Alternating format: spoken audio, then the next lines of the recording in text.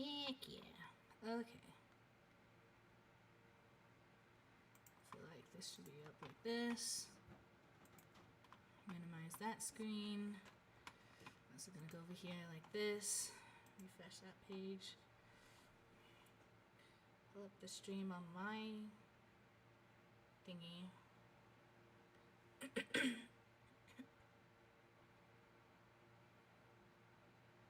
Right, aha, here we go. Okay, then we're just gonna share this around.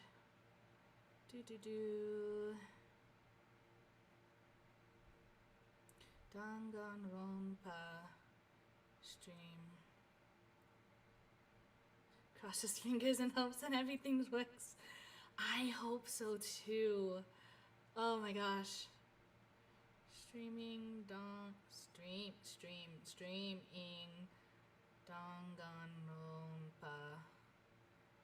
And you just do paste. Tweet that. Goes over to here.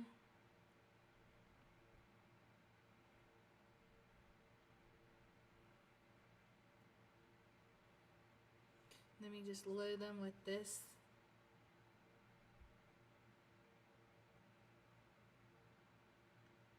There we go.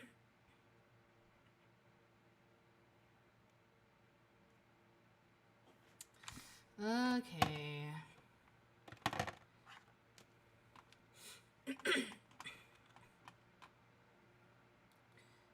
I kind of want to wait until people actually come in. But we could just probably just do it now. Hold on. Let me get back to here. You can hear me, right?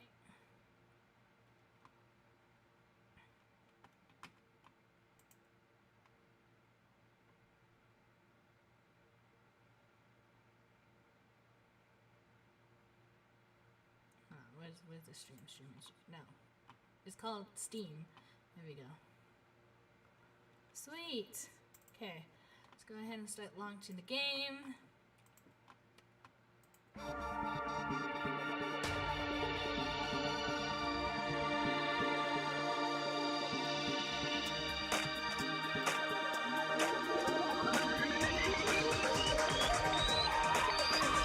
Can you hear the audio? Danganronpa.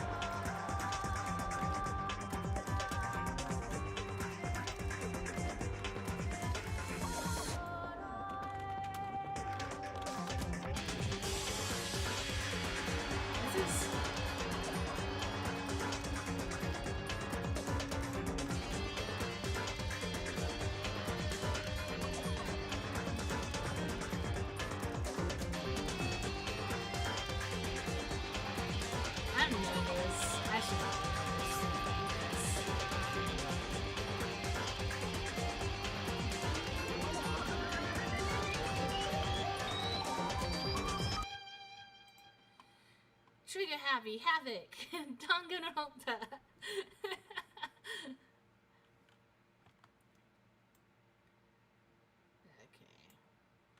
Danganronpa. I will get the name right one day. I promise you that. Okay, so how's all the audios and stuff like that? Is it okay? Do I need to adjust my volume? Do I need to adjust the game volume? Question mark. Am I too loud?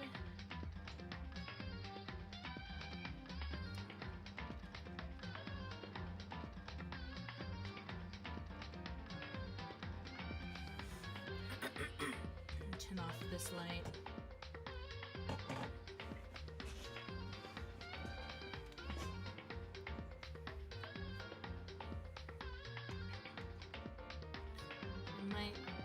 I might need to be a bit louder. Okay. So if I just up my gain like this, how's this? This better? Question mark.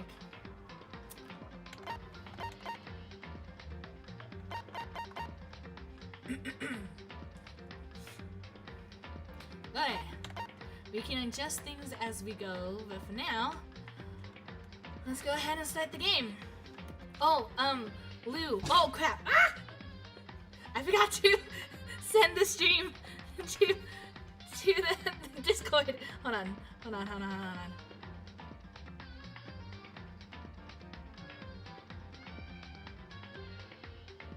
Do you want to send it to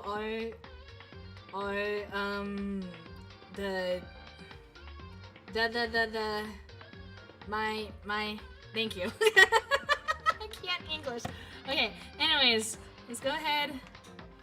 Get to the game. Hold on. Where's my control? Okay. New game. Language, English. Huh? What is this? Question mark? I don't understand. Is there a difference? I don't understand.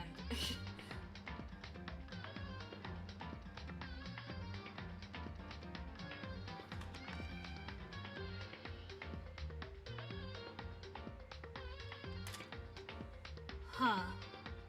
How difficult do you want puzzle things? Oh. Huh. So this will be easy, normal, and hard, basically.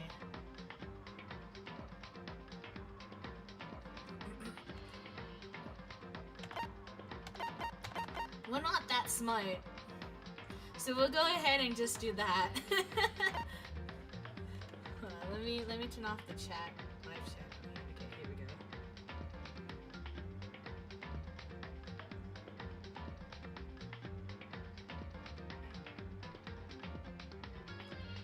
Okay.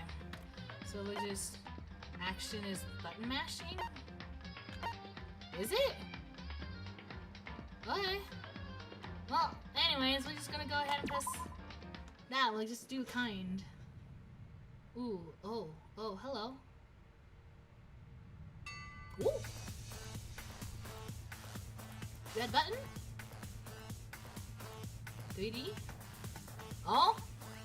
Deku? Deku, that you? Oh. Oh. Whoa! Hello? Oh! Okay, he's being yeeted out into space. Okay. Not that good. Okay. Bye! Have a safe trip! You coming back down? Oh, he's coming back down. Oh! Oh! Oh, wait. Yeet. Was that supposed to happen? Oh, he's gone. Oh! Oh no! Okay. The bear laughs. Okay. This is normal, right? Right? Trigger happy! Havoc! Yeah. The massive high school towers over all the other buildings in this bustling urban area. Oh, I need my mouse. Okay. It's like the school stands at the center of the entire world. Hope's Peak Academy. It brings the top students from every field imaginable, a government-funded school of privilege. They say that if you come here and manage to graduate, you'll be set for life. With hundreds of years of tradition, it sends the cream of the crop into the workforce every year. It was built to raise hope in the nations. How did I get nations? I think I was going to say nationals. In the nation's future, which makes Hope's Peak a pretty fitting name. There are two things you need to attend this school. One, you have to already be attending high school. Two, you have to be the very best at what you do. No ordinary student could enroll here. The only way in is if you're scouted by the school itself. And standing there at the gate of the ultimate school, filled with the ultimate students, was me. Before we go any farther, I guess I should introduce myself. My name's Makoto Naegi. Hello, Makoto. As you can see, I'm nothing but a hopeless average high school student. Average on the outside, average on the inside. I really don't have much going for me when it comes to grades, special abilities, even personality. I mean, yeah, I have hobbies and stuff I like to do, but it's not like I'm a psychic or mutant or whatever. Like, if you asked me what my favorite song was, or my favorite movie or TV show, they'd all just be whatever's most popular at the particular moment. Even among the average, I'm completely average, so I can't even say I'm your everyday hero type. That's just who I am. Anyway, I figure it's always good to introduce yourself right off the bat. But you know, if I have any kind of strong point, so to speak, I'd say I'm a little more gung-ho than other people. I mean, look at me. I'm completely ordinary, but still. Here I am, standing in front of anything but ordinary Hope's Peak Academy. I still can't believe I'm standing here. I wonder if someone like me can survive in a place like this. I got this overwhelming presence, like it's trying to swallow me whole. It's got, not me. Whoops. But it's no wonder I would feel that way. What you have to understand is, well, let me just tell you about the preparation I did last night to get ready for today.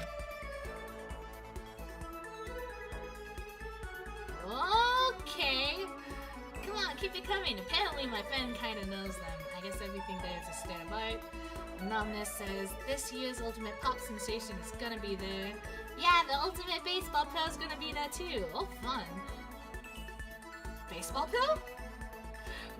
It's so jealous, it's only for winners, and then I don't know what that says, and okay. Hope Peaks only invites those students who are the truly elite in the field. It's such a popular topic. There are threads online dedicated to talking about the school's attendees. So to prepare, I looked up some of those trends, and all I saw was talk about ultimate students who were way beyond your average high schooler. Oh, they have idol groups! Ah! For example, one incoming student is the Ultimate Pop Sensation. Oh, that's a fun name. I guess she's a high school girl who's also the lead singer for a pop group famous all over the country. Whoa. He looks like Hyotani from Haikyuu. There's also the Ultimate Baseball Star. He was a cleanup hitter for the National High School Champs. Pro teams always have their eyes on him.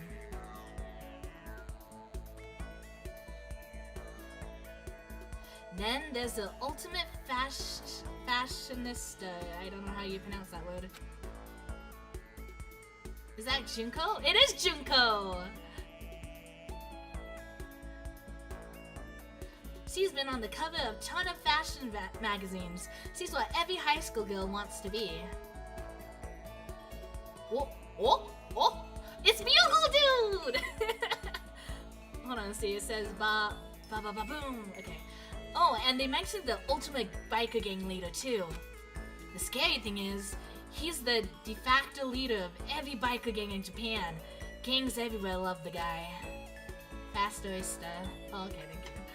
On top of that, there's the ultimate martial artist, the ultimate fanfic. Yes! Go fanfic writers! Sorry. Ultimate fanfic creator, the ultimate gambler, the ultimate swimming pro, the ultimate programmer, the ultimate clairvoyant, and then some. Reading that made me realize how totally powerless I was. It was the country's finest top to bottom. I felt like a tame little house cat who'd wandered into a pride of lions. That's a good analogy. But still, there was something I couldn't stop thinking about. You see, there were a few students who I couldn't find any info on, no matter how much I looked. With all those ultimate students, I'm the only one without any kind of worthwhile talent. But then, what about those other new students who didn't seem to pop up anywhere? Could they be just average students like me, without any talent or anything? That thought was kind of encouraging. I mean, I know I don't have much in the way of personality, but beyond that, there's an even bigger issue. How did such an unbelievably average student like me get picked to come to this ultimate high school? I mean, I guess there is a reason. You just have to take one glance at the acceptance letter they sent me to see why. Let's see. Dear Mr. Makoto, I forgot how to pronounce his last name. I'm not gonna attempt. Okay, we recently held a lottery to select one ordinary student to attend our school. As a result, you have been selected, and we invite you to join us as the ultimate lucky students. They spelled it out plain as day. I got invited by pure luck. Honestly, I probably would have been better off just declining the offer. But after hearing how graduating was a guarantee for success later in life, I just couldn't say no. But then, actually standing there in front of the school, I started to feel lost, like I didn't belong there. I could feel myself losing my nerve. But still, I can't just stand here in front of this gate forever. Frozen in place, murmuring to myself, I looked down at the acceptance letter clutched in my hand. I said there'll be a meeting for all incoming students in the main hall at 8 a.m. The meeting still isn't for a while, but I should probably just head in. Yeah, let's do this. I gathered up all my determination and tried to act like I'd done this a million times before, and I took my first step towards the main hall.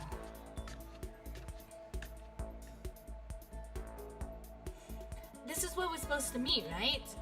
I guess I'm the first one here. There's a really elegant clock over in the corner. It says it's 7:10 a.m. The meeting doesn't start until 8 o'clock, so there's still a full 50 minutes left. It makes sense nobody else would be here yet. I was just so wound up. I got here way too early. I've had plenty of time before the meeting. Just standing around waiting isn't exactly... I should take a look around the school. Maybe that'll help me calm down a bit. I am a student here now, so there shouldn't be any problem with me having a look around, right? It'll help me to kill some time, if nothing else. Trying to play it cool, I took my first step into Hope's Peak Academy. It was also my first step towards starting a new life at a new school. At least, that's what I was hoping for. Ooh! Well, I don't like that. What the? I don't like this at all. Why? Why did you decide to... No, don't do that, don't do that. But the instant I took that first step forward, my view became warped, twisted. It was like some kind of delusion, melting away and mixing together into something else. Spinning, mixing, melting away, then spinning again. And then the next moment, everything went black. And that was how it all began, and how life as I knew it came to an end. At that point, I should have realized the reason I was brought to Hope's Peak Academy wasn't because I had ultimate good luck. It was so I could experience ultimate despair. Oof. Yikes. Welcome to Despair! This is the prologue. Despair High School? Oh, do you want to save data? Yeah, we want to do that. Oh, how many? There's 30 game slots? Why, there's so many. Dot, dot, dot. Dot, dot, dot. Dot, dot, dot. Ooh.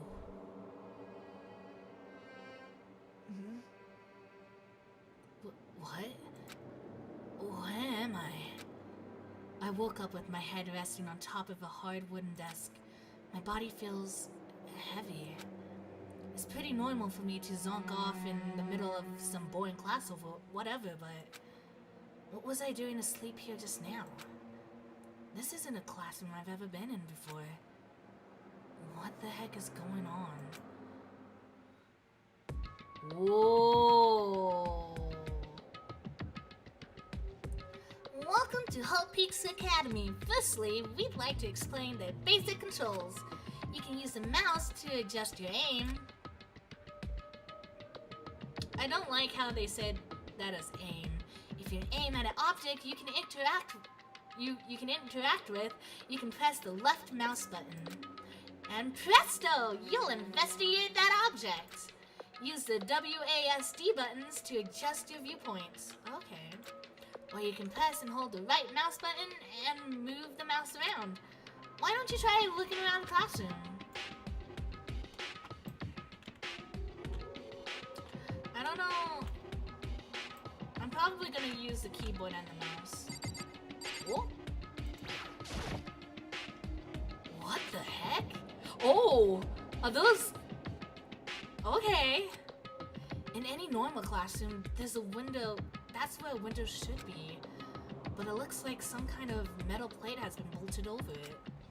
And if I were to knock on it... Eek. Yep, definitely metal. Thick too. Very solid.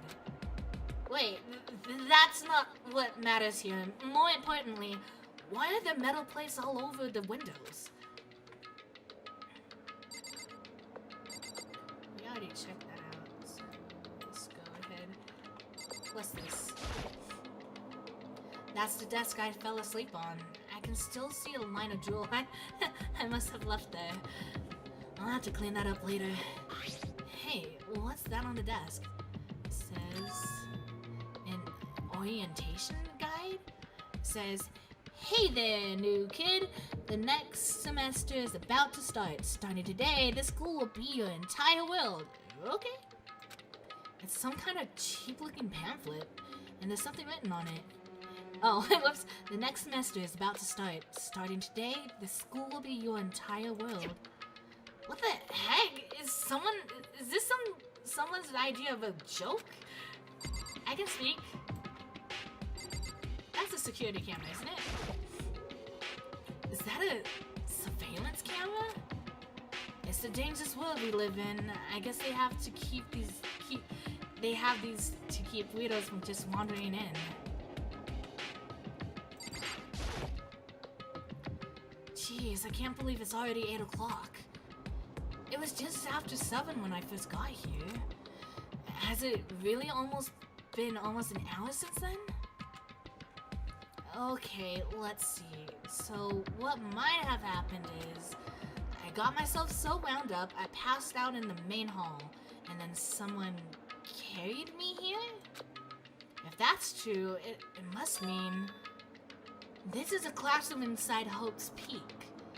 But if that's true, that just raises more questions. This is all really strange. I mean, those metal plates covering the windows, it's like a prison or something. And none of this makes any sense. I should probably head back to the main hall. It's already past the meeting time. There might be other students there now. You can leave the classroom by pressing the R key. Okay, so... But I want to look around a little more. Leave the area? No, we'll practice using the R key. Okay. Ooh, pink! Jeez, this hallway is kind of weird too. This is getting stranger by the second. I honestly have no idea what's going on. Well, for now, I'll just head to the main hall. Use the WASD keys to move through the hallway. Hold down the shift key while moving to run. Also, you can press the tab key to bring up a map. Press tab key again to close the map. How convenient! Yay! So, oh, hold on. Let me move my mic a little bit more because I cannot maneuver my mouse at all. Okay, there we go. I'm sorry for the noise. Ah! You know, this is giving me Persona vibes, low-key, not gonna lie. Like Persona, what's it called? Ooh, running. AV audio visual room? Okay.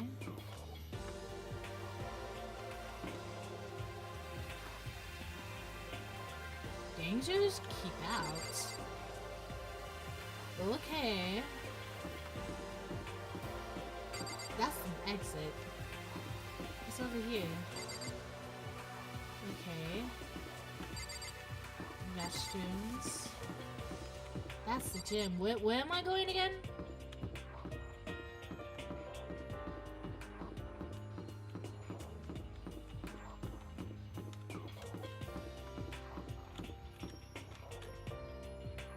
I don't like that. Despair Hotel?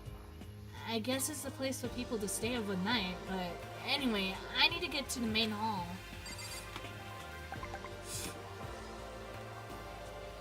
Hold on. Let me go ahead and close this window. Ah! How do I... Sound is coming up from my line account. Hold on. Give me a moment to get rid of that. Oh no! No. Hold on. Sound mixer volumes. We go over here, we go all the way over to the line and we mute that. Okay. Nothing happened. Aha! Okay.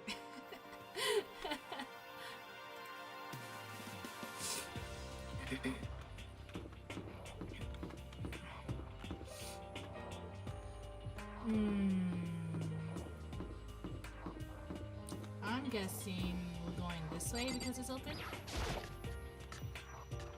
Yep, okay. By the time I got back to the main hall, everyone else was already there. Whoa! Oh, hey! Another new kid? Hello! Some of y'all don't look like teenagers. Huh? Then you guys are all... Yeah, we're all new here. Today's supposed to be our first day of class. So, counting him, that makes 15. Seems like a good cutoff point, but I wonder if this is everyone. Standing before me were the ultimate students that had been handpicked by the school. I looked around at everyone who'd gathered there, taking in their faces one at a time. Maybe I was just imagining it, but I swear I could feel some kind of aura coming from each of them. Whoa. How's it going? My name's Makoto Naegi. Forgive me if I pronounced your name wrong. I'm so sorry. Okay, sorry I'm late. A bunch of stuff happened and then all of a sudden I was just asleep. Huh? Whoa, you two? Things just keep getting curiouser and curiouser. Is that even a word? Curiouser? It's fine. So strange. I declare beyond a shadow of a doubt that this is a strange situation indeed. What are you talking about? I honestly have no idea what's going on right now. Got it! Just a moment.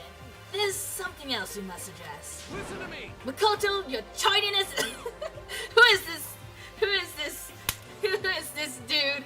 He's acting like flippin'... What's his name? Ida from Boku no Hero. Makoto, your tardiness is unacceptable. Surely you were aware that the meeting was to start at 8 a.m. sharp. To be late on your first date is unspeakable. I must report you, and you must accept your due punishment. What? What's your problem? It's not like he wanted to be late. He didn't have any control over it. That's right. Everyone just calm down. Listen, why don't we all go around and introduce ourselves? Huh? What the heck? Now's no time for friggin' Friggin' introductions. It's a word, Kira. It is a word? It is a word. Maybe. But it may be good to at least find out who we all are before digging into the bigger problems here. I mean, how are we even supposed to talk to each other if we don't know each other's names? Yeah. That's a good point. Okay, so let's get introductions out of the way then. Out of the way, then we can move on to whatever else. Sound good? I'm still totally lost, but I think it's best to just focus on getting to know each other for now. So I guess this is a good chance as I'm gonna get. I already looked up at everyone on that Hope's Peak Academy thread online, but I still don't really know what kind of people they actually are. Well, time to find out. I'll start by talking to those 5 over there. Aim at a student and press the left mouse button to talk to them. Each conversation is important to the overall story, so keep track of how they go. Oh gosh. I have bad memories. You're telling me this now? Oh no. This is Kiyotaka Ishimaru. I'm Kiyotaka Ishimaru. I believe in bold simplicity. Let's work together on our educational crusade. Okay, so you buddy, you remind me of Ida. And Ida mixed with, what's his name? The flame pillar dude from Kimetsu no Yaiba. That dude. Rengoku? I'll help here and there when needed, kid. Thank you, Will. Okay. The ultimate moral compass. So that's Kiyotaka. According to what I saw about him on that thread, he went to a famous private school and won top honors every year. He's basically a flawless honor student. He's also known for the work he's done with his community's public morals community. They say he respects rules above all else, earning him the title of Ultimate Moral Compass. Anyway, you can call me Taka. Oh, that's such a cute nickname! Ah! Sorry. You said your name was Makoto Naegi, right? That's a good name! A strong name! You should thank your parents for giving you such an excellent name. You hear me? And to keep that name from losing its value, you must devote yourself every single day. Got it! Life is worth putting every ounce of effort into it, right? Right. This guy is kind of annoying. And then we have Toko Fukawa. Not that you'll remember my name anyway, but... Aww, she stutters. Hello, welcome to the stream. I'm Toko Fukawa. Okay, you remind me of that one kid from... What's it called? Boku no Hero. What's his name? The third year. That third year kid. I don't know, but... You stutter. You're kinda cute. Aww. All the... Are you the fanfic writer? Oh no, she just wrote a novel. Okay. Yeah, she wrote a novel when she was 10 that got everyone talking and launched a literary career. Yo. At 10? Oh, the third year from Boku no My Hero Academia. He's the shyer one of the 3 top students. I forgot his name.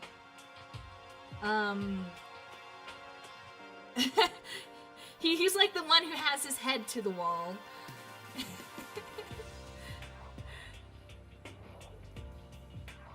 I forgot his name. Ah, yeah, that dude. Tamaki.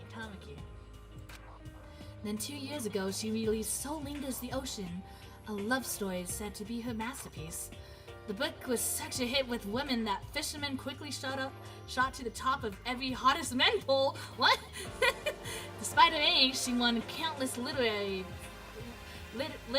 prizes, and all her books were instant bestsellers, which is why she's come to be known as the ultimate writing prodigy. what else would you call such a young and talented author? But I figured she'd be a lovey-dovey type. What with the masterpiece being a romance and all. I mean, you can't just come on, Makoto. You can't just assume that. Some of us writers are complete, like, Makoto, look, my fan fictions have swear words in it. I do not swear in real life. Don't judge a book by its cover. What's your problem? What? It's not polite to stare, you know. Oh, she's cute. Ooh. What the heck? Stop staring like I'm some filthy creature. The filthy creature? No, I just thought. I know what you just thought. You just thought you'd never seen such an ugly woman. You just thought that it was so funny. No, that's not what I was thinking at all. Don't bother trying to lie to me.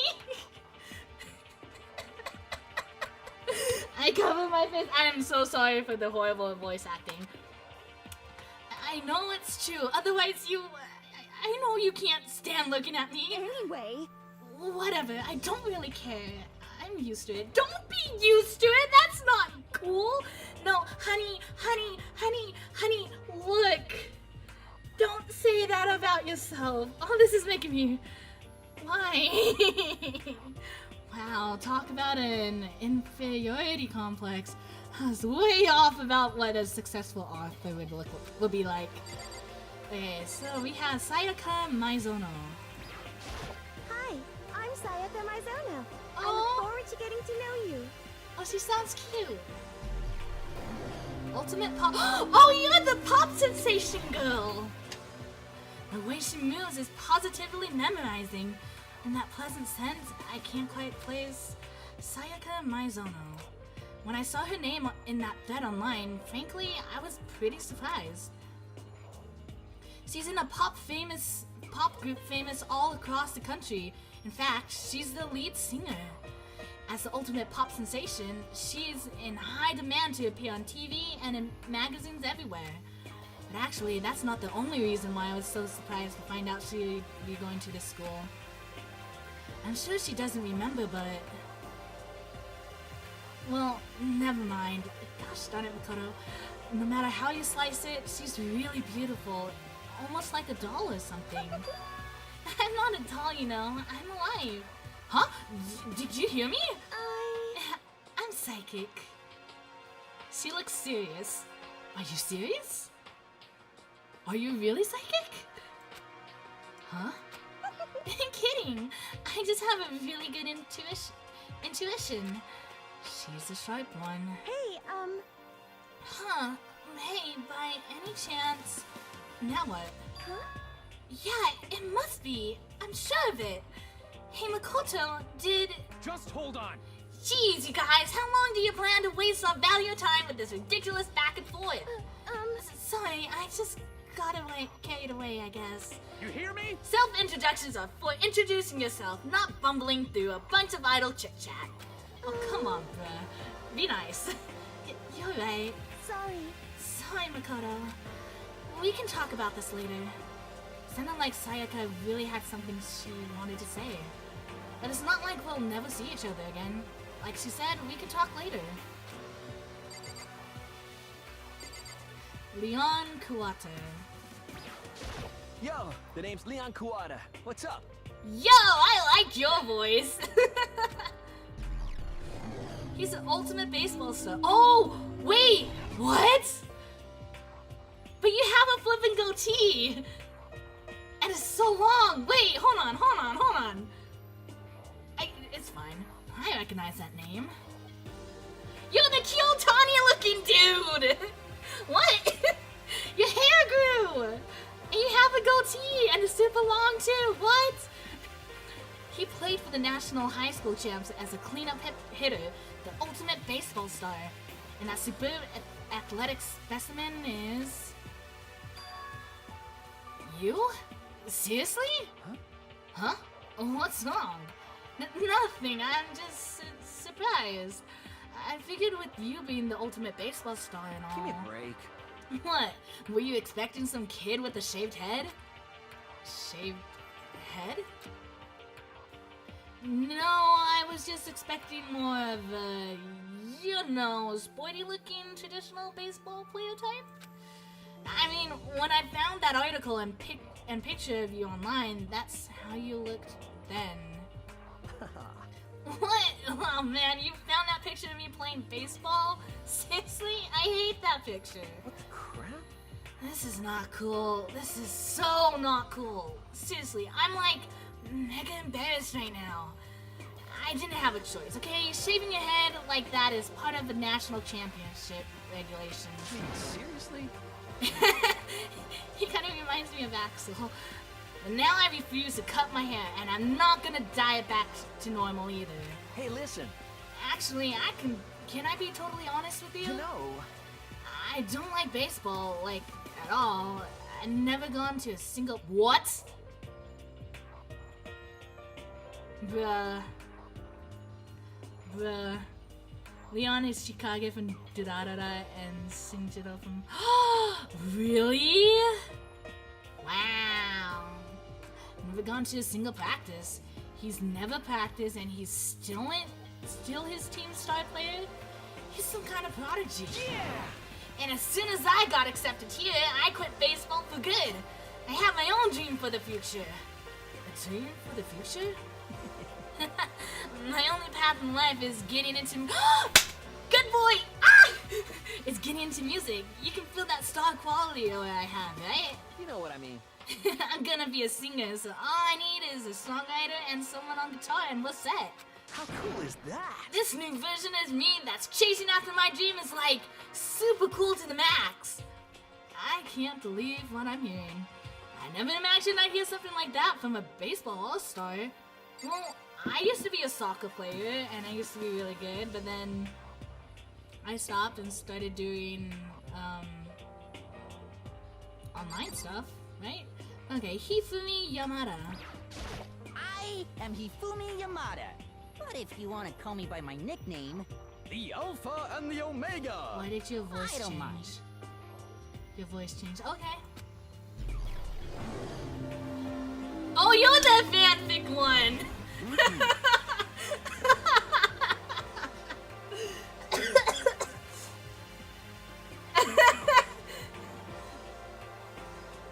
It's okay.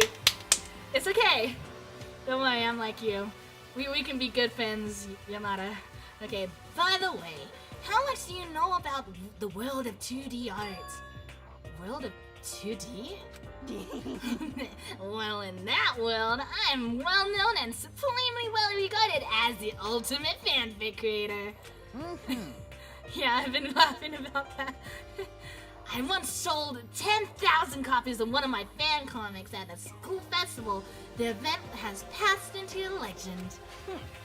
He's so proud of himself. How cute. Some of them didn't get it, of course, saying I tainted the event. How stupid can you be? That's too bad about them, but selling 10,000 copies like that is definitely pretty remarkable. however, The words of such idiots mean nothing to me. I am like Van Gogh, utterly unappreciated in my time.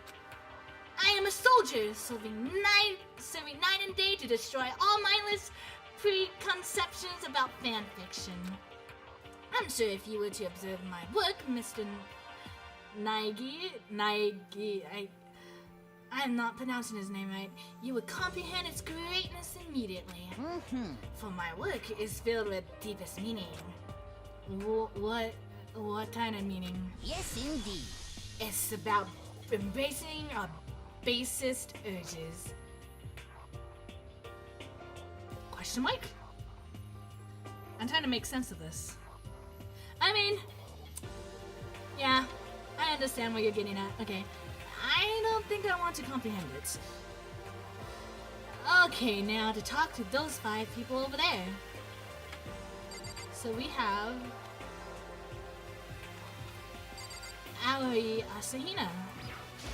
Heya! I'm Aoi Asahina, Oh, but my friends just call me Hina. Sup? you're like a Mina! Oh my gosh! ultimate swimming pro. Ah, okay.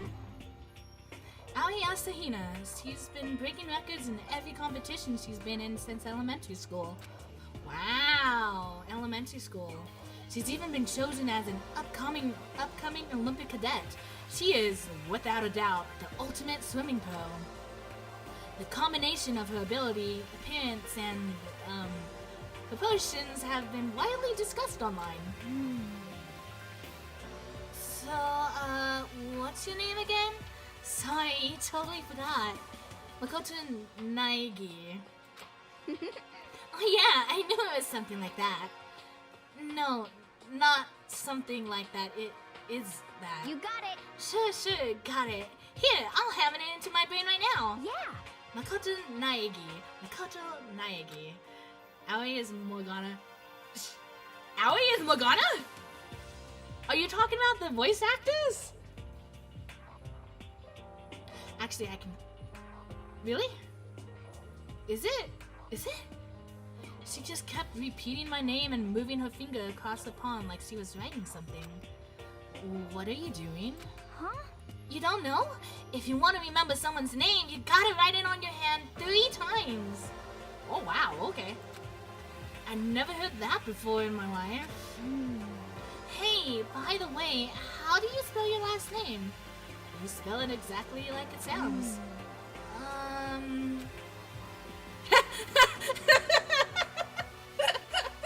Me?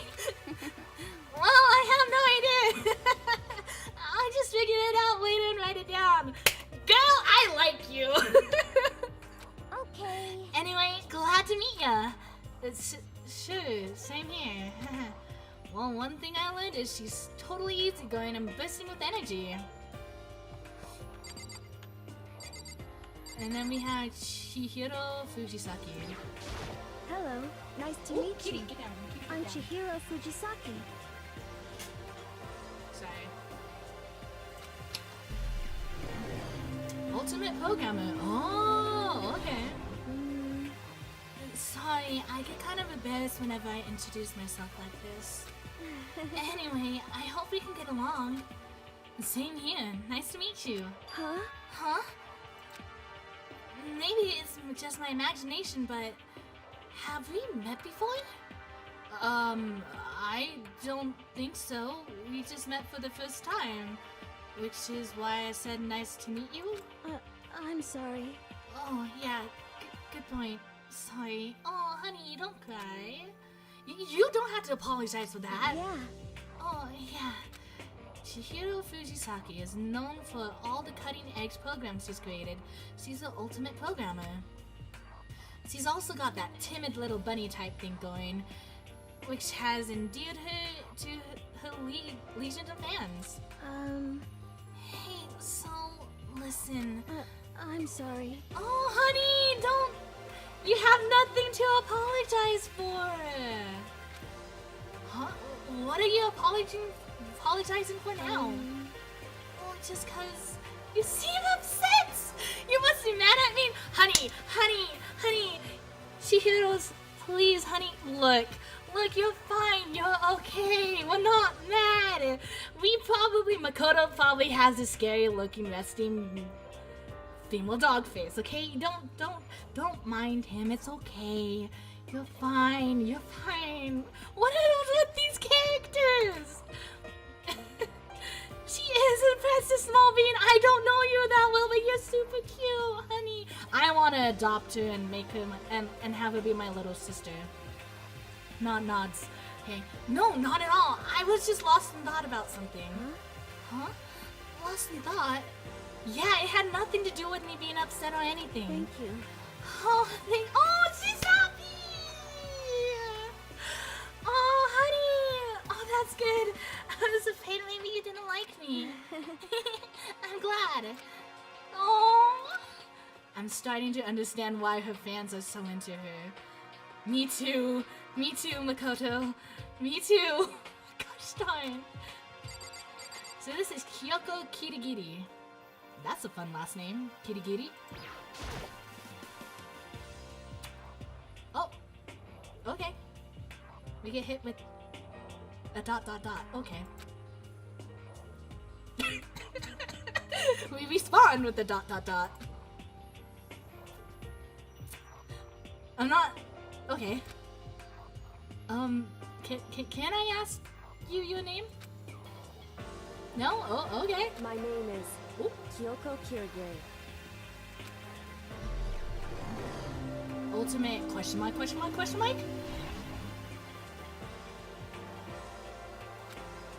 She's pretty tight-lipped, huh? Oh, but you know, her name didn't show up anywhere in that Host Peak Academy thread. And I did see that there were students like me. Ones who didn't have any real identity presence. And now S is in the chat. Hello! Welcome! Could this girl be one of them? What are you doing at this school? What? What's that supposed to mean? No, I just meant getting invited here means you're some kind of ultimate something, right? So what ultimate something are you? Ah, okay, she's being quiet again. Okay. That doesn't matter. Why should I tell you? Huh? Well, I guess you don't have to tell me? No, I don't have to tell you, so I'm not going to. Nothing about her turned up online, so I was thinking maybe she got picked by chance like me, but... she's not speaking. Her face is like an iron mask. If she doesn't want to tell me anything, no point in asking. Smart move, not trying to press for information. Smart move. Junko Inoshima. Eno? Ino. Eno? One Enoshima. Inoshima? Eno. Hi, I'm Junko Enoshima. Charmed, I'm sure. Oh, I didn't know that she had freckles. Oh, that's cute. Okay. Anybody will recognize this one. There's so many cosplayers of her, and I love all of them because all the cosplayers are super good. Gosh darn, respect. She's got more charm and presence than any high school girl in the country. She's the ultimate fashion, how do you pronounce that name? Fashionista, right? Right, we're gonna pretend that I said it right. I've seen her on tons of magazine covers, but I feel like that doesn't quite match up to reality. Oh, we said that out loud! Why did you say that out loud? Huh? Come on. Oh, are you talking about my cover photos and junk? Well, of course. Those are totally photoshopped. Photoshopped? Yeah, you know, edited to heck and back, like, with, like, computers and junk. Oh, so they aren't real. Said it right in the end. Oh, yay! Okay. What can we do? Come on, don't act so surprised. You're gonna make me all depressed. Totally. It's totally normal these days to Photoshop the crap out of cover photos. If you're surprised by that, then you'd be totally blown away by a certain dangerous little diva of ours. They make the eyes and junk super big and tweak the skin so it looks all ceramic and porcelain. Oh. So many dreams are getting crushed today. I mean, I already knew about that, so... Filters are your best friends. Though... yeah. And then we have Bugle Dude, who is Mondo Owada? Mondo... Ceramic. Oh, that's ceramic? That's how you spell ceramic? With a C? The more you know. This is gonna bite me in the butt one day. Name's Mondo Owada. Nice to fucking meet you.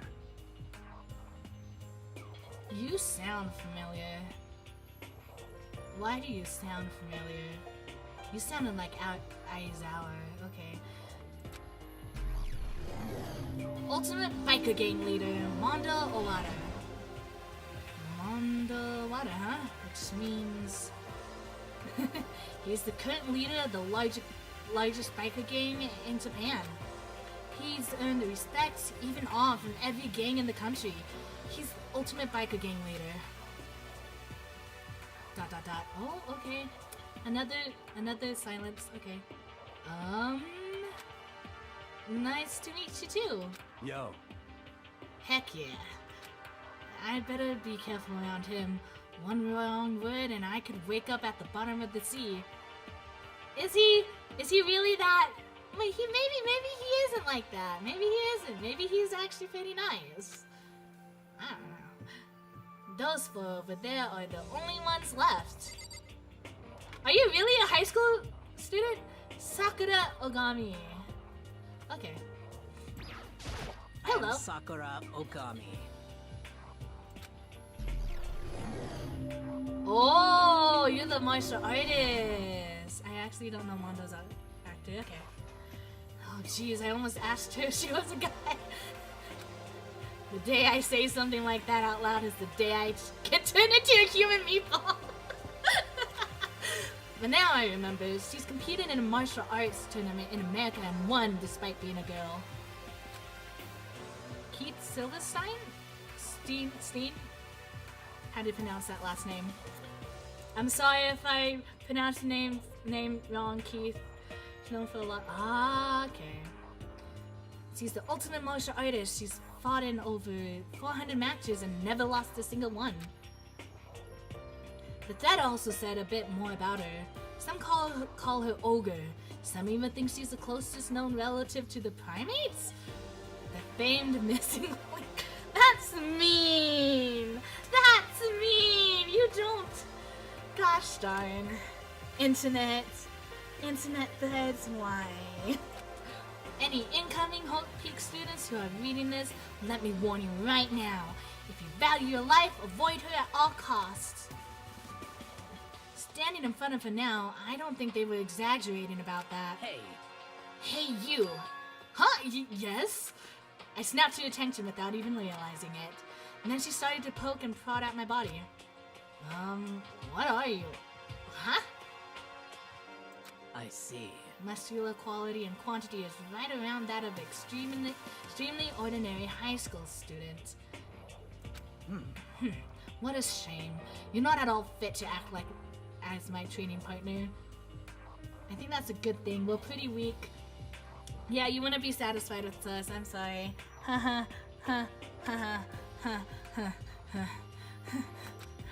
not sure that's such a shame for me. We have Byakuya Togami. Name's Byakuya Togami. Okay. He's an affluent progeny? What's that? Hi, nice to meet you. ... There's a lot of ... characters, okay. That's the most half-butt introduction I've ever heard. But there isn't really anything I can do about it. Even among the ultimate students, this one is special. Byakuya Togami. He's the heir apparent of his family's massive financial conglomerate. We're gonna pretend that I said that right. He's also started managing business operations and his own personal assets are, well, vast. Wow, so he's a smart student. Okay. His title of Ultimate Affluent Progeny is completely accurate. He's a definition of exceptional. That's everything I learned about him from the Hope's Peak Academy then online. Come on. We're done with introductions, right? How much longer are you going to stand there? Go away, I'm sick of looking at you. Okay. We'll get out of your face. His lawyer says to me, you and I will never stand on the same level, like a king in training. Oh, so you're kind of have that Kageyama vibes going on there. Except a little bit more. Okay. Okay, Yasuhiro Hagakure. I really like your hair. Your hair I'm is super... Yasuhiro Hagakure. Hiro Hagakure. for short. Take it Oh, easy, yeah? Hiro. I know I will. Oh, that's such a cute nickname! He's pretty much a rich guy with good skills. Okay. You're the ultimate clairvoyant. Okay. Yushiro Hagakure, known as Supernova in the psychic community, the trend-setting ultimate clairvoyant. Honestly, I don't really get all that fortune-telling stuff. It's pretty much beyond me. Still, I can't help but wondering if there's any truth to it. Could it be... Nah, okay, I give up. Huh? What happened? You're serious? I saw it. I looked right at it. Seriously, I totally saw it. Saw what? Guardian angel with a crazy perm chasing after Bigfoot. Chasing after Bigfoot, running off with a skyfish in its mouth. And that guardian angel is your guardian angel. Oh, cool. Sweet. Nah, I'm just kidding. But hey, we should grab some brewskis sometimes and get real deep into Lemuria and its civilization. What? We're not allowed to drink. We're in high school. You know? Oh, I'm actually... Hey! I'm the same age too! But I'll drink water instead. Okay. Oh, I'm actually 21, and I've been held back a few times, see? And, well... it's a long story. A few times. Yeah, I bet that is a long story. And then we have Celeste. I do not think we have been introduced. I am Celestia Ludenberg. Ooh, that's a fancy name. Ultimate Gambler? Gambler? Okay. Celestia Ludenberg. It is my name. But if you don't mind, I would prefer for you to call me Celeste. You are Japanese, right? Huh? Of course, so why do you ask? If you don't mind, could you tell me your real name? I don't know what you're talking about. Celestia Ludenberg is my real name. But as mentioned, I would much rather you call me Celeste. She's polite, but pretty forceful at the same time. Don't pronounce the E. Okay, Celeste. Okay. Right, Celeste?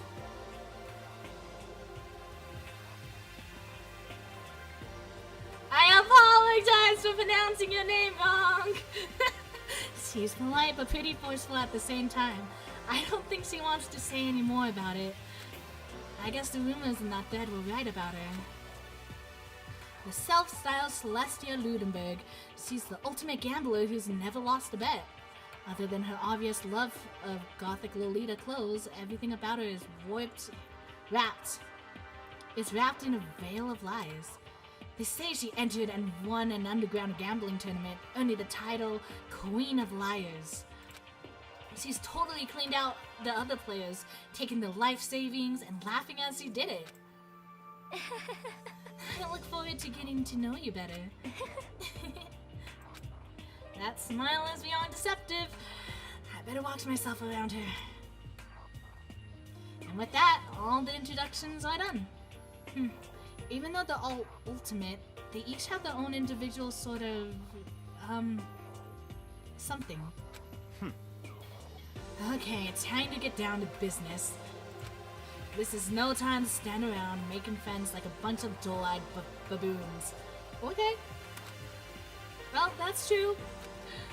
I think someone said something about a bigger problem or something. What was that about? Listen. Well, you see... Makoto, you said a bunch of stuff happened and then you were just asleep, right? Well, the same is true for all of us. What? Seriously?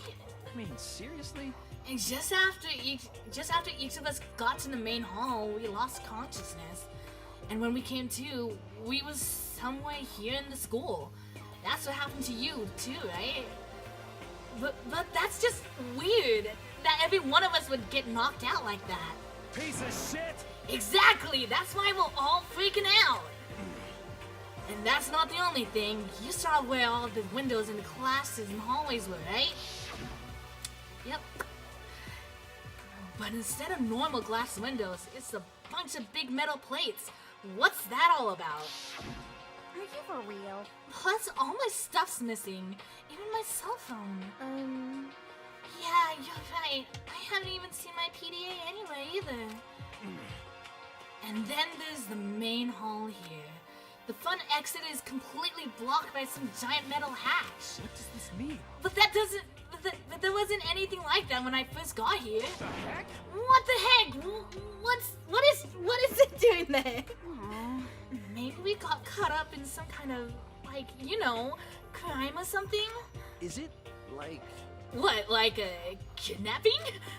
You think maybe someone grabbed us and hauled us off like we're not actually at school? Question mark? Hey, come on. Come on, you don't think like that. Cheer up. I bet this is all just part of the school's orientation procedure. You know? Yeah, I'm sure that's it, so I'm just gonna take it easy for a bit. I see. Oh, so you think they wanted to do something to surprise us? What the hell? Huh? Well, if that's all it is, it's nap time for me. You know what I mean. I was way up too late last night, so I could use a little shut-eye. I could feel everyone's tension evaporating. But then, it began. I'm gonna take a quick drink of water. I don't think I'm gonna like this next part. Okay. Bear? Bear. Ahem, ahem. Testing, testing. Mic check 1, 2. This is a test of the school broadcast system. I like your voice actor. Okay. Am I on? Can everyone hear me? Okay, well then. The voice seemed totally out of place. It was so playful, so completely unconcerned. I couldn't help but feel a deep, unnerving dread at the sound of it. Uh-oh. It was like hearing someone laugh at the scene of an accident. To all incoming students, I would like to begin the entrance ceremony at... right now! Okay! Please make your way to the gymnasium at your earliest convenience. Should I be concerned? That's all. I'll be waiting. Okay. Dot dot dot. What the heck was that just now? Goodbye. Well then, if you'll excuse me. Hey! Hey! What are you taking off just like that? Could it be... Oh, yeah, now I get it. This whole thing was just to get us all pumped for the entrance ceremony. Man, thank goodness it's all just a joke. I'd be totally freaked if this was real. You know? Hi, guess I held out too.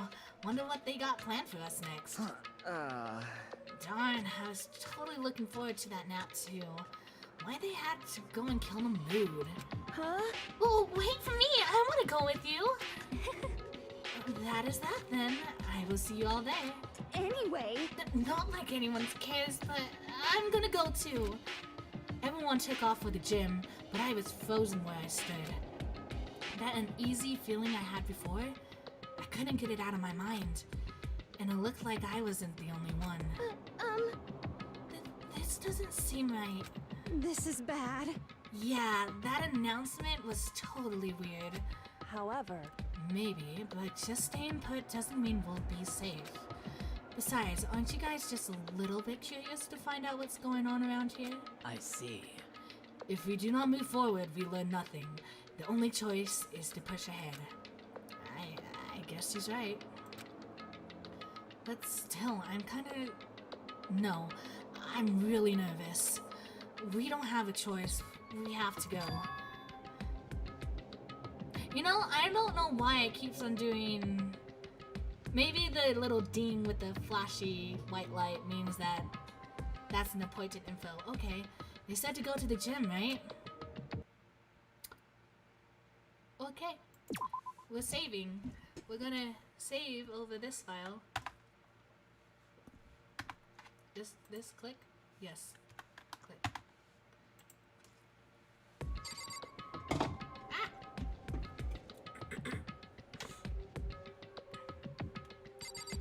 So, if I can move my keyboard and move my mouse around. So we're gonna talk with everyone. This is bad. What was with that announcement? It was like totally creepy. Shit. Crap, what the heck kind of game are they playing? What the heck? Is this some kind of bad joke? Something weird is going on here, right? It's not just me. Listen. I know how you feel, but all we can do now is check it out, right? True, if we do not move forward, we learn nothing. The only choice is to push ahead. Well, Are you okay? Is everyone okay? Question mark? Ooh, what's this? A mailbox. There's nothing inside. That's okay. So we go. How do I? This. Leave the area? Yeah. Okay, so they said the gym? Where's the gym? This way? Ah. The gym, okay.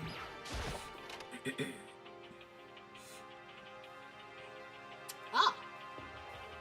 Well, how fun. Hey, come on. Gosh, I had no idea that this Hope's Peak Academy place was gonna be such a pain in my... It really ain't that much difference from the time I spent in juvie. Heck, this place is even worse. And why isn't it? And why isn't there anyone here? Walking through the halls, I didn't see a single person. This is bad. Isn't that like seriously not good? They're just trying to spook us. They'll take those metal plates down later. I'm sure of it. All we can do now is hope for the best and prepare for the worst. Nothing ventured and nothing gained. You know, Sakura, you say some pretty wise words. Thank you for your input. Shit. Well, heck, it ain't like I'm scared or nothing. Let's just get this over with. Hey, damn it. Hey, where's whoever called us here? What are you thinking? Mondo, stop! No running! Well then. I too shall go. Hey, wait! Don't leave me here all alone! Okay, time for some more tutorial actions. Okay, you can press tab to observe the room you're in. Tab? Tab. Not now, not now, okay. Observing will display what people and objects will display what people and objects you can interact with. Sorry for the late notice. Ah! So like... Oh! Interesting. Okay, so blue means objects, and then pink means people. Dot dot dot. Total silence. Okay. For whatever reason, she's the only one managing to stay calm. Or maybe I'm just imagining that. A display case. There are all kinds of trophies and plaques inside. Of course, all the students who go here are ultimates, right? So this is probably just a tiny fraction of all the rewards. Awards. Gosh darn. Where are all the other students? Why are we the only ones here? This is bad. I'm totally getting a bad vibe right now. Tap, tap. Surveillance. Another surveillance camera. I feel like we're being watched every second, and I don't like it.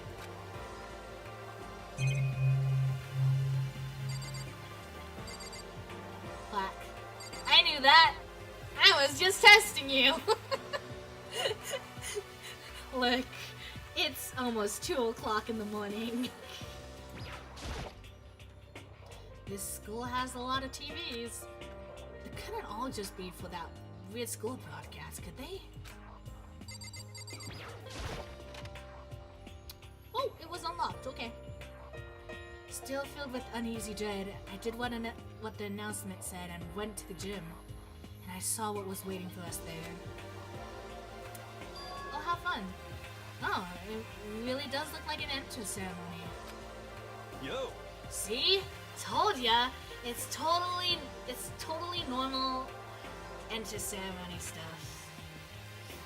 Hiro was right, but in a way, that just emphasized how completely not normal all of us were. Oh, Hey music there, stopped. howdy, hello! Is everyone here? Good! Then let's get things rolling! Hello? Bear? Bear, that you? Is that you, Bear? It is you! Hi! Huh? Teddy bear? Oh, this music.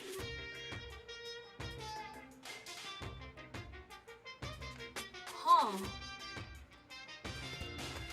Huh. Yo, this is actually... I actually kind of like this, not gonna lie. Sorry, hold on. Just let me jam out for a second.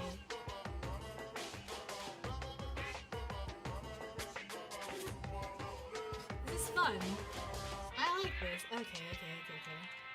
I'm not a teddy bear. Oh, okay, sorry. I am Monokuma! You look pretty cute, Monokuma. I'm gonna keep on pressing. And I am this school's headmaster. Oh, you are? You like Principal Nezu? Principal Nezu, is that you? It was the strangest thing I've ever seen. Right before my eyes, it was... Get his name? Black and White Bear? What? Oh yeah, Monokuma. What I was seeing was... It was utterly incomprehensible. Nice to meet you all. Mono meaning monochrome colors and then Kuma meaning bear in Japanese. I get it. Such a bright voice and carefree attitude was completely out of place. I don't think I can eat my food here. Okay. And all that anxiety I'd been carrying with me suddenly transferred into outright fear. Say what?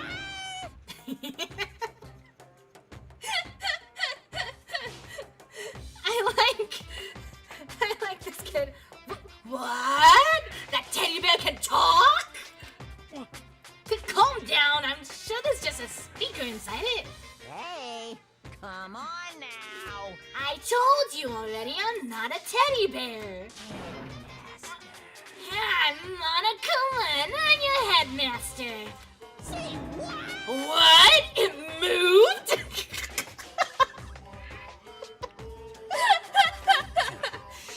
Seriously, man, calm down. It's probably just a remote control toy or something. How dare you compare me to a child's plaything? You've cut me deep, deeper than the Mariana Trench. My remote control system is so complex, even the folks at NASA can't recreate or even comprehend it.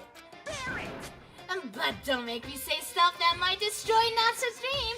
I just couldn't bear that. Oh my gosh, you said a pun. Well, Bear that? Really? You are unfortunate. Now then, moving along, we really must hurry and get started. Come on. Giving up already?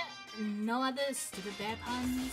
Now then. Quiet down now, quiet down. Ah, okay, so... He's abandoned again. No, don't abandon it! No, bear puns are good. No, you don't, Good morning. Everyone stand at attention and bow. And good morning. You hear me? Good morning. What's your problem? You don't have to say it back. Now then. Now then, let us commence with the most noteworthy and memorable entrance ceremony. First, let's talk a bit about what your school life here will be like. Now, make no mistakes, you few students so full of potential represent the hope of the world. And to protect such splendid hope, you turned more to your dark side. Why? You will all live a communal life together solely within the confines of the school. Everyone will live in harmony together and adhere to the rules and regulations of the school. Huh? Now then, regarding the end date for this communal life, Too bad. there isn't one. In other words, you'll all be here until the day you die. Such is the school life you've been assigned. What did you say? Until the day we die? Yep. No, but fear not. We have quite a vendor budget, so you won't lack for the common conveniences. Hold on a second. Well, that's the least of our worries right now. Yeah, what the heck? You're saying I have to live here forever? You're screwing with us, right? It's true. I'm not screwing with you. I'm no liar. I am no liar that you can be 100% sure. And just for your information, you're completely cut off from the outside world. So you don't have to worry about that dirty, dirty land beyond these walls ever again. You're like Flowey. Cut off? So, all those metal plates all over the school, they're to keep us trapped in here? Phew. That's exactly what they're there for. No matter how much you may yell and scream for help, help will not come. So, with all that in mind, feel free to live out your life here in reckless abandon. Hey, come on. Come on, what the heck is this? I'm sorry. I apologize. I don't care if the school or whatever else is behind it all. This is just a really bad joke. Damn you! Yeah, cut this crap out. It's not funny anymore. Unbelievable. You keep saying this is a lie or a joke. A bunch of skeptics, all of you. What are you gonna do? But I guess you can't help it, huh? Y'all grew up in an age where you're taught to doubt your neighbor. Well, you'll have plenty of time to find out whether or not I say it's true. And when that time comes, you'll see with your own eyeballs that I speak the undeniable proof. Most unfortunate. Having to live here forever would be quite the problem. What's this? Come now, what's the matter with all of you? You decided of your own free will to attend Hope Peak Academy, didn't you? And now, before the entry ceremony is even finished, you've already decided you want to leave?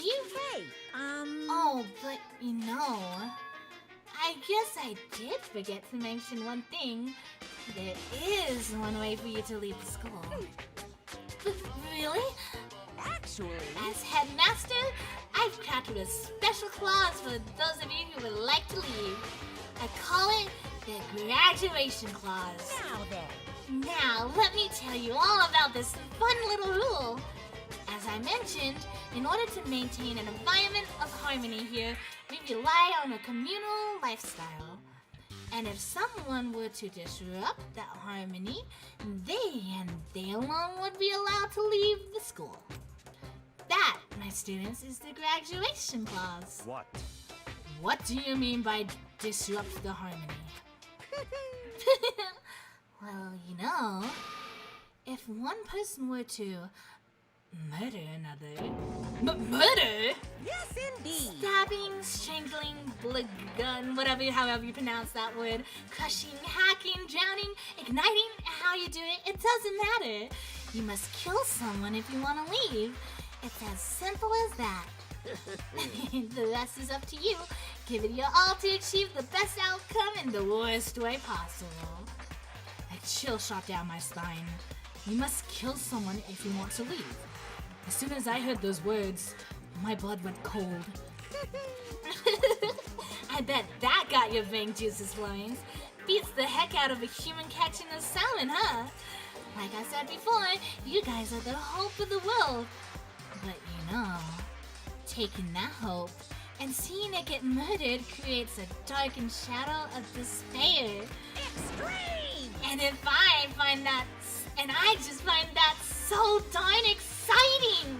What the hell? What the heck are you talking about? To kill each other is... It's... Huh? To kill each other is to kill each other. I'm sure there's a dictionary here somewhere if you need it. What are you saying? We all know what it means. That's not the problem. Why do we have to kill each other? Bludgeoning.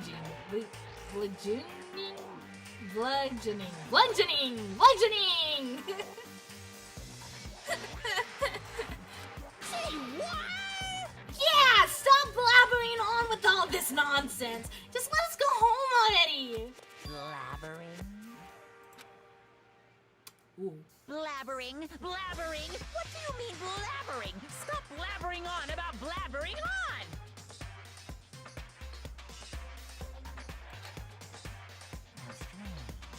You guys just don't get it, do you? Let us go! Let us go! You keep on saying the same thing over and over and over and over. Listen, from this moment on, this school is your home, your life, your world. Got it? Yeah. And you can kill as much as you want to kill. So go ahead and keep on keep going a killing spree. Alright, come on. How long are you gonna keep this up? Eh? You know? You got us, okay? You scared the heck out of us. You can go ahead and reveal the trick now. Huh? Reveal the trick? I'm right. Yeah, cause I know. I mean, you know, this is all some kind of trick and all, right? So, like... Shit. Dude, shut the heck up and get out of my way! Shoving Hero aside, Mondo placed himself inside of... In front of Monokuma... Mono... Wow, words, hold on. Give me a moment. Let me... I can speak. Shoving Hiro aside, Mondo placed himself in front of Monokuma, his voice rumbling like thunder. You're fucking dead. Listen up, butthole. This crap's gone way too far. What the heck kind of joke is this? What's the matter? Joke? What do you mean? What, you mean like your hair? You son of a bitch. I'm sorry. I shouldn't laugh at that. Mondo roared out, and then there was a sudden boom. It was like the sound of the floorboards as he kicked. It was the sound of the floorboards as he kicked off and launched himself into the air. He flew at Monokuma, fast and straight as a bullet. He'd locked down onto his target. Oh, oh! Hey, put the bear down! Gotcha, you little piece of shit! I don't know if you're a toy or a stuffed animal or whatever the hell. Either way, I'm gonna rip you to fucking shreds! What? Violence against the headmaster is in violation of school regulations! Shut the fuck up! Let me out of here, I swear to Christ! Ooh. Ooh. I don't like this. Mondo, put him down! Put him Hey, down! damn it. Put him down! Put him down! I don't like this! What? No smart butt come back this time? Piece of shit! Ooh, it's getting faster. It's getting faster. Stop that gosh darn beeping and say something! Watch out! Get rid of it! Huh? Ooh! Uh-oh. Uh-oh. Hurry up and throw it! I don't know if curiosity stunned him into silence or what, but without a word, he did what he was told. He threw Monokuma, and as soon as he did... Oh! Bear went boom! Bear went boom! What? Okay. So there was a bomb inside Monokuma.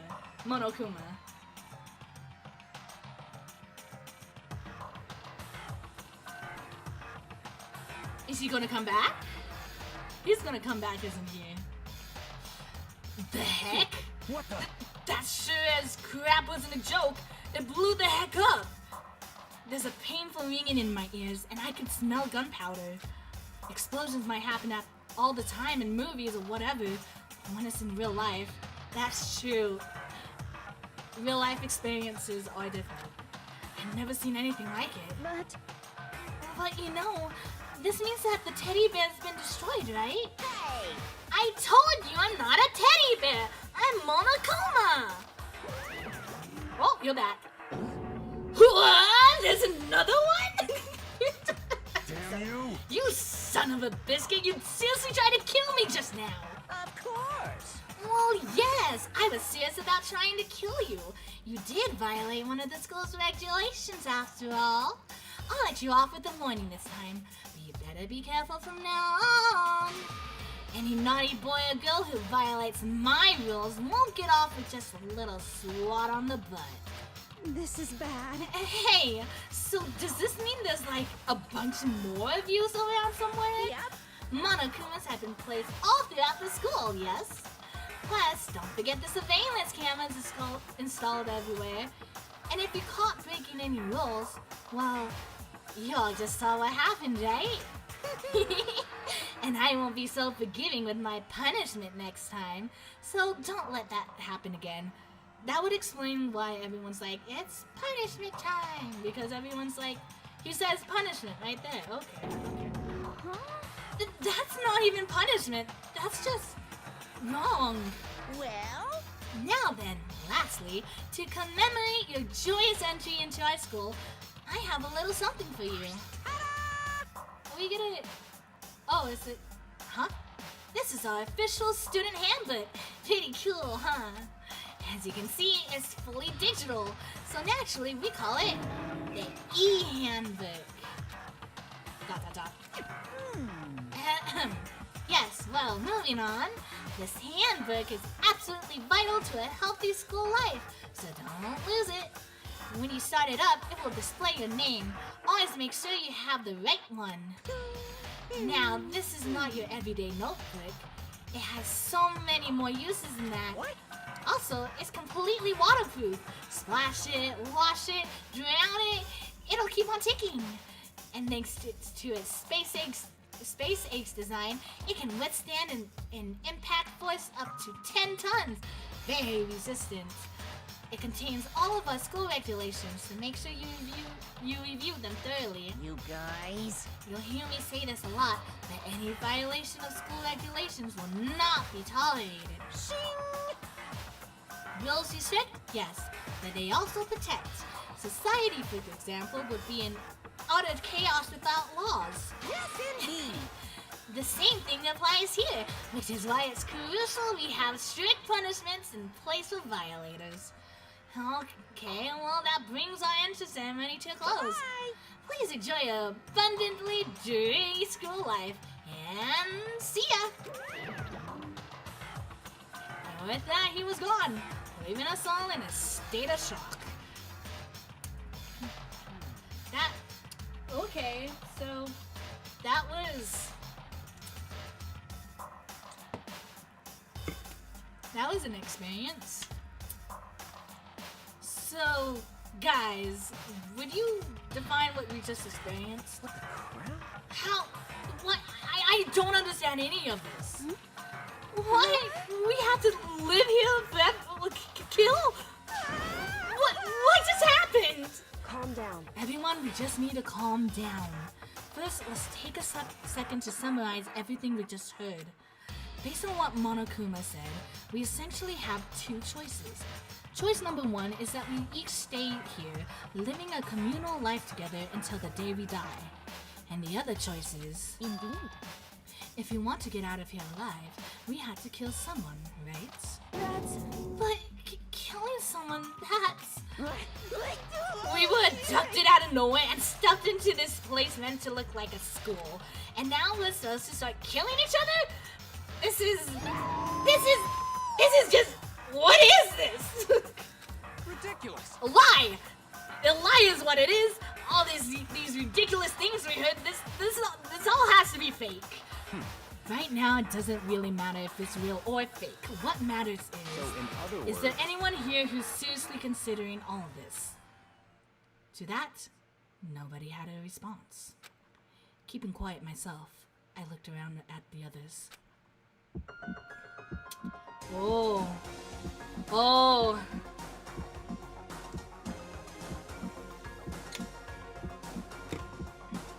No one trusts each other. They all stared at one another, trying to gauge each other's thoughts. I can almost taste the hostility. And that's when it hit me. I realized the true terror hidden within the rules Monokuma had laid out. You must kill someone if you want to leave. Those words had planted vicious thoughts deep within each of us. Each of us became suspicious of everyone else. We were forced to wonder, is someone going to betray us?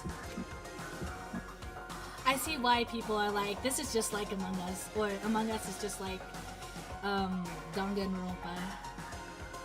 And that's how my new school life began. This school, which has come out of nowhere to raise my hopes so high, it's not a school of hope. It's a school of despair. Prologue. Welcome to the... Ooh, okay. We finished the prologue. 15. To be continued. Huh?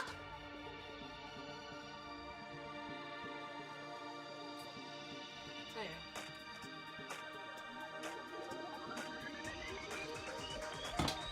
I guess this makes sense now.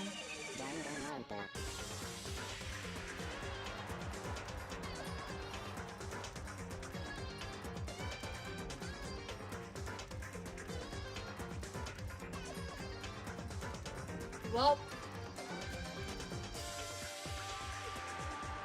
I would not want to be living in that school. Gosh darn.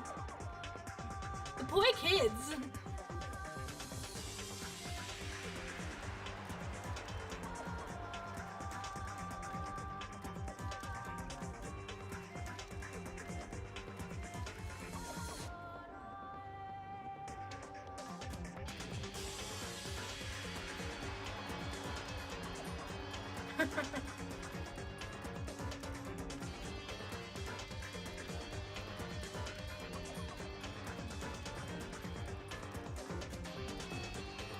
But I have to wonder, are we gonna kill someone? Or are we not gonna kill someone? Are we just gonna try and stick by the rules?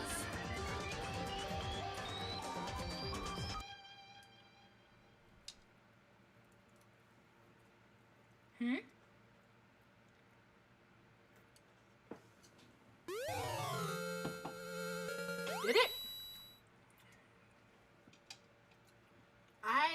I didn't know. Hold on.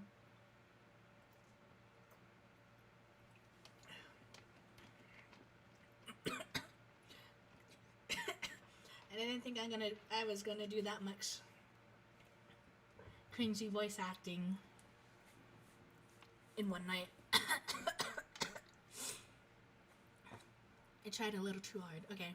You received the school crest present. Yep. We want to save.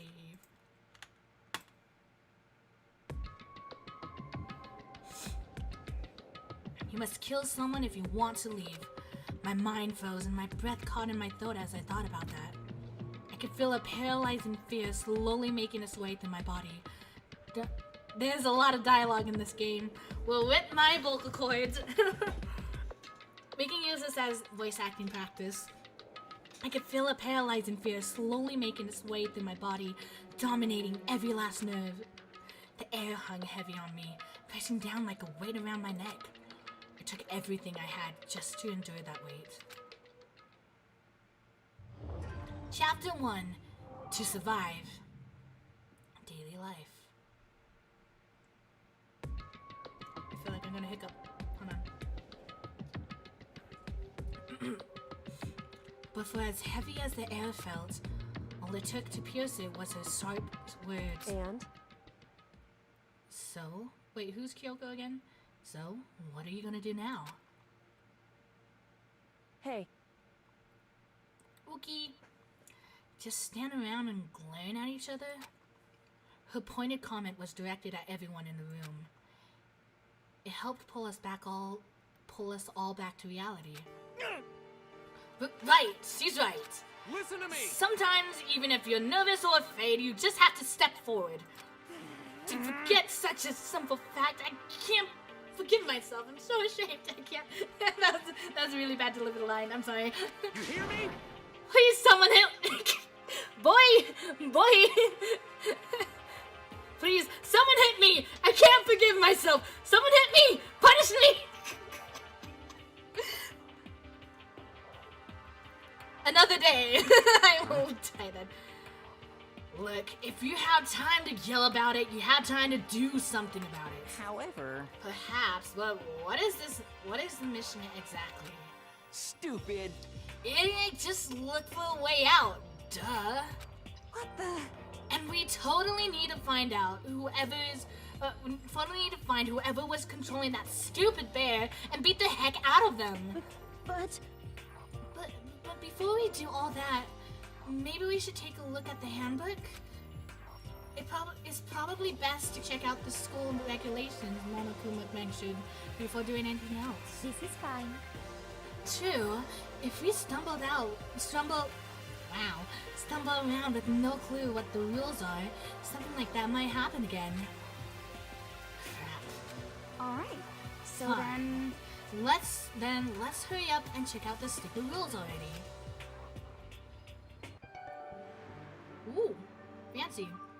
Makoto Naegi. After turning on my e-handbook, the first thing that appeared was my name. So just like Monokuma said, the owner's name showed up front and center. I feel like that's gonna be important. I feel like this will come back again later in the future. Then, from the main menu that popped up, I selected the school regulation icon.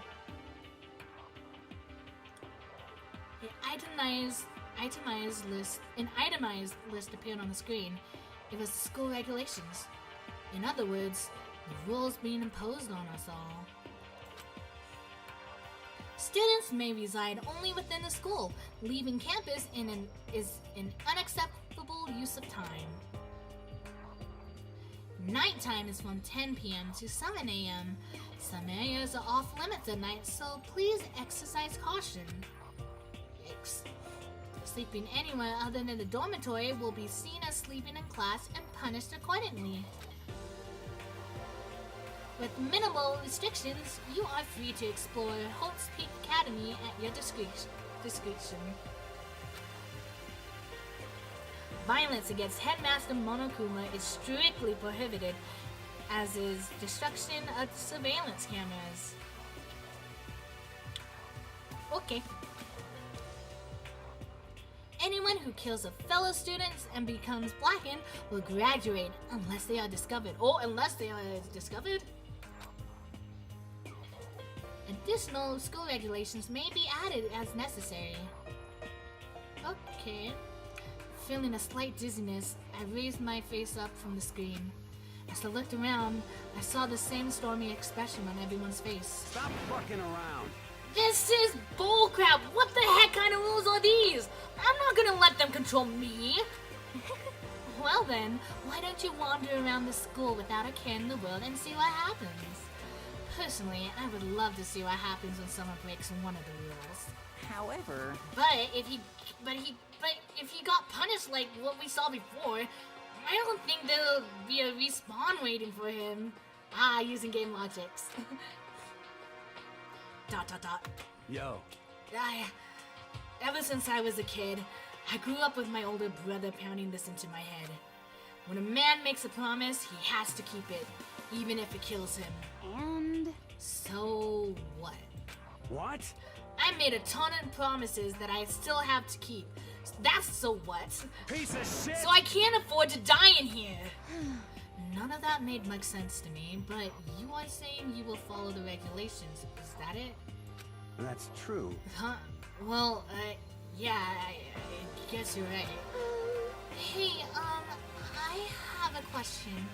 For regulation number 6, what do you think it means exactly?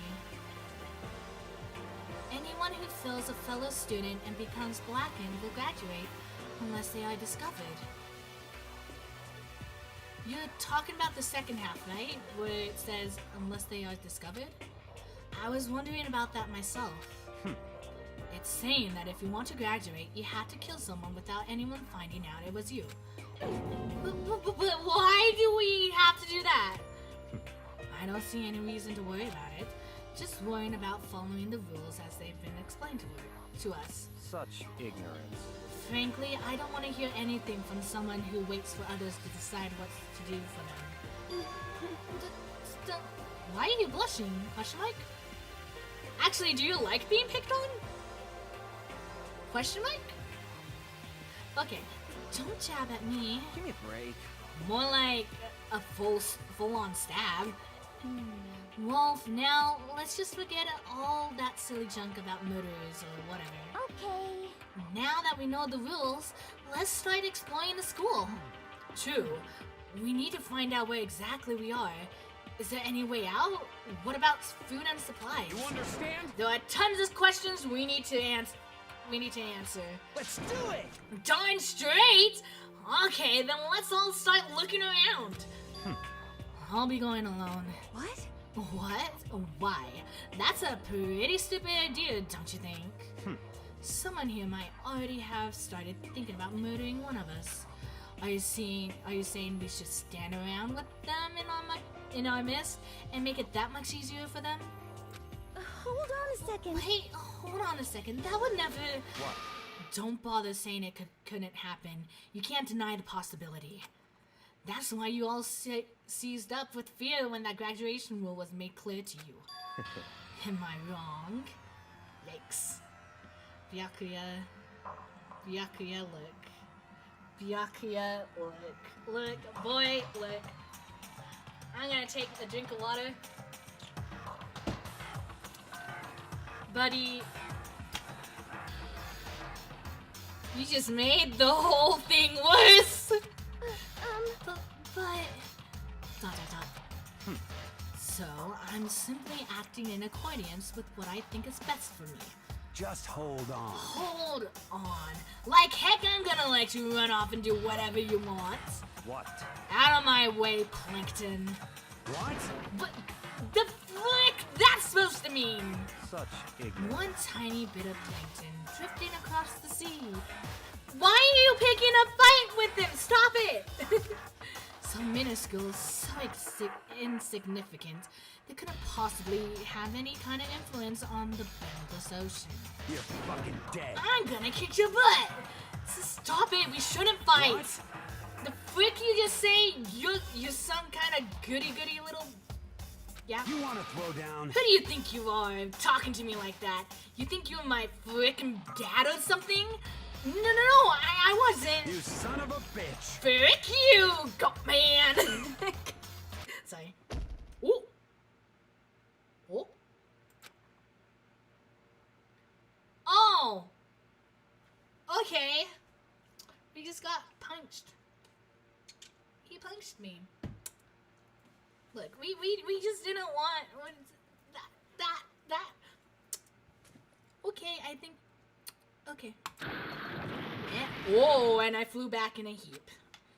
It was like something straight out of a comic book. I didn't even see the punch coming. It was just suddenly right in my face. One second I was standing there, the next I was soaring through the air. Now that I think about it, maybe I'd kind of forgotten the kind of people I'd been trapped here with. My common sense had just stopped functioning. Being around all these ultimate had blown my fuses. So I guess I shouldn't be surprised it led to something as absurd as this. I just lost track of that sense of reality. That was my last thought as my consciousness started to fade. Oh, he punched us so hard. Okay. Before it finally cut out completely. Oh, we're knocked out. And when I finally opened my eyes again, what I saw... Oh.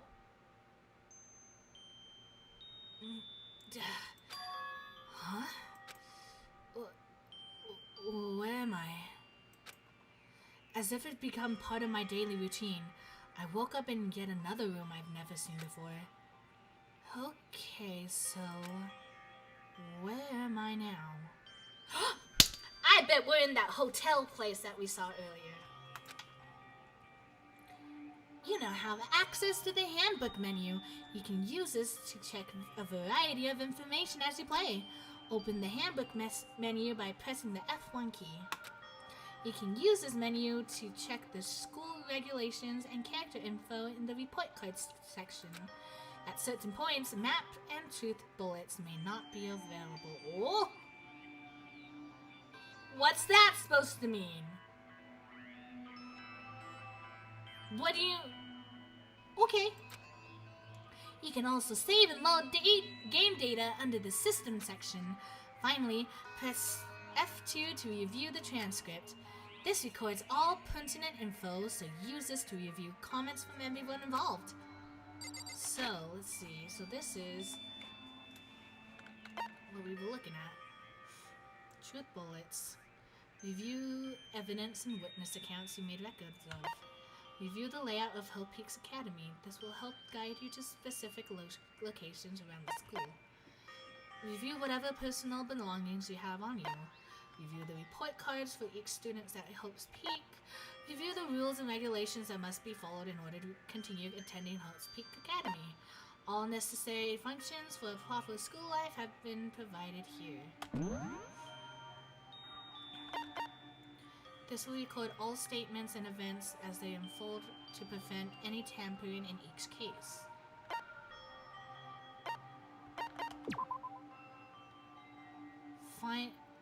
Finally press the F2 key. Oh, how far does it go? Oh, it goes all the way back. Does it go all the way back? How do I get out? Okay, excellent.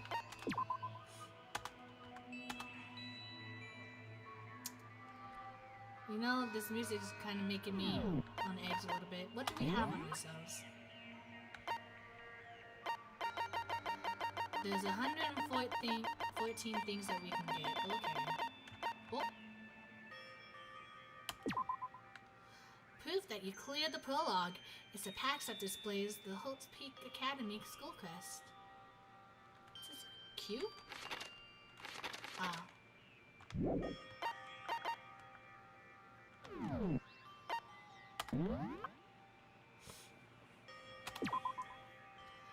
Okay, Makoto Naegi. So we are 5'3". Ha! I'm an inch taller than you! Heck yeah! And so we're 115 pounds and 29 inches. Ultimate lucky or unlucky students. Okay. Kiyotaka Ishimaru is 5'9". He's the ultimate moral compass. Byakuga Togami is 6'1". You're tall. Mondo Owada is 6'2". So you're taller than him. Leon Kuwata is 5'9". Hifumi Yamada is 5'7". Ishiro Hagakure is 6 feet. Sayaka Miyazono is 5'5". Welcome back! Kyoko Kirigiri is 5'6". Aoya Sahina is 5'3". Haha! Toko Fukawa is 5'4". Same! Sakura Ogami is 6'4". Celestia Ludenberg, or Celeste, is 5'5". Junko Inoshima is 5'7". Chihiro Fujisaki is 4. You're small! You're literally small! Wow. Okay. 4'10". Honey!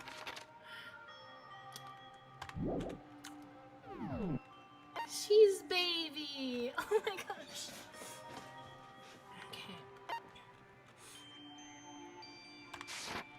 Okay, let's look around. Also, what is this background thingy here? You learn more about each character as you get to know them. Oh, okay. What is this? M. Naegi. This must be the key to the room. My name's written on the key things, which mean it must be mine, right? I better hang on to it for now.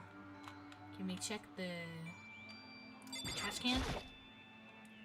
Just an everyday trash can. I don't see any kind of trapdoor or hidden compartments or anything. Aha! Aha! I knew it! There was something in it! Paint roller? Lint roller. It's some kind of lint roller. I guess we're supposed to clean up after ourselves? Is that a drawing pad? It's a notepad.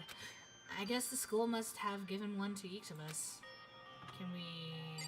What's this? Looks like there's something in the drawer. It's a toolkit. Must be brand new. Still in the shrink wrap. Yeah, you did. You did. I don't really need it right now, so I'll just leave it here. Oh, they watch us sleep. Okay. A surveillance camera. I hate the idea that someone might be watching me right now. We're not allowed to mess with the camera, so I'd better make sure I don't touch it. There doesn't seem to be anything particularly strange about the bed.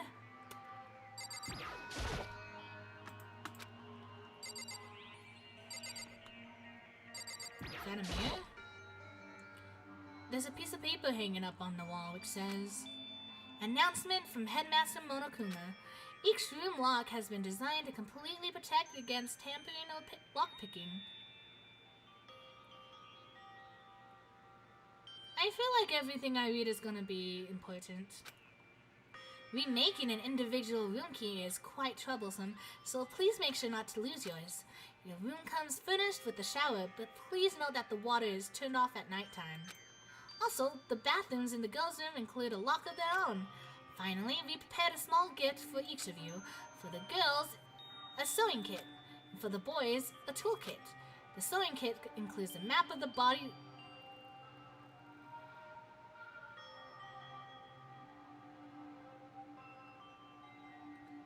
The sewing kit includes a map of the body's vital organs. One stab will do the job, girls. For the boys, we believe a strong blow to the head with any of the tools should be ample? Don't think, just feel, and let's all enjoy ourselves! Excuse me? What?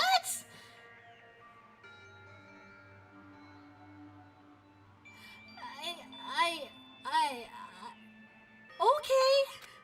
I crumpled up the sheet of paper and threw it into the trash. Okay. Yeah, almost everything you learn will be used. This is seriously like a Phoenix Wright game then, right? Some kind of monitor. Ugh.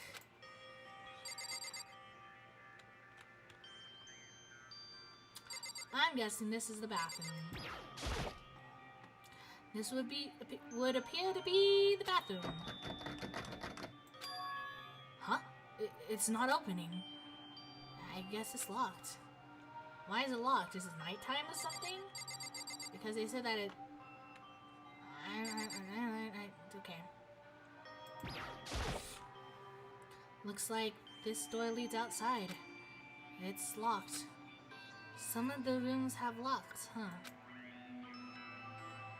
I think I'm starting to understand. This room must be...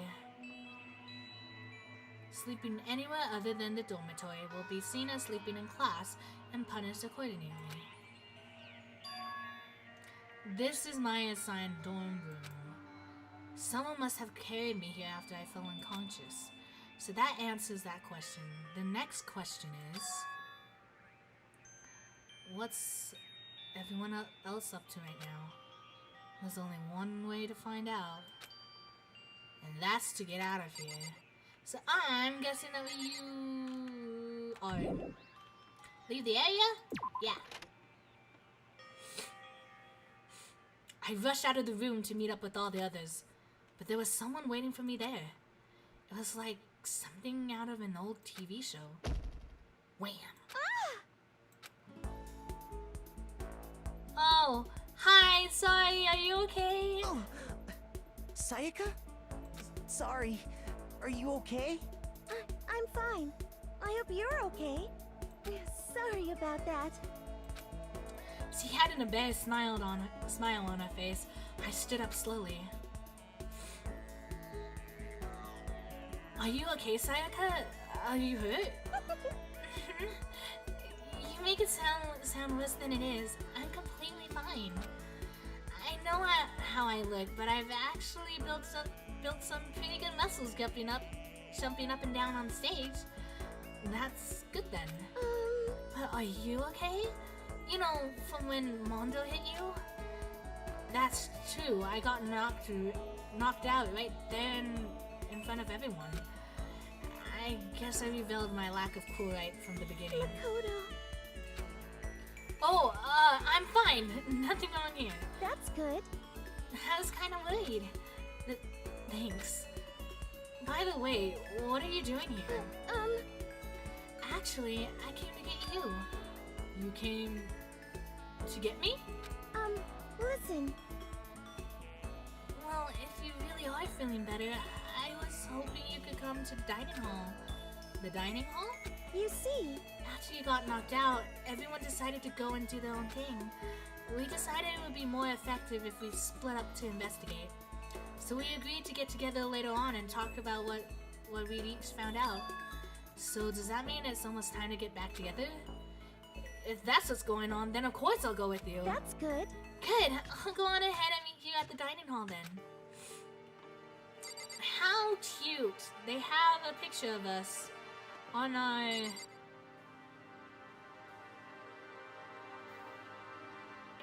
Mondo's right across from us. Okay.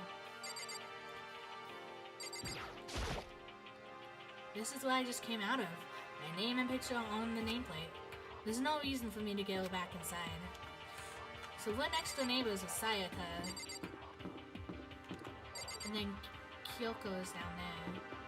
So Makoto, Sayaka, Toko, Chihiro, Aoi, Sakura. Oh, okay, so it goes all over there. Leon, Yashiro, Yasuhiro, Hifumi. What's that? Everyone's meeting up in the dining hall. I should have them myself. Oh, okay, so okay, we can explore next time. Dining hall? Dining hall. Straight. Oh, click. Oof. This must be the dormitory dining hall. Looks pretty clean, so that's good. I guess that's not really important right now, with us being prisoners here and all. Yeah, that's true. No one was there waiting for us. We don't really have much choice. I guess we should just wait here for now. Okay, let's just wait here. Huh? You heard that? Like I said, I'm psychic. Come on, I'm just kidding. Seriously, I just have an amazing intuition. Is it really just intuition?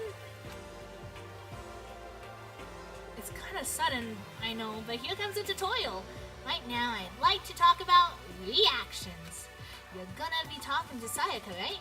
Well, while you're talking to her, some purple words are gonna appear. Here's how they work. When purple words show up, if you press the right mouse button, you go into reaction mode. At this point, you can use the WASD buttons to make a selection and the left mouse to confirm it.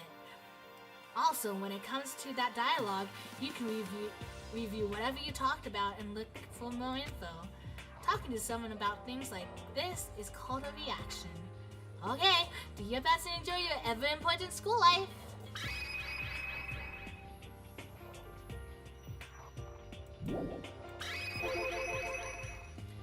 Have you gone ahead and used it already?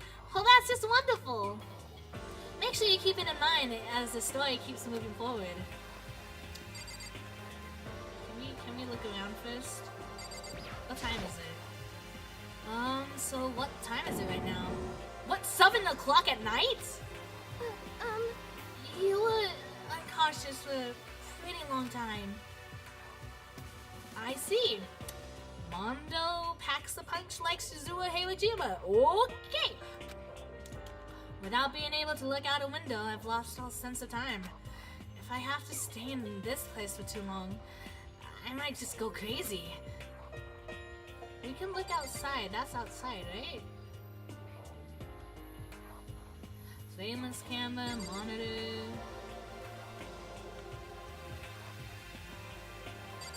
Let's talk to you. Hey, By the way, Makoto. Huh? What is it? Well, it's just... I know this is kind of continuing the self-introduction. But I want to ask you something. We'll go with this one. Continue on self-introductions? We kind of got cut off before, but I had a question I wanted to ask you. Sayaka wants to ask me something? I wonder what it is. Now I'm really curious. What is it? hey, It's just...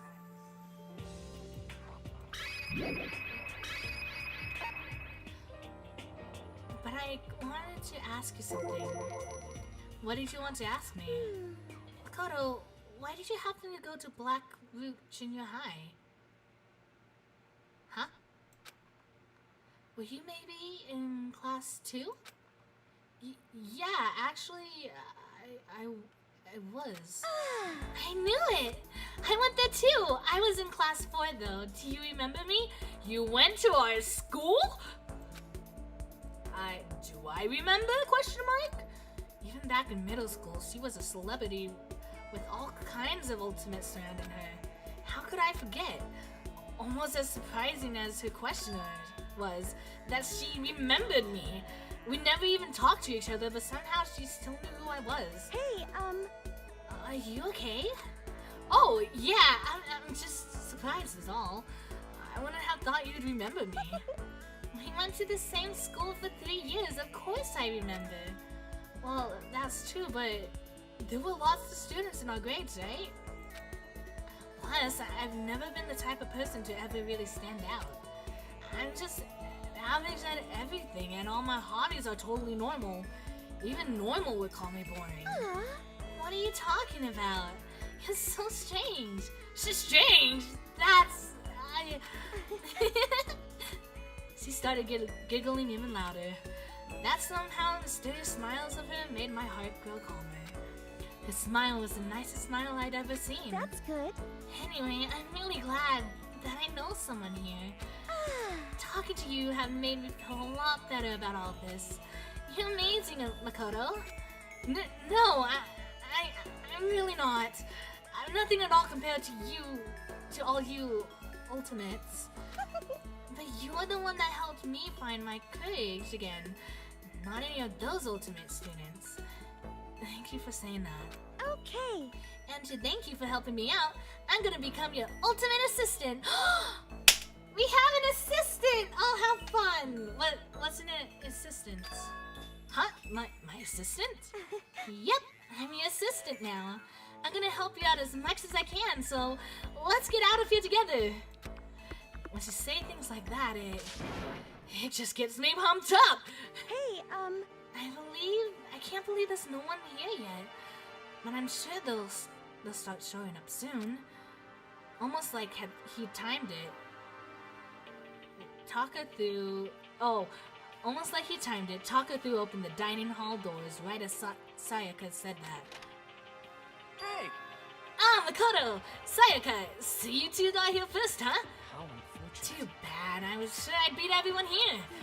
I guess that just means I don't have enough fighting spirit yet. Well, I won't give up. Next time, I swear I'll win no matter what it takes. Justice shall always prevail.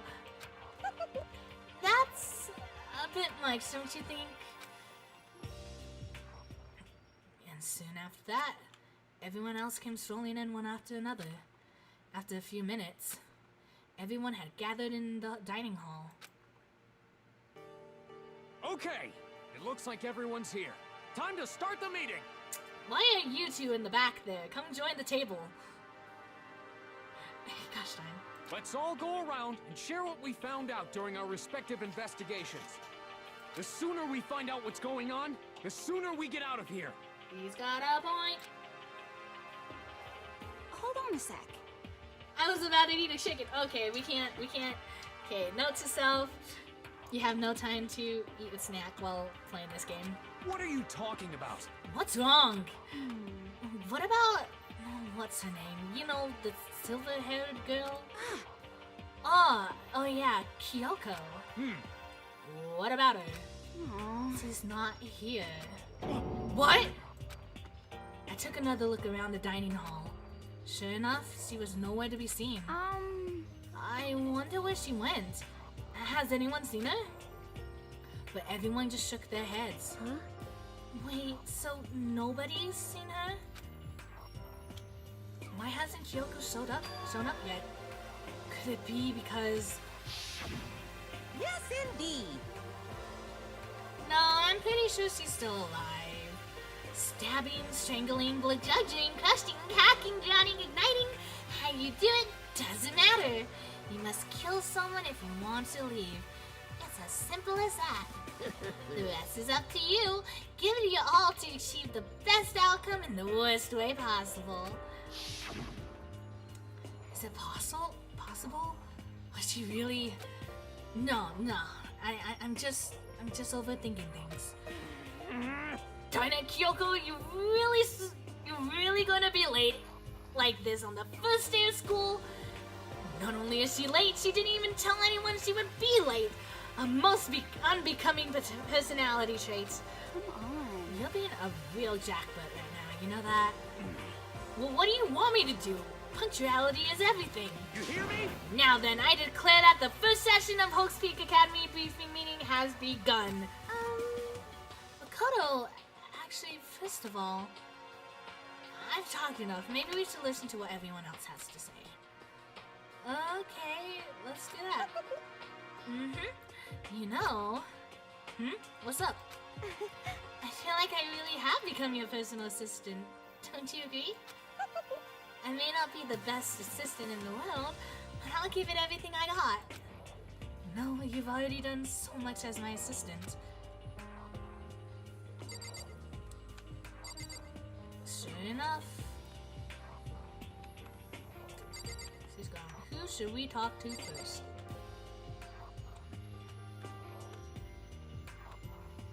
No one else? So either you or just you?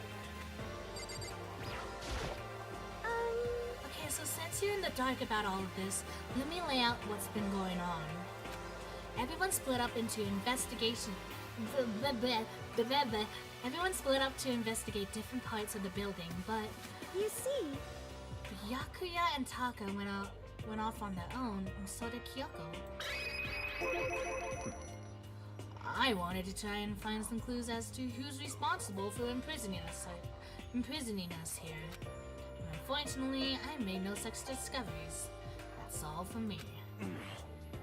Really? That's it? If I'd uncovered anything, naturally I would have had more to say. But I didn't, so I don't. Right, understood. What was it again? Was it this button? What was that button? Why is that? I don't want to go through there yet. You see, I spent some time looking around the dormitory and... Listen to me! There I made a discovery of the century. I found that there was exactly one room for... Good job, Taka! Good job, Taka! I found that there was exactly one room for each person. Well, yeah, I figured that out before anything else. Yeah. Each store already has a nameplate on it, so I guess all the rooms have been signed already. And each room key was attached to the keychain with an owner's name precision etched into it, which confirms that the room I was in earlier is in fact my own room. And plus, And Chihiro and I found out that all the rooms, oh, it's totally soundproof. Yikes! That's a... Yikes! That's not a good thing. We could just, one day just... Gosh darn.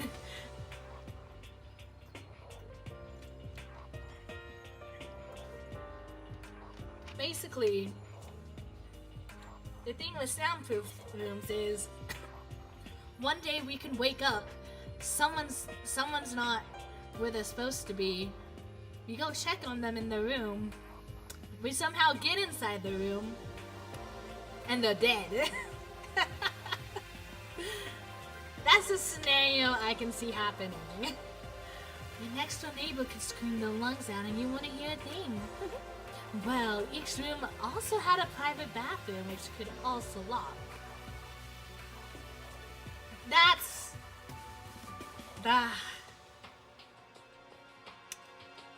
Okay. But it looks like there were only locks on the bathrooms in the girls' dorms. Huh? But when I checked my bathroom door before, it definitely seemed like it was locked. Oh!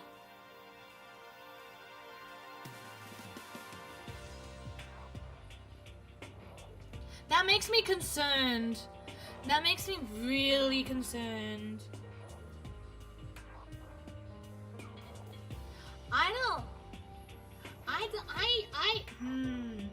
I have scenarios in my mind. I won't... Okay. Hey, come on. Okay, so they got a bunch of rooms ready for us. They're assuming we're gonna be here a while. Quiet down and listen. Well, better to have than not. Better to have than not, than have not. At least we don't have to worry about surviving like wild animals. That can't be all you have to report. Can it, Mr. Honest Student? Got it. That's all for my report. Let's move on to whoever's next.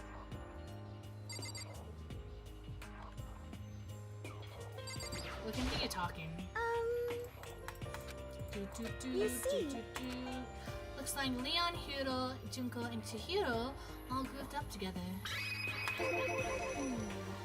We went all up and down the school, double-checking the windows in the hallways and classes. We wanted to see if we can get any of those metal plates to come off. What happened was... nothing. Not a darn thing. We couldn't get a single one to budge even a little bit. What should I do? There wasn't any hope of escape anywhere. The school really has been totally cut off. this is bad. This sucks. Bad, It bad, bad, really bad. sucks. It sucks. What the heck are we gonna do? Hey, come on. Gosh darn, calm down. You're starting to make me nervous. You see. The same goes for Hina, Sakura, and Mondo. Celeste, Toko, and Hifumi were left over, so they joined up. And we thought maybe we could find some way to communicate with the outside, so we went looking all over. Sorry. But we didn't find a thing. Sorry. Yo. I went back to the main hall, thinking that we could do something about that giant hunk of metal. What? But even with Sakura and me both, it wouldn't budge. We hit it with desks and chairs and nothing. It was hard like metal. Of course, because it is metal. Yes, indeed. Well, yes, it is metal. Anyway, if we're gonna get out of here, it's not gonna be today. Oh, honey. I feel like I could just cry. No, I had to hold it in. I had to manage my hydration. Honey, it's okay to cry. So then. I shall tell you what happened next. It had nothing to do with communicating with the outside world, but it's still worth worrying about. In both the school and dorm areas, there was a set of stairs leading up to another floor. But there were gates there, and we couldn't find any way to open them, so we couldn't check it out. In other words, At this point, we were only able to search the first floor. However, We can further assume that there's potentially something above the second floor as well. And if that's the case, there's at least a chance it may lead to a way out. Potentially, but don't get your hopes up. You see,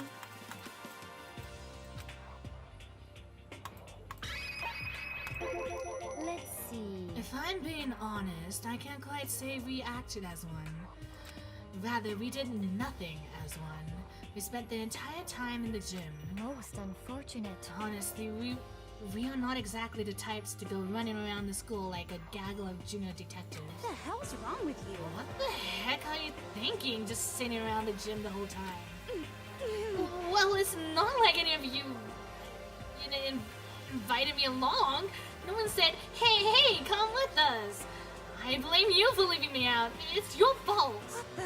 If you want to go with someone, you should have just said something. Forget it. Like, I want to go anywhere with a dirty... Ooh, like you. Yikes. Your mind is as thin as your body. You make me sick to my stomach. Are you for real? I don't even know how to react. How can you say something so awful to someone you just met? Hey, come on. Alright guys, everybody just calm down, okay? All this all the stress is bad for your skin, you know? It sounds like you two are so close now, you're fighting like sisters. I don't think that's what's going on, Sayaka. hey, So that's what they have to say, huh? And then I guess I'm the only one left. Can we check this out? I don't think I should leave right now. The atmosphere is unpleasant.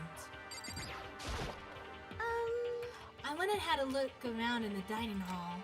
I found a fridge in the back of the kitchen, and it was overflowing with all kinds of stuff. that's good. I guess we don't have to worry about food at least.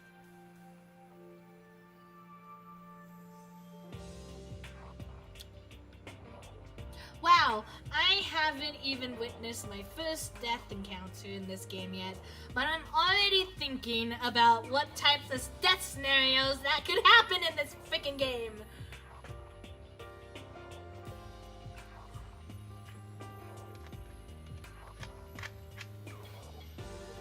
Just the scenarios though.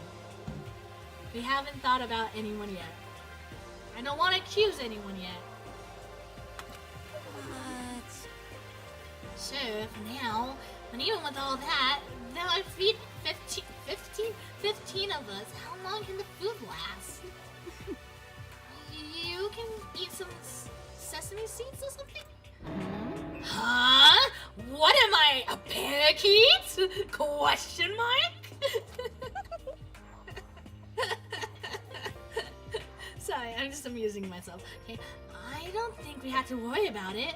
All the food gets restocked automatically each day. How do you know? At least that's what Monokuma said. Oh, you saw him? Okay. Yeah, he came out of nowhere while I was checking the fridge. He told me that, then disappeared again. He was so fast, I can't believe someone could have been moving him around with the remote control. That's... A weaponized toy that can just appear out of nowhere. Oof, sorry, excuse me. I can't tell if we're supposed to be afraid or not.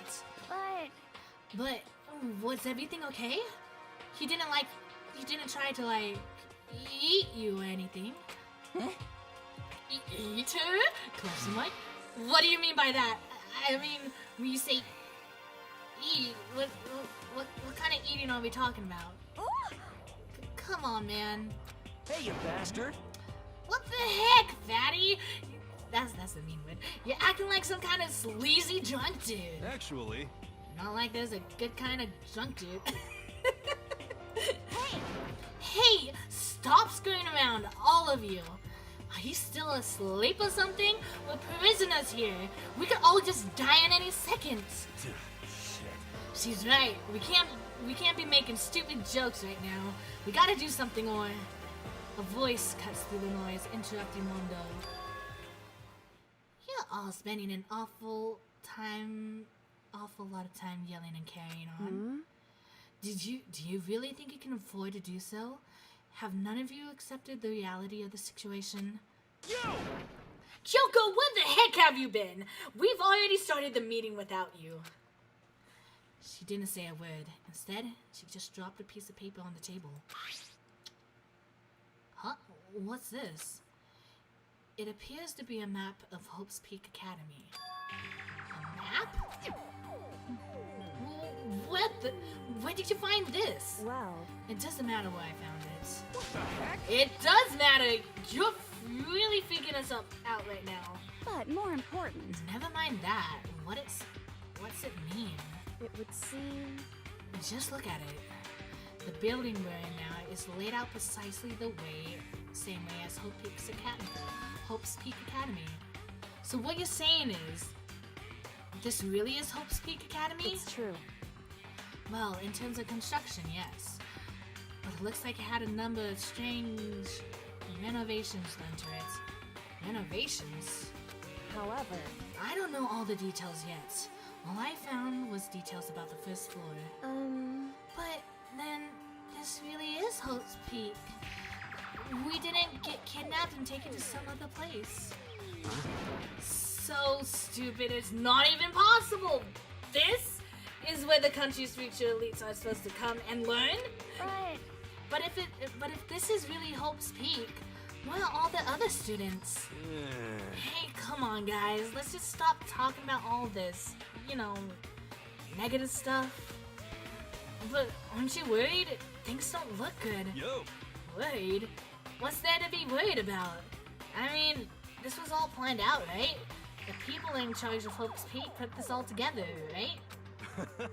Man, if I got stressed every time something like this happened, I had an ectoplasm shooting out of my mouth. Good things good things come to those who wait, right? So we just gotta chill and everything will work itself out. what's your problem? Why are you laughing? What's so funny? I'm just happy, that's all. It seems school leading up to investigate was a good idea after all. Have you been listening? Looking around was a total waste of time. We didn't find a way out. Didn't find who's behind this. We still have no idea what's going on. Oh. Huh? Is it not crystal clear to you what's going on? Are you okay with this? It's perfectly obvious that we've been imprisoned in some secret location with no way out. None of us had any response to it. We didn't want to accept that reality, but it was just staring us right in the face. You didn't have to go and say that. I was trying not to think about it. No way out. We're trapped here. What are we supposed to do? It's very simple. If you want to leave, you just have to Stop it! Don't even joke about that. Everyone just calm down, please. We need to stop and think about what to do from here. Seems like... There's gotta be something we can do. All we can do is adapt. Adapt to living our lives here from now on. That's... Live here? Are you saying we should just accept it? Do you understand? A lack of adaptability is a lack of survivability. Survival is not based on who is strongest or the smartest. It comes down to who can adapt. Actually, as someone who can come out on top more than once, I have a suggestion. What? What do you mean? We can all understand that we're trapped here, which means we will be spending the night. However, you all remember the rule regarding nighttime, right? Nighttime is from 10 p.m. to 7 a.m. Some areas are off limits at night, so please exercise caution. Sleeping anywhere other than the dormitory will be seen as sleeping in class and punished accordingly. let's see. So regarding this nighttime, I think we need to add a rule of our own. What do you mean? Going out at nighttime should be prohibited altogether. The school regulations do not actually tell us not to go out at night, I would like to make it official. But why? Are you okay with this? The way things are now, every time night comes, we will all start to get worried and anxious. We will all be afraid someone might try and come kill us. What? If we have to worry about that night after night for who knows how long, it will wear us down in no time. I see. So you're suggesting we limit our activity as night as a kind of preventative measure. Indeed. However, like the other rules, nobody can be forced to comply. We all have to agree to follow it. What can we do? I see what you mean, but I think I can agree to that. It's like the little goth Lolita said, without something like that, we're all just gonna self-destruct. Listen to me! On behalf of all the men here, I agree to comply. What? Hey, you can't just decide to speak for us. This is fine. So everyone is in agreement? Good. Then if you will excuse me. Huh? Wait, why are you going? Let's see. It's almost nighttime. I want to take a shower before it arrives. I hope you are well. So, goodbye. Moving with pure elegance, Celeste left the dining hall. Her behavior seemed so natural. I couldn't imagine anyone even trying to stop her. So I guess it's pretty obvious where we go from here. We'll be spending the night, so looks like adaptability. So, Mr. Chairman, what's next? One person already left. Well then, let's say we call an end to today's meeting. You understand? Like she said, it's almost nighttime anyway. We can reconvene first thing tomorrow morning. Huh? Do we really have to stay the night here? What can we do? We don't have a choice. We can't go for long without getting some sleep. This sucks. So we just have to give up. That's fine and good for today. But what do we do tomorrow? So in the end, Our only option is to split up and look around again, and let everyone know if we find anything. Yeah, okay, let's do that. Aww. And then we're done for today? Good. I'm exhausted. With heavy movements, everyone headed off to the private rooms. Makoto, are you ready to call it a day? Yeah, let's go.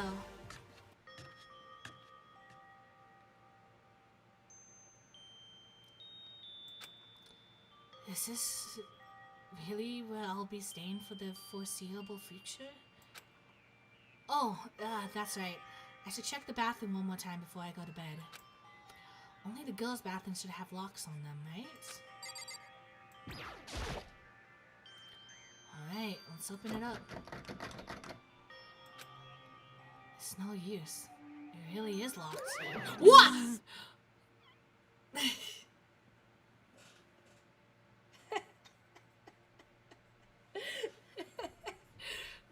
That genuinely did surprise me. And I saw him coming, but I had a late reaction. Gosh darn it.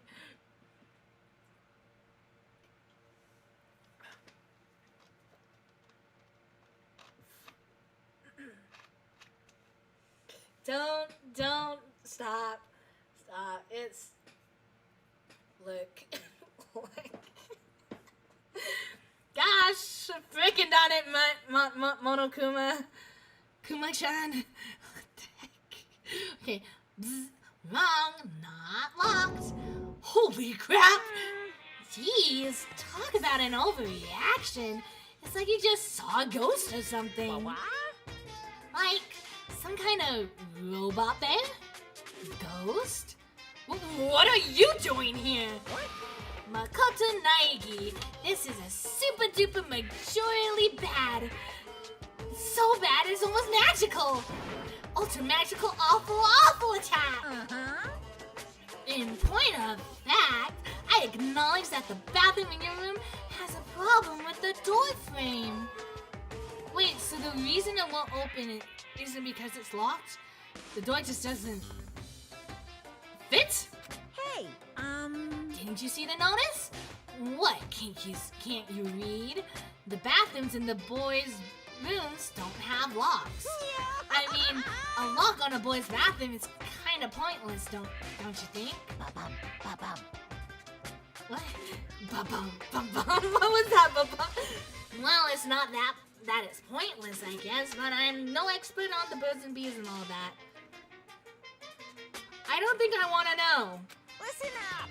Anyway, there's a little trick to opening this particular ill-fitting door. And that's what I'm here to teach you. Okay, ready? You just gotta turn the doorknob and then lift up while you pull. Oh, it's one of those doors. Man, I have to lift up my door in order for it to actually lock into the door frame because it's a little broken. So if you just close it normally like you would do at any other door, you can just push or pull the door open without having to twist the doorknob. So in order to prevent that, you have to close the door like you normally do, but after you close the door, you have to kind of lift it up from the door handle and then it clicks into place. Gosh darn. Gosh darn. I'm gonna take a drink of water.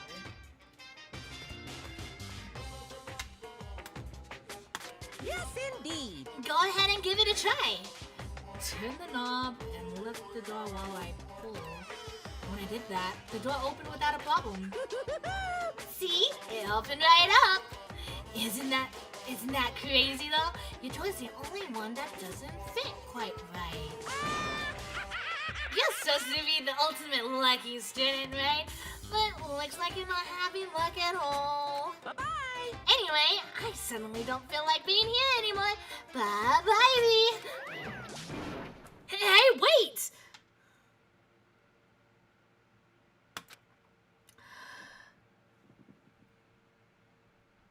I like the bear. Darn it. Whoa, whoa. Is it 10 o'clock? Oh. Oh. This is a school announcement. It is now 10 p.m. As such, it is officially nighttime. Soon the doors to the dining hall will be locked, and entry at that point is strictly prohibited. Uh-oh. Uh-oh. Okay then. Sweet dreams, everyone. Good night. Sleep tight.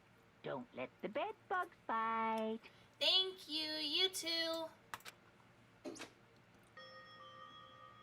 Looks like it's nighttime.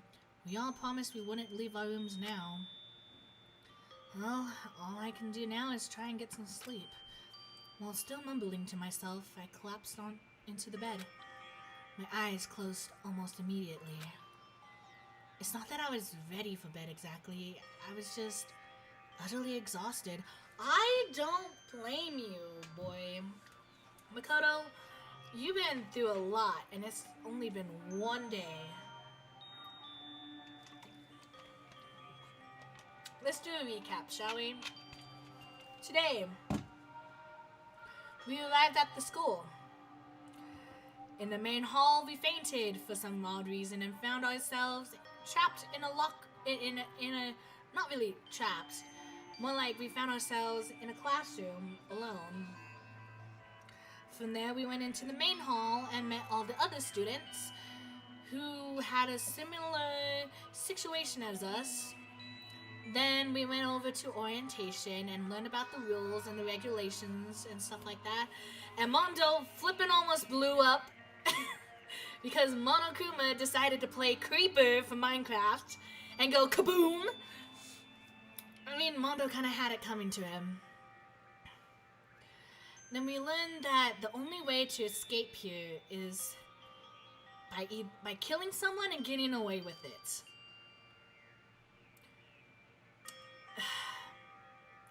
And then we got hit by Mondo because we were quote-unquote acting like his dad, end of quotes. So he punched us and we got yeeted into some wall or something and got knocked the frick out. woke up in our room. Sayaka, is that her name? I'm not good with names. We met her outside our room, regrouped with everyone else, talked about school and what everyone found, came back here, found out our door is the only door that doesn't fit quite right. I don't know if that's an important factor which I need to keep in mind, but I will put that in the back of my head. But yeah, it's been... I got knocked out twice in one day. Hit his head. Yep.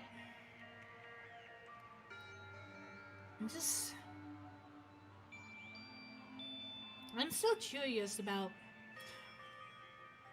things. Okay, so let's just continue. It was as if I spent an entire day staring at a TV. Sayaka's her name. Just call her Idol Girl if you can't remember. I forget that she's an idol girl. That's the problem. It was as if I spent an entire day staring at a TV watching movies. Or like some kind of illusion where I've been tossed into a made-up fantastical world. ... Lou, stop. Yeah, that feels about right. There's no easy way to just accept the situation we've suddenly been dropped into. So, this is how the curtain closed on my first day at Hope's Peak Academy. Soon enough, I was asleep. Would it be too much to hope that when I woke up, I realized it was all a dream? It's kind of lame as far as endings go, but I'd be fine with that. Actually, that'd be the best. Monokuma, the theater. Oh! In any normal school, Mr. Monokuma would be a kind teacher. But when I think about what's coming up... Or classic fake psychic girl. That's right, she wasn't... Look, I'm bad with names and I'm bad at remembering things in general. I'm just so full of pride and joy. Our ceremony earlier today was absolutely splendid. Thank you all very much.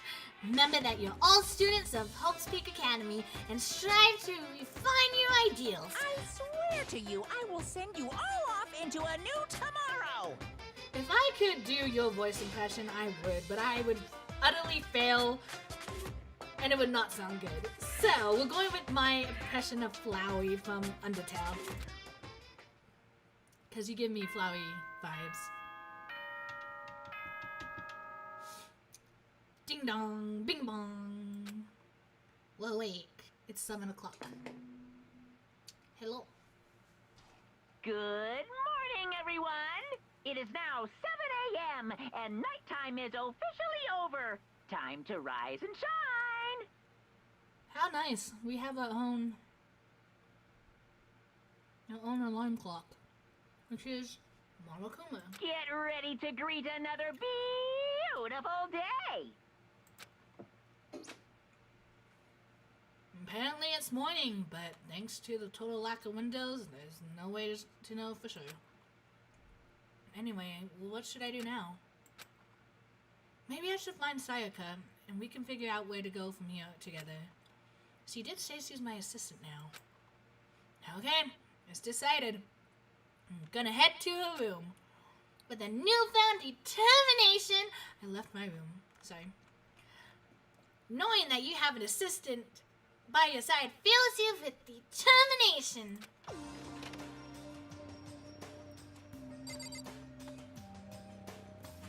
Oh, she's our next door neighbor. Hold on.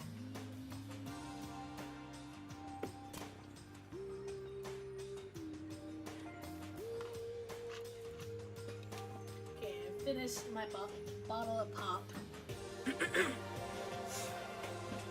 So we only have...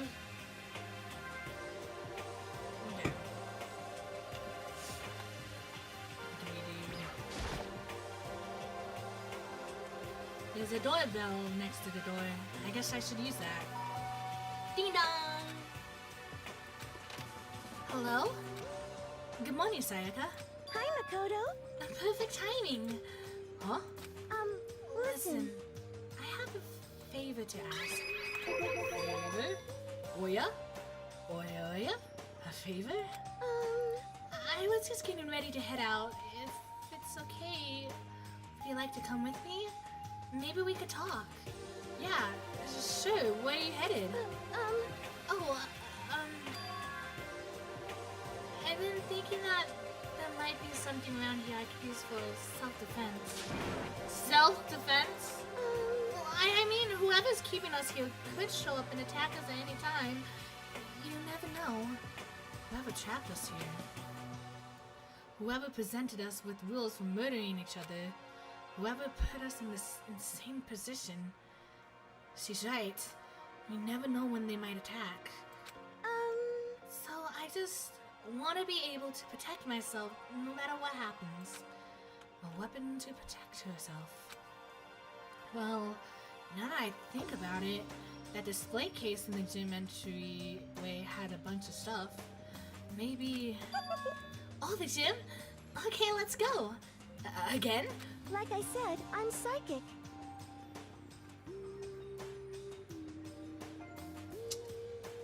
Okay. Come now, come on, I'm just kidding. Seriously, I have just amazing intuition. Am I really so easy to predict? Question mark. Anyway, we should head to the gym. For anyone who just hates walking around school, we've got some good news. You can now teleport using the map section of the handbook menu. It's as simple as opening the map menu and choosing where you want to go. However, you can only teleport to hallways and marked waypoints. Plus, you can't teleport to places you haven't been, or places that are blocked off. And depending on certain story moments, there will be times when you won't be able to teleport at all. Finally, try not to teleport inside any walls. There's a chance you could get lost. Forever. Well then, good luck and have fun! X. Was it R? Escape. Nope. What was it? This? No.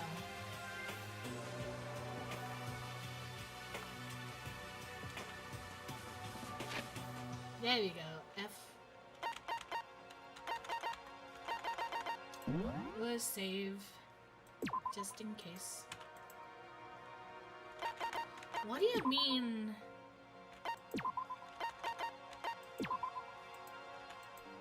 I almost pressed the wrong button. There we go. That was the button I wanted to press. Teleport into walls?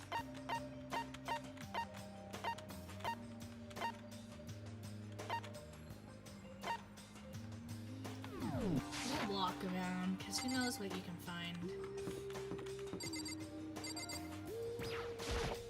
Hey! Good morning, Makoto! Good morning. Yes, morning greetings are quite a delight. Such an energizing way to start the day. You understand? Now then, let's make sure we both do our best throughout the day. Sure. I wonder if he's always like this.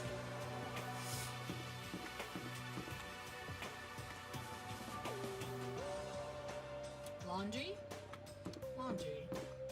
Kitchen. I want to check out the kitchen. Hey, Sorry.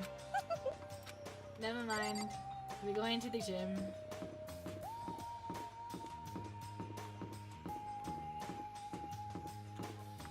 Long way.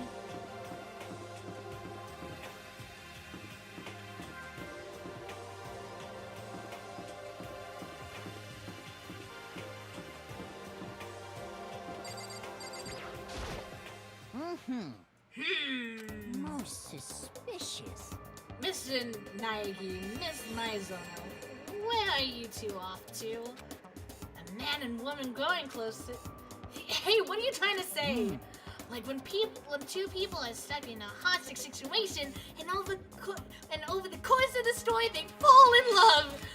There's really no other way to express it but to say, I feel as if... how very poetic! Hey, Makoto, do you have any idea what he's talking about? I mean, being a fanfic writer myself, I understand. I understand what he's getting at. Nope, I don't have a clue. Try and keep it clean, bruh.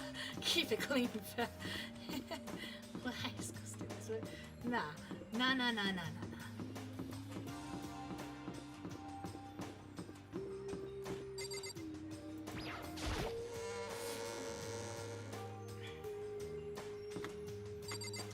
Yep, that was the spare hotel, alright.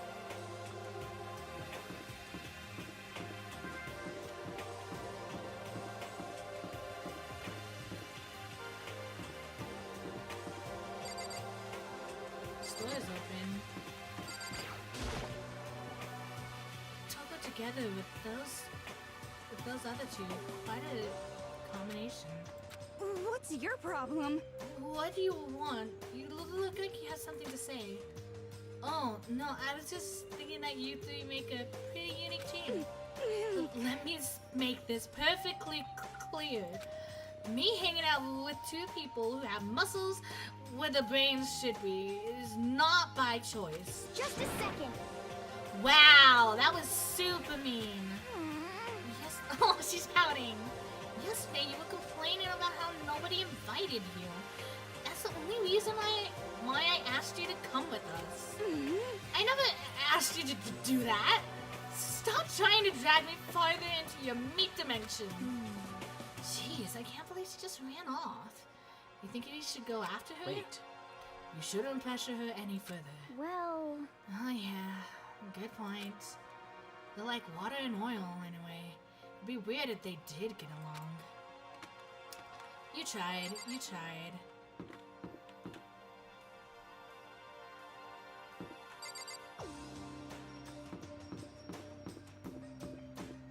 Aha! My memory hasn't failed me yet.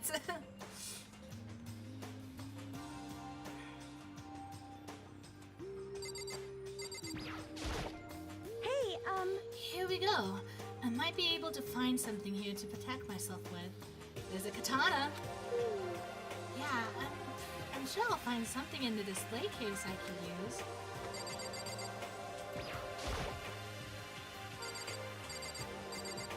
We can check out all the things, though. You check out all the things. There's all kind of stuff on the shelves up above.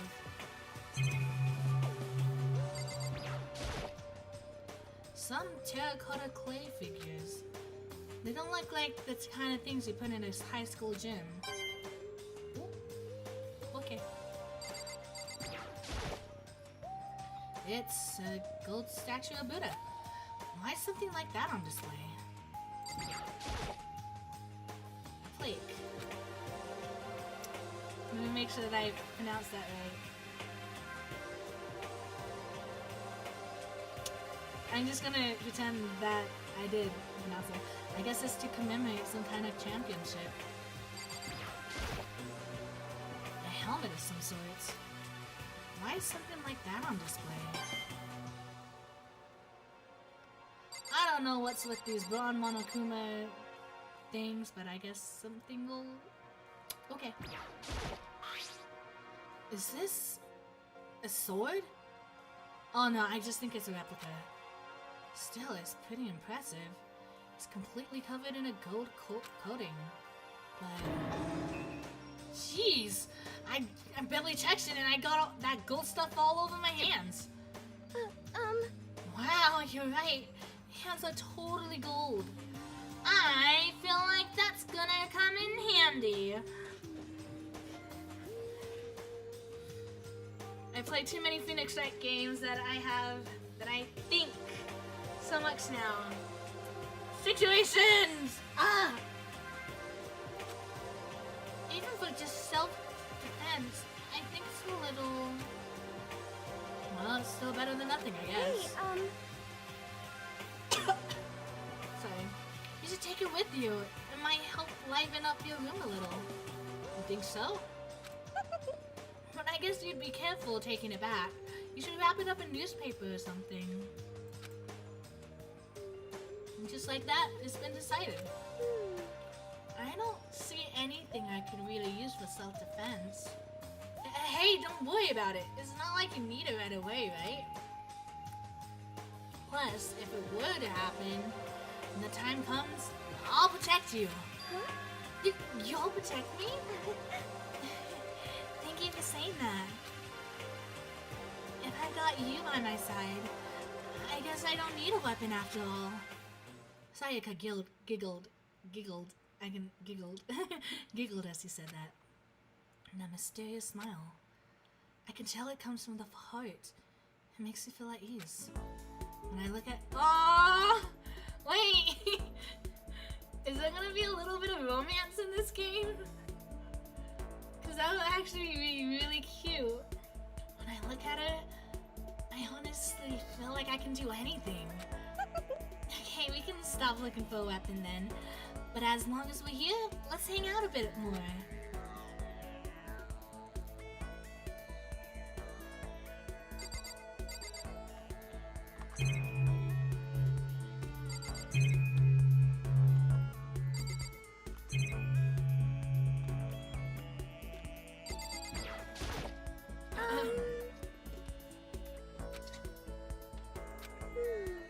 I know I wanted to talk to you, but now that we're here, I don't really know what to talk about. Sorry. And I was the one who invited you to come with me, too. Sorry. It's okay. I mean, if there's nothing to talk about, then we can just not talk, right? Huh? Huh? You don't have to force yourself to talk. We can just, I don't know, stare off into space or whatever. Stare off into space? No, but you're probably super bored, just standing around doing nothing. No, it's not that it's boring, it's just... I've never really done it before. I don't have a lot of time to just do nothing. Oh yeah, because you're part of the idol life, so you're kind of busy, aren't you? I guess that makes sense. You're not a normal high school student like me. You got tons of stuff to do every day. Listen. Hey, this is kind of out of nowhere, but... Koto, do you have a dream? Well, what about you, Sayaka? What's your dream? I'd love to hear. My dream is... I always wanted to be a star, as long as I can remember. I grew up without a mother, you know. Aww. And my dad worked really late every night. I was always home alone.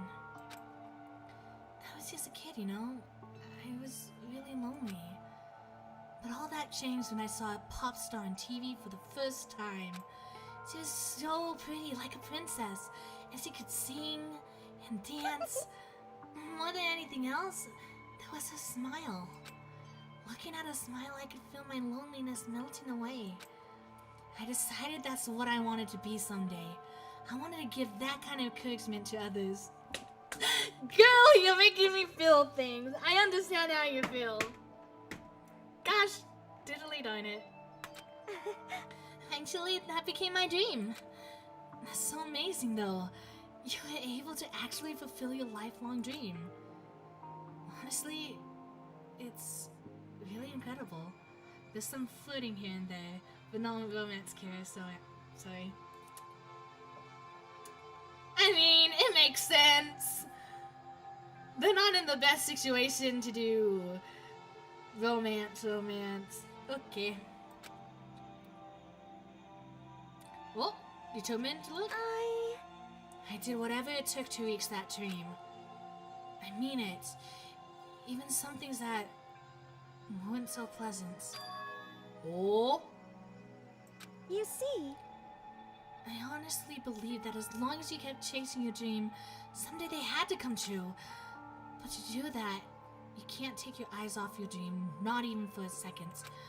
Even if something Even if sometimes it's a bad dream, whether you're awake, whether you're asleep, to make your dream a reality, you have to keep your gaze fixed on it no matter what. In that world, if you lose focus for even a split second, you get left behind. You're not wrong. You have to keep swimming against the current without even taking time to breathe. That's the kind of world my dream lives in.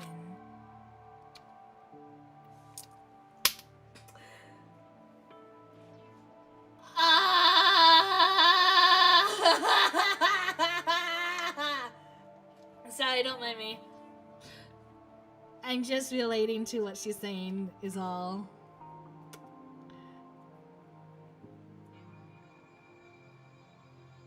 Okay. Is it really that though? Is it not fun at all? Oh no! Oh no, don't get the wrong idea. Idea? I can speak. No, don't get the wrong idea. It's super fun. But that is exactly what scares me. Huh? I enjoy every single day.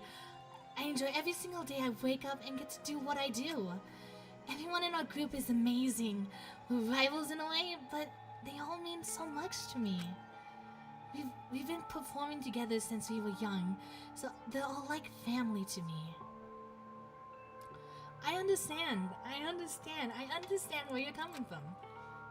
Without them, I would have given up on my dream a long time ago. To work together and fulfill our dreams together has brought me so much happiness. But that's why... But that's the thing that scares me the most. If the world gets tired of us, then what happens? What happens to us? Then the dream dies. Those wonderful days come to an end, and everyone goes their separate ways. Sayaka, she's trembling. She must be terrified. She worked so hard, sacrificed so much to get where she is. She must be terrified of losing it. You see? So that's the reason I decided to come to Hope's Peak. Huh? What do you mean? Well, they say if you graduate from here, success is basically guaranteed. Which means I could keep on performing with my best friends forever and ever. At least that's what I thought. I really did believe that, but now we're trapped here. With no way out. They're probably waiting for me. While I'm in here, the world out there is forgetting about me. Oh, honey! Minute by minute, we're all disappearing. That's still... Sayaka? What? I can't afford to be stuck in here. That was the first time I heard her cry from deep within herself. She sounds desperate, but I can understand why she'd feel that way. Trapped here this way. The dream she put so much effort into is on the verge of disappearing forever. And that isn't something that can be fixed with a few kind words. The weight she's carrying, I can't even imagine it. Sorry. Sorry. I didn't mean to complain. I kinda killed the mood, huh? No, not at all. Sorry. I'm really sorry. Sayaka. Actually, are you hungry? Before we head back, why don't we go to the dining hall and get some food? So... Okay. You want to make me something to eat? I might not look like it, but I'm actually a pretty good cook. Wow, really? What's your specialty? Chili oil. Oh. You mean the condiment? Just kidding. She burst out laughing. Her earlier mood disappeared, replaced by the bright smile I'd quickly grown used to. But how did it happen so fast? It's called acting, boy. It's almost like a mask, like some kind of neutral expression. Sayaka worries me. Anyway, we headed to the dining hall to get something to eat before returning to our rooms. Wait, we don't get to... Okay.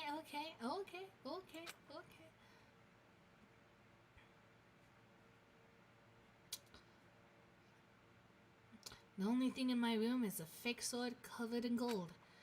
All it does is make me feel that much more uncomfortable. Anyway, there's still plenty of time left in the day. I really don't feel like just sitting here. Maybe I'll take a look around. You're about to have your first experience with free time. Would you like to hear more? Sure. As you live out your school life here, you'll be given free time at certain points. During your free time, you can spend time with your fellow classmates to deepen your friendships. You can also give them presents, which can potentially give them an even better impression of you. You can get these presents from Mono Machine in the school store. Come by early and often. At certain points, you'll witness intimate events, and new info will be added to each person's report card. These events can also open up new skills, which will prove useful as everything plays out.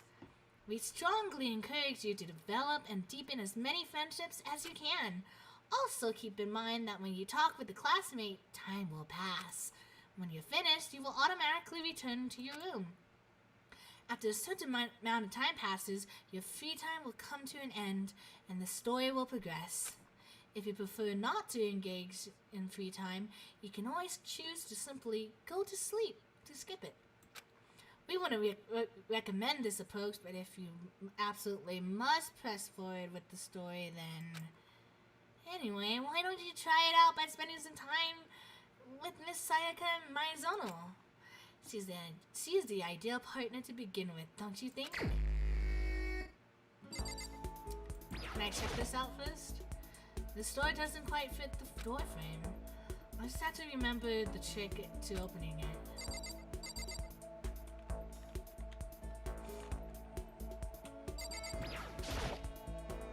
The only thing in my room is a fake sword covered in gold.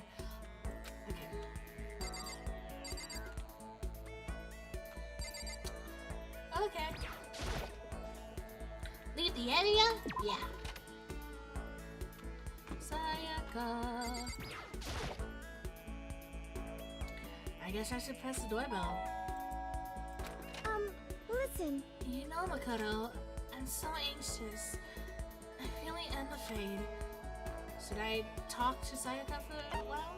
Yeah. Are you going to try and cheer me up? Sorry for making you take time out of your day. Like, you don't have to apologize, hon. It's okay. I did my best to comfort Sayaka. Sayaka and I grew a little closer today. Would you like to give... Do I even have a present? I don't have a present.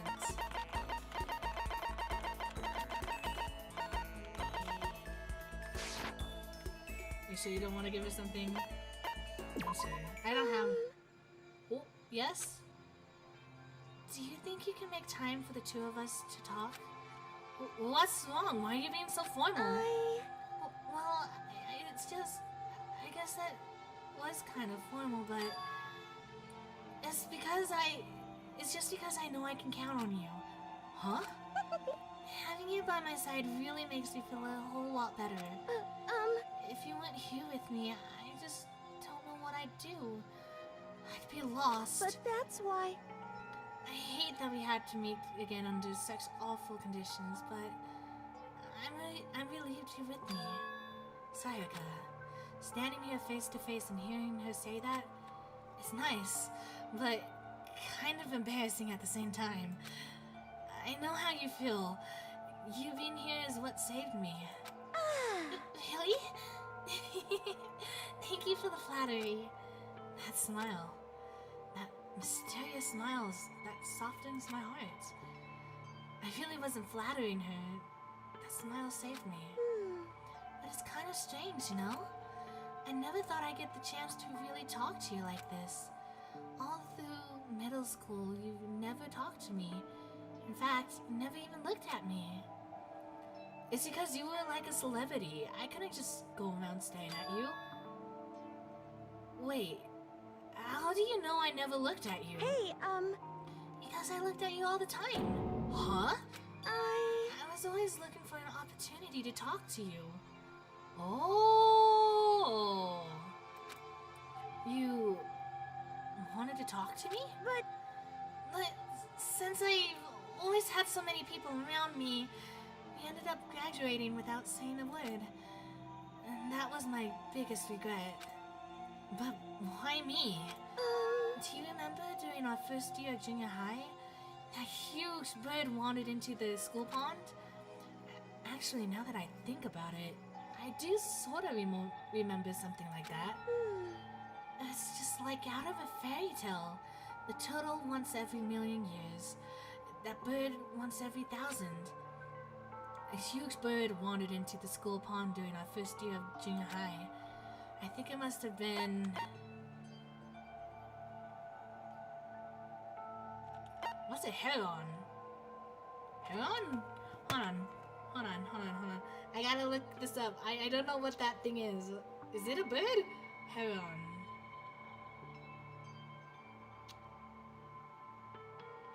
It is a bird. Oh.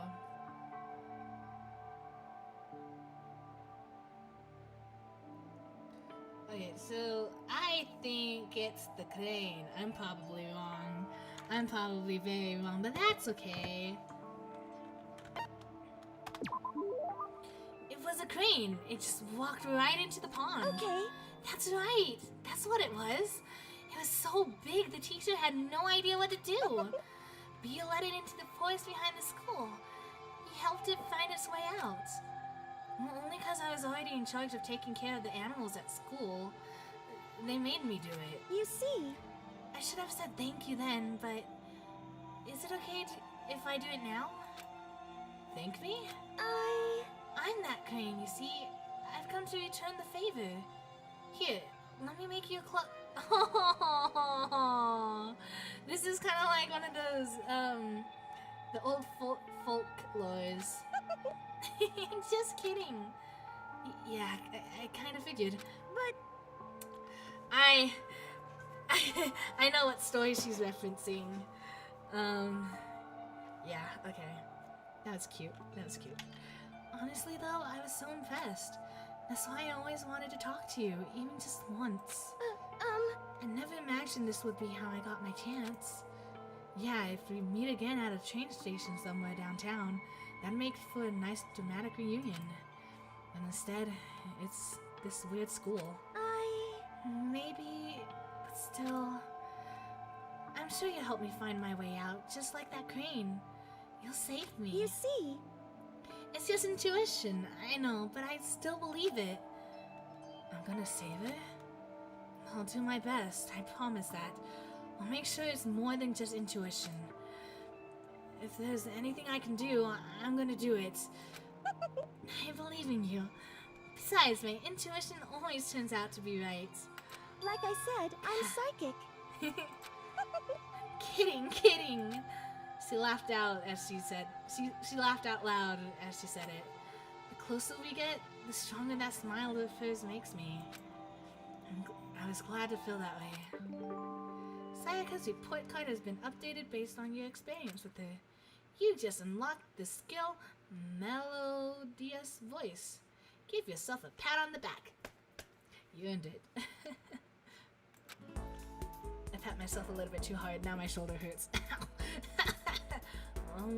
Well, once we were all done, I headed back to my room for a little while. Is it evening? Afternoon? Nighttime? Whoa.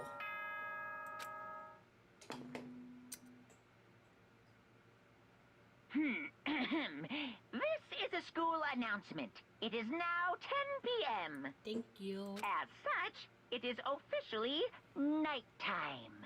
Soon the doors to the dining hall will be locked, and entry at that point is strictly prohibited. Okay then. Sweet dreams, everyone. Good night. Sleep tight. Don't let the bed bugs bite.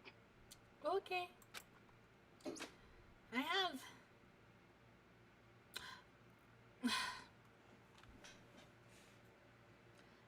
nothing happens tomorrow.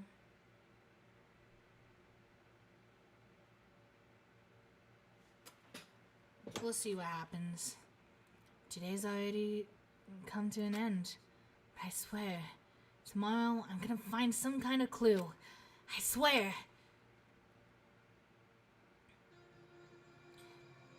As my eyelids began to slide close, the conversation I'd had with Sayaka that morning began to replay. In a way, it's almost frustrating. Even if I understand where her desperation is coming from, I can't share in it. The pressure she's under is way different from anything a normal high schooler like me goes through. She didn't just stumble into the school the way I did. So I can't say I feel things the way she does. Compared to her, no. Compared to everyone else here, there's no doubt I just don't match up. I guess that might explain my own frustration.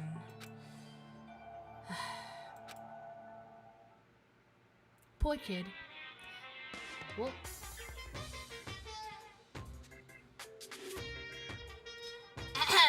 So, I'm sure that you've noticed the killing game has begun, but there's still room for a little laughter. It seems our newest students already so filled with despair still have some hope of escape. So, when will it begin? Question mark. When will the hope begin to die? Is it time yet? Is it time? Pounding excitement! Uh-oh. Ding dong, bing bong. Oh, I see now. Okay. I said that, I sung that way off tune. I'm sorry. Good morning, everyone! It is now 7 a.m. and nighttime is officially over. Time to rise and shine! So rise and shine and... Get ready to greet another beautiful day! Whoever voices Monokuma probably had a lot of fun recording that. Morning has come. What should I do today? Oh, it's free time. Okay. There's a notepad. Maybe I should write down what Sayaka told me earlier. Let's go ahead. Do this. We'll do that. We'll do this and this. Do this. Wrong one. Report card. Sayaka.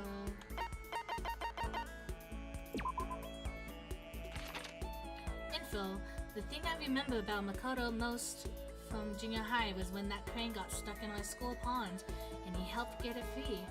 I always wanted a chance to talk to him after that. Melodious, is it melodious? Melodious voice. How do I pronounce that? What's the skill for? Well, let's go ahead and talk to someone else. Yep.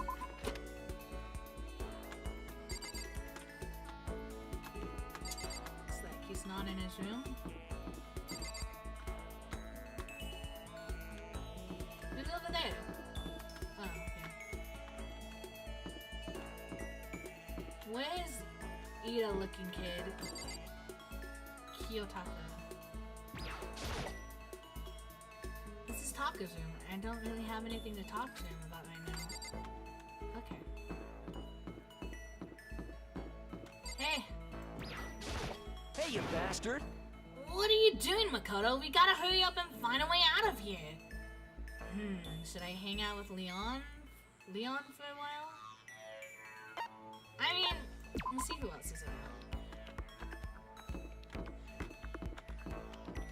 Oh, hold on. I actually want to explore for a second. Since we're here and all.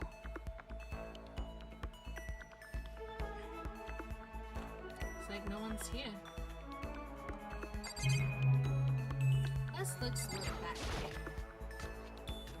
I've always wanted to go back here. Oh wow, that's a lot of... Okay. Do you know about them? What do they do? Do I buy stuff with them at the shop? There's some kitchen knives hanging on the wall. There's a whole bunch of different kinds. I had no idea you needed so many to cook.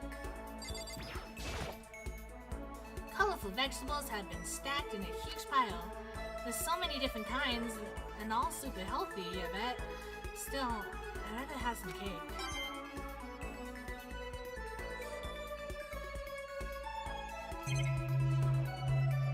Alright, whoa, that's a fancy looking display case. It's a deli-style display case. There's all kinds of food and stuff lined up inside. You collect them by pretty much investigating everything. So quickly... Darn it! What I wanted to... Right now it's just showing the school quest. I don't even want to think about when he might show up on that thing next. Ugh. Does that include the security cameras and stuff? Surveillance camera.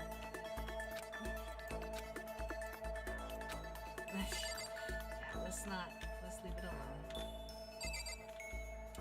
You can look up too. Okay. How do I... Yep. So, clicky everything, even the things I've already checked out before.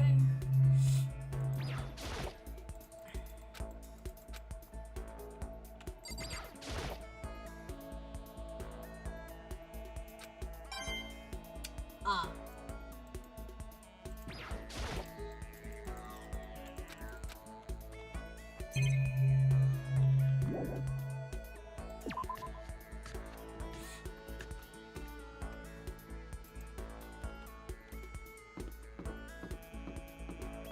Laundry.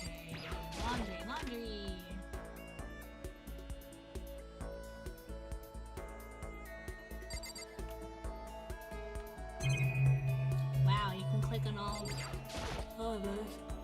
Ugh. They respawn? What?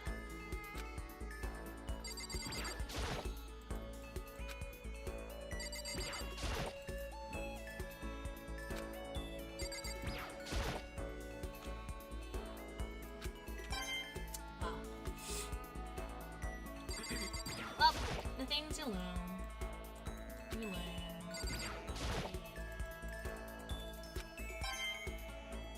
I don't remember how much it works. I've always clicked when I could.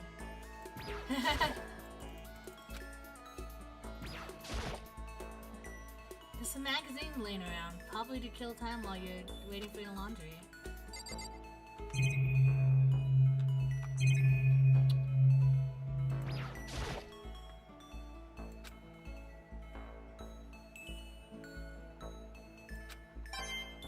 I think I know who it belongs to.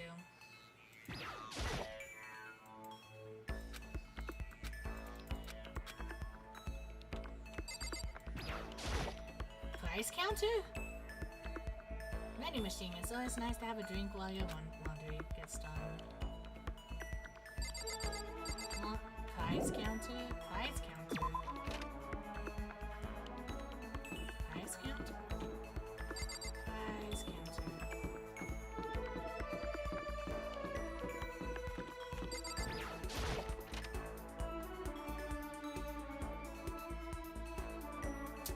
Oh.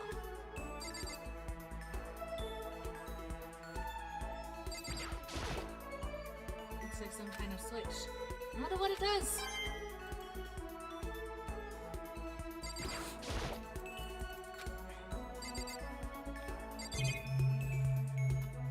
Hold on, what did that say?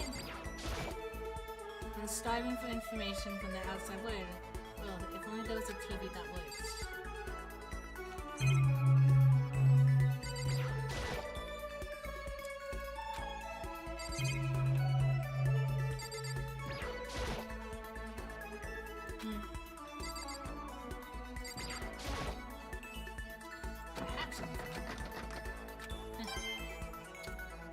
Wookie.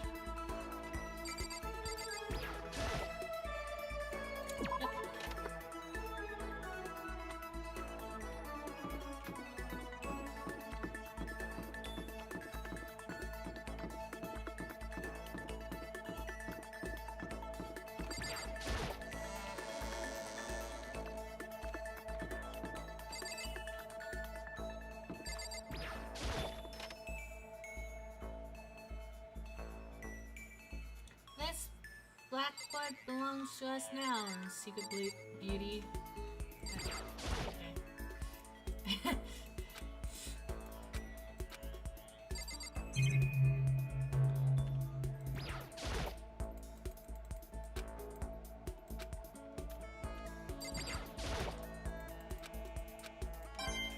Ah.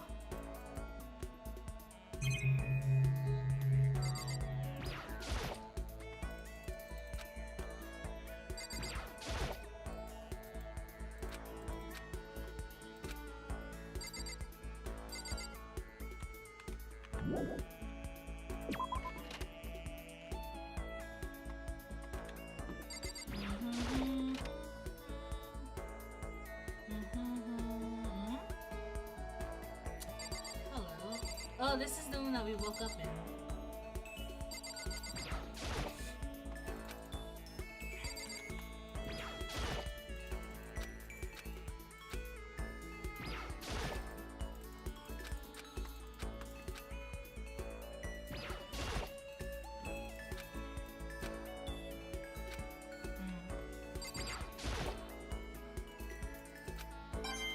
Ah.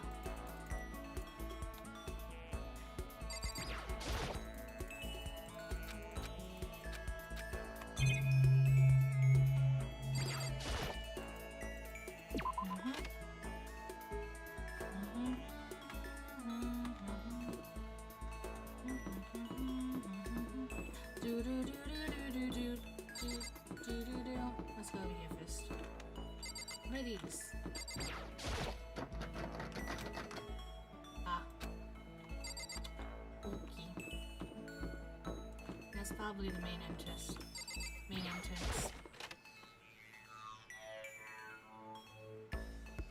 Ooh, fancy! What's this? There's nothing inside. Okay. It's a DVD player, but I don't see actual disc nearby. The DVD player is useless by itself. If you had something to watch, use that would help pass the time.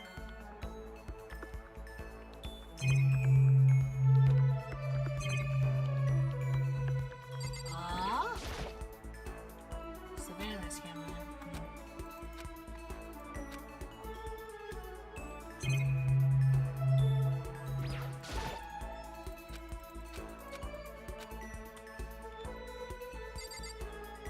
Some big.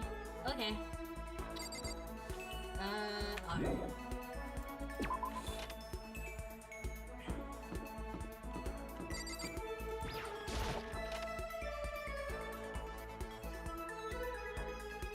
Ooh, fancy! What is all this? I'm guessing that's the price counter. Yep, this is definitely the school store. But it has kind of a Japanese monster blend. Seems more like a cluttered antique store. It does, doesn't it?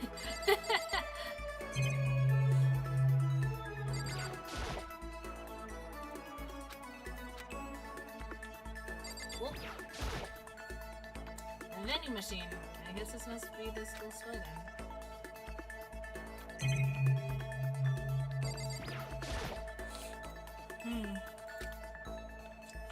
Okay, this? What is this? Ah, maybe if I turn a knob, the prize will come out. I'd like to try your hand at the almighty Mono machine? During your stay here at Hope's Peak Academy, you'll find coins scattered throughout the school. These mono coins are treasures valued by kings and thieves alike. You can use the handybook menu to see how many mono coins you currently have. And if you put the coins in this machine here, there's a chance you can win a prize. the more coins you use, the better chance you have of getting something new. Check the present section of the handbook menu to review your prize. Would you like to try it? Sure. I'm not that good. I don't have luck at gotcha machines, but okay. Okay.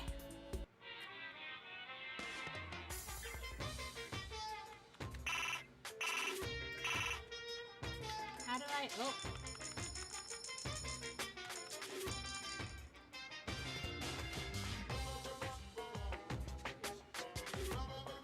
I guess...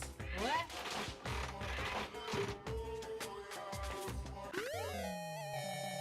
Ooh. Yay! Oh, wait. Oh, okay, so does it... Okay. Ooh. Oh.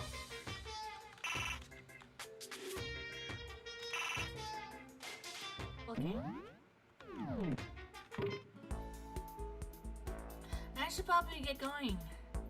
Okay. Yeah. Well, let's actually take a look at that, what we got. So we got potato chips.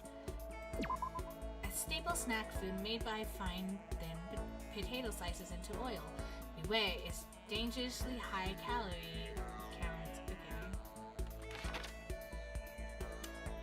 That's it.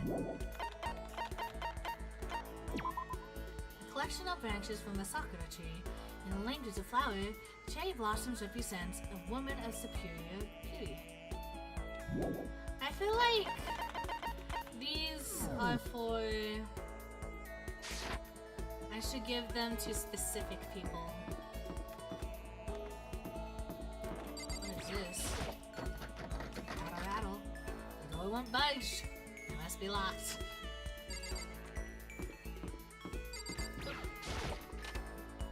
Oh, we can go into the boys. Hello. No, not yet.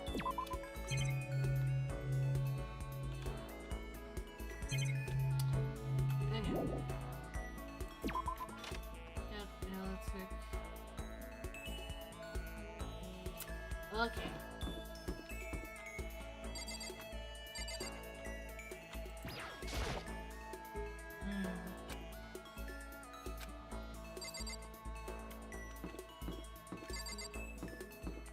Who shall I spend time with today?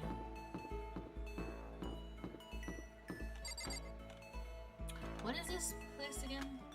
What does this lead to?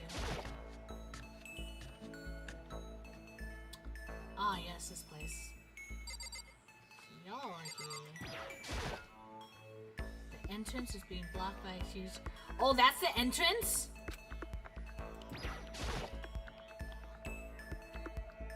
Okay. So, okay.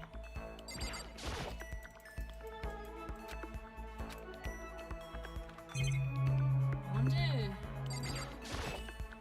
Huh.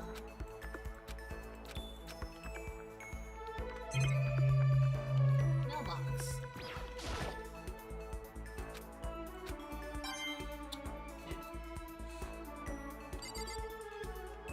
Let's go superior beauty. I feel like that would belong to.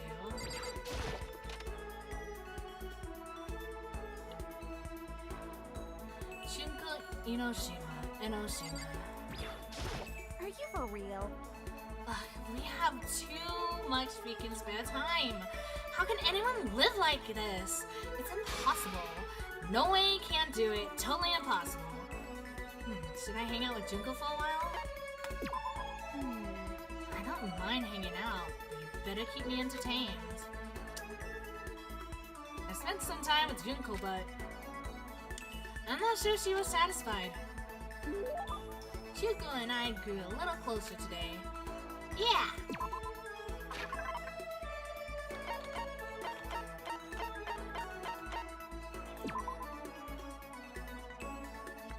Right? For real? This is just for me? Let me just give you a little peck on the cheek to say thanks. Aw. I get the impression that she liked it. That's good. Well, Listen, I just want to make this clear right up front. Don't get the wrong idea about any of this, okay? What do you mean? Yeah. I mean, I hope you're not expecting anything from me. Nope. Nope. Yeah. Gotta keep my virtues safe, you know. Huh? Wait, you mean... No, I'm not expecting anything like that. Huh? Come on. I figured. You're not that kind of guy, right? Looking at you, I get the whole total Omega? Male vibe? Yeah. But still, they say even the tamest guy can turn into a wild animal.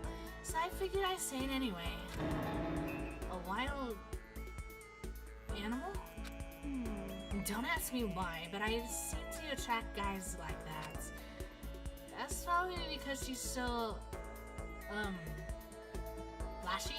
What the? They call me super late at night and all like, hey, let's hang! Like, I don't know what that means. Let's hang sounds so simple though. Well, why super late at night and why is Junko seem annoyed at it? Hang out? Hang gliding? What's hang gliding? Hang gliding? Hold on, I gotta search this up because I'm confused. What's hang gliding? Oh, that looks fun!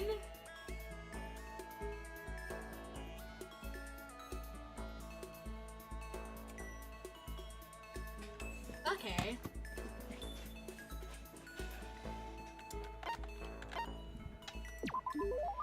Oh, you just meant hanging out. Huh, did you just come to a decision or something? No, forget it. For real. Anyway, so we all get it, but the whole group's full of dumb butts. Keeping creepos like that away is like a full-time job, you know. Yeah, must be tough. I mean, you're a model and all, so you must be really popular. Wow, Makoto, you actually get it. You do get it, right? You totally get me. I do? Totally. Listen, maybe I can introduce you to some of my friends sometime. So, what's your type? You're super passive, right? So you need an aggressive girl. For real? Yeah, I think that'd be good for you. Someone who'll go after you and not give up. No, I don't really... Yeah. I'll find the perfect girl for you as soon as we get out of here. I hope you're excited as I am. Shuko seemed really excited as he walked away. I don't really get it, but I guess she likes hanging out with me, question mark? Oh. Junko report card has been updated based on your experience with her. Your maximum number of skill points have increased. Hey, look at you go! Way to go, champ. Once we were all done, I headed back to my room for a little while. Is it nighttime?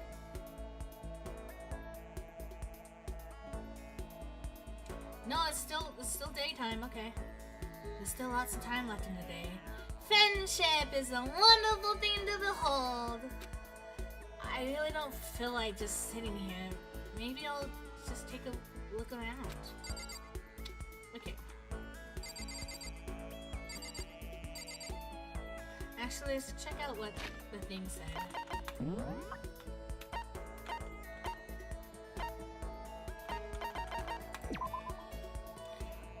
I always want to say Junko Kirishima, but that's not right.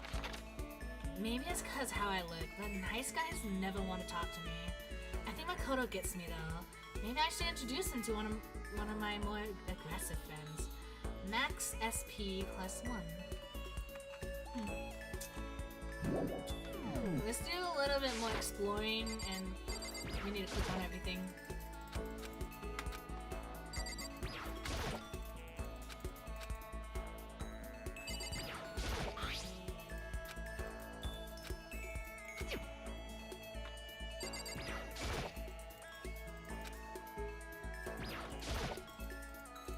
Wait a second. No, I found it in the trash can. Is it in the trash can?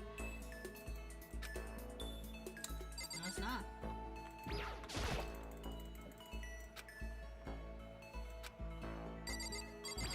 More presents needed. I know. We're gonna go... What haven't we explored yet? We haven't gone into the gym.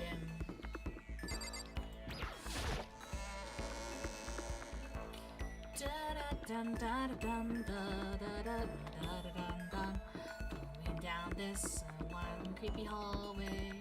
Turn to the right and gym!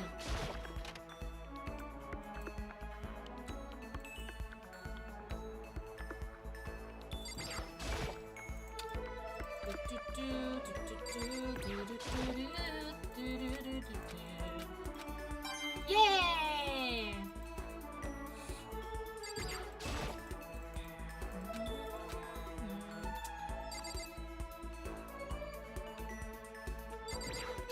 Let's go into here. Oh. Oh, like it's a volleyball. Oh. Yes, I see it.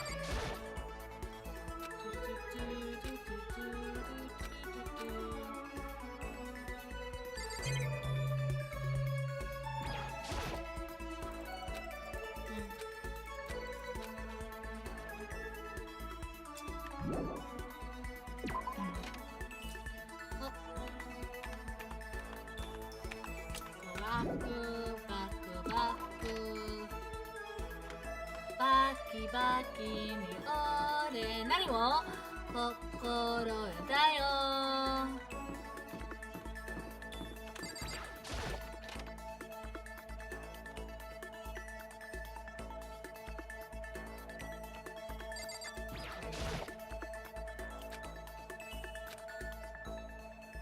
Yep.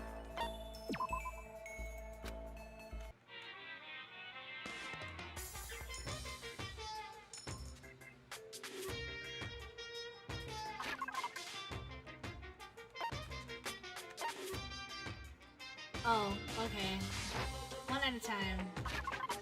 That's not a lot. This number. There we go.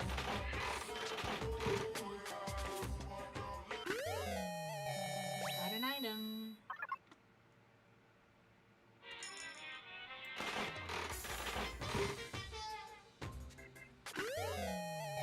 Yay! Okay, let's go.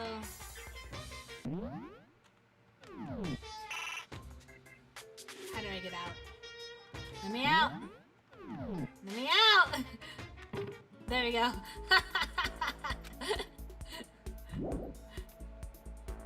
Yep, okay, so F1.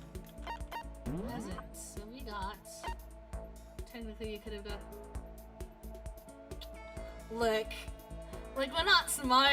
We're not smart. It's fine. It's fine. I thought you wanted you. Lou, look.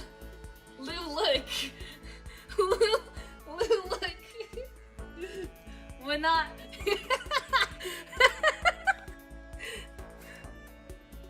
You should know me by now. I always make mistakes. You should always expect the worst outcome. That I'm gonna mess up somehow.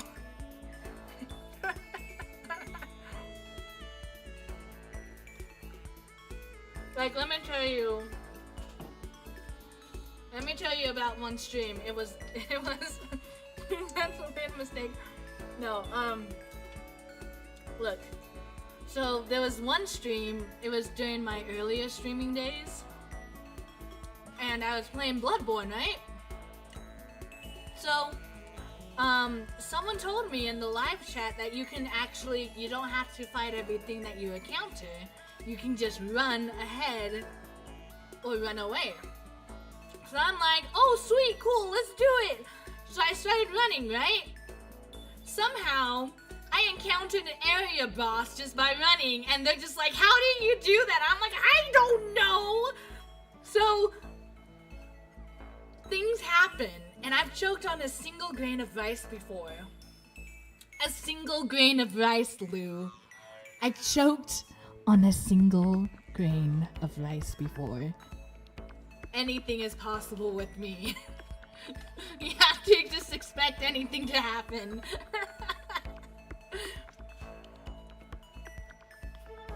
Pastime. Your luck is either incredibly good or bad. Oh, can I tell you? So one time I was stage crew. I was stage crew member for high school. I was running out the hallway to go to the other side of the school to get something, and time was of the essence, right? So I was running. My phone, and this was back when like the sliding phones were a thing, you know, like the flippy and the sliding phones were still big. My phone fell out of my pocket, and somehow in front where I was about to step, I stepped on my phone, and I twisted my ankle.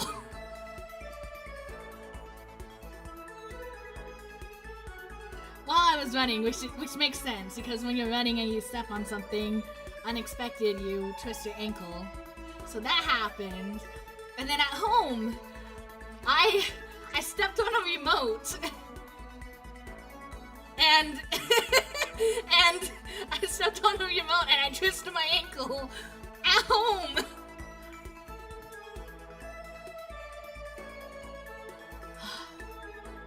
Things just I have bad luck, okay? I have bad luck.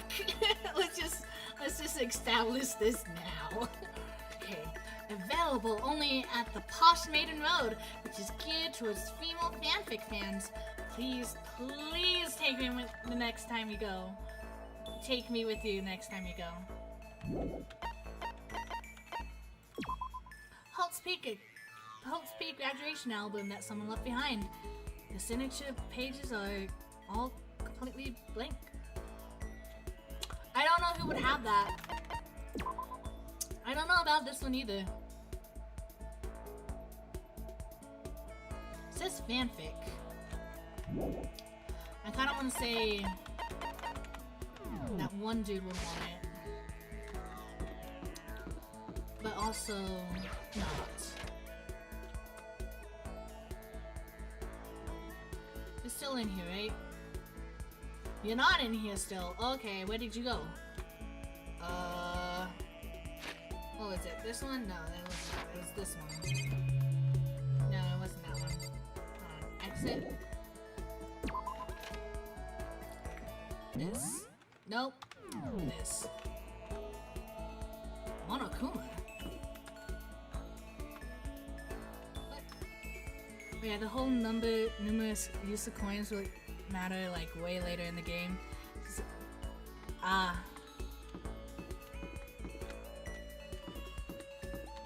Oh, so that's Monokuma Zoom. Okay.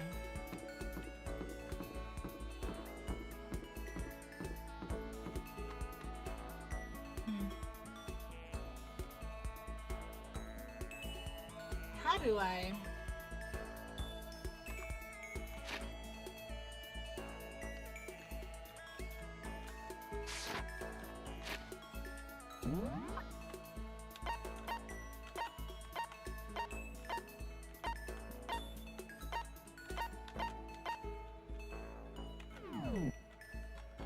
Click? What?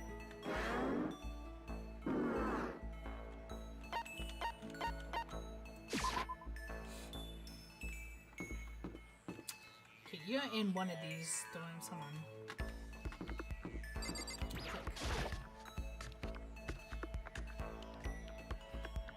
Okay. I'm guessing you're in here.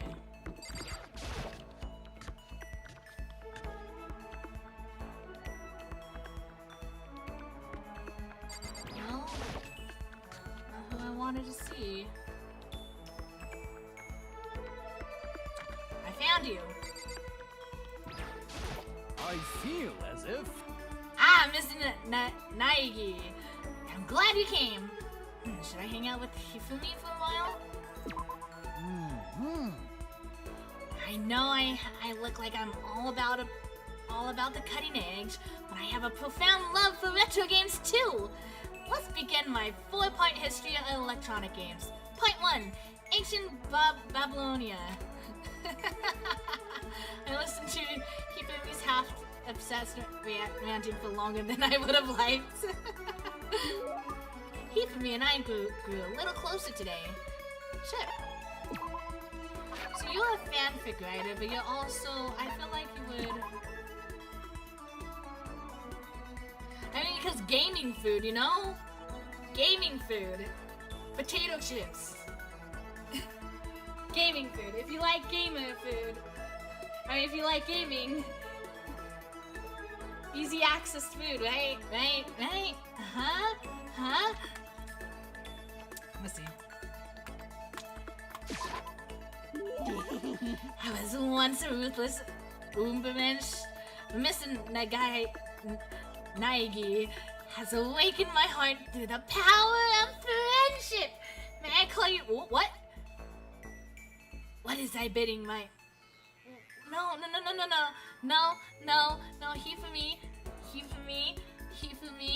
He for me. No! Seeing he for me so pleased with something I gave him makes me happy. I see quality in you, Mr. Naegi. True quality. Mr. Naegi! Naegi. That's why I decided to present to you my lecture on the nature of fanfiction. Lou, no. If we're gonna be friends, you must be fully informed. I will permit no fanfic bigotry whatsoever. I don't think I have any fanfic bigotry. I mean, I don't really know anything about that kind of geeky stuff anyways. See? There it is! To you, fanfic equals geeky, right? But is that all that word is worth? Did I say something wrong? Makoto, you said something very wrong. That's okay, because I take the word geek as a compliment. But you see, there's nobody on earth who's so full of knowledge as a geek. Yes, indeed. In a sense, a geek is like an expert. That's right, a total expert. A successful musician must necessarily be a music geek. A good movie director is a movie geek, you see? It's those experts, those geeks, who open up the worlds to others. So when you say writing fanfic is geeky, you're recognizing us as true experts. Okay, so what exactly is fanfic then? Here we go. Oh, he doesn't know what. Are there actually people who don't know what fanfic is? Oof, super direct question for the win. Basically, we have all different kinds of stories and events, right? These are where groups of holy warriors sell their own stuff based on games, comics, anime, everything. There are many people.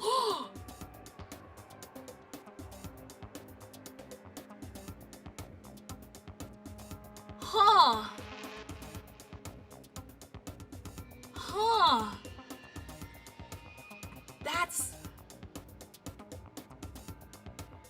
I thought it... Okay. So there's people who don't know what fanfiction is.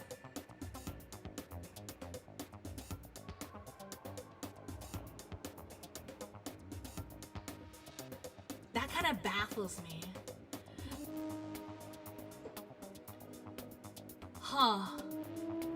Okay, these are where groups are, okay. And the stuff those people make is fanfic? Comics are the most common creation, but it also includes games, music, and even merchandise. Kira's whole world has been shaken. It's true! By the way, there's a name for when a group of fanfic creators come together. Specifically, it's any organized group that comes together to release the work. A group that comes together to release the work.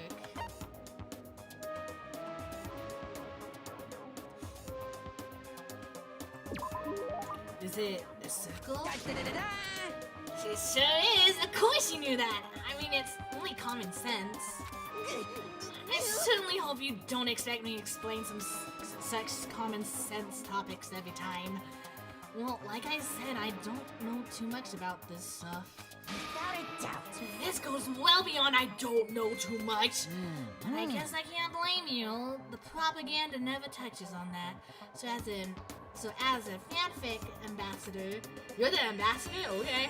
By the time I'm done with you, you'll be itching to buy a premium pass to next fanfic.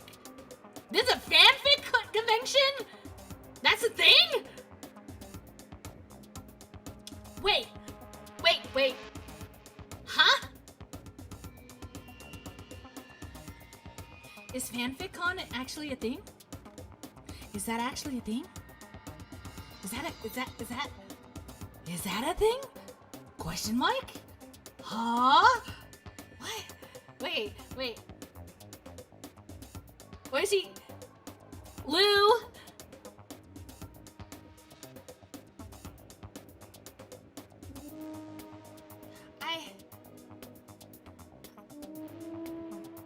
If there's flat earther conventions and furry conventions, you be... There's flat earther conventions? I feel like I had this conversation before.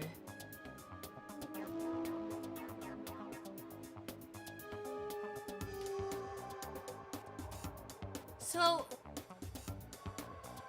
Huh? Wait, but then what would you do at a fanfic convention? Would you... I mean, I can see fanfic writers going and actually no, I can see a lot of things going on. Okay. Yo, I want to go to a fanfic con. That would be cool. But I can cosplay as my OCs, which I made. Bro, that'd be cool. That'd be cool. I am learning new things today. Okay. Obviously, he's excited, but... Yeah, that's it for today. I hope you're excited for your next lesson. I can't wait to see what the future has in store for the two of us. I'm kind of scared to see what the future has in store for the two of us. Hifumi's report card has been updated based on your experience with him. You just unlocked the skill Handiwork. Give yourself a pat on the back. You earned it. Hold on, let me actually scratch my back because it's actually kind of itchy. Okay. After we were done, I decided to head back to my room for a while. Is it still daytime or is it nighttime? It's nighttime.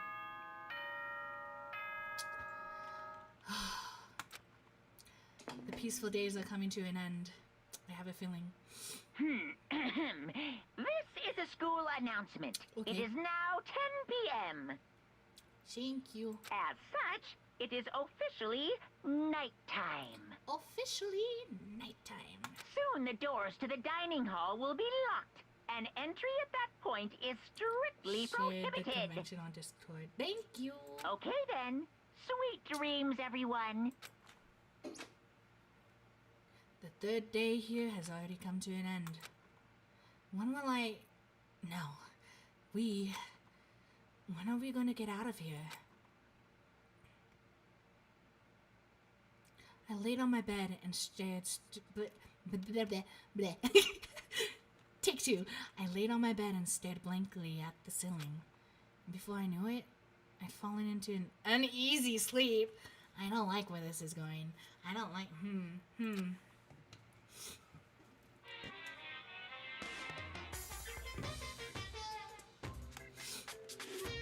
Oh, race car? I need an immediate, fast-acting pick-me-up. If it doesn't act now, it's the same as giving it to regret. What do you think guides the world? Speed, of course. That's why Formula 1 drivers are so popular. Any idiot can accomplish something if they take it slow. Even a human piece of excrement could create a masterpiece if they spent their entire life on it. Someone who does things in a timely fashion is both wise and admirable. Straight is better than a curved or an angle.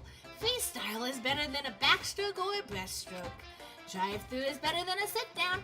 A Sunday comic artist is smarter than a graphic novelist. What I'm saying is, speed is the gold standard of the standard world. Which is why I said I need that pick-me-up. Meanwhile, 0.0000002 seconds later, ... Oh no. Please be okay. Everyone, are you okay? Please be okay. Please be okay.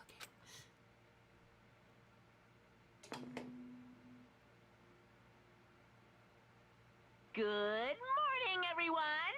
It is now 7 a.m. and nighttime is officially over. Time to get ready to greet another beautiful day! Sorry, I accidentally cut you off.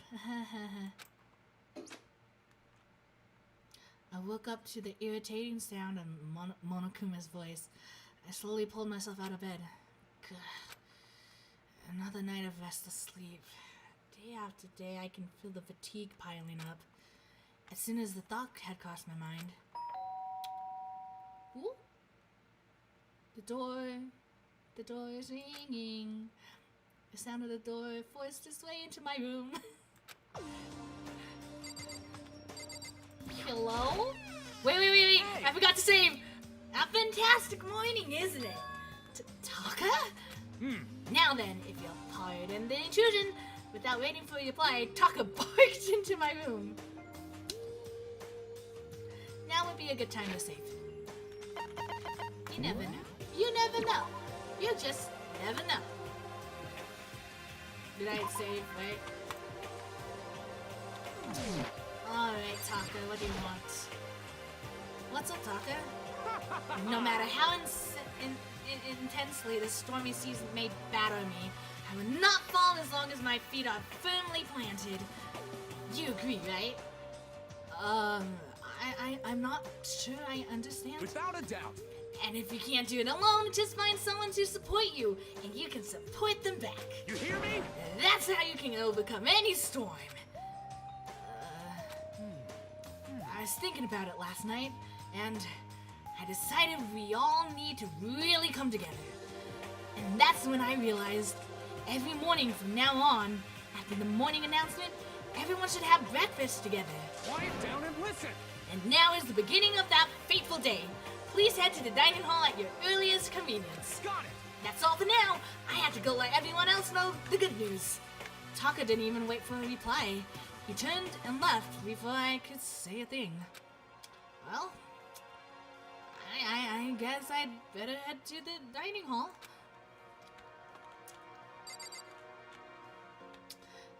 Do I click, clicky, clicky, click, click, click, click, click? Haha. Right? I'm supposed to check all these things, right?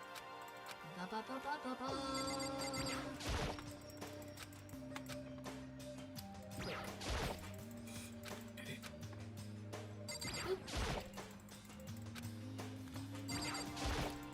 Maybe I should tidy a bit. What's there to tidy up? The room is clean.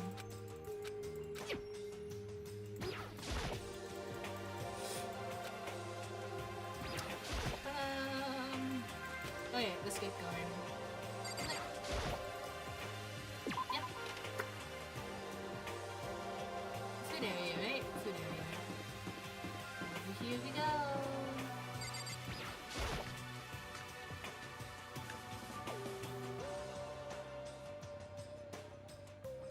Well, it seems like everyone is here. Okay. Actually, let's see. Oop. Okay, we can talk to everyone.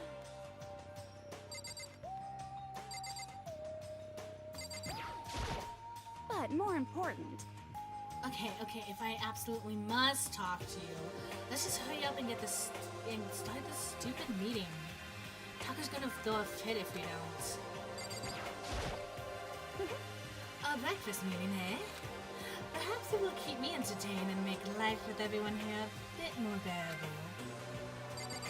How do I get over to you? at me for? Mr. Goody Two-Shoes is running the show for now. Good morning. Good morning, Chihiro. It's nice to get to eat with everyone. With so many people, it's actually kind of fun. Hey, Makoto. Good morning, Makoto. Morning. Breakfast time. Breakfast time. Gotta eat a big breakfast at breakfast time. Oh, she's cute. Good morning. You. I know how that feels. Hifumi, you don't seem too energetic. Oh, very sad. How can I be? I just woke up. Hold on.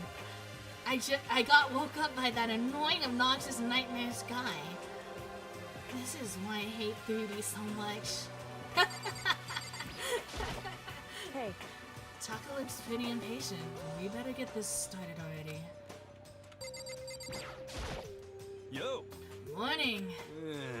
Man, waking up to the sound of Taka squawking is not a fun way to start the day. Good morning. Good morning. To bring everyone together for a breakfast meeting is a very Taka-esque suggestion.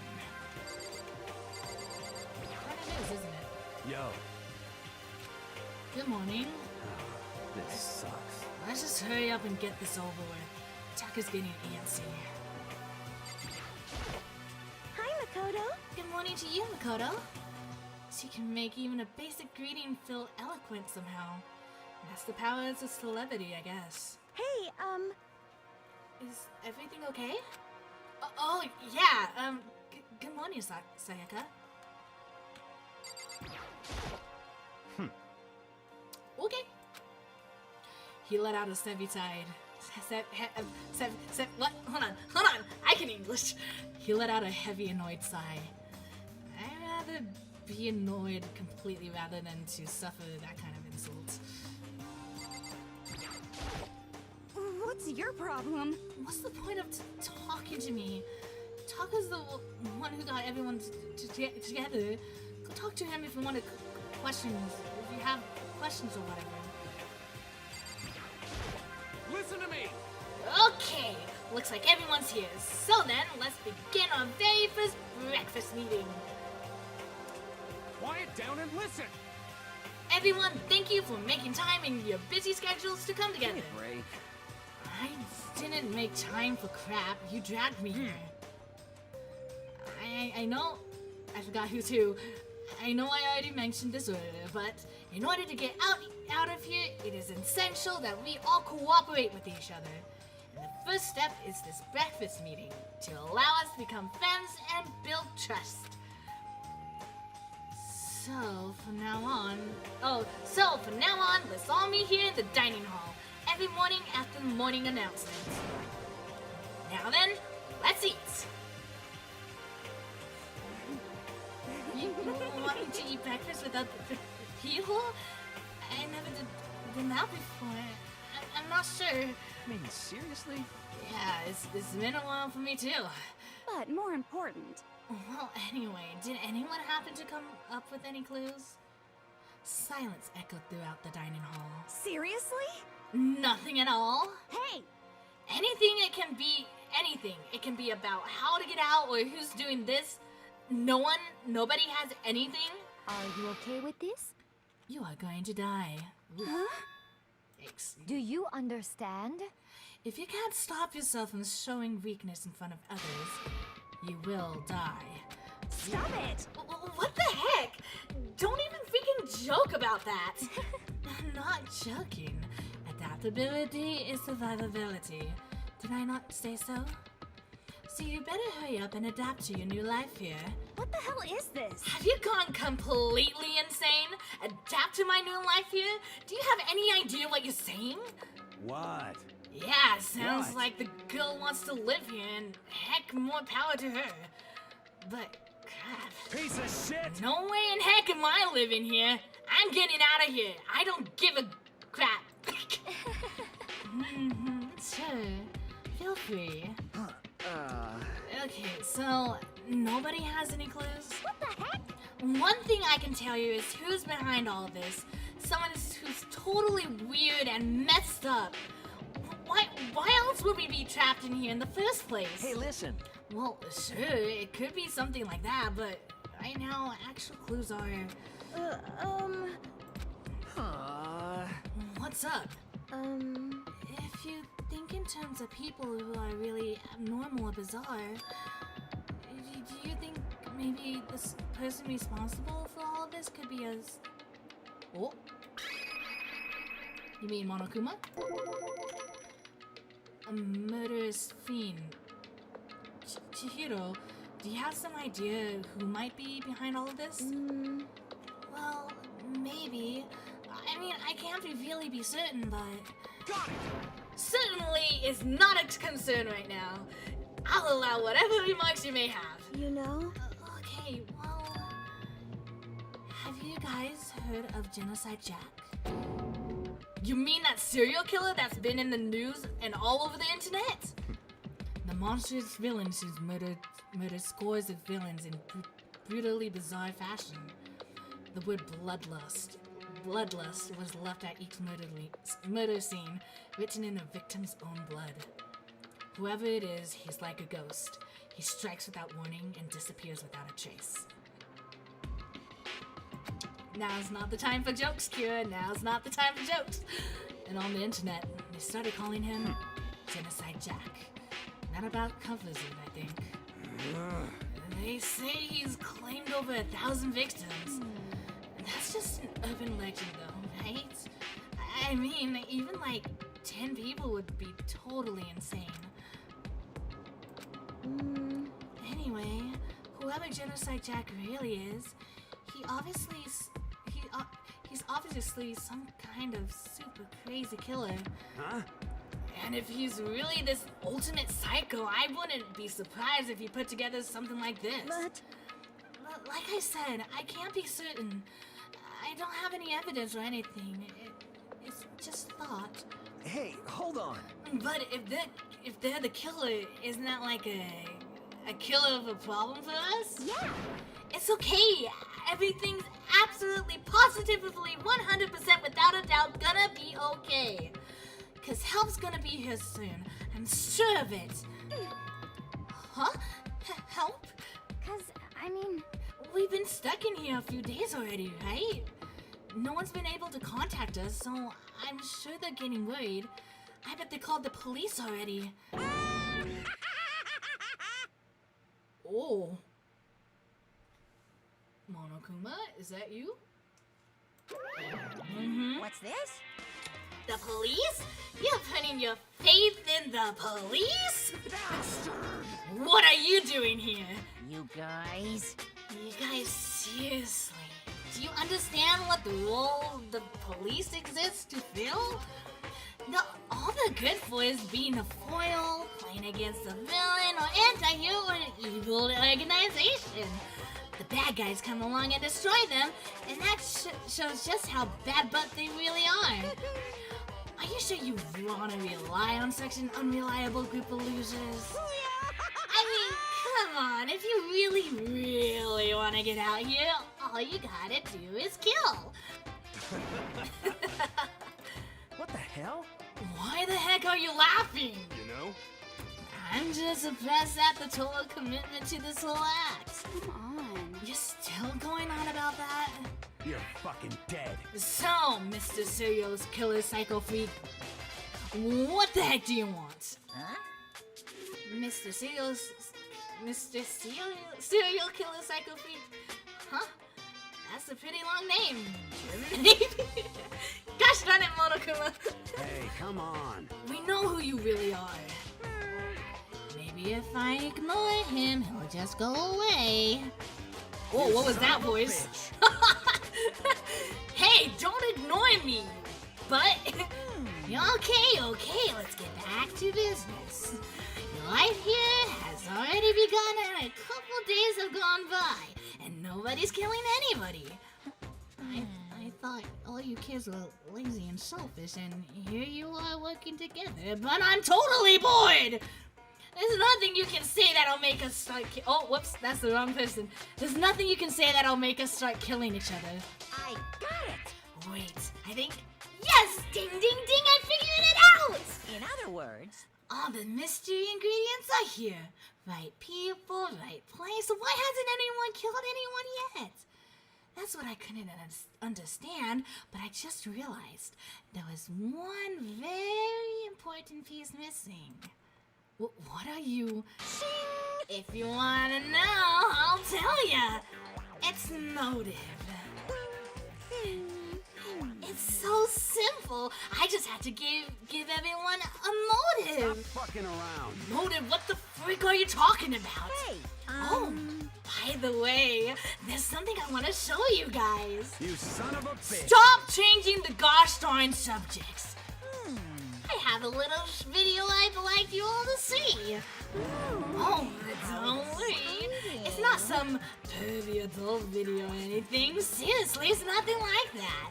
It's a special video for each of you showing what's going on outside the school. Outside the school? What are you talking about? hello. Oh, Master's so impatient today. Why don't you just watch it and find out? Here in the school, there's a specific place you can go that has everything you need to watch the video. Correct. Good, and then we can just go watch the video right now. But before we do that, I'd like to know, what are you? Why would you do something like this? What do you want from us? What do I want from you? Well, if you must know... Just there. That's all. Okay.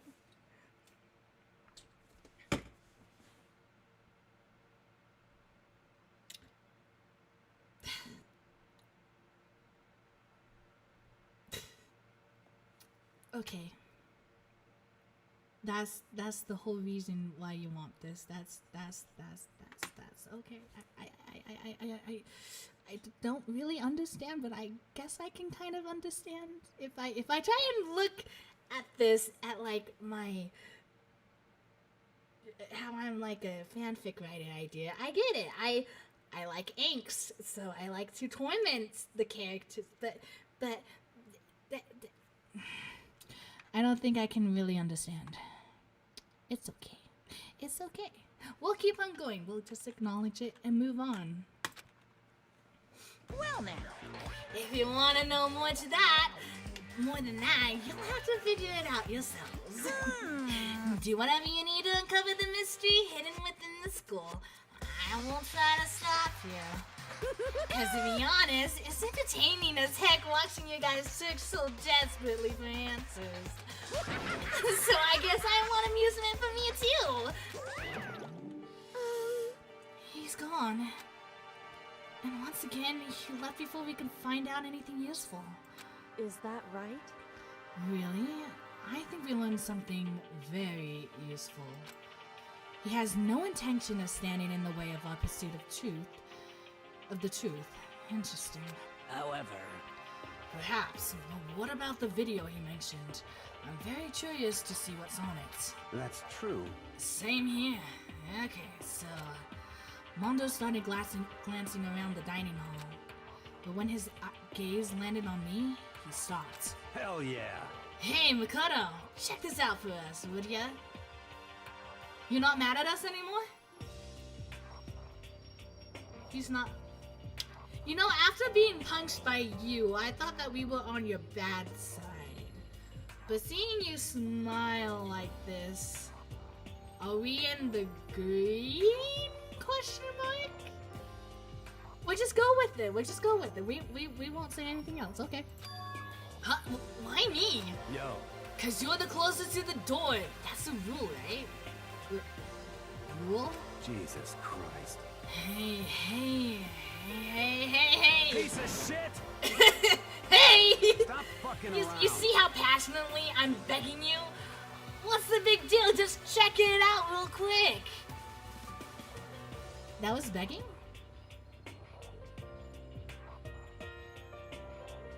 Okay, we'll keep that in mind. Okay. Bugle Boy just has good mood swings. Okay. Okay, I guess I'll get going then. Hell yeah. Awesome, thanks. I owe you one. You're giving me... Mondo! Mondo, look. Buddy, look. We are a timid person. If you yell at us, we're gonna think that you're mad at us. Just yelling out, hey, is not begging. We'll work on it another day. We have time. Hey, If Makoto's going, I'm going with him. It's not safe to walk around this place alone. Yo. Yeah, sure thing. And we're counting on the both of you. If anything happens, just yell and I'll come running. You're such a dependable person! Gosh darn it. Mondo. Boy. Gosh darn it. Okay. I can't decide if Mondo is totally dependable or completely terrible. Yeah, I'd have to say he's kind of both. He's not exactly a bad person. Facts. I definitely can't say he's a good person either. I casually shrug at this. So then, where's this specific place Monokuma mentioned? It's the AV place! There must be somewhere you can watch DVDs, but... if it's a place to set up to watch DVDs, then... No, it's still here, right? No, it's over here. Wait, come on. I'm lost. No, it's in the school. Rip my vocal cords. I'm gonna have to go on vocal rest for a day.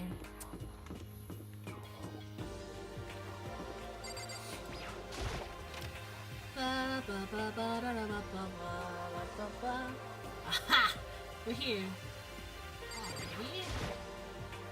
Next to the monitor is a high-end DVD player. I should be able to play DVDs, but I don't see actual discs nearby. Oh! In here. Aha! I knew it! Huh? There's something inside this cardboard box. It's a bunch of DVDs, and each one has a label on it with someone's name. This must be the video for each of us he mentioned. Hold on a second. I better go tell everyone. She just ran off, okay. Okay. I didn't follow after her, I just stood right there where I was. The DVDs in front of me had robbed me of all awareness. I was rooted in place. I think I see something. What do you see? What do we see?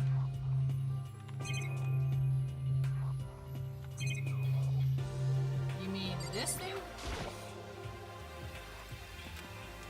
Maybe I'll just watch mine real quick before anyone else gets here. I sorted through the DVDs I found in the box and found the one with my name on it.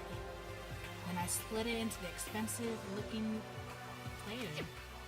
I sat down and stared intently at the darkened screen. And then... I don't like this. Is that... his family?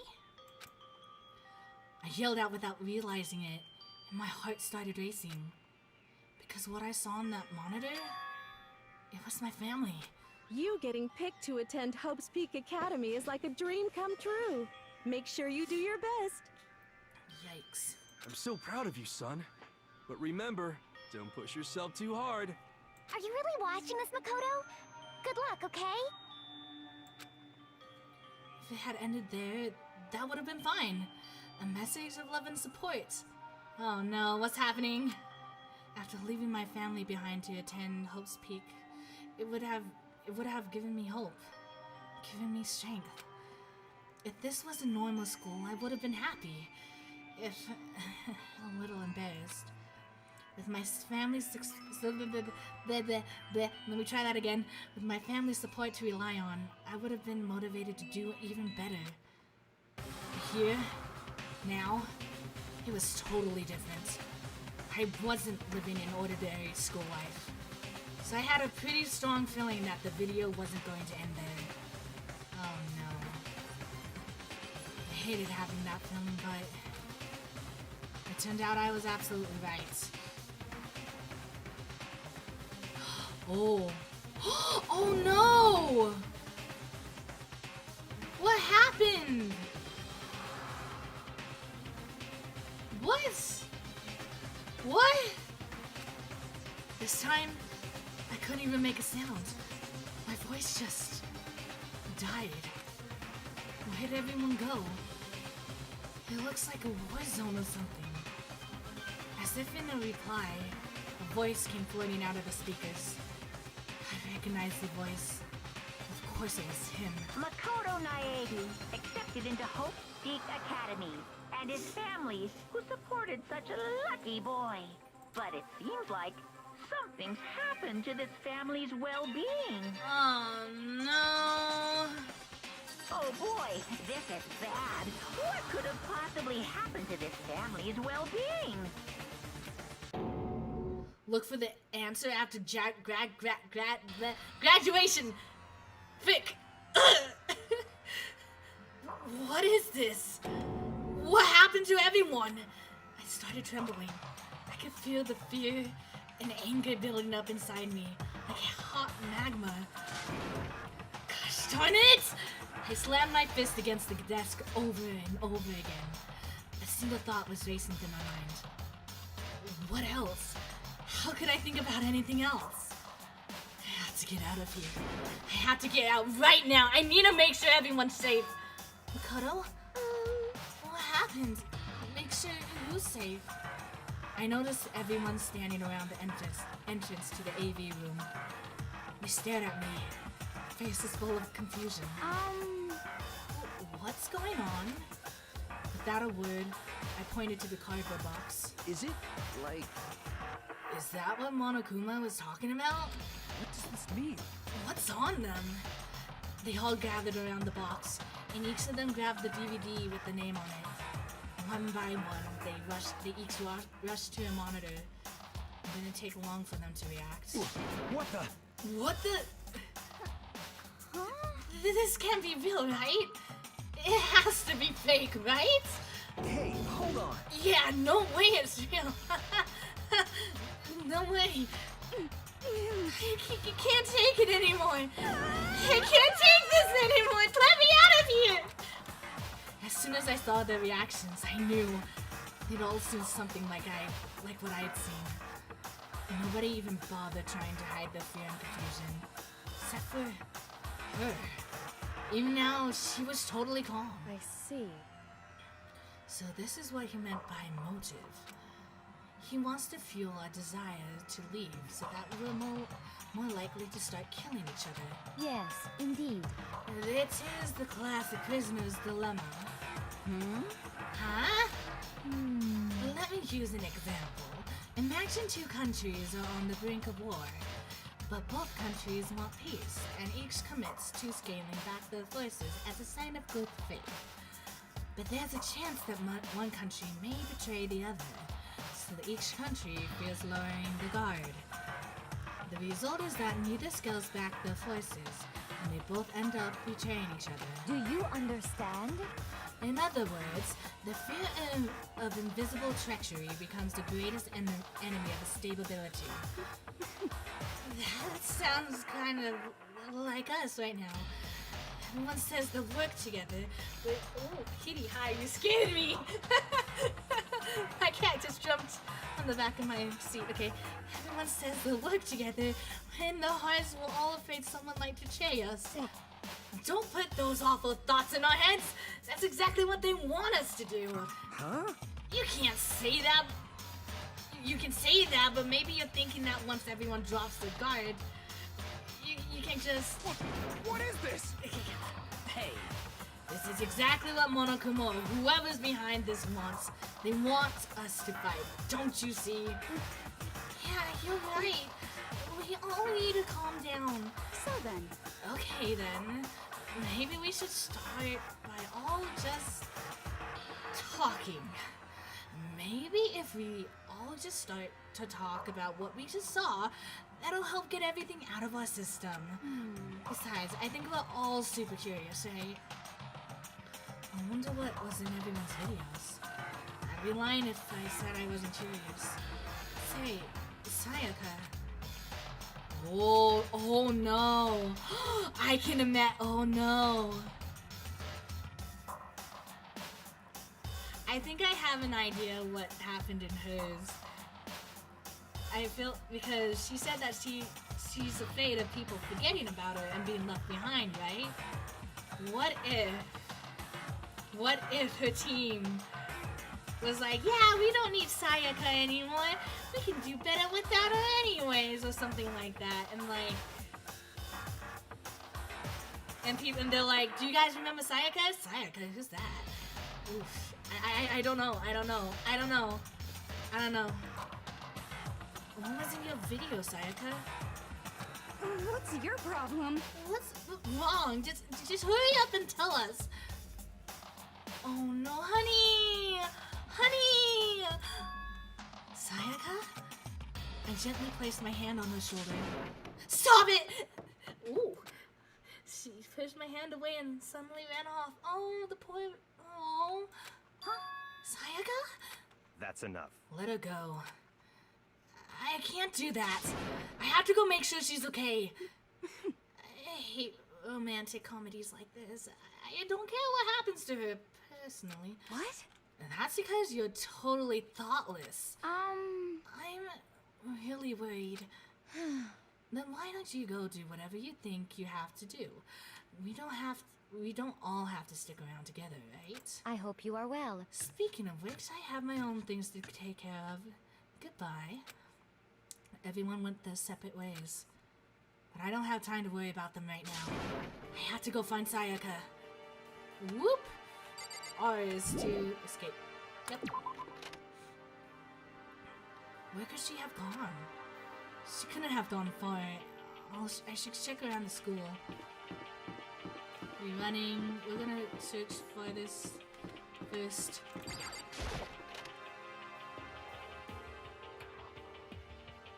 Sayaka?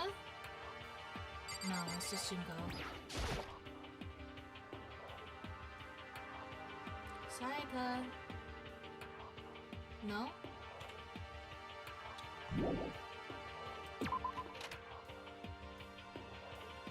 I mean, if I was... I don't think I can go into the bathrooms, the girls' bathrooms. Exactly. Where did she go? Here? Sayaka? No.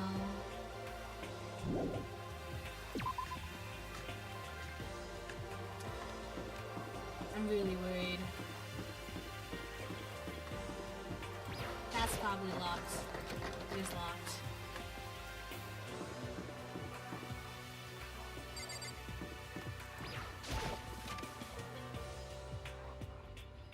Honey, Sayaka, where are you? Where is she?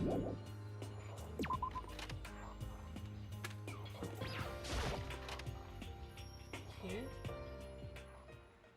Ah. Whoa! I don't like this music. I don't like this music. Hold on, we're gonna save? We're gonna save.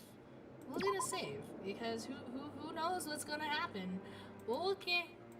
Okay. I'm gonna save again just to make sure. I don't like this. I don't like this at all. I don't like this.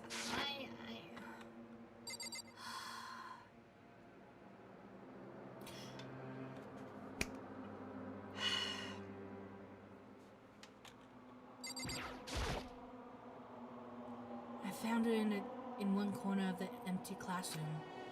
She was sitting in a chair, hands on her knees, staring absently at the floor. She looked like maybe she was upset or angry or No. She didn't have any expression at all. There was nothing on her face that you could call emotion. It was as if her original mask has been stripped away. Sayaka? Are you okay? Yeah, I'm fine. Actually, no. How could I possibly be fine? What did we do to end up like this? Why are they doing such terrible things to us? I want out. Let me out of here right now. Sayaka, calm down. As she thrashed around, I grabbed her by the shoulders. Huh? I understand. Look, I know how you feel right now, and I think what might have happened to my family. But now more than ever, we have to stay calm. This is exactly what they want. They want us to lose our composure and to stop thinking rationally. Think about it. Those videos have to be fake. Because if those things really had happened, people out there would be in an uproar. Roar. Our families, the police, everyone. Right? So let's just calm down, okay? Otherwise, we've already lost. I knew I was trying to convince myself just as much as her. I kept repeating those words to myself to clear away the images that had burned into my brain. Be calm, okay? Just be calm. As long as we work together, I'm sure we can find some way out of here. And help might even come before that. What if there isn't a way out? What if help never comes? If that happens, then I'll get you out of here myself, no matter what it takes. When I said that, I paused. I had no idea what had come over me. Aww. Sayaka? Please, help me. Her voice was small and shaky. Why? Why is this happening to me? To kill or be killed? I just can't take this anymore. Sayaka.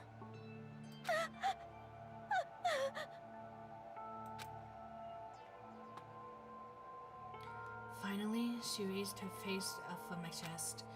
She looked at me with those big, white eyes of hers. Makoto! Can I can't do crying voices. Can I believe what you said? Huh? You help me get out? No matter what it takes?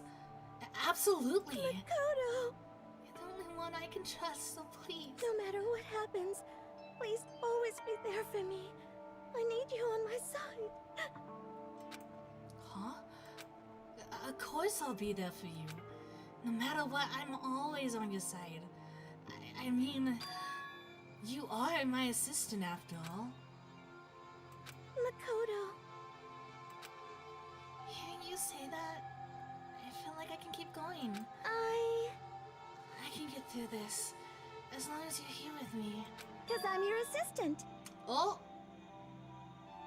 Like you said, that smile I'd come to know so well returned to her face. It felt a little forced.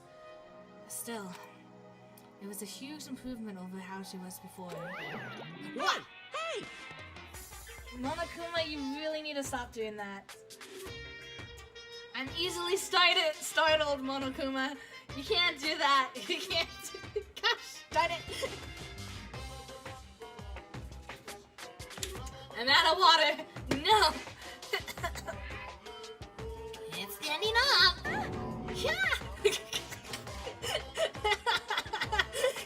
That was a weak butt, Kira.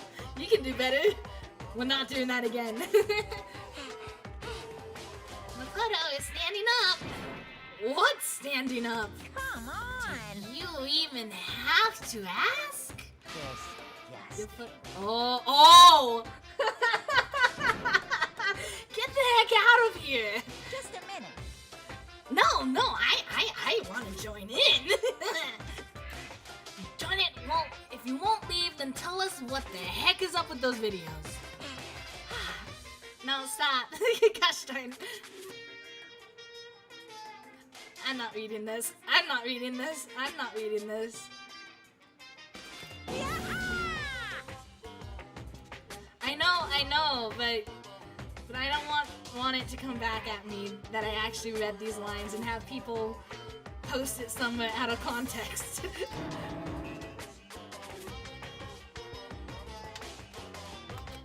I balled up my fist, took aim, and swung as hard as I could. I have never put so much energy into a single motion before in my life. I leaned back, channeling all my power, and let it go with everything I have. Oh wait, no, that was us. I don't know what happened. Did we get hurt, or was it Monokuma? See, exactly, Lou. Are you okay? If I hadn't avoided your punch, you would have just violated school regulations. Hey, but boy, are you slow. I could have downed $1,000 full course dinner in the time that you took you to finish your swing. Your speed, agility, alertness, passion, boldness, sense of despair, antagonization, it's all lacking.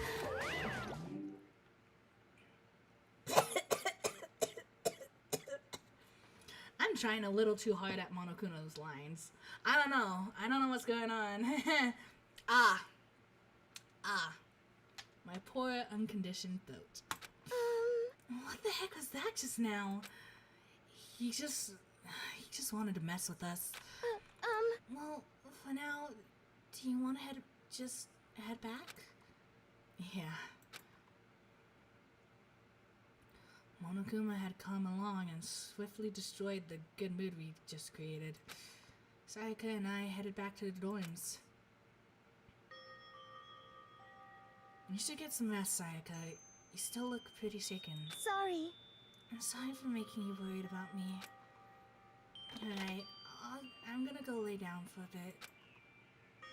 With a nod and a small bow, she disappeared into her room. Now on my own, I headed off to tell everyone that Sayaka was okay. Once that was done, I decided to go back to my room. It was hard to think after watching that deranged video. I needed some rest of my own.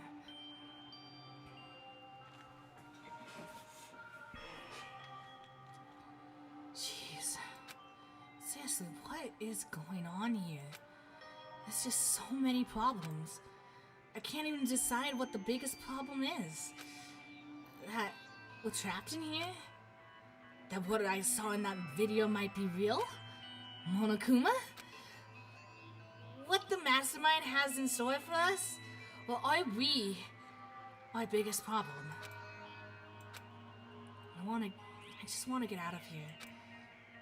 But I could never kill someone. Do the others all feel the same? Yeah, that's definitely the biggest problem right now. The poor kids. Gosh darn. Gosh diddly dang darn it.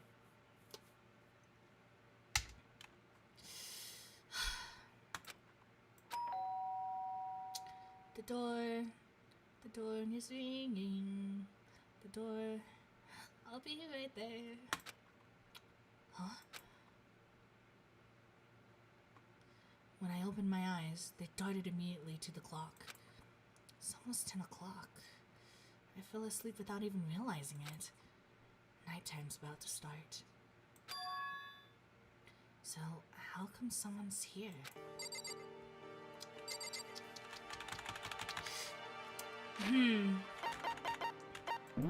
We're saving. Save!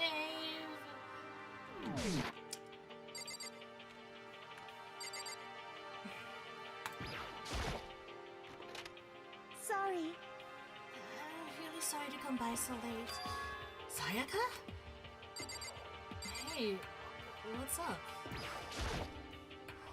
Sorry, what are you doing out so late? That's when I noticed. Her body was trembling. Is everything okay? It was so strange. I'm sorry to bother you, but something really weird just happened. Something weird? Makoto. Just a little while ago, I was laying down in my room, and all of a sudden, my door started rattling and shaking. Her voice sounded like all the air had been squeezed out of her lungs. Just hearing her talk made me tense up. I was so scared. It was like someone was trying to force the door open. My door was locked, so they couldn't get in, of course. But they just started shaking the door harder and harder. I was so scared I couldn't even move.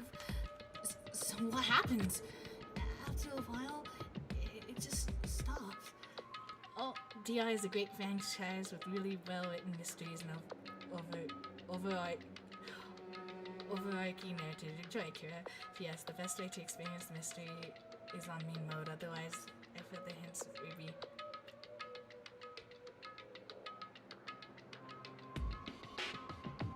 Oh yeah?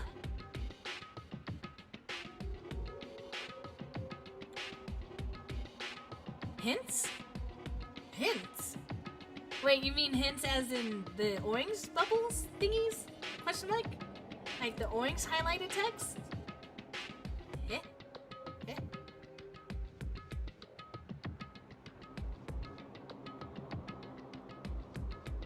Is it too late to change the game settings now? Question mark? I let some time go by and then I got up and opened the door to check outside. Makoto. No one was there. In minigames where you have to spell out a word or something, it may give you so many letters that the answer is obvious. Eh? We need Kira to be able to play the game, Jack.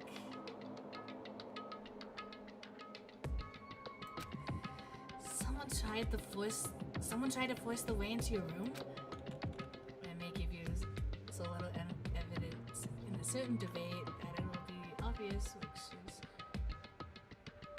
Yeah. Personally enjoyed all the games the most on main mode. Never tried any other difficulty though, so I don't know. Huh. Y'all don't have faith in me, don't you? When I'm playing games. Gosh darn it. I don't blame you. I don't have faith in myself either, so it's okay. It's the mutual understanding that we have here. But who would do something like that? I mean... It's not like I'm suspicious of anyone here, but still, it makes me nervous. What if something like that happened in the middle of the night? What would I do then? You don't have to worry about that, right? I mean, we can't go outside during nighttime. But that's just a promise you made, right? What if someone decided to break that promise? Then... Look, why don't you stay in my room tonight? Would that make you feel a little better? Huh? What? Kira, you literally say I'm dumb, so let's go easy. Well, Lou, correction. Easy was generous, or whatever that other one was. We're on normal. We're on kind. That's the one right next to mean mode. Yeah.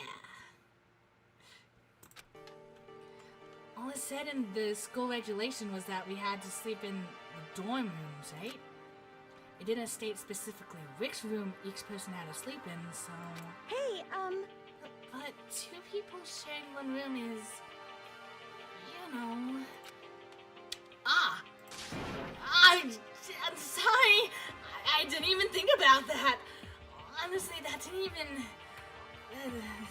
even cross my mind. No, I know, me either. It's not even that I mind the idea, but... if you don't mind, could we maybe switch rooms just for tonight? Switch rooms? Well, if it'll help put your mind at ease, then it's totally fine with me. But I don't mind you staying in my room, but are you sure you're going to be okay with me staying in yours? Like, that doesn't concern you? It's fine, I trust you. In that case then...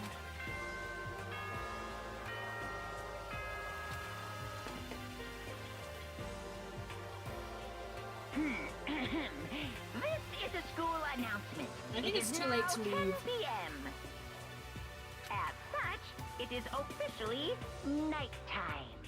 Soon the doors to the dining hall will be locked, and entry at that point is strictly prohibited. Okay. Okay then. Sweet dreams, everyone. Good night. Sleep tight. Don't let the bed bugs bite. Oh man, it's already nighttime. Okay, so it's settled. I'll head to your room right now. Oh, if we're gonna trade rooms, we better trade keys too. That's right. We'll have to trade keys. Again? Like I said, I'm psychic. You always say that you're kidding afterwards. Oh.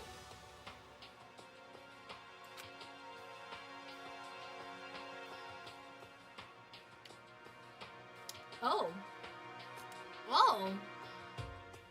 So the determined look stays on your face. Okay. Okay. Okay.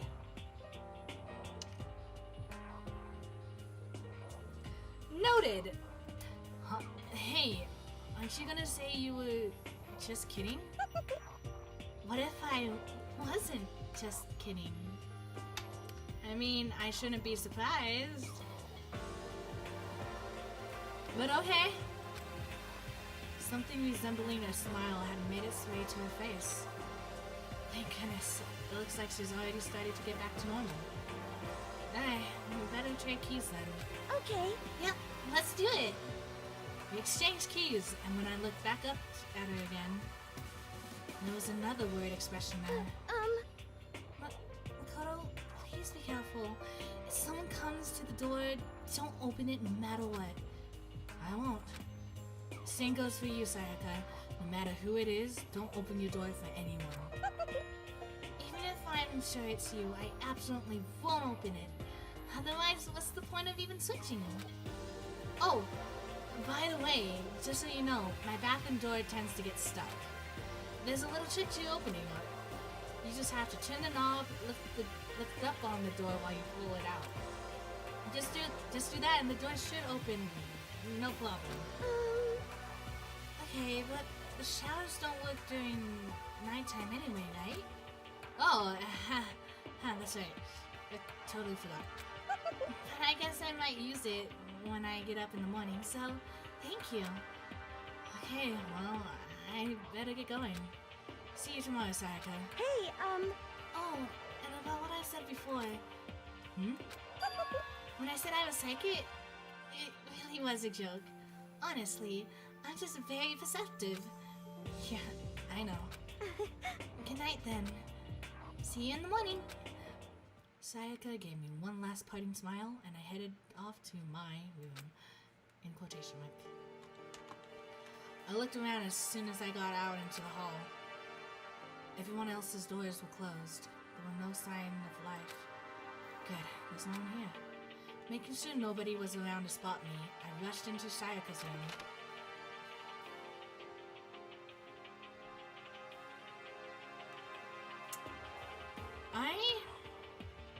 I got a bad feeling. I got a really bad feeling. So this is Sayaka's room. It really doesn't look any different from mine. It smells nice though. It's kind of weird to dig through people's trash, but I couldn't help but help taking a quick peek. Oh, that's... There wasn't any doubt about it. It was the DVD with her name on it that we found in the AV room. That reminds me, I I never did get a chance to find out what was in her video.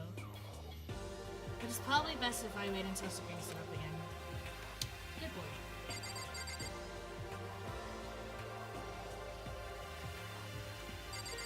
So sewing kit, girls' bathroom, we'll just go to bed. We're gonna save.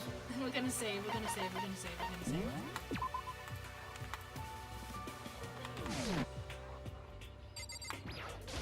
We won't snoop in the room. Bet itself looked exactly the same, but knowing Sayaka slept on it makes me look forward to trying it out for myself. Oh, okay, so we're just looking around. Okay. If I remember right, all the girls' private bathrooms have locks on them. I'm a little reluctant to go in. Blah blah blah blah blah blah.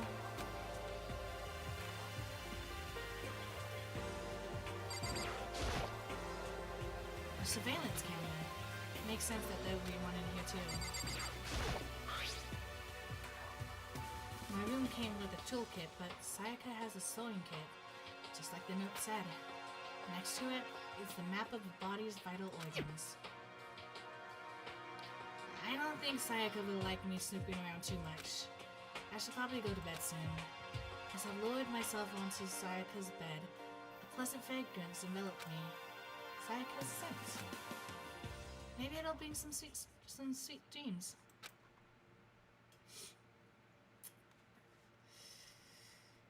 Feeling a little better than before, I fell asleep. What if... She should be fine. She'll be safe in my room.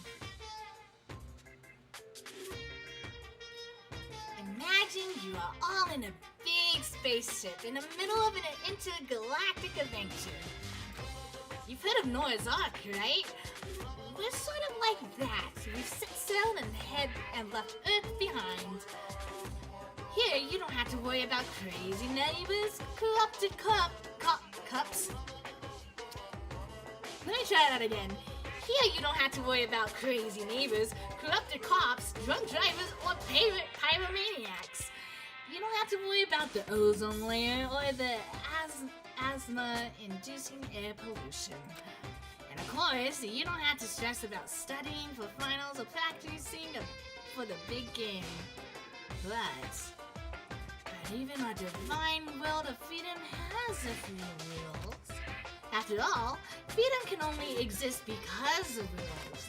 If you're really dead set on returning to that tiny piece of dog poop you call Earth, please do your best to follow the rules. I hope I made myself perfectly clear. So then, let's everyone do our best to follow these new guidelines and live happily ever after together! DR's 14-year-old listening to MCR levels of angst. They're like, oh?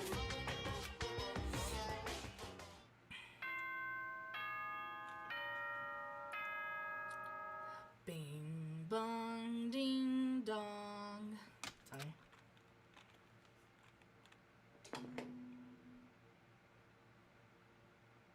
Hi. Good morning, everyone!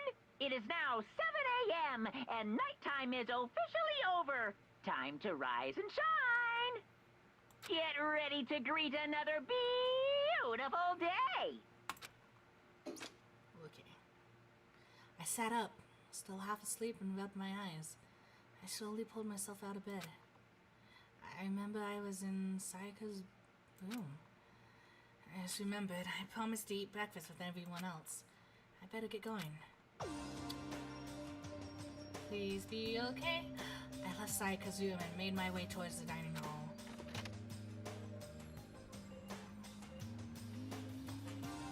One, two, three, four. A few people have already gathered at the dining hall by the time I got there. Hello, Makoto, and good morning! Can you believe it? I was already the very first one here this morning! Good morning. Hey, Makoto. Morning! I suppose I'm that way. I figured everyone who had arrived on time could be considered model high schoolers. The ones who showed up a little late. Yo.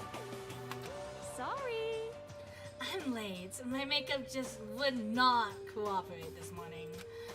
well, hello. My apologies, ladies and gentlemen. My morning duty took a little longer than usual.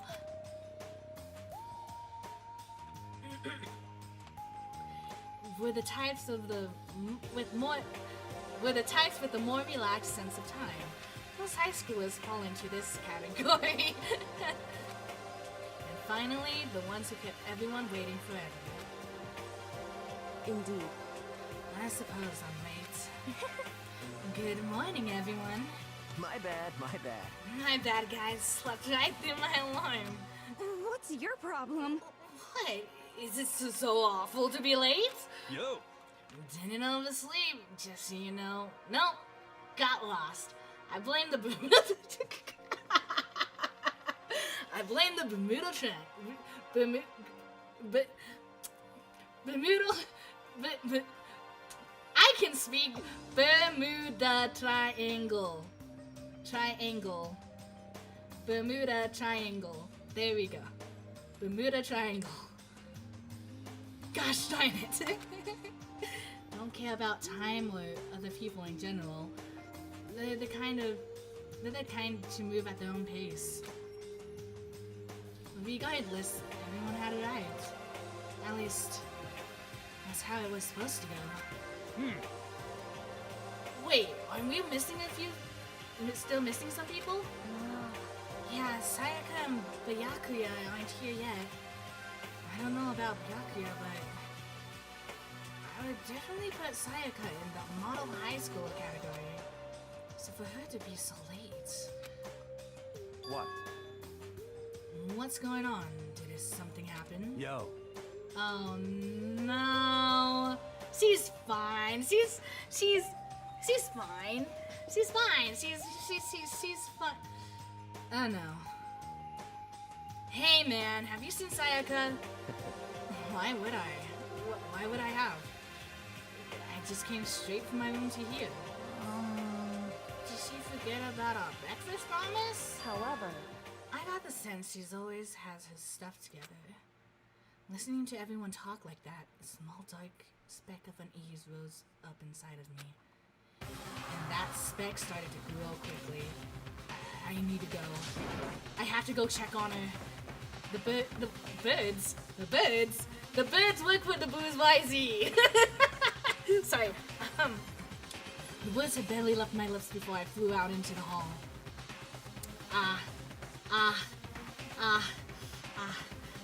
I walked so as to too shy to say hello for some reason. My niece and sister are sleeping next to me giving my class. So I was like, oof, hello, welcome to the stream. Where I headed first was my room, where I let Sayaka stay for a single night, where she was supposed to be safe. But over the course of that one night... Oh no!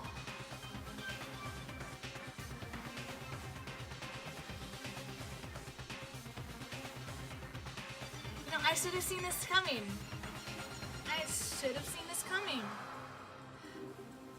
She's in the bathroom, isn't she?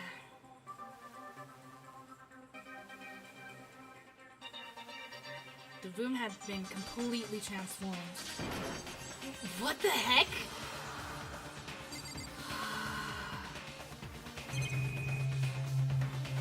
Key. There's a keychain on the ground. It has my name on it, so it must be my room key. I gave it to Sayaka when we traded rooms.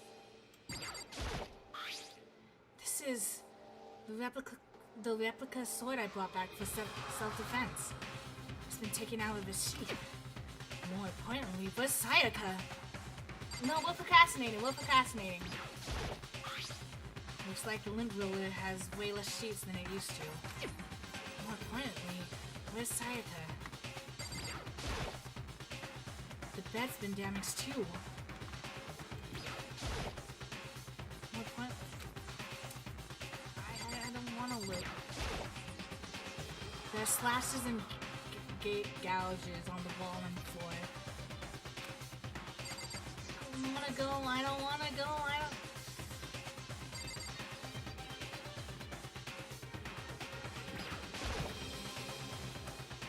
better check the bathroom.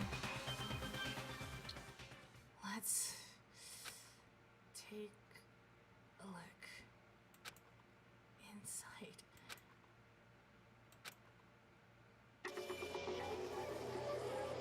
No.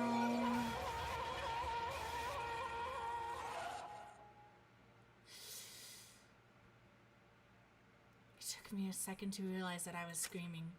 What I saw dug its way through my eyes and buried itself into my brain. And then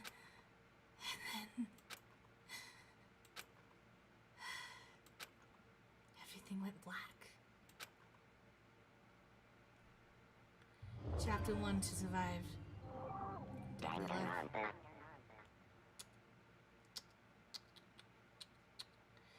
When I opened my eyes, I found myself staring at this huge ceiling. It was a ceiling I remembered seeing before. And when I sat up, I saw someone looking at me. Again, it was someone I'd seen before. They all suspect it's me, wasn't it? They all suspect it's me. I don't blame you. I don't blame you.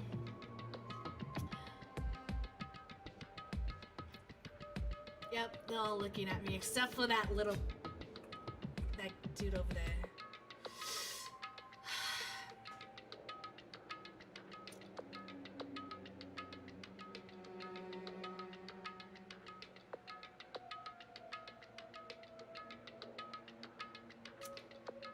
I guess we just have to clear our name.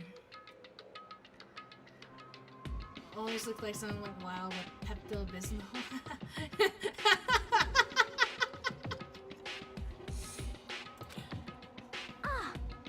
Now you're awake. Finally, are you okay? Now's not time for sleeping. Get your butt up. Huh? You were unconscious, dude. I had to carry you back here. Well, it's no surprise considering what happened. What happened? So I see that that's a kitchen knife. So let's think about this for a second. So all that we saw, Lint Roller was missing a few things. Bed sheets were all a mess. There were scratch marks or whatever marks on the walls and on the floor. And my katana, Sharpie, no, we're gonna call him Dusty. That's an important word. Dusty, the katana, was taken out of its sheath.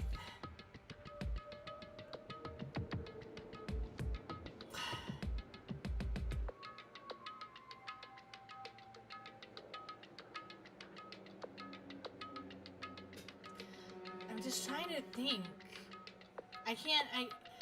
We don't have enough evidence or enough clues to figure out who it is.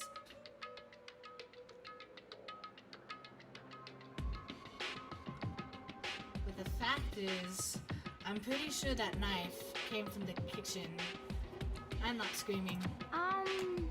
Hey, are you okay? So it wasn't a dream? What I saw. I like how you can recall evidence better than names.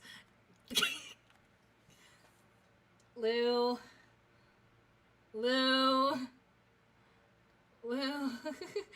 Jaden Jackson, hello. What I saw, it was real? That's right, it really did happen. Sayaka is dead. A deep, dark despair worked its way through my body, and then exploded out of me. I shot up and took off running. Hey, where do you think you're going? I had to see for myself. I have to see if Sayaka is... Just give up. You can check once, twice, 1,000 times. Sayaka is completely and irrevocably dead. Kitty, why are you biting me? Stop. No, I have to see for myself. Why? Listen to us, man. What do you think's gonna happen if you go out there? What good is gonna do just sitting around here? I mean, why are we all hanging out in the gym at a time like this? My friend, Sayaka, she's dead. Instead, when I said that, it finally hit me. I realized she was really gone. Calm down. None of us wants to be here right now either. Then why? Shouldn't it be obvious? Monokuma told us to all come here. Well, hold on. Don't talk like that.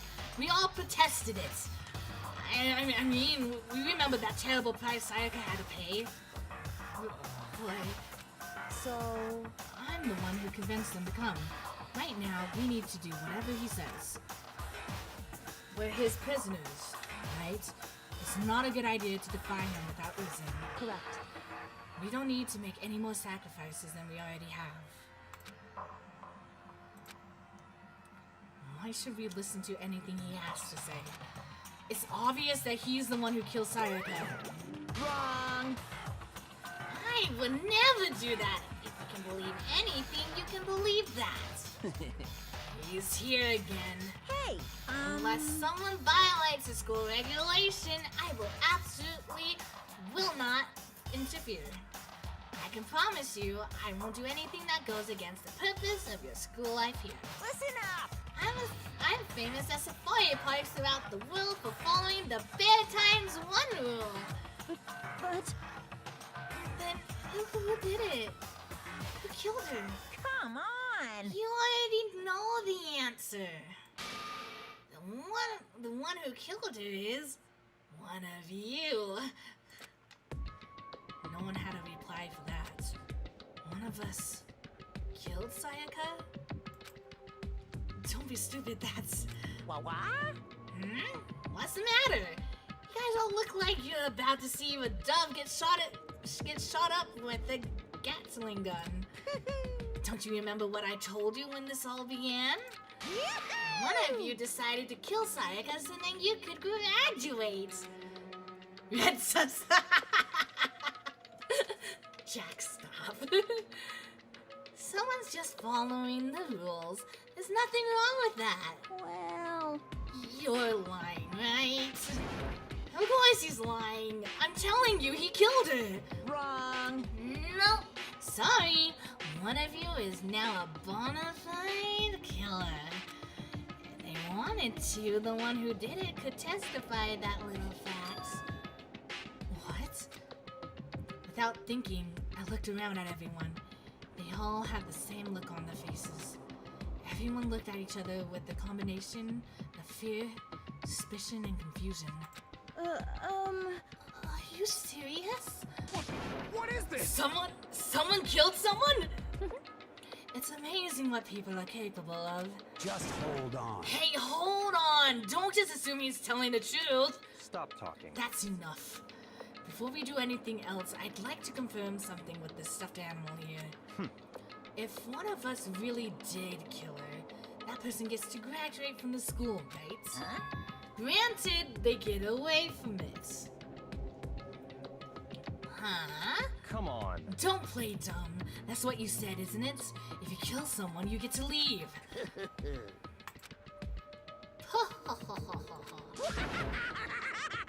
Ooh, that laugh! That laugh was good. Oh. What? Why are you laughing? He's cuz. Naive! You're just so naive! You really think that is that easy? You can just kill someone and waltz on out of here? Hey! You're super naive! Devilishly naive! Heckishly naive! No. The real thing has just begun. The real thing? Now then. Are you ready? Allow me to explain the second part of the rule regarding graduation. Just like I explained before, you must kill someone if you want to leave. However, even if you do that, there's still one more part to the agreement you have to uphold, remember? Then perhaps... You are referring to the rule number 6 of the school regulations. If you are the blackened that committed the murder, you can't be found out by the other students. That is what you're talking about, is it not? In other words... Bingo! It's not enough to just kill someone, you have to actually get away with it. Which naturally means you need a system in place to assess whether or not it's been gotten away with. So, a certain amount of time after a murder has taken place, a class trial will begin. Class trial? Yep. It'll begin a few hours after the murder. Everyone will gather together, including the Blackened who committed the murder, and the spotless students will all engage in one big debate showdown. During the trial, you'll have to present your arguments about who you think the Blackened is. Yikes. And once everything comes to an end, the outcome will be decided by popular vote. Yikes. If the answer you've arrived at is correct, only the one that disturbed your peace will be punished. The rest may continue their communal life. Oh, are you saying that if we get it wrong, the innocent will die and the Blackened will move on? However, if you choose poorly, then the one who got away with murder will survive, and the rest of you will receive your punishment. Yikes. So only one. Okay. So either. Okay. Which of course means your school life will come to an end. As far as class trial rules go, that's all there is to it. Okay. Well... So, what exactly is this punishment you keep talking about? Huh? Well, to put it simply, it's execution. Execution? Question mark? What? And by execution, you mean... Execution is execution. Execution! Electric chair. Poison gas. Torn apart like a paper plane in a hurricane. I wanna cry. So, to make sure I understand, if we get the culprit right, then only they die. And if we get it wrong, all the rest of us get executed? Well done. What a smart little chimpanzee you are. Look at you implying you didn't do it without actually saying it. So it's basically what the outside world calls a lay judge system, or an inquisition type thing. Which means you'll be deciding who you think the killer is. But judge carefully, because all your lives are on the line. Okay, let me just add the rule I just described to your handbook. Make sure to keep it in mind. And the new rule has been added to the regulation menu. Hey! Wait, hold on a second. What the hell are you talking about? You're freaking insane, you know that? What the... A class trial? What the heck is that? I don't want anything to do with it. What's this? Why not? Stop it! What do you mean, why not? Why do I have to waste my time trying to figure out who murdered someone? What? Are you saying you're not gonna participate in the trial? Only punishment awaits this blasphemy. What the hell are you talking about? What? Punishment? I don't know, throw you in a deep, tight, scary prison or something. Shut the hell up! Say whatever you want, I'm not gonna be a part of this. I don't believe it! Don't be so selfish, Junko. Stop it! You're the one being selfish. Kill whoever you want. It's got nothing to do with me. The evil standing here before me, I'm trembling with fear. What kind of ace attorney is this? A messed up one, that's what. Edgier and younger. She But I won't give in to such evil. It's my style to stick it out and resist it till the very end. If you really want to get out of here, you have to go through me first. As he said that, he came charging at us. Although it was more of a waddle. But then... Oh. Are you enjoying yourself now? I didn't think an evil teddy bear is edgy. Are you? Violence against Oh, no. Headmaster Monokuma is not allowed. You violated a school regulation. Uh-oh. I invoke the mighty summon spell. Help to me, godly spear, Gungnir. Uh-oh.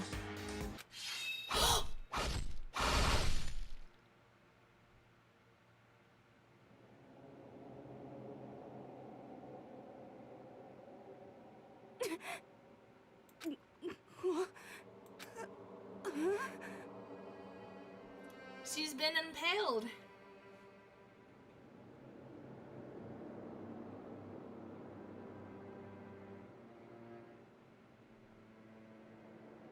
I see now why cosplayers had a pipe. Or spear-looking thingies.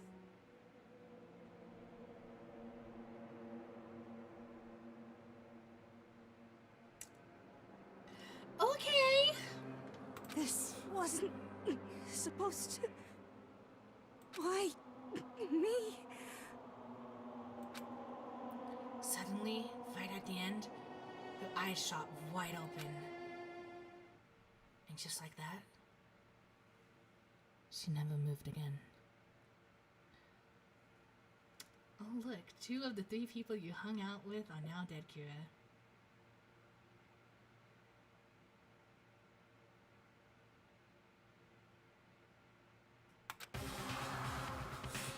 No way! What the? I don't... This can't be real. No way! Well now. Now I'm painfully aware of the greater power of the meaning of the promise. I really wanted to keep a corpse from popping up for no good reason, you know? But I guess all you needed to be taught a lesson after all. Ah, what an amazing promise! But now you guys understand, right? Now you see just how serious I am. She was like Olaf, oh look at that, I've just been impaled! But instead of laughing, she just, oh no, Venom, no! Defy me and you get shot full of holes, exploded, buried alive, disintegrated, etc.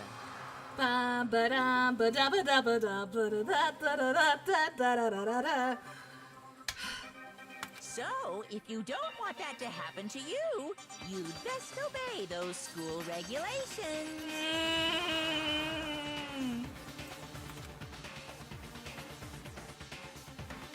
Shunko's body has been impaled with a bunch of spears. It's an unbelievable amount of blood starting pouring out. Oh! Pink stuff. Okay. Pink stuff. Started pouring out of her body. It was the first time I've ever seen a moment someone's life came to an end. Nobody there could deny what they'd seen. Shunko, who until just a second ago had been our friend, was dead. She died. She'd been murdered. In simple terms, it was the death of a human being. Right, It's really not all that shocking. She just died, that's all. Just went and died. It's no more remarkable than the inevitable demise of the entire human race. It's just as natural as the evidential end of the world itself. This isn't some superhero comic, so it's not like when you die, you didn't really die. This is reality. Why? Why did you have to kill her? Didn't you just say you would put her in prison or something? I changed my mind. I knew it. No, you've been wanting to kill this entire time. Say what? Kill this entire time? Don't be silly, you can't kill time. Well, are you being metaphorical? Are you saying I wanted to waste time this whole time? Come on, what do you take me for? I'm Monokuma. Well now. Anyway, none of that matters right now. I have something I'd like to give you to help you in your search for the Blackened. This little file has all the information I gathered about the death in question. I like to call it... It's the Monokuma file! Mono? I mean, naturally you guys aren't experts at this kind of thing, so you can only hope to do so much with the corpse. So instead, I gathered up everything I know about the circumstances and cause of death. What's that? How do I know the cause of death, you ask? Because the surveillance cameras picked up the whole thing, and I got to see it all go down. So then... Wait, so then you know who killed Sayaka? Of course I do. If I didn't, I couldn't possibly pass a fair and accurate judgment during the trial, now could I? Correct. That's a good point. The judge has to be able to make the proper decision. That's somehow comforting. Well? Now then, please put your full effort behind your investigation. After all, you don't have any choice but to give it your best shot. Seriously, you don't have a choice. Okay, so we'll meet up for the class trial in a little while. And with that, Monokuma disappeared once again. He left us stunned and confused. He left us at a total loss. He left us with a Junko dead body going colder right in front of us. And for who knows how long. Nobody said a word. In fact, the fact that Sayaka and Junko were dead was a huge shock, of course. There was more to that. More to it than that. There's also the idea that one of us had actually murdered someone. And that if we didn't find out who it was, we will all die here. We found ourselves in a situation where we couldn't help but look at each other with open suspicion. It was the worst situation imaginable, and yet, even in such a perversely terrible situation, she didn't show the slightest hint that it had gotten to her. Hey. Now's not time to wallow in your depression. The worst thing we can do now is lose all faith in each other.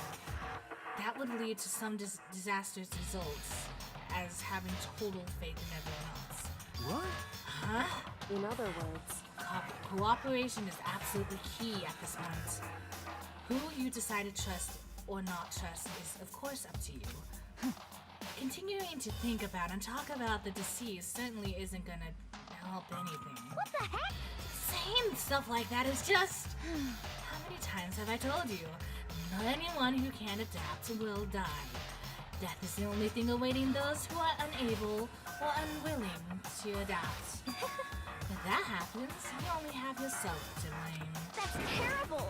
What an awful thing to say, especially after what's happened. Just a second. Right now, exposing the killer is the most important thing. Because if we don't, we're all gonna die here. She's right. We need to begin our search right away. Of course. Either way, we can't run away from the situation. So we have no choice but to move forward. What the heck? We just have to do it, I guess. What other choice do we have? No way in heck am I letting someone kill me. Alright, darn it, let's do this. We just have to do it. Everyone kept repeating that sentiment. They were using it like a mantra to give themselves strength. But they were right. We just have to do this. No matter how much we don't want to, we have no choice. If that's what it takes to survive, then that's what we have to do. On top of that, there was something I needed to find out. I had to know why Sayaka had to die. Why she had to be the one. And if I did find out. But still, I have to know. Otherwise, I knew I'd never be able to accept death. Which is why I don't have any choice. I have to do this. Let's go ahead and save, shall we?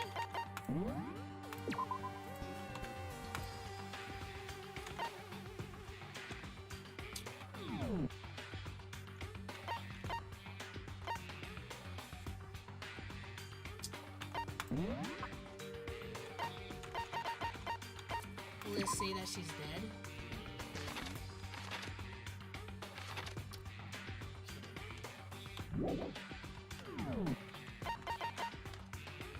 Oh, okay.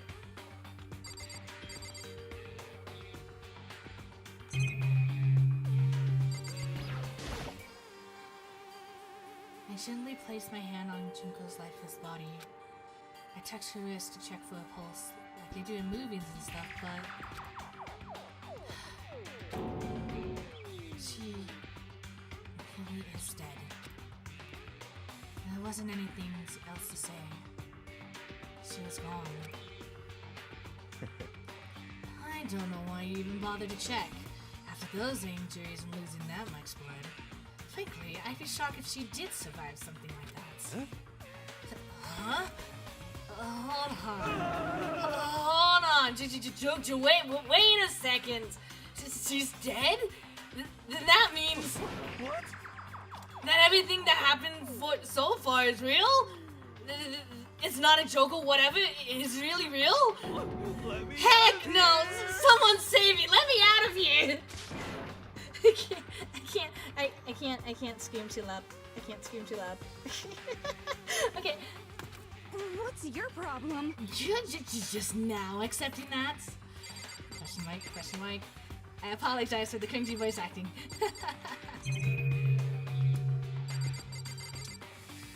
Who do I talk to first? We'll slide back here. If you find out who did it, then if you find out who did it, then only that person dies. But if we get it wrong, then the rest of us face execution. What the heck? That's what that ridiculous school regulation said, right? So stupid. Okay, maybe I actually need to just talk to you. Okay. Hello. Hey. Before we start searching for Sayaka's killer, we need to decide what to do about securing the crime scene. What do you mean? Are you a detective?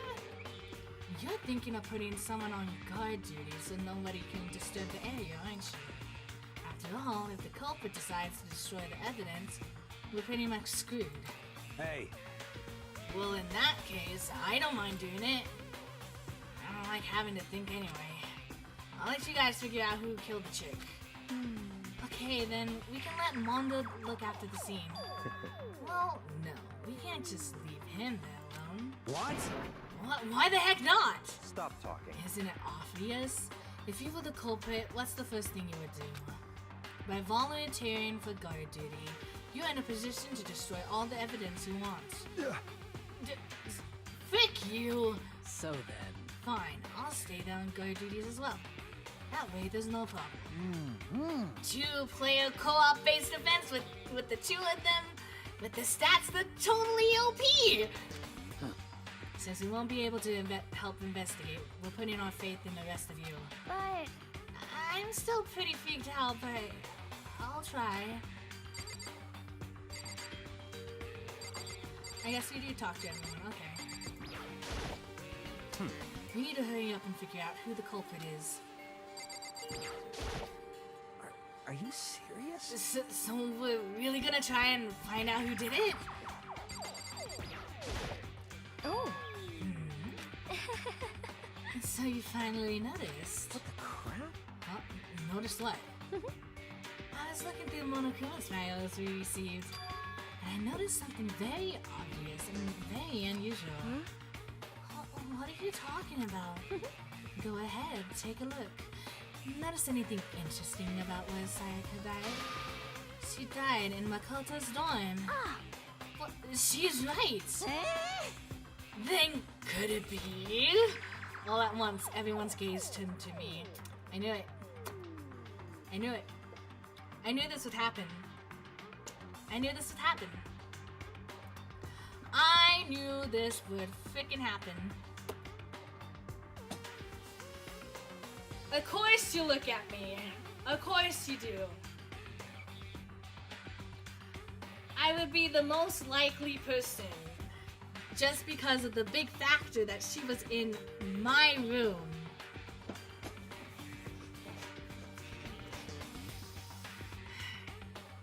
But look, we be like Bakugo. You can't just expect... I was going somewhere with this. Okay, just forget everything I said.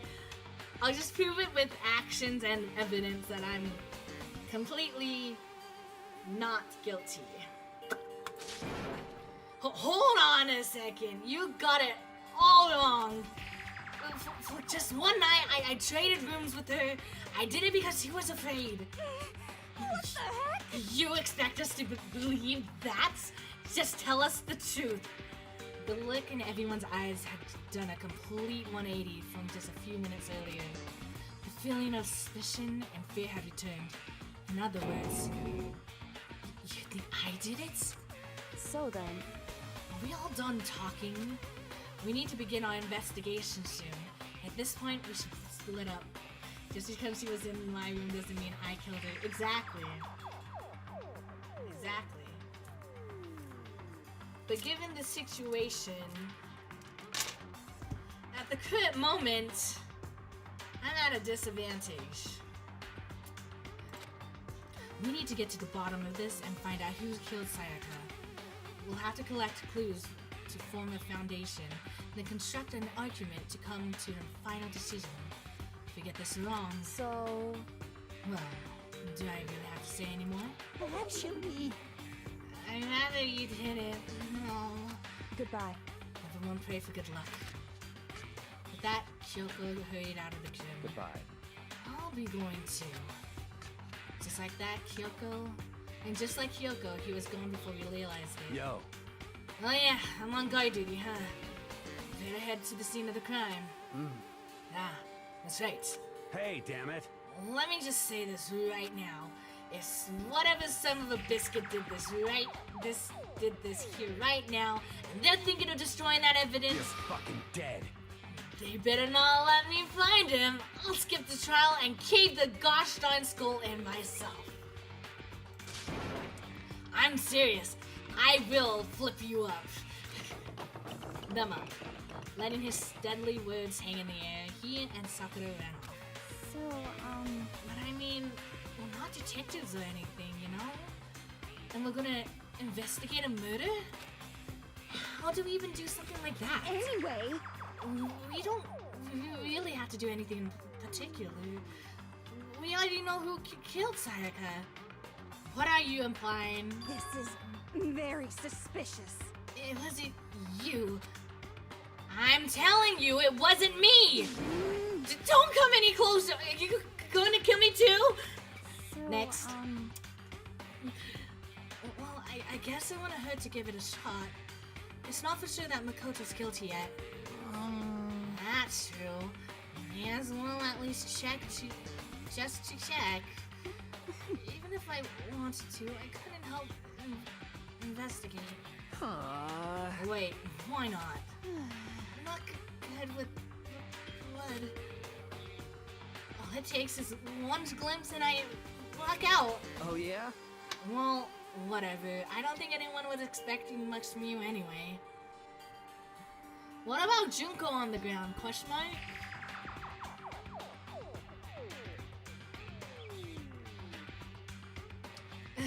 What about Junko, huh?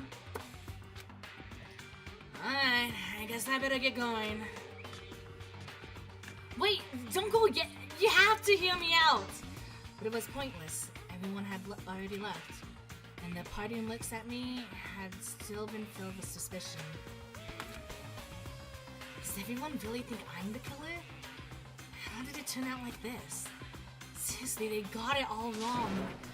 Why did they have to suspect me? I have to do something, otherwise everyone will... Execution is execution. Execution! Electric chair! Bzz, bzz, poison gas! Torn apart like a paper plane in a hurricane! I can't let that happen. I can't let things turn out the way Monokuma wants. All I have to do is find out who really did it. Who really killed Sayaka. I guess I should look through Monokuma's file we got before. The victim was Sayaka Maizono.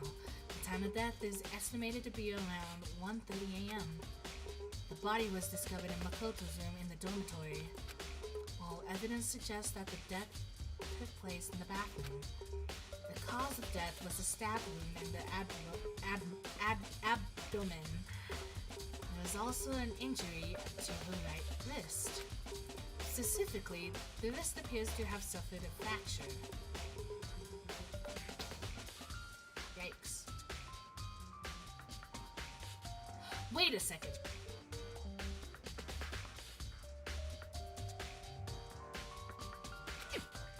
We have no choice but to push forward if we want to find out what happened. Somehow, I have to find out the truth, so that we can all survive.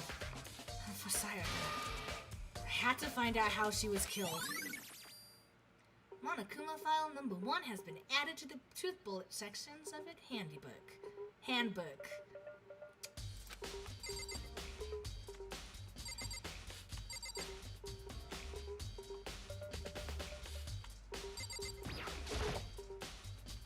Is she going to help investigate? Oh, whoops, wrong person. Is she going to help investigate Chihiro? But I can't leave Shunko here. I feel sorry for her. I have to stay with her.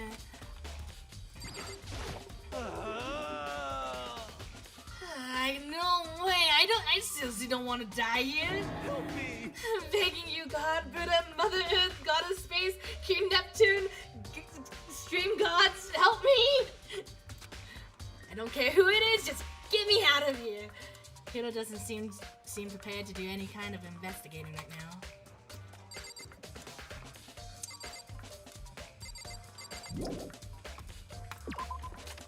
Go ahead and save again. Because who knows? Who knows what might happen if we don't save?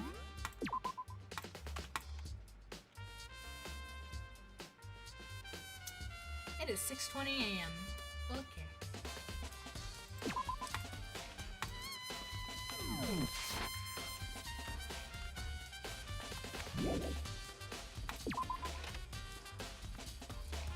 First of all, I should head in the scene of the crime.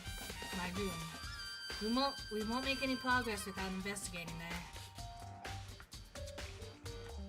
So I headed to my room where Sayaka's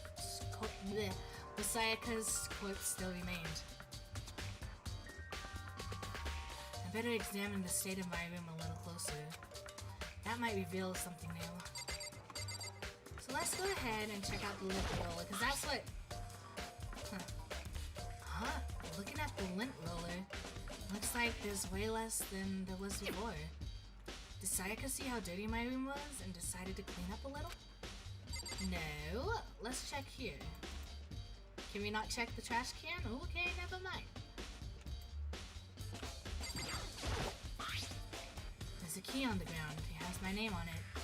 So this must be my room key. If I remember correctly. Ah, that's right. We'll have to trade keys. And then we switched rooms, and we switched keys too. So Sayaka would have had the key here in my room the entire time. Oh!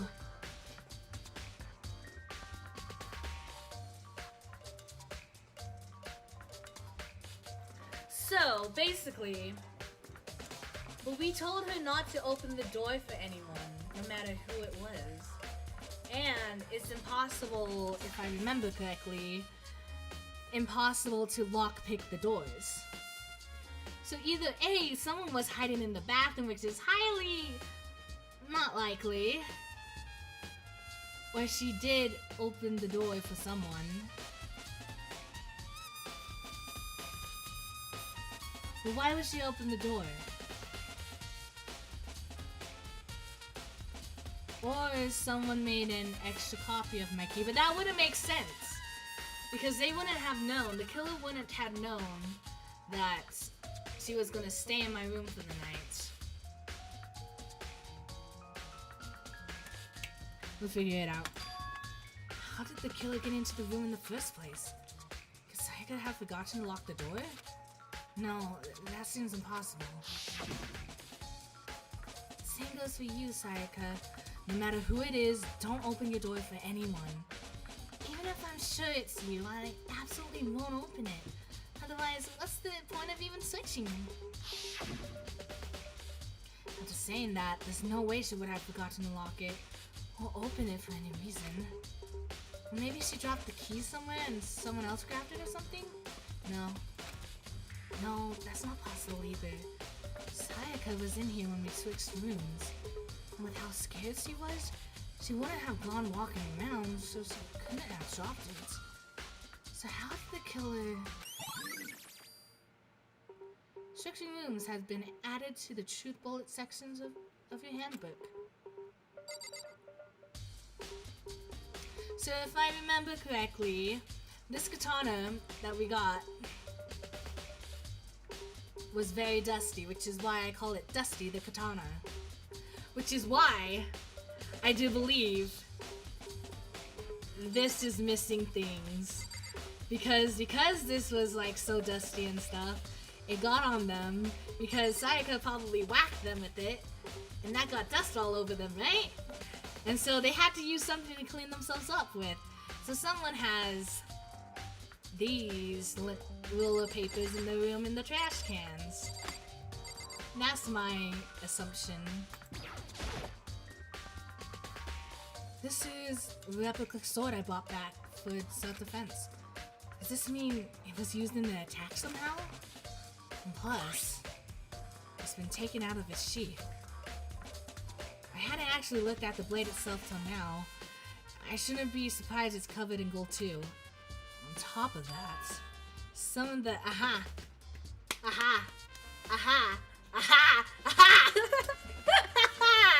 take that! Some of the gold coating has come off of parts of the blade and the handle. Yeah, and the handle especially is missing a lot of its coating. If I remember, the coating sticks to you even if you touch it a little bit. Ha ha ha ha ha ha ha. Let's see. This is the rip. Doesn't mean it was and plus, the sword's been taken out of its sheath, but there's some scratches on the sheath. It must have been made with something sharp. So, but how does sheath get scratched up in the first place? With a knife? If someone used this sword during the struggle, it doesn't make sense for the sheath to be damaged. I mean, if you're gonna attack someone with the sword, the first thing you do is unsheath it. A heavy sheath like this will only get in the way. It could just slide off in the middle of the fight. So why are there scratches on the sheath?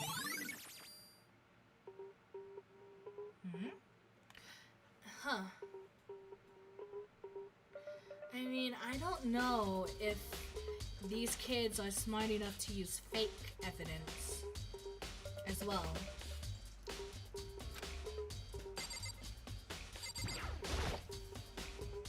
Now, our gouge is in the bed like someone attacked it. What the heck happened here? How does my thing look? The toolkit's still inside the drawer. I don't see any evidence that it's been used at all. Which makes sense, I guess. I mean, it's mine and I haven't had any reason to open it. I can't even imagine a situation where I'd need a toolkit like this. Yo. Yeah, seriously. Oh, Mondo. What? What? We ain't exactly in the mood to be building freaking furniture, right? So you haven't used yours either then. What? Not just me. What? Nobody's busted theirs out yet, as far as I know. Actually, we were talking about it yesterday. By the way, none of the guys have opened the toolkits yet, because, like, why the heck would we? Toolkit. Oh, so it is a truth too.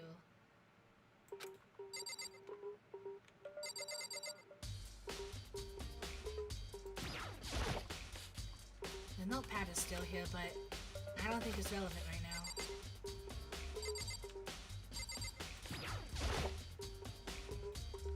There are scratches and gouges on my walls and bed.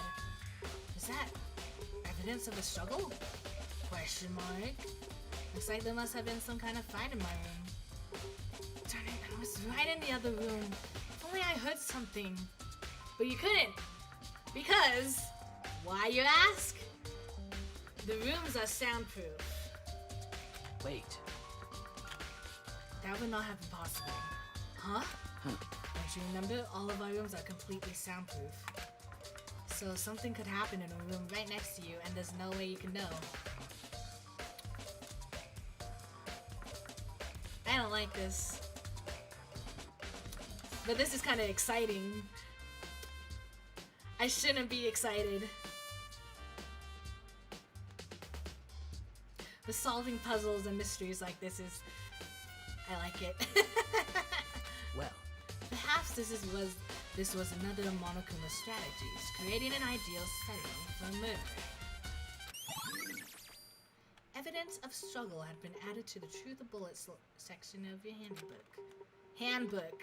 Why do I keep on calling it handybook? Well,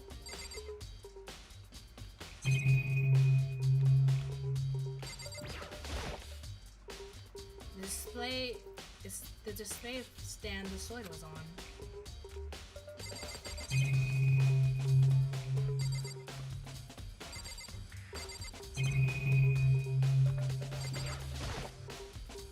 We should check the room first of all. Let's talk to you, Sakura. Sakura, do you think I'm guilty too? Hey! Try not to make assumptions like that. I simply don't know whether or not you did this. Whatever decision the rest of you come up with, I will follow your lead. I see. By the way... Yeah, no, I realized something while I was on guard duty. The killer could have already destroyed some evidence, right? Before anyone found the body, I mean. There's a trash room here in the dorms, right? They could have just tossed some stuff in there. Yeah, it's definitely possible. You son of a bitch! That dirty...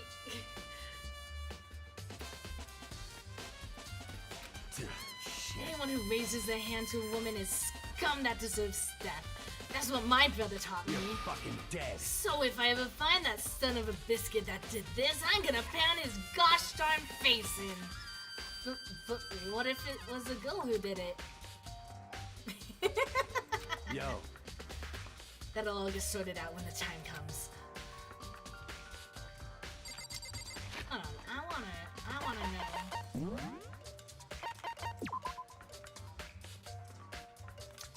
Nope. Never mind. Okay, let me talk to you. Hey, Kyoko. I quietly called her name while she was investigating the area. But... What are you doing? Isn't it obvious? No, not really. I'm searching. Searching? She was down on her knees, carefully inspecting every inch of my room. Did you lose a contact or something? I don't know what she's doing exactly, but she seems to be concentrating pretty hard on it. But a few seconds later, she suddenly stood up straight and said, Listen. Are you a clean freak? Huh? No, I don't think so, but what?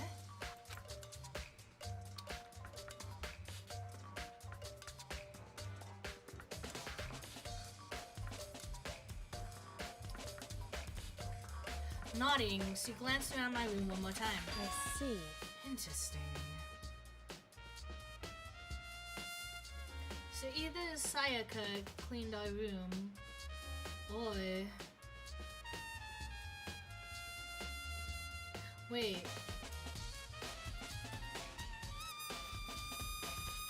You know, I hate assuming things right off the bat, but I already have one person in mind who's the culprit. I already have one person in mind, and that was as soon as they... And this was even before we went into the room. What's interesting? Hey. Just as I suspected, there's something very unusual about your room. There's no blood out here, is there? It's only in the bathroom, isn't it? Unusual? What do you mean? So... I searched the floor from one corner to another, and I didn't find one single strand of hair. Oh! Ah. Really? Indeed. Not one hair from the victim and not one hair from you, even though you've been living in here. You know, now that you mention this, I noticed something while I was looking around before. It looked like the lint roller in my room had been used, but I never touched it. Did someone have used it to... I see. Very interesting. Your room didn't have a single hair in it, and someone used a lint roller without your knowledge. In other words, someone other than you came in and scrubbed your room clean. Is it Sayaka or the killer? It would most likely be the killer because, again, Dusty, the katana, would probably happen everywhere. Originally, I had thought that it would be just on the killer, and then the killer just used it on themselves. But I imagine that gold stuff must have gotten everywhere too. Maybe. I don't know. We'll see. Well? That's the question, isn't it? Culture's room cleanliness has been added to the tooth bullets section of your handybook. Let me check out the bathroom. And on the other side of the store. Oh, come on, Makoto. Okay, I get it. I get it. Then let me go through. Let me go through for you. Let me go through for you. No, I can't let it get to me. I can't afford to freeze up now. Forcing myself to push my panic down. Oof. That takes effort. I stepped into the bathroom.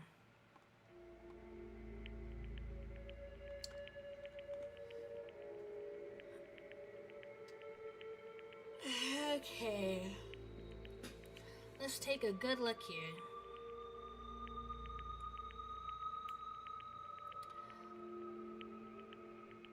Looking at her made it painfully clear it wasn't a dream or an illusion. She had lost everything that made her her. Sayaka. All at once, I was overcome with dizziness, nausea, and the urge to burst into tears. I can't hesitate now. Why?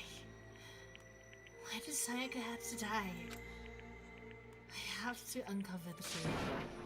I have to find out what happened. I wanted to give up. I wanted to collapse.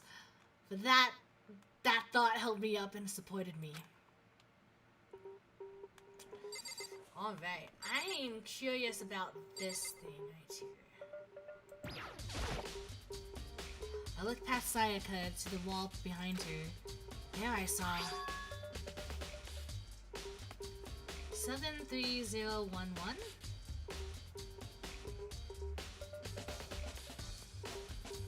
Or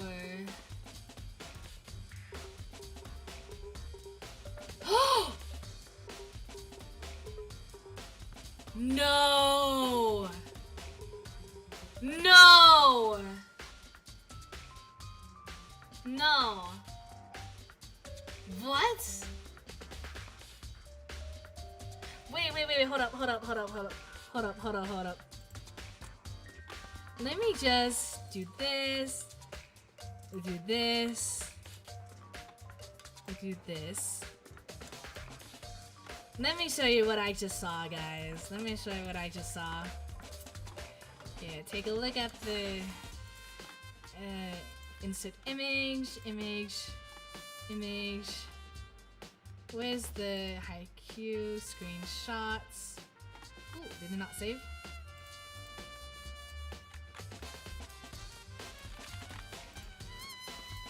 Okay. You see that? Oh, no, you didn't see that. It disappeared. Hold on. Let me actually do this, click, clicker, click. Okay, you see this? I shall put it up towards... Actually, is it actually going into the thing? Hold on. Okay, ready for this? So we go over here.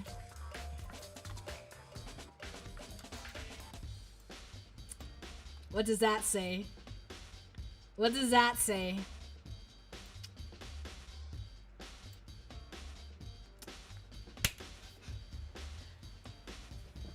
Another potential thing. It clearly says 11037 here. Honey! Such utter nonsense. Stop. No. This is a clue. But this could also be something that's a fake evidence. So Leon is for sure on our Actually, wait, hold on. Leon for Final Fantasy. Gosh darn it, Leon. Traveling the universes and all that jazz and stuff like that. Gosh darn. It's okay. It's absolutely okay. Okay. But anyways, we're gonna put this right here for now. Now I'm gonna forget that's there later, and then I'm gonna be confused. Okay. But we'll keep that in mind. Written in blood were the numbers 110. I love how everyone was, how even Makoto was 11037, and I was the one, and I read it backwards first. I don't know, I played too many escape games, you know. I always go backward first before I do forwards. And then I flip things upside down. Did Sayaka do this?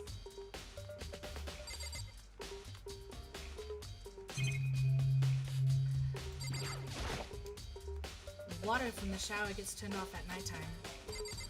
So that's why they didn't clean up the blood.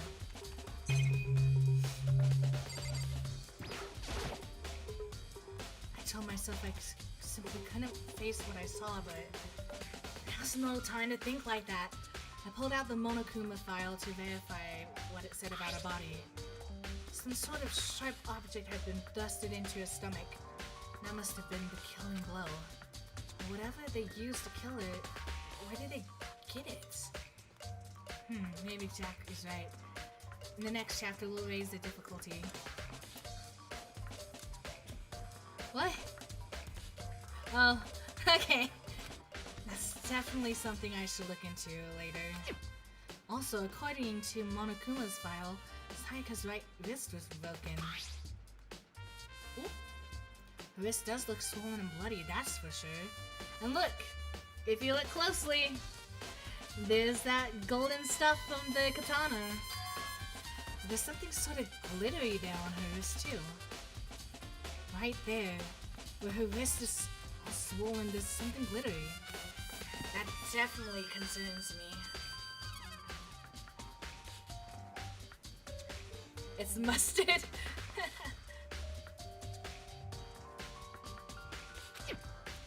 Another thing that concerns me is...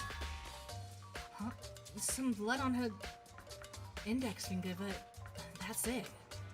The palms of both her hands are totally spotless, so how come only her left finger? Sayaka's wrist has been added to the truth bullet sections of your handybook. The stab wound in her stomach is what killed her, so when she broke her wrist, that must have happened early on. So that was probably during the fight with the katana.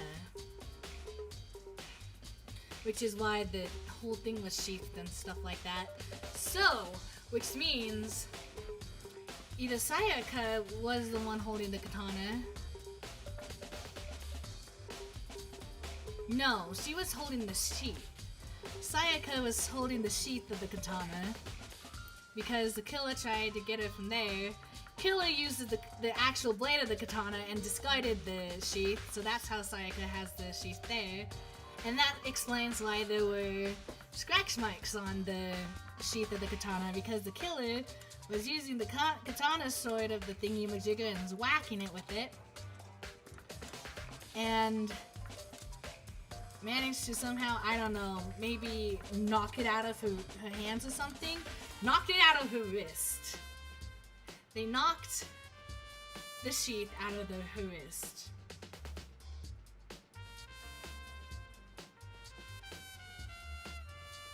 Yeah. I mean, how would her wrist get broken after she'd already been killed? It's very possible she broke her wrist during the struggle. The killer attacked Sayaka in the main room, which is when her wrist got broken. After that, the killer cornered her in the bathroom, where they inflicted the deadly wound. Let's go ahead. I wanna... Leon.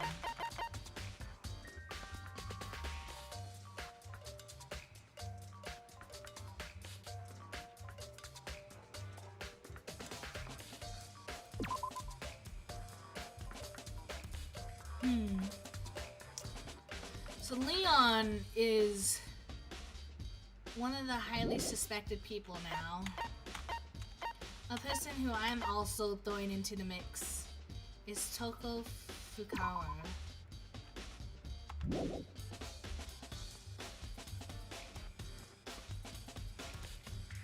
Actually, it would make sense if he would also...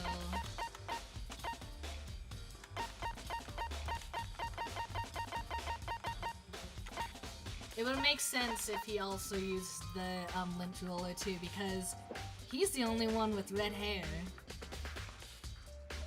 The only one.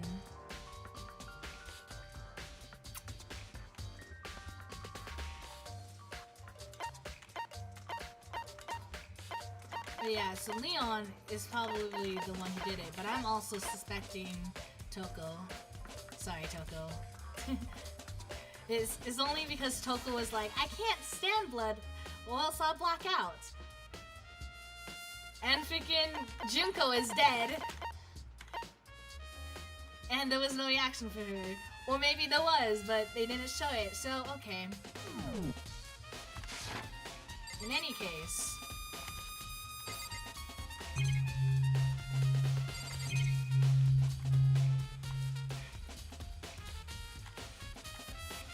Let's go ahead. Ooh, wait, no. We want to save. We want to save just in case.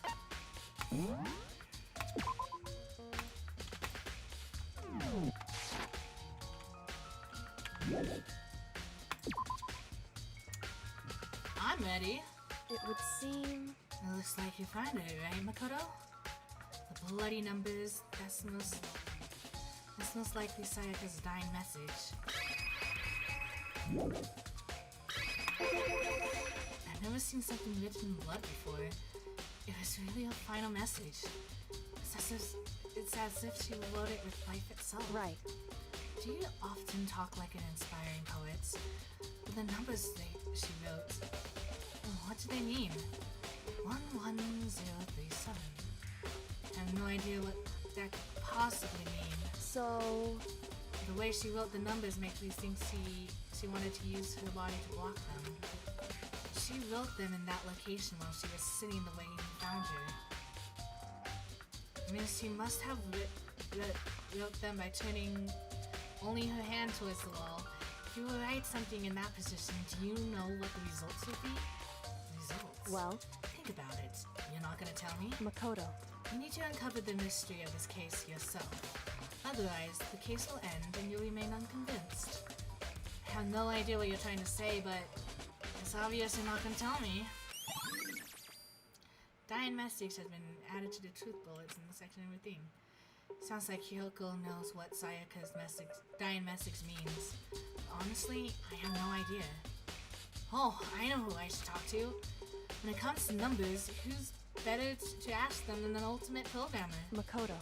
There's one thing I wanted to ask you about. Do you know how the door to your bathroom got broken? Broken? Oh, it's broken?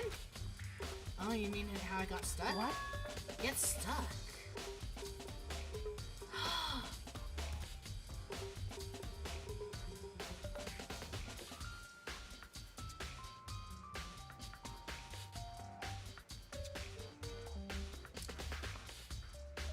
So here's my take on things. If it's indeed... No, not indeed, because that's the different person. Leon wouldn't know about my door being stuck. Which would mean...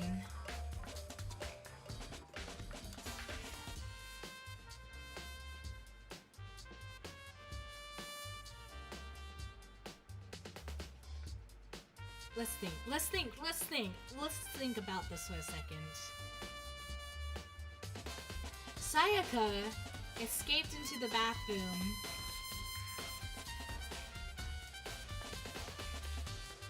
Whatever, hold on. Yeah, I guess I'm the only one, but the door doesn't fit the frame quite right. When I first tried to use it, I thought it was just locked. Once you learn the trick, it opens no problem. Bathroom door frame has been added to the truth bullets section of your handy book. Correct. So the door doesn't quite fit the frame, huh? Actually, I'm referring to the book.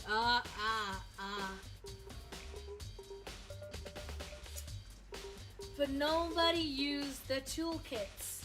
No one has opened the toolkits.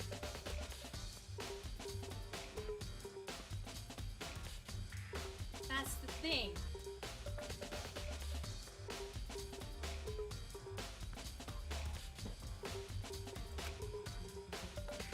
So, here's what happened. Sayaka fighting with this killer, right? Sayaka gets her wrist broken, goes into the bathroom, quickly learns how to open it, goes inside, closes the door behind her, and the killer tries to open it, but he can't. He doesn't know, or they don't know. She, he, who knows who it really is. They frickin' either A, used the toolkit to open.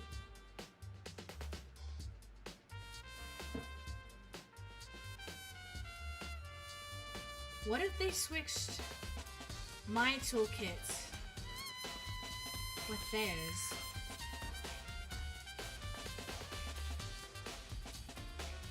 Question mark? No, that can't be. Okay. Anyways, so I don't know.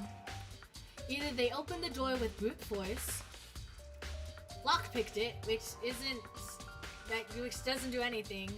Never mind, cross out lockpicking.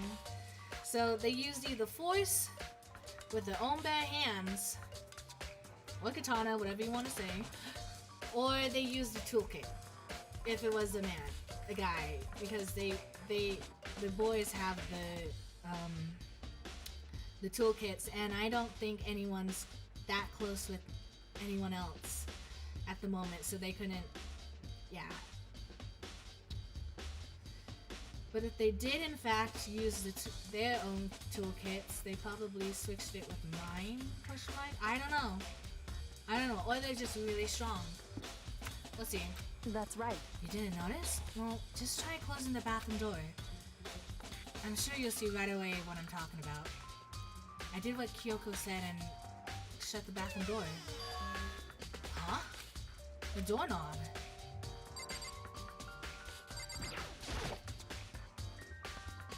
What the heck? The doorknob's practically about to fall off. Why is it like this? It would seem... Someone must have used a screwdriver or something similar to unscrew it. Whatever it was, it's obvious this was intentional. It was intentional? They used my toolkit. They used my toolkit, didn't they?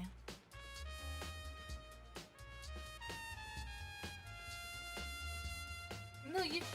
Okay. What? It was intentional? Why would someone want to do that? So... I guess maybe they were trying to get the door unlocked and ended up breaking the whole thing. But my bathroom doesn't have a lock on it. Only the girls' bathroom can lock, right? Ah. Then apparently struck with sudden realization, she shot a question at me. Just a second. I have just one more question for you. You mentioned earlier that your bathroom door would get stuck, right? Did you tell anyone about that? Oh, well, I did tell Sayaka about it last night when we switched rooms. So what you're saying is, only you and Sayaka knew about it. Interesting. She had a slightest hint of a smirk on her face. I got the sense that she was really starting to get into all of this. I see. And that clears that up. Huh? What clears what up? I'm so lost. Goodbye. Well, see you later.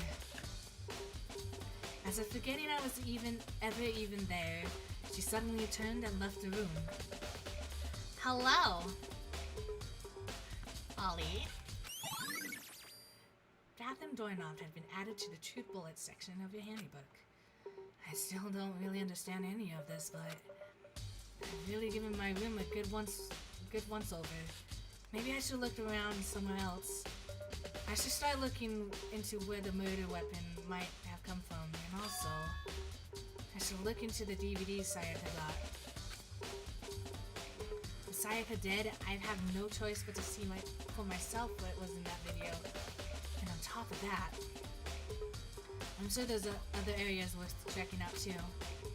Maybe I should see what everyone else thinks if they'll even talk to me, that is. Nope, we don't need to talk to anyone. Wrong button. You see? And you got points of interest which I want to check out. If you need more help than that, you go ahead and ask for help. First of all, we're gonna go over here.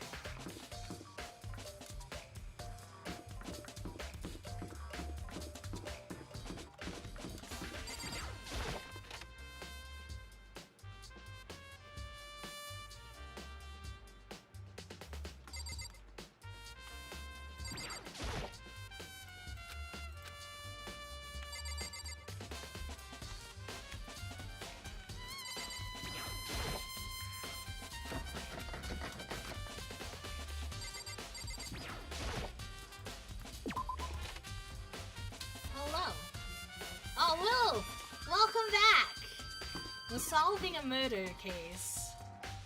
Okay, so Leon, let's see what you have to say. Because, and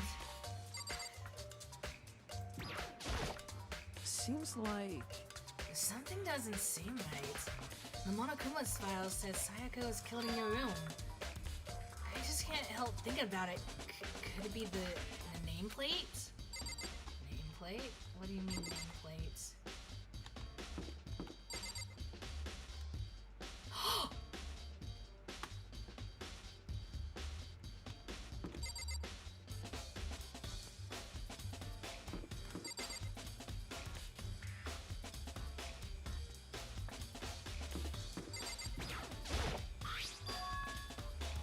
This is Sayaka's room, right? The nameplate has my name on it. Okay. Okay.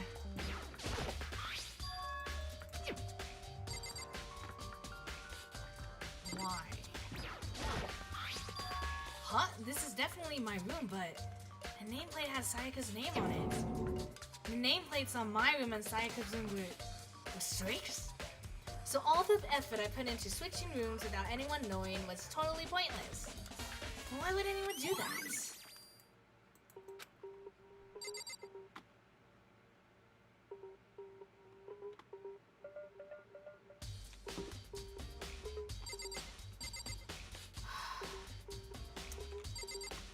They switched the evidence. You little sly.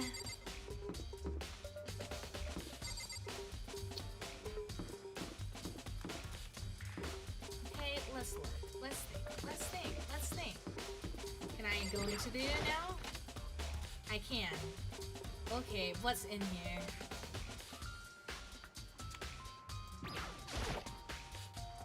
Sayaka. No, I can't let myself get depressed again. I need to search for clues. All that's here is the sewing kit and the organ map. And no useful clues.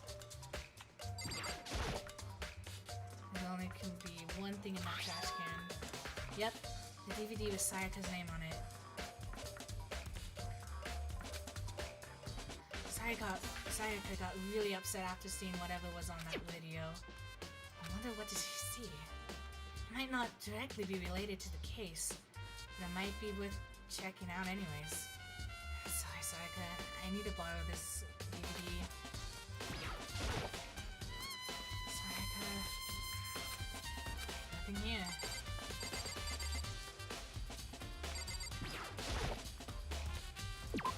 Okay, I want to check something real quick.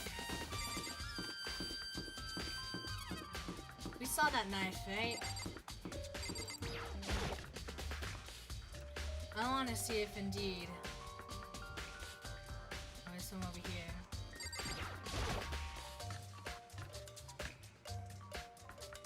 Aha!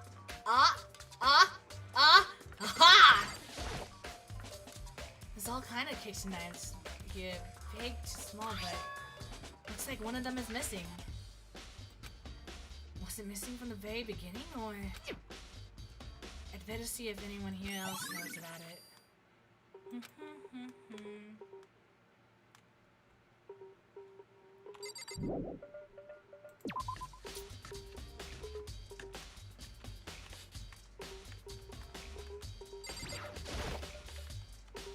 Hey, so did you notice that one of the kitchen knives is missing from the dining hall? Yeah, totally.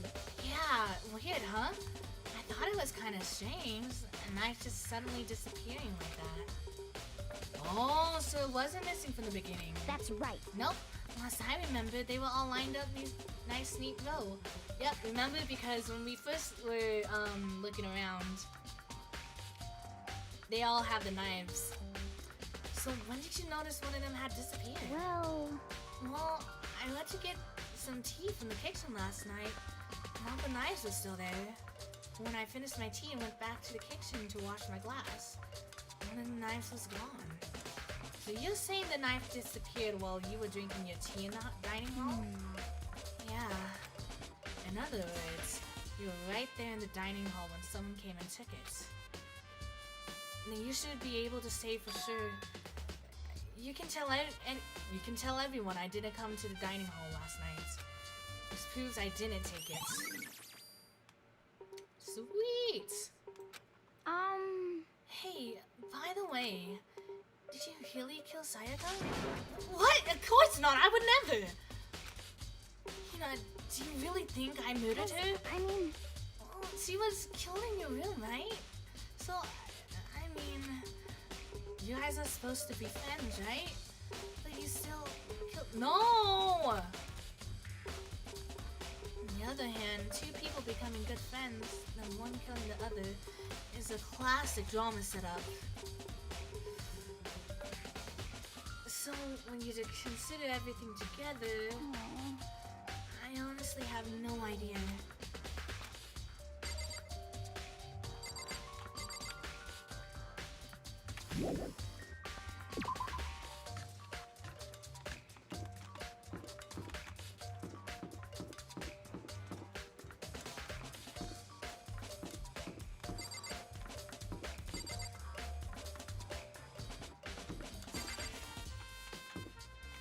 Leon's at the end of this room, right?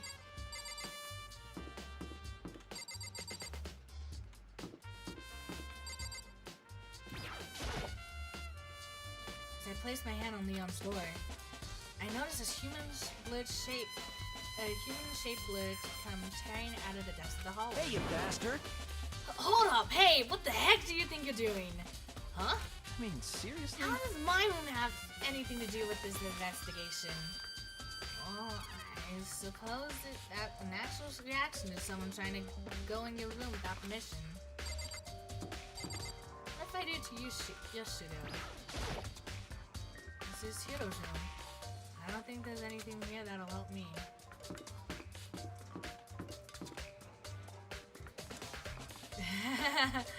I will another day. Very strange. Mr. Naegi, what was Miss Maizono doing in your room? Let me just say this. Most suspicious. I absolutely will not allow you to dispose of any evidence in the trash room. Do you really think I'm guilty? I know, we were in the trash room, weren't we? This is the trash room, right? But how do we open the door to the trash room, huh? Question mark? How do we get past here? How?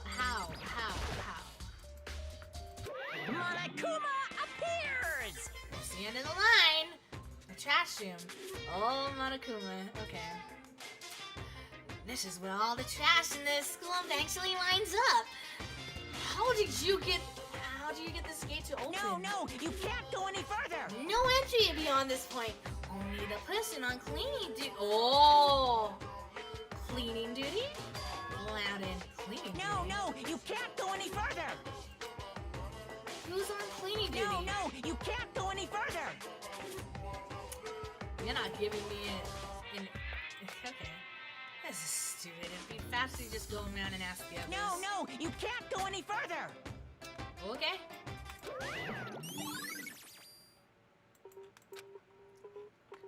So. Okay. Let's look. So. Cleaning duty, eh?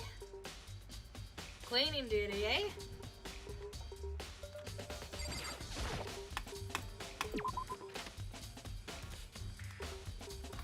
What if there was more than just one person involved in this? Never be too sure. Actually, cleaning duty? Cleaning duty.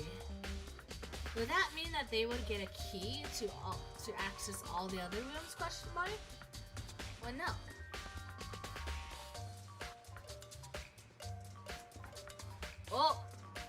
Oh. Wait a second, hold on. What if the killer came over and they're like, hey, cleaning duty, can you give me your trash? And bang, Sayaka came out, opened the door, and gave the killer the trash can so then they can take out the trash. Because, I don't know. Who knows? We'll find out later. Ow. Eat that.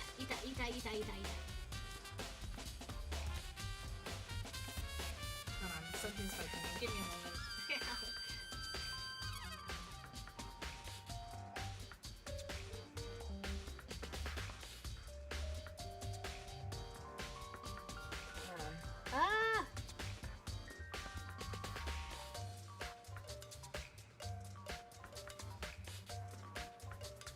Okay. I'm still in my cosplay. Something was poking me and I was like, no.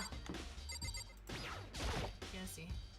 Byakuya, can you tell me anything about cleaning duty? No. Such ignorance. You're like a lost child. You're like a child lost in the woods, you know that? A total waste of space. What do you mean?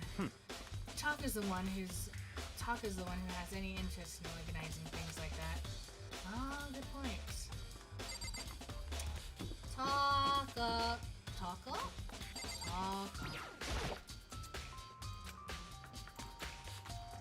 Where's Taka?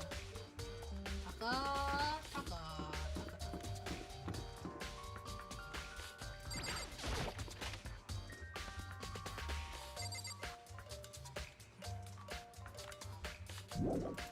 It's probably in...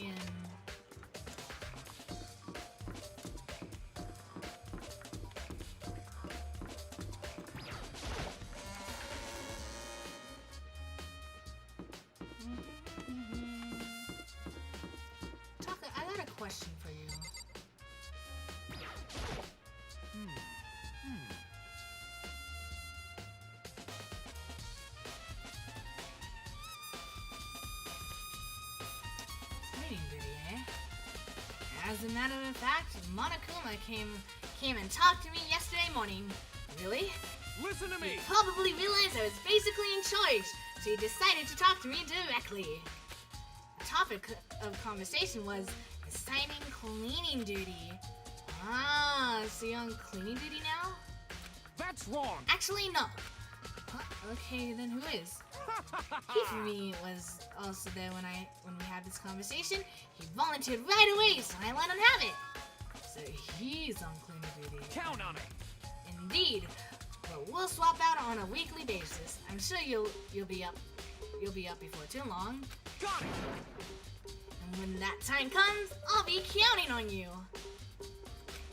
Oof, okay. Yeah, why is this thing poking me? Hold on.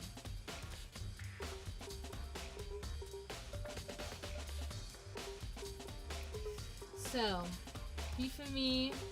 Give me a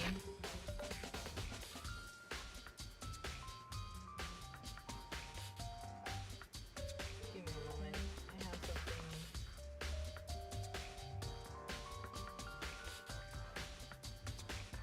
Give me a moment.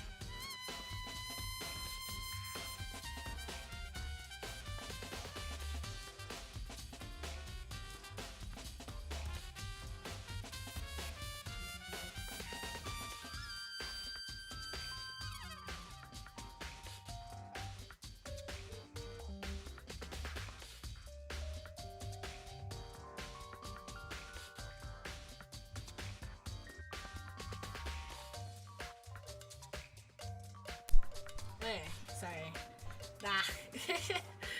Wardrobe problems that only women would know. Ow. I hope I'm not bleeding. Oh no.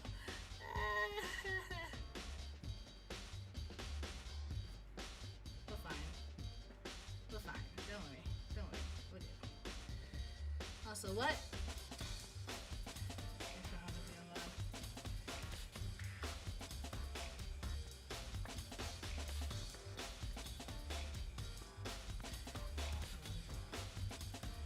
Go.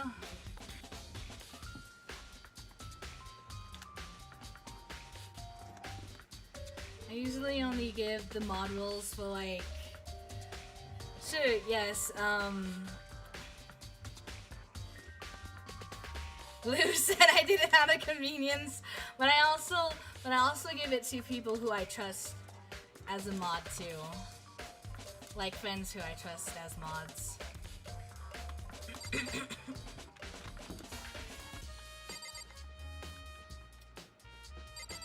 see.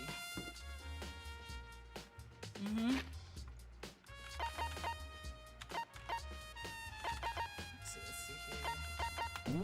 What card?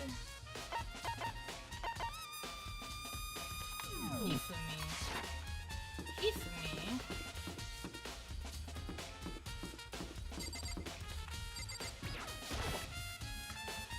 Okay, look, when I say trust, I mean trust on the stream. Hold on, let's see. Okay,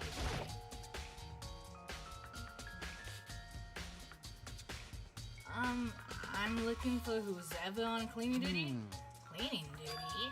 As a matter of fact, that's me. Why do you ask? Just so happens Monokuma talked to me yesterday and asked me to take care of it. Well, whoops. Without someone on cleaning duty, the school would be flooded with trash in no time. So I formally applied for the position. I was gonna start this morning, but after what happened, I haven't even had a chance to get started. And since you're on cleaning duty, you can open the gate in front of the trash room? Here we go! Yeah, of course! It's my job to gather up the garbage and toss it in the trash room. And to do that, they gave me a key for the trash room gate. We're supposed to rotate once a week, so eventually you'll be in charge. Very strange. Wait, hold on. You need a key to get into the trash room? And only the person on cleaning duty has access to the key? What's the point of going to all that trouble?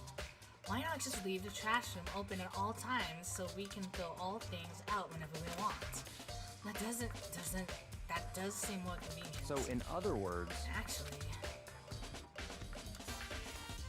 Anyone who kills a fellow student and becomes blackened will graduate, unless they are discovered. So that's it. So that must be why. If anyone could go in and out of the trash room whenever they wanted, then destroying evidence would be easy. The drill would disappear and things would become boring. But boring? Hey, listen. Anyway, and more important than that. Hey, you bastard. Hey, fatty. Why do you want the cleaning duty gig anyway? I just decided to volunteer for something I knew no one else would want to do. What's the big deal? You... Liar, I know why you did it. Is it like... You want to dig through all the girls' trash, looking for, you know, and poking around at it. There's no way to think about this in a common sense kind of way. What are you talking about? All my love is for 2D. I get you, Hifumi. I get you. I get where you're coming from. I understand quite well where you're coming with this. You know what I mean. Well, there's all kinds of trash diggers like that. Maybe I'll get tired of 2D and then turn to... I would never get tired of 2D! Yeah, you never underestimate the power of 2D. After spending a significant amount of time comparing 2D and 3D, I voluntarily chose 2D. Only 3D is good for is showered love and affection on 2D. Oh, and PVC figures. Give me a break. How are you totally not embarrassed to say stuff like that? If you're so worried about Hifumi's questionable morality, there's a very easy solution. Whenever a guy has cleaning duties, Sakura can accompany them from picking up the trash to disposing of it. What? If you're as innocent as you claim, where's the harm in it? That's not how it's supposed to... Anyway, on another topic... That's us. Okay, Hifumi, since you were on cleaning duty, I have a favor to ask you. That's cute right now. Stop it! Don't help me like that. What? So now you said you want to join my party? Sorry, but you haven't triggered that flag yet. The fact that I can understand what he means. Okay, I mean, you haven't helped me recover from a past trauma, or save a village, or beat a boss. No, look, nothing like that. I was just hoping to get into the trash room and look around. Oh, okay.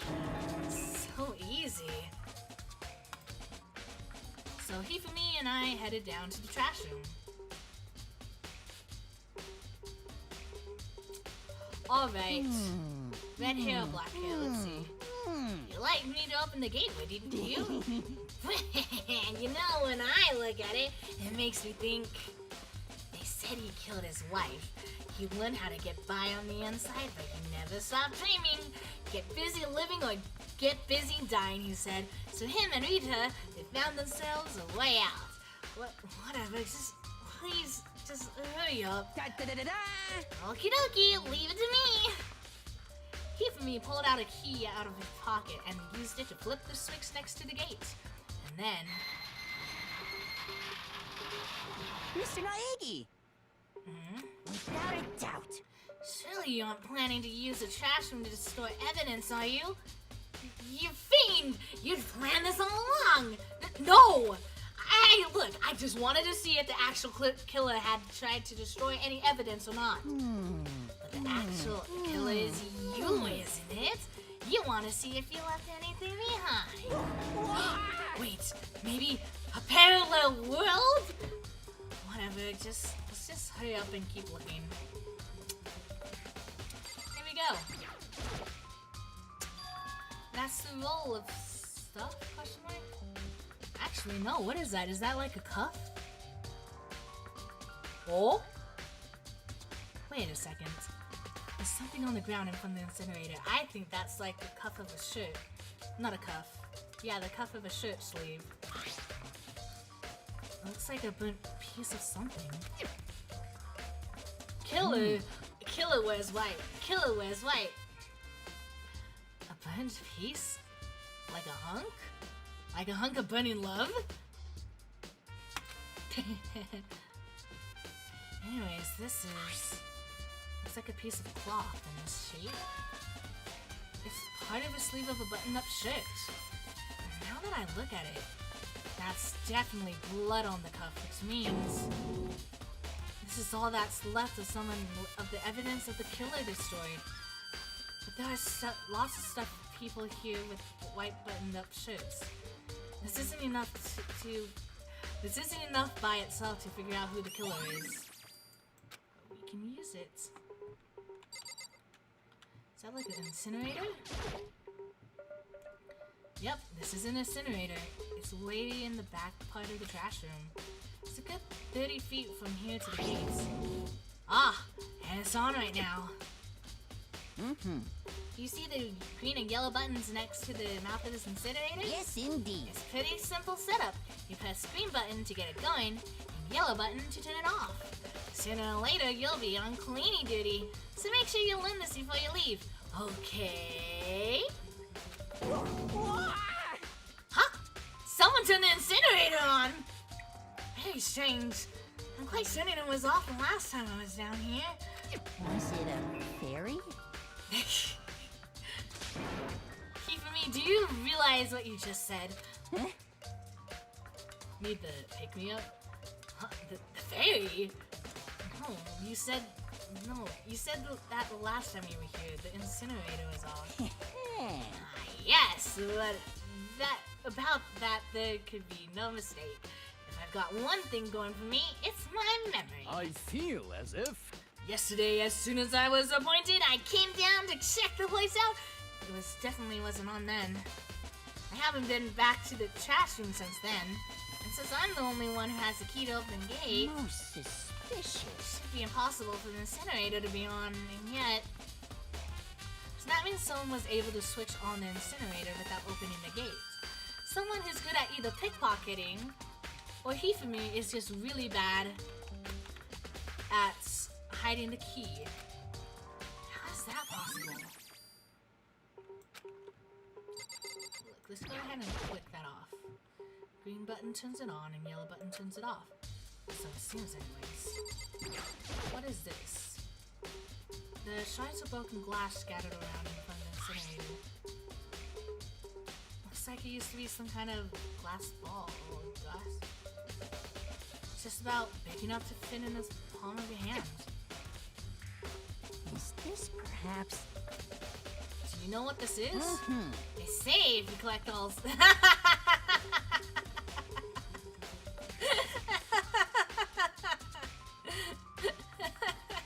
They say if you collect all 7, a dragon will appear and grant you a single wish. Kidding aside, it's the kind of thing you might want to see. You might see on any big city street corner. Gaze into it, and it will show you a glimpse into the future. Just like that Mina girl who was on the quest to find that one guy. Mina? Yeah, I'm. You're trying to say, but who did this particular ball go to? It's only one person. There's only one person it could be. We should all still be in the gym.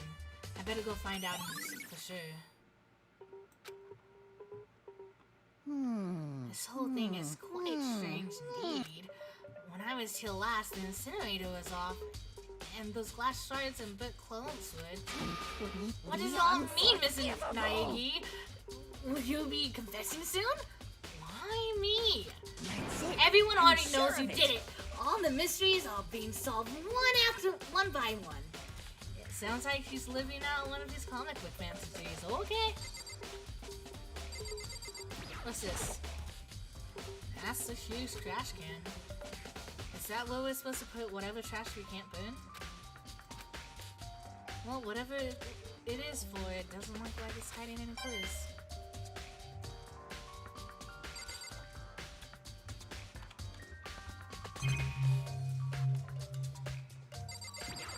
Can we turn it off?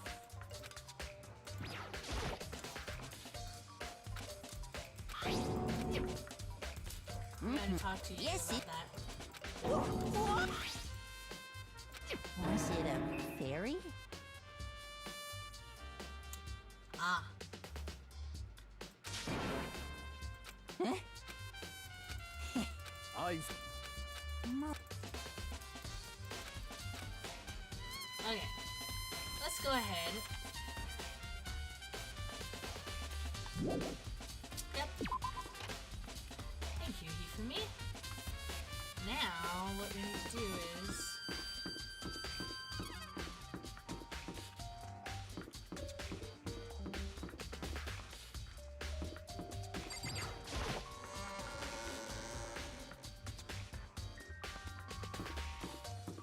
Oh, no, Reno was,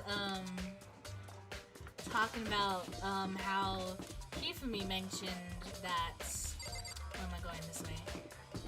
Mentioned about Mina. So that would make sense.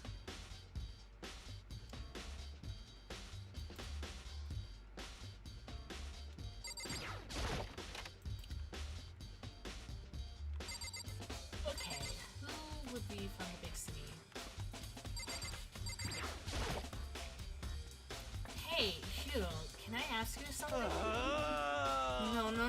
No, I gotta get out of here. Gotta get out now. I've had enough.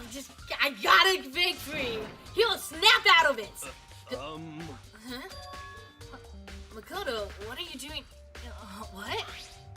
Hey, does this look familiar? Huh? That's my crystal ball!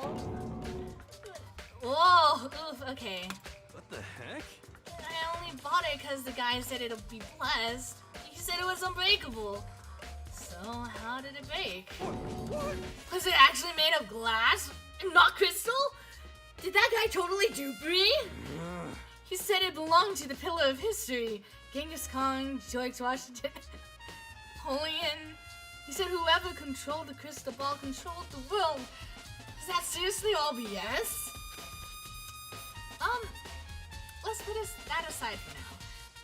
So you can say without a doubt that this belonged to you? Yeah, that's mine for sure. Probably forgot it in the laundry room last night. Someone must have come by and snatched it. Oh. Okay. Thanks, Hiro. That's all I wanted to know. Sure. By the way, I'm almost afraid to ask, but how much did you pay for that thing? Everything I saved up from fortune telling for 2 full... Oh gosh darn, boy. Oh! What?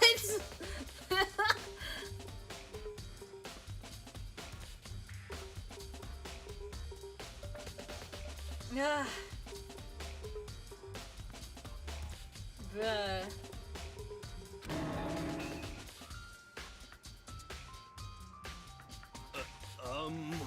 It's pretty cheap, actually. I mean, considering it gives you power to control the world. That's just too stupid. I can't even feel bad for him. Well...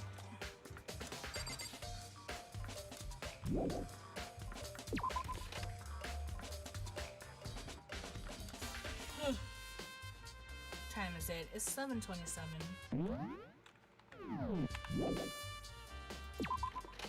Some point my parents are gonna be waking up.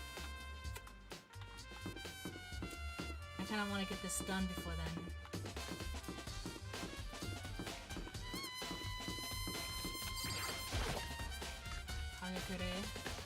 Hagakure? Is that the name?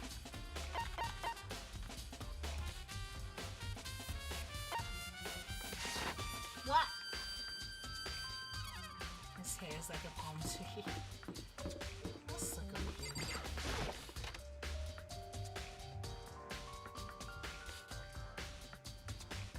Alright, let's see here.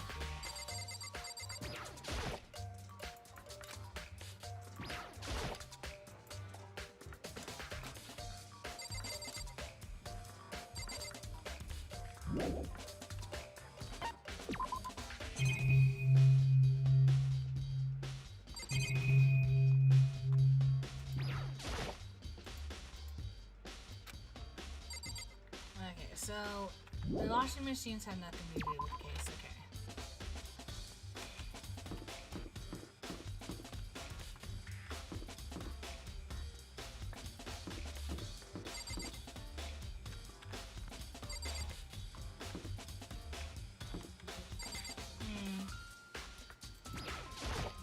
Seems like...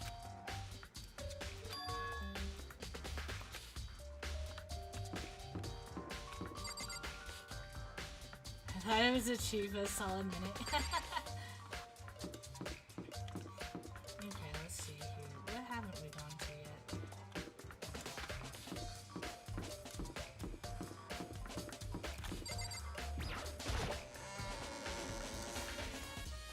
We talked to the girl over here. Hold on. Well, actually, no. We have this to figure out.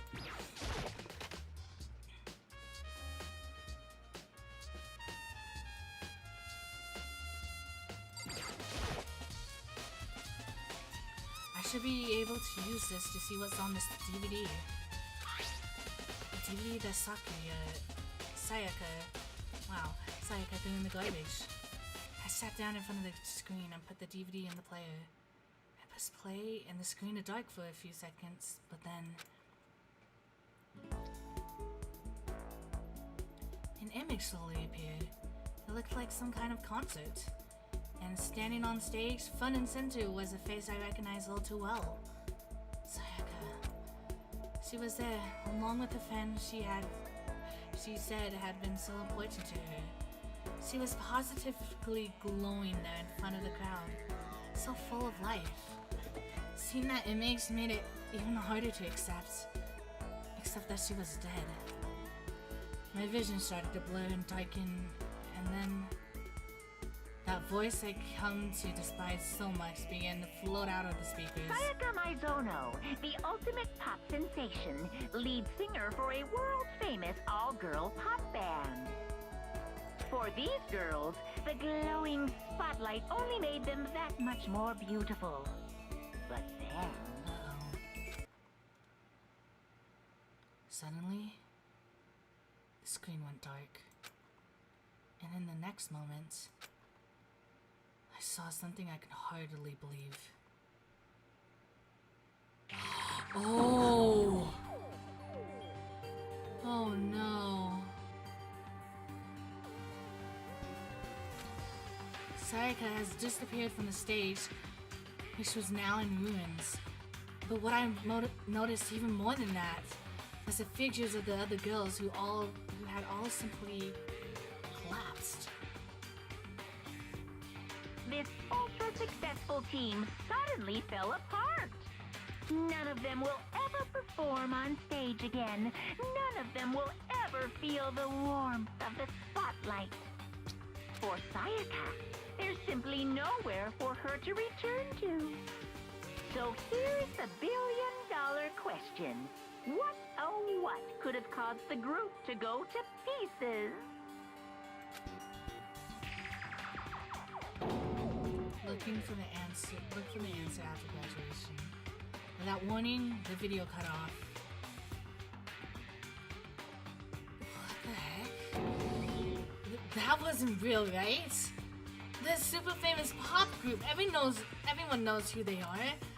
Is he trying to say he was even able to get to them?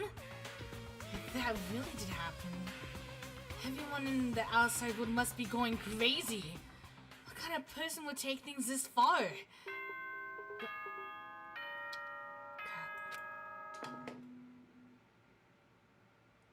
It's class time. I'm getting tired of waiting. What say we just get started,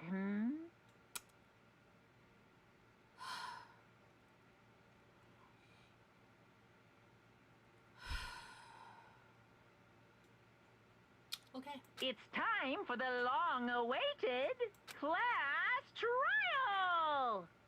Now then, allow me to appoint a proper location for the proceedings.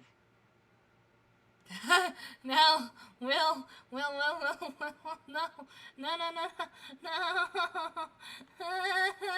Please go through the red door on the first floor of the school.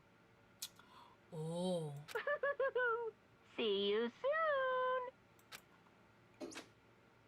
Where's the honk when you need it? Where's the... Okay. So I should go. No, I have to go. After this, we'll call it a day. Because I will need some sleep. And my vocal cords need some rest too, because I've been straining it too much. Ran out of water.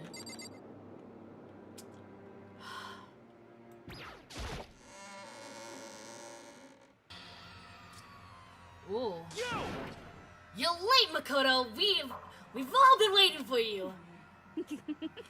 I bet you were afraid you would be discovered as the murderer you are. Listen to me! Let's not jump to conclusions just yet. Save that for the class trial. There we can reveal all the details of Makoto's crime. So they really are convinced I did it. But... okay! I didn't do it. Me and Sayaka both know that all too well. But then who is the killer? Alright, Phoenix, right time. Hold on, let me check.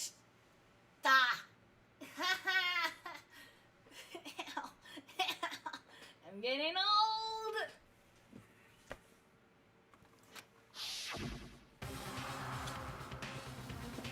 The one who murdered Sayaka. Is it really one of us?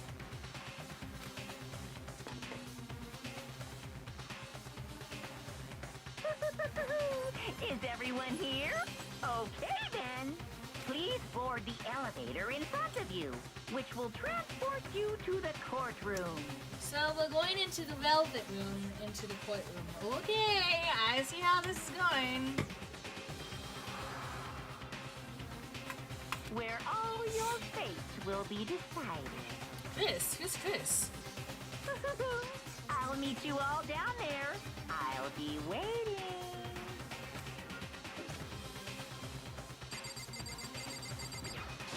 What? What? Okay, so whoever stuck us here even took the time to set up a gosh darn cut, huh? Impossible. Darn, we really gotta go through with this class trial thing, huh? You know? If you wanna confess, I guess now's the time to do it. I'm telling you, I didn't do it! Hey. There's no point in standing around here. Stand in your resolve and step into the future. Let's get started.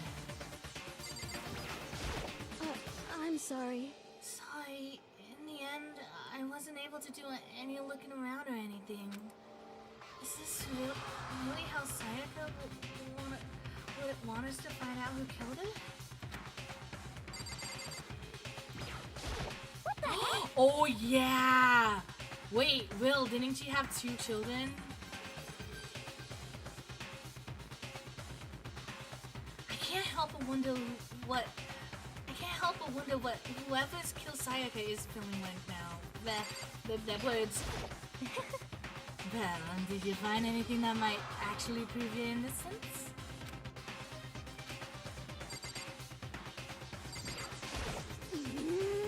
Beans is so insistent, even though you obviously killed her, is very impressive. You know what I mean. Well, I did my job. I'm counting on the rest of you from here on out. So, the school basement has become the darkened stage. Well, here to bear witness to Mr. Naegi's final curtain call. Well then, the time has finally come. Are you ready? Got it! Relax, I haven't decided 100% I haven't decided 100% that you're the culprit just yet. Maybe, but you're obviously leaning that way.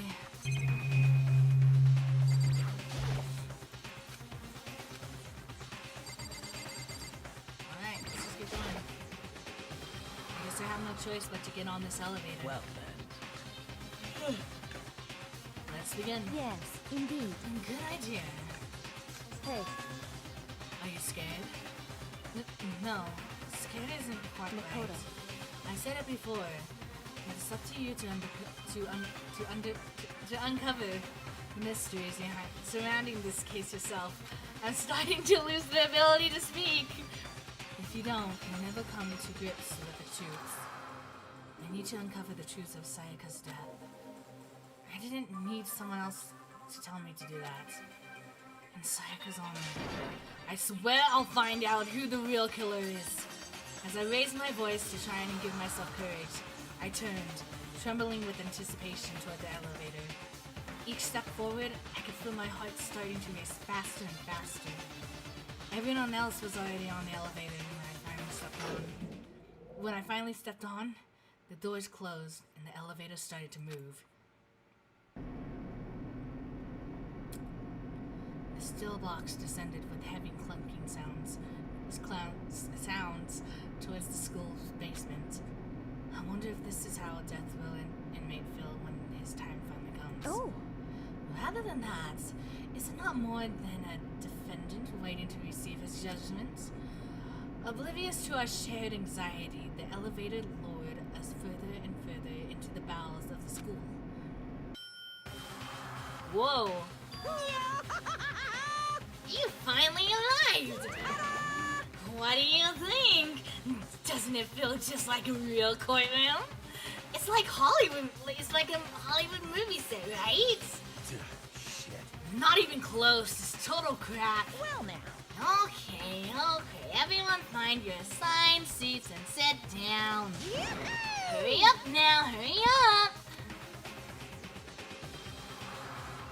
We did what he said and found our seats. Whoa. Whoa. Okay. Seats were arranged in a giant circle. It was set up so that everyone could see everyone, which also meant it'd be easy for anyone to transfer the tension and unease onto anyone else. The air seemed to grow heavy as we sat there. And so, the curtain on our first case opened. A deadly judgment, a deadly deception, a deadly betrayal, a deadly riddle, a deadly defense, a deadly faith, a deadly class trial. Oh, say it? Okay. Oh. What is this class trial that Monokuma mentioned? Can Makoto sweep away the cloud of suspicion surrounding him? Question mark? Oh no. Even with a dead body laying in his bathroom? Question mark? And what about the Blackened who's actually responsible for Sayaka's death? Question mark. Okay.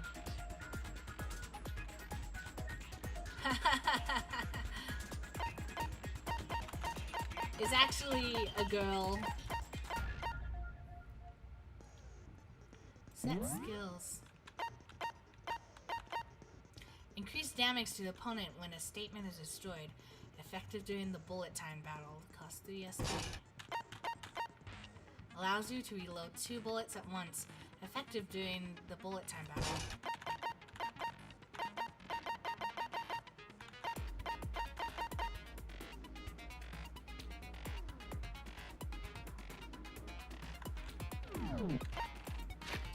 Alright.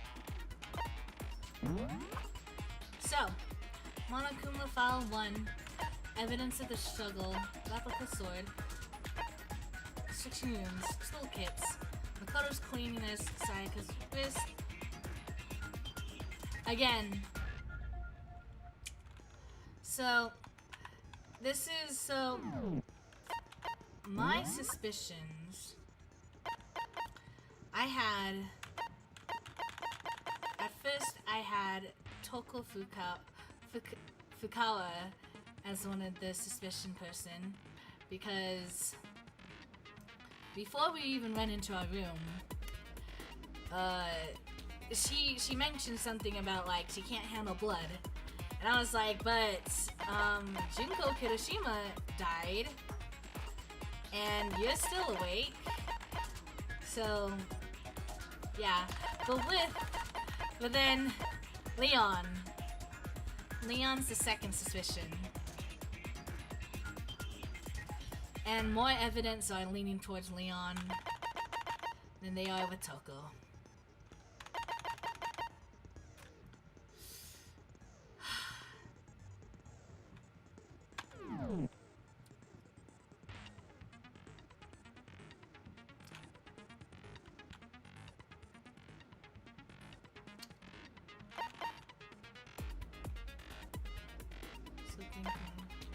Let's go with this.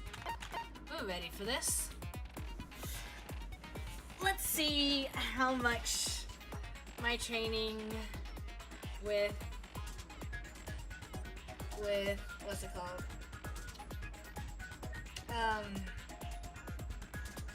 Phoenix Wright has prepared for us for this. Let's go ahead. Trial, all rise. Let's begin with a basic explanation of the class trial. So, your votes will determine the results. If you can figure out who done it, then only they will receive punishment. But if you pick the wrong one, then I'll punish everyone besides the blackened, and the one that deceived everyone else will graduate. And the killer really is one of us, right? Of course! Okay then. Everyone, close your eyes. And whoever did it, raise your hand. Don't be a goddamn idiot. Why the hell would they raise their hand? Before we move on and start the trial, can I ask a question real quick? What's going on with those pictures? Means that they're deaded. I'd feel awful if they got left out just because they died. Friendship penetrates even death's barrier. Friendship penetrates? Okay, but what about that other empty seat? There were only 15 of us to begin with, so why are there 16 seats? Oh? Oh, no reason. It's just that our little courtroom here can technically fit up to 16 people. What do you mean by that? Okay, that about does it for the preamble. Get ready to get started. First up is the case summary. Now, let the class trial begin. It's about to begin. The debate to decide who we think the killer is. Anything I found, anything I noticed, I have to be ready to speak up about everything. Because this isn't just about me. Everyone's lives are on the line. Your first non-stop debate is about to begin. Would you like to hear more? Sure. As things progress during each class trial, you are engaged in a number of non-stop debates. During these discussions, characters will speak one after another without pause. It's up to you to unearth any lies or contradictions buried within their statements. What this means is that you'll have to use your truth bullets to refute what they say. Any relevant truth bullets you found during your investigation will be loaded into the truth cylinder. Use the mouse to aim and then fire with the left mouse button. Okay. Pay close attention to each character's statements and use the truth bullets to blast the right ones. Note, if you run out of time, you will automatically fail. I don't like...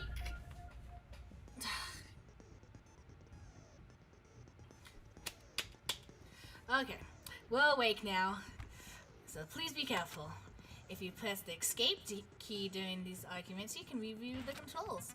Well then, good luck and have fun! Alright. Make your arguments. Evidence of a struggle.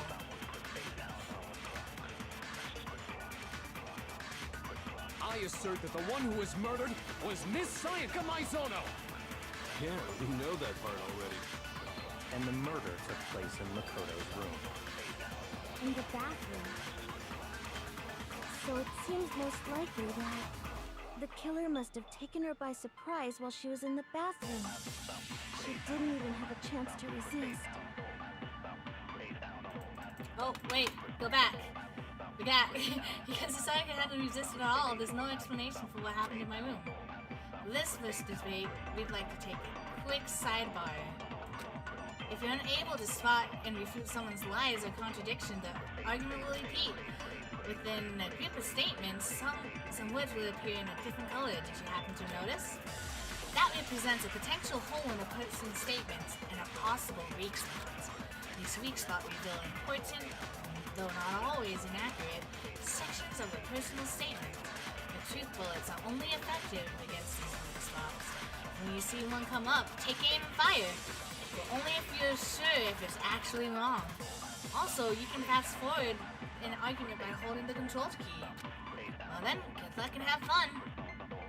I assert that the one who was murdered... Yeah, and the murder took place in the bathroom. So it seems the killer must have taken her by surprise while she was in the bathroom. She didn't even have a chance to resist. Nope. No, that's wrong. Oh, I see. I think I know how this is. Just a second, Chihiro. Try to remember Chihiro? how my room looked. With the way things had been damaged, I think we can definitely assume there was a struggle. A struggle? Between who and who? Between Sayaka and the killer, of course.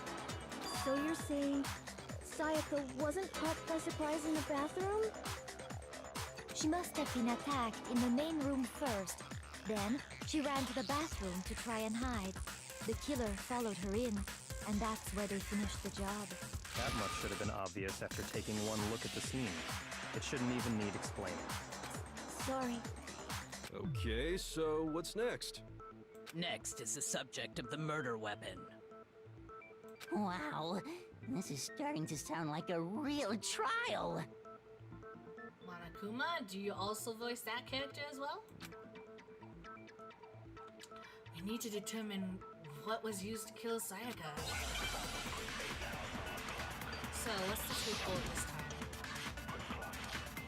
Kitchen knife sets. Let's see. So what was used to kill her? There was some kind of sharp object thrust into her stomach. Without a doubt, that is the murder weapon. So the killer used some random knife they had on him. How could anyone do something like that? That son of a bitch! I shot that because the object that was thrust into Sayaka's stomach. It's almost certain that knife had disappeared from a certain location. So what was used to kill her? There was some kind of sharp object, without a doubt. So the killer used some random... I was too slow in shooting that. Okay, I need to be faster. No. I do think it was a knife, but not just any knife. Voice actors. I'm almost positive it was a kitchen knife. Huh? A kitchen knife? After the murder, we discovered that one of the knives from the kitchen was missing. Which means that knife must be the murder weapon. Oh, yeah. I guess that makes sense. You could sort of see the weapon sticking out of her stomach. And if you look real close, I could totally see that being a kitchen knife. Okay, so the murder weapon was a kitchen knife, but where does that get us? I mean, we all know Makoto killed her, right? That's right. Makoto's room was the scene of the crime. What more proof do you need? hold on a second. Let's draw our conclusions after we presented our arguments. Otherwise, what's the point of the trial? Well, we can talk all we want. It's not gonna change that conclusion. I don't think that's true at all. I'm sure if we keep at it, something new will reveal itself. You really believe that? She's right. There's gotta be a breakthrough somewhere, just waiting for us to find it. Because I know darn well that I'm not the killer. There's a bit more to learn about non-stop debates. Would you like to hear more? You can concentrate by holding down the space key. When you concentrate, time will slow down so you can pay closer attention to what everyone's saying. On top of that, it'll steady your aim, making it easier to target potential weak spots. Concentrating like this consumes the focus gauge, and if this gauge empties, you can't concentrate. The focus gauge will recover over time, so let your brain take a rest. No need to rush. Well then, good luck and have fun. Make your arguments. Ours accounts.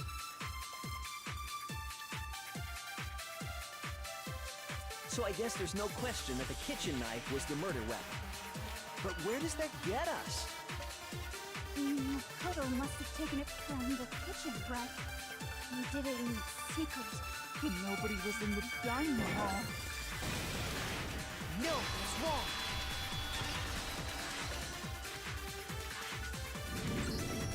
Okay, wait. Hold on. I didn't take the knife from the kitchen. Next, you're gonna say you're not the killer, right? Go ahead and say it all you want. Well, what if I have a witness? What do you think, Hina? Huh? Remember what you were telling me earlier? Well, I went to get some tea from the kitchen last night, and all the knives were still there. And when I finished my tea and went back into the kitchen to wash my glass, one of the knives was gone.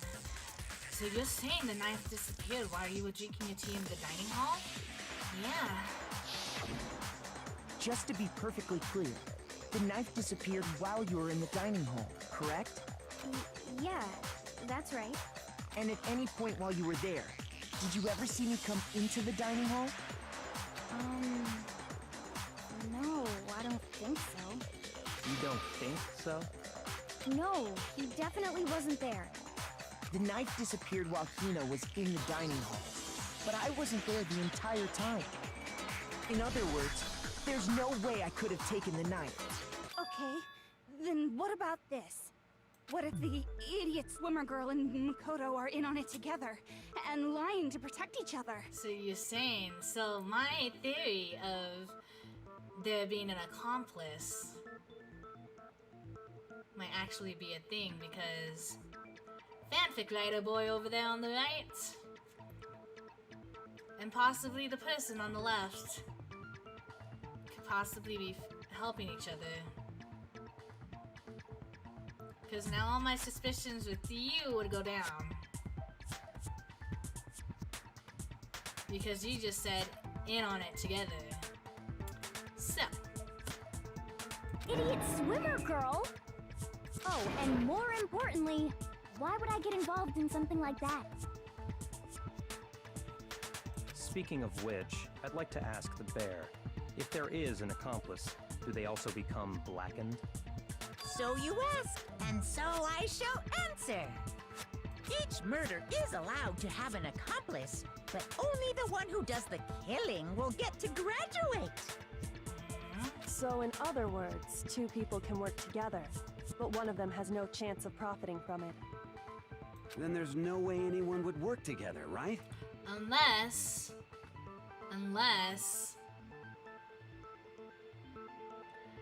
they're easily swayed. Easily swayed like our good boy fanfic writer. But what if they did work together and they just didn't know about the rule? Ugh, good grief! Enough already! No, okay? There are no accomplices in this case! Oops! Did I say that out loud? Okay. Because she's not smart enough to figure it out anyways. But that's okay because I'm the same way too, so it's fine. Anyway, I didn't go to the dining hall, and I didn't take the knife. So I'm not the killer. Okay, so then, who did take the knife? Hina seems the obvious candidate. After all, she just said she was in the dining hall. No, no way! I swear it wasn't me! Sure, but can you or anyone else prove that? I can. That's right! Sakura was with me the entire time I was drinking my tea. I hate to have to ask, but just to be sure, Sakura's... Don't! Me. Right. But then, couldn't either one of them have grabbed the knife? Actually, no. Because, well... Just spit it out already. I stayed in Hina's room last night. I got so scared thanks to those creepy videos. I wasn't really thinking, I just asked her to stay over. Which means we have airtight alibis. You stayed over? Doesn't that violate one of the school regulations? We're not allowed to sleep anywhere but the dorms, but it doesn't say we have to stay in our assigned room, so I don't think that's a problem. It is a problem! A boy and a girl spending the night together? No! It's unwholesome! But I'm a girl. You are? Oh my gosh, I'm so sorry! But if it wasn't either of you, then what other possibility is there? Actually, there is one other possibility. Right, Hina? Oh, yeah, that's true! One other person did come to the dining hall while we were there. Why didn't you say so in the first place? Well, because they're not here anymore. Shinko? Someone who's not here? Oh! Are you saying that it was Sayaka? Because Sayaka always wanted a self-defense weapon, right? So, what if Sayaka was the one who went into the kitchen and grabbed the knife? And so, the killer, whoever that may be, they were the ones who used the katana, which would explain why the scratch marks on it. And then Hina, and they whacked the thing out of Hina's hand, the knife out of Hina's hand, which explains the gold dusting on her wrist, which is also why she has a broken wrist, because of the katana, because it's fake. The katana is fake. And so when they knocked the knife out of Sayaka's hand, Killer grabs the knife and kills her. Of course, after the struggle of going into the bathroom and all that jazz. Just what if? What if? What if that was the scenario?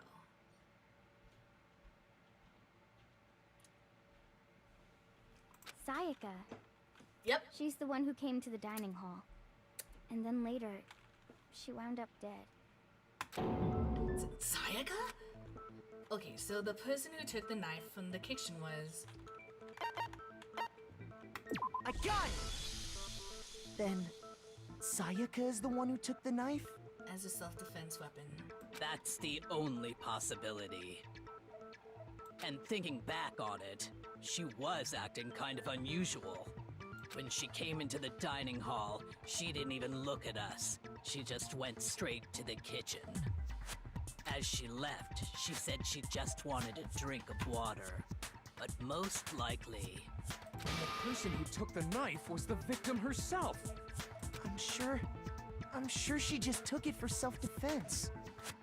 So you're saying the knife she took was then taken from her, and she was killed with it? In that case, you may not have taken the knife, but you still could have killed her. What? See? He did do it after all. No, you're wrong. So So, that's how you would twist the argument and send us all off in the wrong direction? You possess a most terrifying talent. You all are getting on my nerves. Darn, if I don't do something, they're gonna blame me for the murder. Don't they understand? If they convict me, everyone's gonna die. Hold on. It's still too early to decide conclusively that Makoto is the killer, wouldn't you say? I think one of my parents is I heard footsteps upstairs and I'm like, oh, okay. We were up for a little bit too long. Okay. Because you see, if the room did belong to the killer, then they did something most bewildering. And until we unravel that little mystery, you simply can't declare that he's the killer. No, go to class. Go to class. Go to school. Go to school. Don't be like me. Go to school. Bewildering? What the hell are you talking about? Something was missing from the scene of the crime that by all rights should have been there. You know what I'm talking about, don't you? Your first Hangman Gambit is about to begin. Would like to hear more? Absolutely. As things advance further in the class trial, the Hangman's Gambit will eventually take place. The point of this is to reveal an important phrase related to the incident in question. You'll have to deduce the phase of the letters flying around and the letters already known. Complete the phase by shooting down the flying letters in the right order. Use the mouse to aim and then the left mouse to shoot the desired letters. If you shoot down the wrong letters, you suffer damage to your influence gauge. This gauge reaches zeros, where if you run out of time, you fail. Well then, good luck and have fun. Something that should have been at the scene, but wasn't.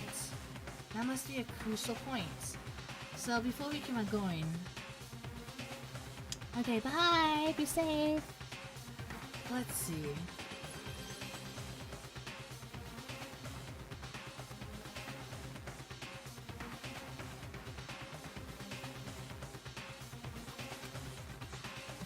If we can just figure out what that something is. Let's see, give me the phrase. Hangman's Gambit. 4 letters.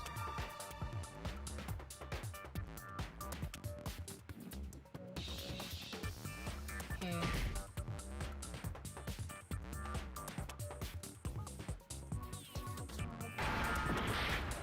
What?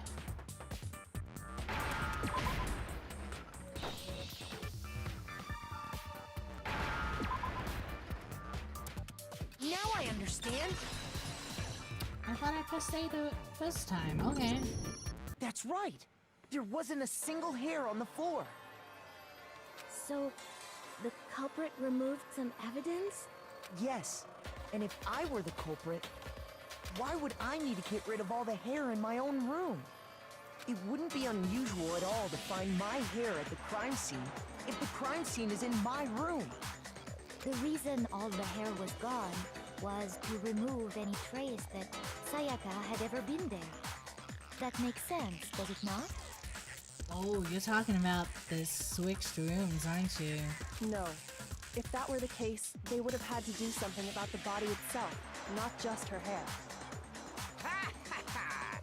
Yes, very true, very true. Okay, then why wasn't there any hair on the ground?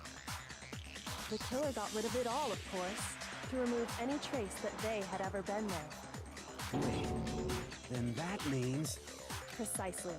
It's simply beyond reason to believe that the room's owner and the killer are one and the same. Then, Makoto isn't the culprit? Are you sure we can decide something so important based solely on the absence of some hair? No. There are other reasons that prove why Makoto couldn't have done it. I would like to hear these reasons. The door. Do you remember anything remarkable about the bathroom at the scene? Yep. Sayaka was attacked in the main room first, then fled into the bathroom, right? Yeah, then they ran after her, got into the bathroom, and stabbed her. And how did the killer get into the bathroom? Did they have any trouble with it? What do you mean? It's fairly certain that the killer had some trouble getting into the bathroom. There was clear evidence left behind. Do you remember, Makoto? The killer struggled getting into the bathroom, and the evidence that proved that is the object the killer broke.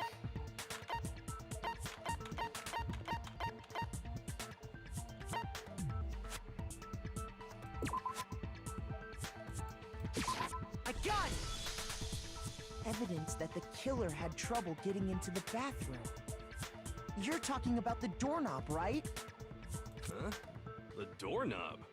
What doorknob? The doorknob for my bathroom. It was completely broken.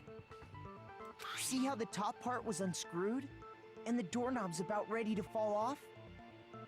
Oh yeah, true. But what does it mean? In trying to bypass the lock, they ended up nearly removing the entire doorknob. This is another most bewildering act for the room's owner. It proves Makoto is beyond suspicion. So what? You're saying he wouldn't break the door in his own room? But if the only choice you have is to break it, you break it. There's nothing bewildering about it. You still don't see? Okay then. Let's take another look at how the incident unfolded. Hopefully that will help you understand. Kyoko said it was a bewildering act. I almost didn't notice it at first, but is that the key point here? There's a bit more to learn There's a bit more to learn about non-stop debates. Would like to hear more?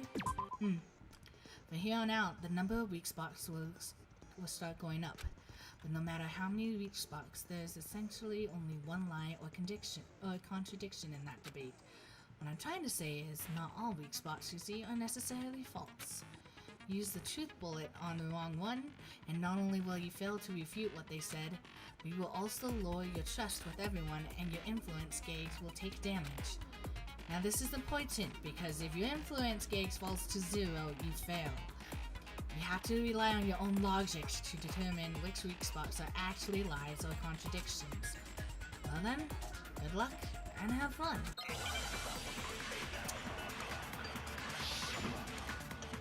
Make my arguments. Bathroom door frame.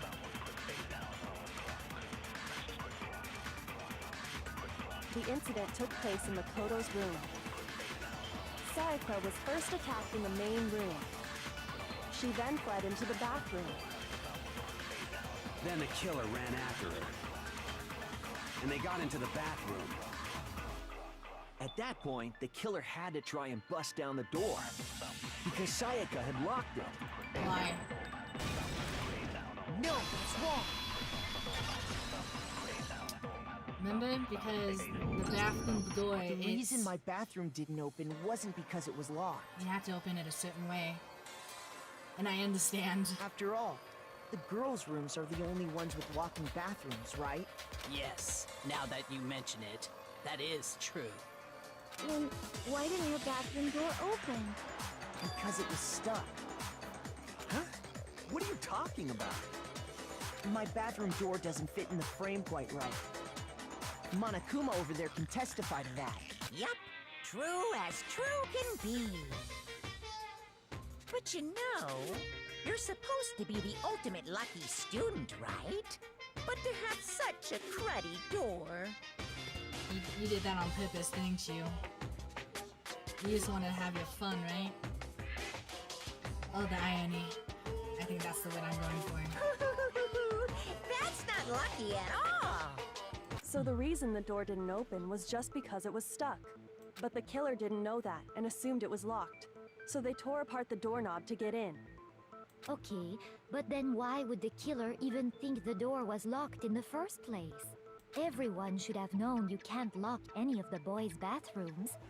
The killer could easily make that mistake, thanks to one important detail about the scene of the crime. So, let's think here. So when Sayaka left to go out to get the knife, she probably switched the plaques in the room? Just so no one gets the wrong idea? I don't know. killer was convinced the bathroom door was locked, so they didn't know that the door actually couldn't be locked. In other words, an important detail about the scene of the crime was that they didn't know.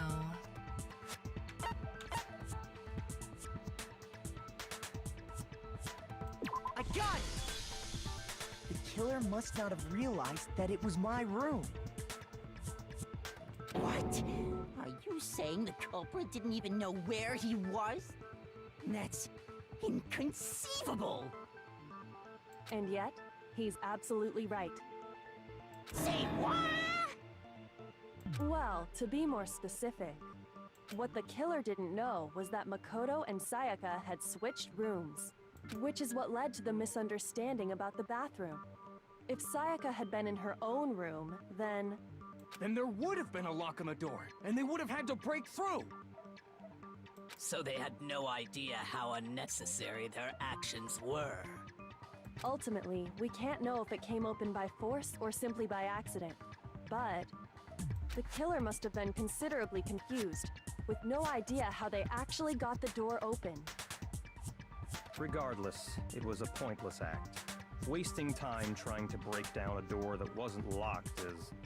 definitely something I wouldn't do, since I would have known exactly why it wasn't opening, right? That is a definite possibility. So the killer would have to be someone who didn't know they'd switched rooms? Then Makoto couldn't have done it. That's what I've been trying to tell you. Okay, then who did do it? I'm sorry, but I give up! Quit without saving! But what happens if we can't decide on who we think did it? Well, then, why don't we just vote right now? Majority rules! No. Majority rules? You really think that's a good idea? Yeah, our necks are on the line here. Someone seriously needs to do something. For serious. Does no one have any other thoughts or questions? It does not matter how trivial they may seem. Oh, as a matter of fact, I do have one question. Oh, you... You don't gotta sound so disappointed. It's fine, it's fine. Just ask your question. Oh yeah. Okay, so, well, I was just wondering, how did the culprit get into Makoto's room in the first place? Did they go in there before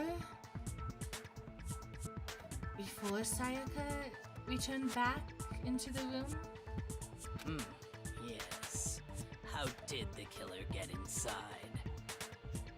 Maybe Sayaka just dropped the key somewhere and the culprit picked it up. That's possible, right? I don't think so. That seems way too convenient. Then maybe someone picked the lock? No. Negative!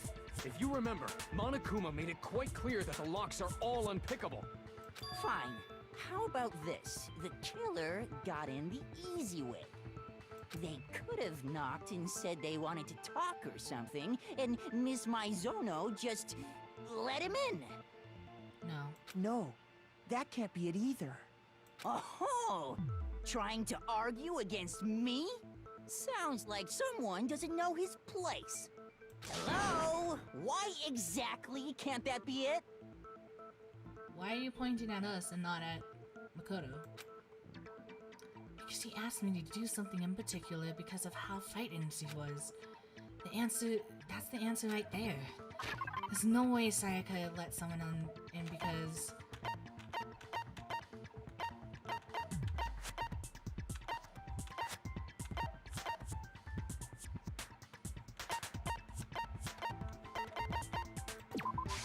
I got it! Because Sayaka was already scared, remember? That's why she asked me to switch rooms in the first place. The same goes to you, Sayaka. No matter who it is, don't open your door for anyone. Even if I'm sure it's you, I absolutely won't open it. Otherwise, what's the point of even switching? Knowing what she'd been through, I just can't believe she would have opened the door for anyone. What if her being scared was a lie? Ah, that's true. that would kind of explain why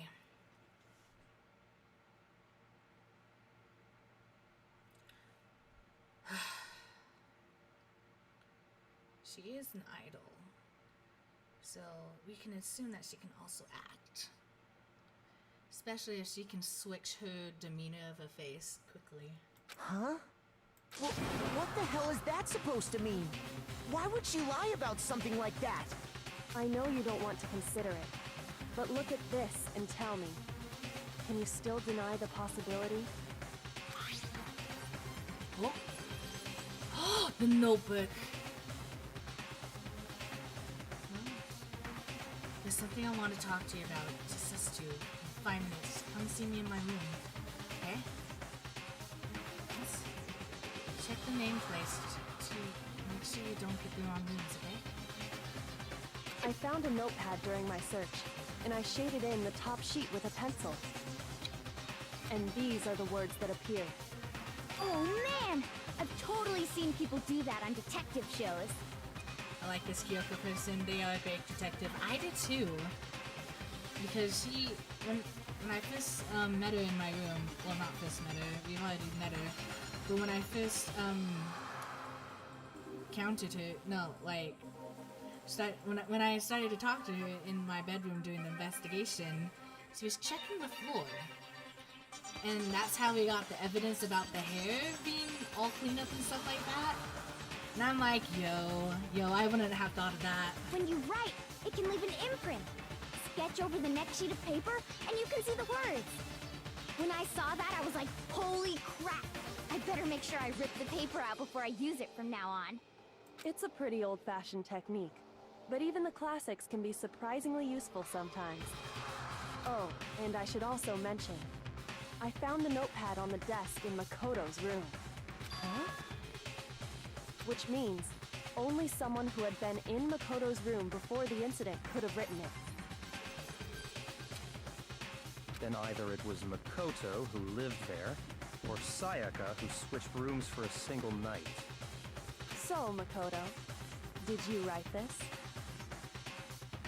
No, I didn't.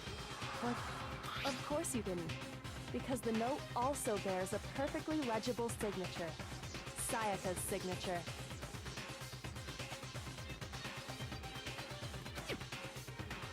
And that note, Sayaka wrote it?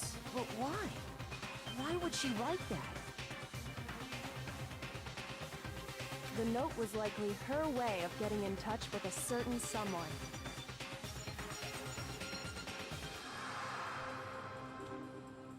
Were you... Sayaka, were you trying to lure the killer into the room?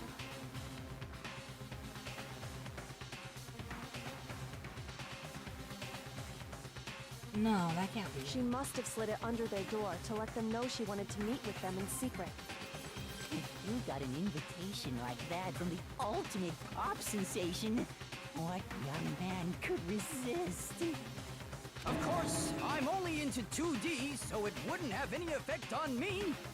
But can we be sure anyone even got this note? And honestly, even if they did, I do not think they are at all involved in what happened. Huh? What makes you say that? Would you like to hear what I have to say? Very well then, pay attention.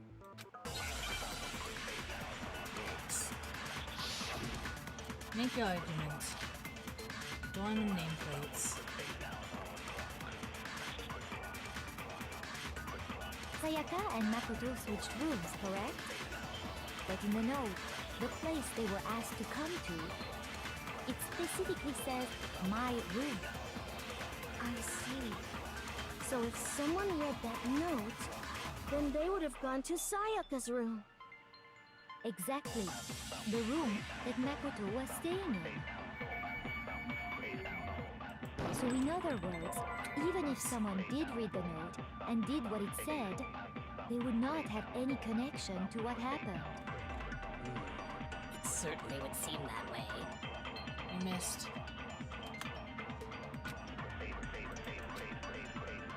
Sayaka and Makoto got in the note. It specifically I see.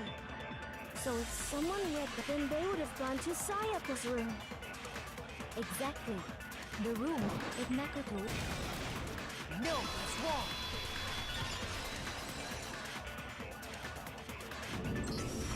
The nameplates on Mai and Sayaka's rooms got switched. They got switched? That's right. The nameplates got switched, just like the rooms themselves. As a result, the nameplate on Sayaka's room actually had Makoto's name. And the nameplate on Makoto's room had Sayaka's. So what you're saying is, the room Sayaka was staying in was actually marked as her room. Then, if someone did do what the note said, they would end up at Makoto's room where Sayaka was.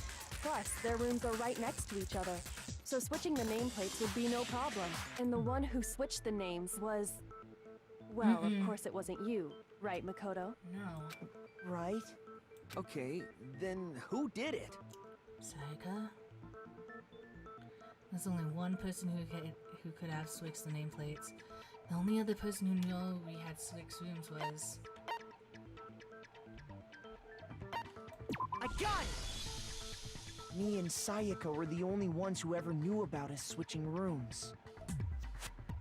So the only other person besides me who would even know to switch the nameplates was Sayaka. Oh, why was she? You can also infer as much from her note. She knew who it was. There's something I want to talk to you about, just us two, 5 minutes. Come see me in my room. Check the nameplates to make sure you don't get the wrong room, okay? She specifically tells the reader to check the nameplate. She would only have written that if she knew the nameplates had been switched. But why would she switch them in the first place? She wanted someone to come to the room she was in, and also hide the fact that it was Makoto's room. What? Inviting someone to your room, but not telling them you'd switched rooms. Why would anyone do that? To understand that, we first need to understand what happened after she invited the person into the room. That's where the answer lies. What happened then was probably whoever she invited over came in and attacked her. We figured it out! We know who did it! Whoever she invited over is the culprit! But we still don't know who it is, you goddamn idiot! Sayaka fought with her killer there in the room, yes? Perhaps the answer to our previous question lies in that initial struggle. Yes, I think you're right. Then... we just have to figure out what happened during the fight, right? That reminds me. There was a replica Leon, sword you're at looking... the murder scene. Was that perhaps used during the fight? Oh yeah. What's the deal with that sword? Sayaka suggested I should hold on to it. I thought it might come in handy if I had to defend myself. It seems pretty likely that the killer used it to break Sayaka's right wrist. How the hell could you possibly know that's what broke her wrist? The reason I know Sayaka's wrist was broken with this fake sword is because of that gold sparkling stuff that was on her. Yep. I got it! All you have to do is take a good look at her broken wrist, and it should become pretty clear. Right there where her wrist is all swollen, there's something glittery there. See? Is that gold? It sure is. Specifically, the gold coating from the replica sword. You barely have to touch that stuff, and it'll stick right to you. Also, remember how we found that shirt cuff link in the trash chute area? It's because the killer had to use the sword and it got all over them. So they couldn't just use the lint roller to get rid of it. Nope. They had to burn the shirt. And there's some on her wrist because I got it! Because she got hit with the sword, right there on her wrist! I see. And so the truth draws ever closer. All right, then it's about time to solve this mystery. What happened in my room? And what led to Sayaka's death? That's what we need to make clear. There's a bit more to learn about non-stop debates. Would like to hear more? Yep. Are you getting used to these non-stop debates? Starting with the next debate, I'll start loading multiple tooth bullets into your tooth cylinder. Just like with the Weeks box, only one of those bullets can actually refute the proper statement.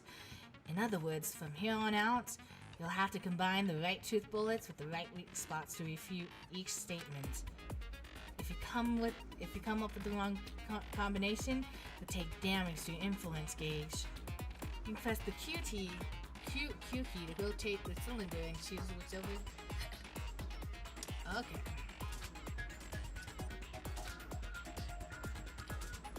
By the way, the logic difficulty is set to time. Fewer bullets will be loaded into the cylinder. For our purpose this time, the logic difficulty will be sent to mean.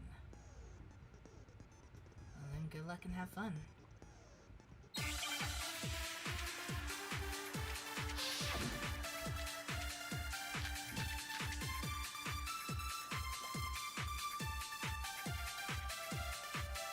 When the fighting broke out, the culprit grabbed the sword, and that's when the first blow was dealt. A sword-based sneak attack. And that's what broke Miss Mizono's wrist. So, she tried to fight back. She grabbed the kitchen knife she had hidden away. But then the culprit took that from her too. And they killed her with it. And that's exactly what happened. I need you to say that again. The person with the sword really did attack first, and there's no explanation for how a certain pair of sword got damaged. When the fighting broke out, the culprit grabbed the sword, and that's when the first blow was dealt. A sword-based sneak attack. And that's what broke Miss Mizono's wrist. So, she grabbed the... But then the culprit... And they killed her. And that's exactly what happened. I'm gonna try this. When the fighting broke out, the culprit grabbed the sword, and that's when the first blow was dealt. A sword-based sneak attack. No, it's wrong.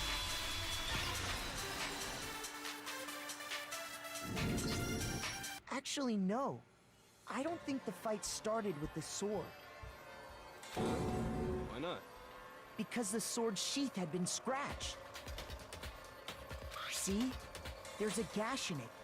Like someone cut into it with something sharp. Something sharp? You mean like the kitchen knife? That was the only sharp thing found at the scene. Stop jumping ahead. Slow down and explain it so I get what the hell's going on. If the sword was used first, there wouldn't be any explanation for the scratch on the sheath.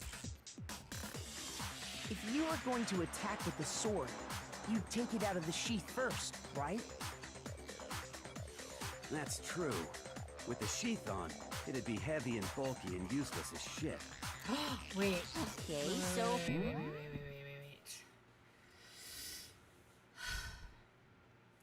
What if the killer didn't want to be the killer?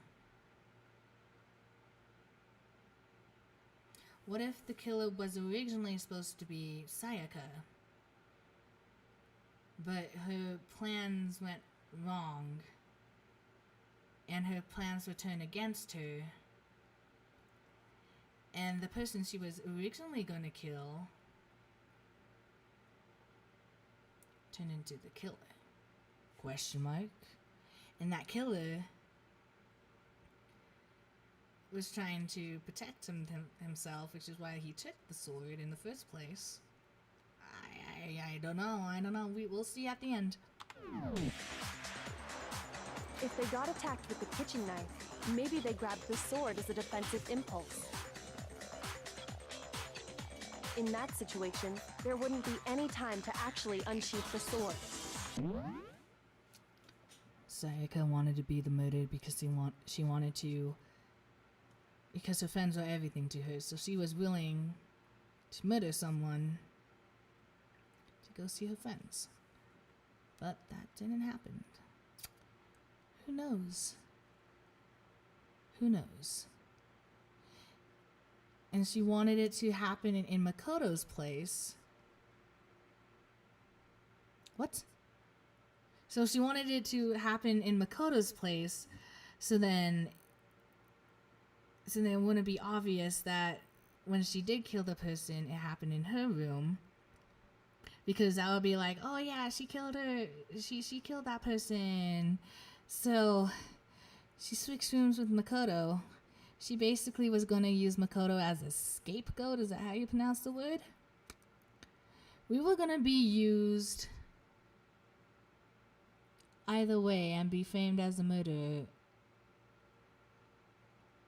either way.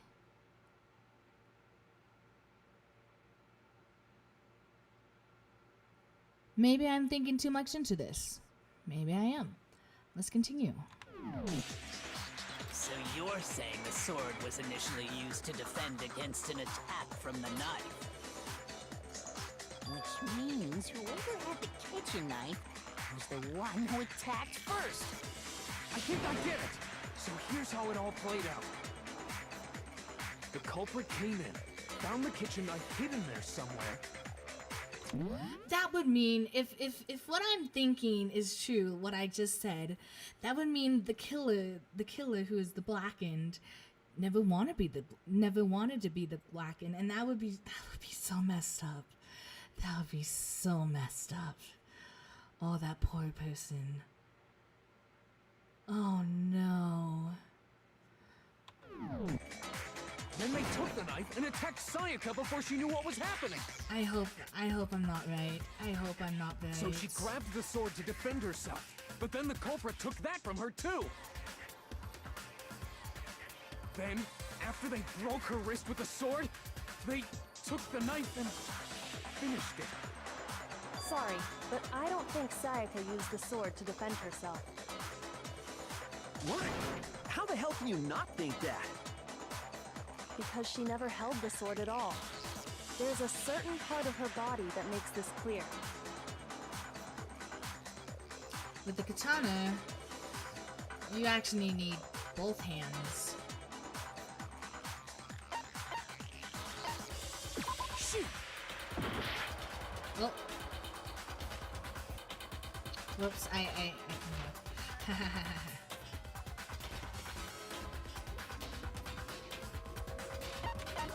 I got it! You're talking about her palms, right?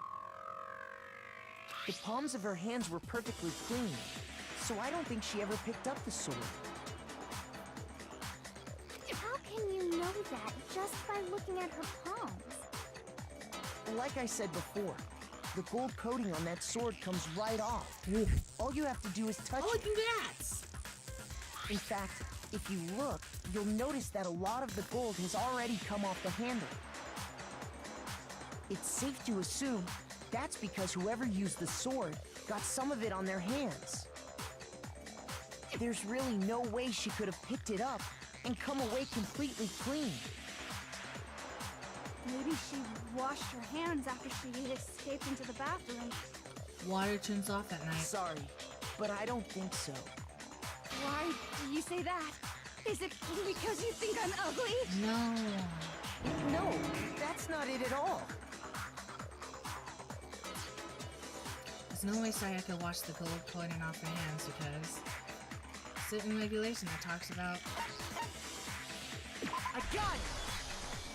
According to the Monokuma file, Sayaka's time of death was around 1:30 a.m. In other words, at nighttime. And the water in the bathroom shuts off at nighttime, right? Oh, I didn't know that. Actually, I haven't taken a shower here yet. Okay. Oh my. You're no different. You smell like a big fat ugly donkey. I'm not sure whether to take that as an insult or a compliment. Okay. An insult, obviously. So anyway, if Sayaka never touched the sword, then that means the killer is the only one who used the sword. But hold on. If that's right, then the one who damaged the sheath with the kitchen knife was...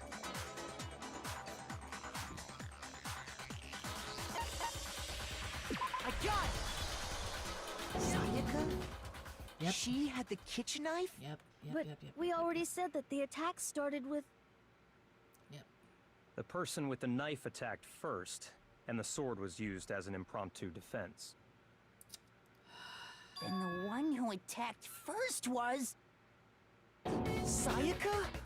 Now do you understand? She wasn't a blameless victim in this. No, far from it. It's almost as if she'd been planning to commit a murder of her own. What? She took the knife from the kitchen, then invited the culprit to the room she was staying in. And if it's true that she had the kitchen knife and attacked without provocation... Indeed. These are all the actions of an assailant. Which brings up another point. Makoto, Sayaka was the one who suggested you two switch rooms, correct? Maybe the reason she wanted to switch rooms was so that she could pin the crime on you. That is a possibility, is it not? Sayaka wanted to... on me? That would also explain why she would switch the nameplates. She wanted to get whoever she had targeted to come to Makoto's room where she was staying. And by committing the murder there, instead of her room, that would implicate Makoto. But for that to work, the target had to be lured out while still keeping the room swap a secret. If the target knew she had switched rooms, they would have become suspicious right away. So all that's why she switched the names? But doesn't that plan seem a little risky? For one thing, even if her plan worked, Mr. Naegi would just tell everyone they switched rooms. But what do you guys... I don't know. I'm not sure our soft-hearted Makoto is capable of that kind of cutthroat behavior. I'm sure Sayaka realized the same thing, which is why out of all of us, she asked him to switch rooms. Plus, she was the ultimate pop sensation. A totally forgettable kid. Or a national superstar. Who are you more likely to believe? Wait, then you're saying she had this all planned out? Holy shit! But in the end, her plan backfired. She launched her attack with the knife, then found herself under attack in turn. That must be when her wrist got broken, and she was forced to drop the knife. The tables were suddenly turned on her, and she died at the hands of the one she'd planned to murder. Just hold on! That can't be true! Because... Hey! You guys have totally derailed the argument. You're being super boring right now. Come on, hurry up and decide who did it. Wouldn't it be awful if I had to punish you all just because you ran out of time? Oh yeah, we gotta decide who we think did it. Makoto, right now you just need to concentrate on figuring out the answer to this mystery. If we can't uncover who murdered Sayaka, it's over for all of us. Is it really all over? Obviously, I committed to finding out who killed it, but what can I do? I mean, as far as clues go... Listen, nope.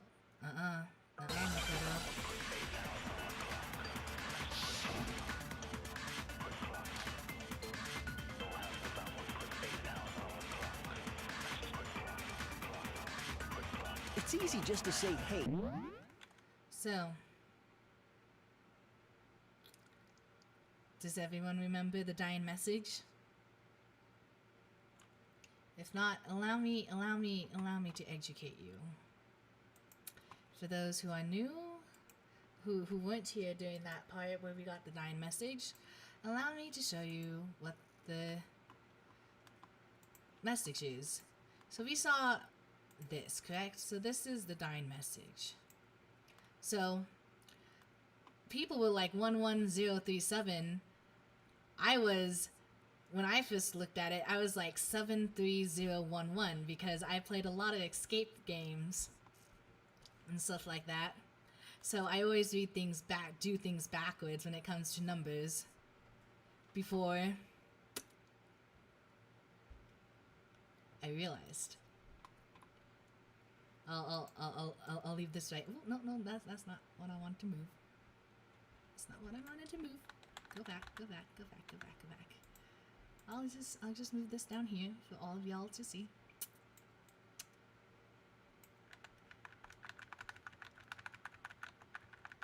I never do things by one. I never do things from left to right when it comes to numbers. I do it from right to left.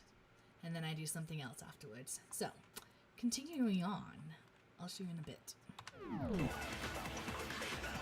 But there just aren't any more clues, right? No, what's wrong?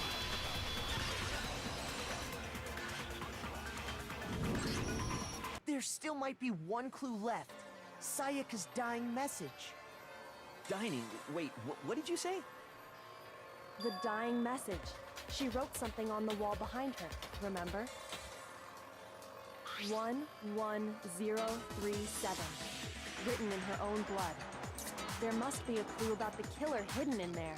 Well, before we get too far into that, I need to ask, can we really be sure that Sayaka is the one who wrote it? We have evidence. There's no question that Sayaka... I got it! Her left index finger had blood on it. That could only be because she used that finger to write the message. I see. She broke her right wrist during the fight, so she'd have to use her left hand to write. Sure. I think we can all agree Sayaka wrote it. But still, what the heck do those numbers mean? It's not numbers. 11037? Hey, Chihiro. You're a computer nerd or whatever, right? You should know all about numbers and shit. Those are only ones. No, that's not... Yes, I'm a programmer, but I don't see any kind of meaning in these numbers. Of course. It's because they're not numbers. I'll also tell you this now, how I figured this out is because back in elementary school, if I just say hello on the calculator, you'll know what I mean. Oh, yeah, it looks like... Huh? What? No, it's just... look at the numbers.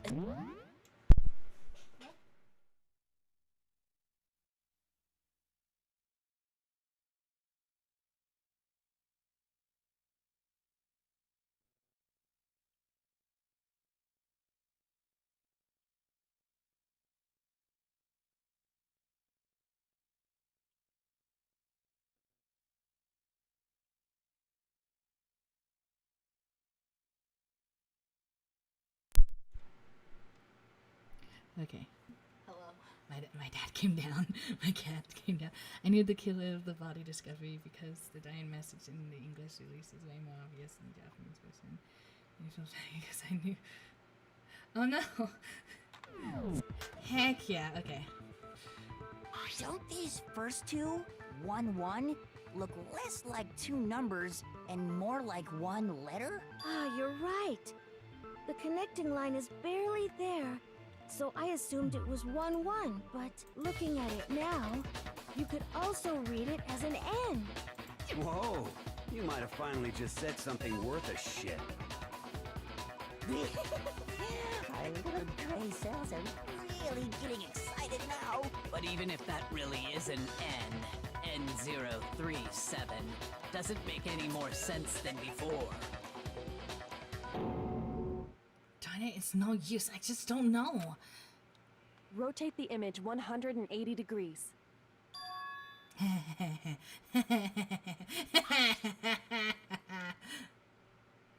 Oh my god. Now I see. She wrote down the killer's name. Huh? You just shot past the clue part and right on to who did it. So, whose name did she write? Sayaka's dying message reveals the real killer's name. If you turn her message 100 degrees, it should become crystal clear.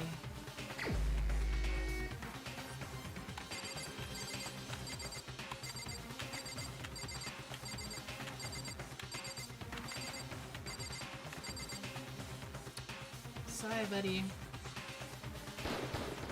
Here's my answer. The key to solving this mystery was simply to rotate the writing 180 degrees. If you turn the message around, it becomes the letters L-E-O-N. L-E-O-N. Or more accurately, Leon. What the hell are you talking about? It's just a coincidence. It's just a bunch of random squiggles that happen to look like my name. No, it's not random at all. She wrote that message on the wall behind her as she was leaning up against it. In that position, she couldn't move to write normally, and had to write upside down, as it were. And as a result, when you look at it standing in front of her, it ends up getting flipped. Try it for yourself if you want. Write something sitting like her, and the letters will be inverted. That sounds like one hell of a stretch to me. I'm the killer? You can't just go and say shit like that. If you're not the killer, then why did you try to destroy the evidence? Huh? You know what I'm talking about, right, Makoto? The evidence Leon tried to get rid of? The shit.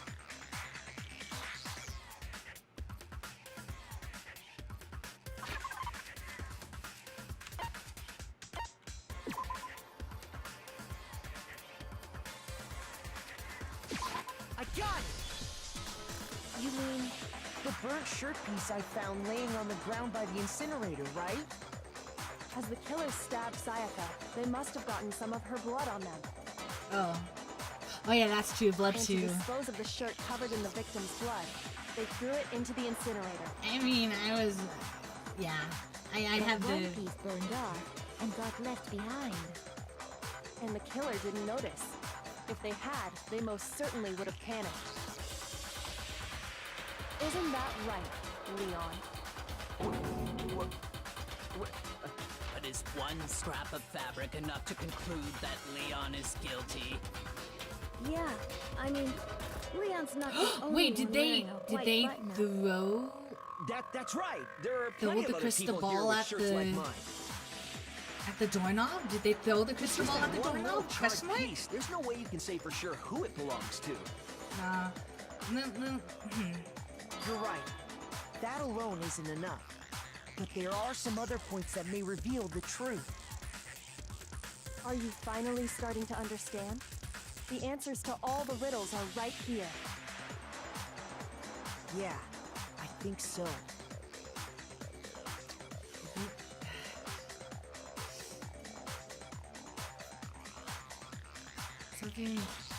Something about it that we need to put.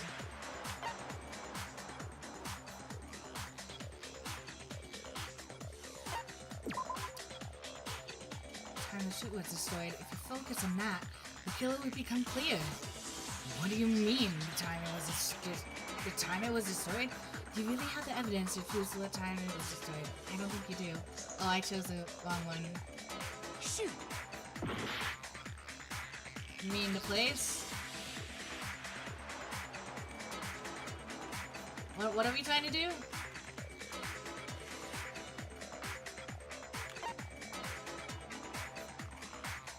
I got it! Oh, okay. If we look closely at how the shirt was disposed of, we should be able to figure out who the killer is. Oh Hi, yeah, Bunny! That's a good point. I think I know what you're gonna say. you can't reach the incinerator without opening the gate in front of the trash room, right? And obviously, you wouldn't be able to hit the switch to turn it on either. You need the key to get in. No. No, because you're the ultimate baseball boy. You could have just yeeted that shirt across the room and then with that crystal ball, yeeted that into the button. Because I forgot that I can't treat you like a normal person because of that ultimate status that you guys have. You guys do the impossible. Like freaking Mono, whatever his name is, he punched me once. I was sent flying and I got knocked out. Who's to say that you wouldn't have something keen or similar to Kageyama Tobio from Haikyuu, pinpoint accuracy, but in the form of baseball, so you pitched the frickin' shirt across the room, that's 30 feet away. Isn't that about like the same distance from like the home plate to the serving plate? Maybe even less. Maybe even less. Oh no. Oh no. Oh no. Let's see. So the killer had to be whoever was in charge of taking care of the trash, right? Interesting. No, that's wrong. There's another way to use the incinerator without being the one on cleaning duty. And that's exactly what proves that Leon is a real killer. Alright, let's finish this up.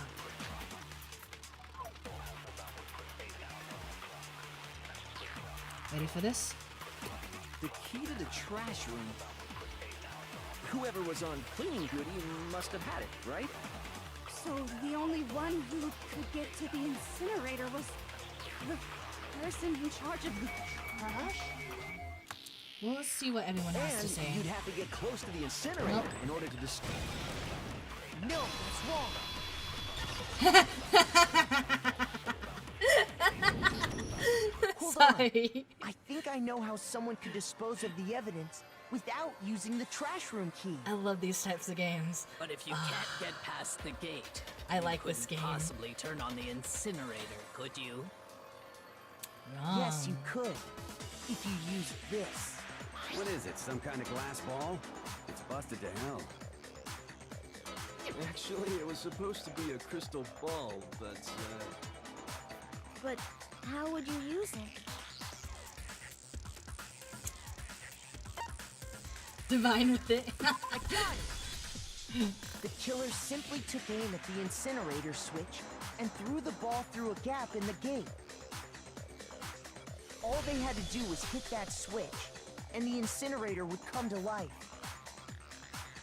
Someone threw a gap in the gate? Remember what you said before, Hifumi?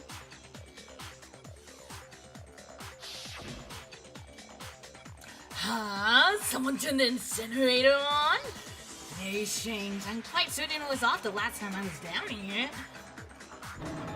Perhaps it was the work of a fae!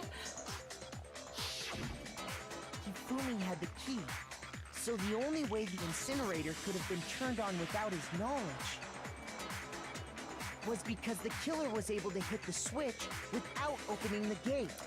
That incinerator was still Once on, they mind got you. the incinerator going, all they had to do was ball up the shirt and toss it in. Hey, come on! What the hell is this? All you have to do is look at the scene to know that the killer never actually went inside the trash room. The shards of broken glass, the incinerator left running, the piece of shirt that escaped the fire. If the killer had been on cleaning duty, the evidence would have been taken care of much more thoroughly. Wait, no, just hold on. But the distance from the gate to the incinerator has to be at least 30 feet, right? The pinpoint accuracy you'd need to throw a glass bulb that far and hit something that small. He's a prodigy. Could someone really do that? If they were the ultimate. That's right. There's no way. It'd be impossible. Difficult, absolutely. Impossible? I don't think so. Because the killer is... I got it! Because the killer is the ultimate baseball star. Isn't that right, Leon? Do you have any idea how stupid you sound right now? A target 30 feet away would surely be little challenge for the ultimate baseball star. I want to know his side of the story. Serious? I'm not the killer! These goddamn shipper brains have got it all wrong, I'm telling you! You still won't admit it? Okay then. Makoto, go ahead and review the incident one more time to make his crime perfectly clear. And with that, we can end this. Listen to me! What the hell do you mean, end this? Say what you want, Leon. But all the questions have been answered, and the truth has been revealed. Now here's what happened. The closing argument is about to begin. Would you like to hear more? Yes. Every case has one last statement to bring the case trial to an end. This is the closing argument. In this phase, you'll give a complete summary of the case. You have to reproduce the flow of events for the case in the form of a comic book. However, you'll notice that in the comic, there are a number of pieces missing. It's up to you to complete the comic using the provided 2 panels. Also, if you take aim at the missing sections and press the left mouse button, holy cow, you'll get it, and that might lead to a breakthrough. Well then, good luck and have fun. So is this his side of the story? Or is this... Okay. Basically...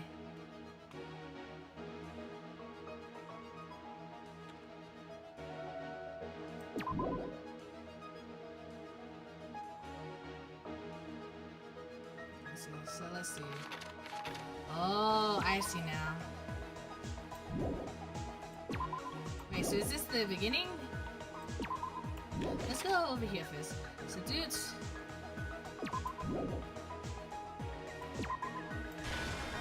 I see now.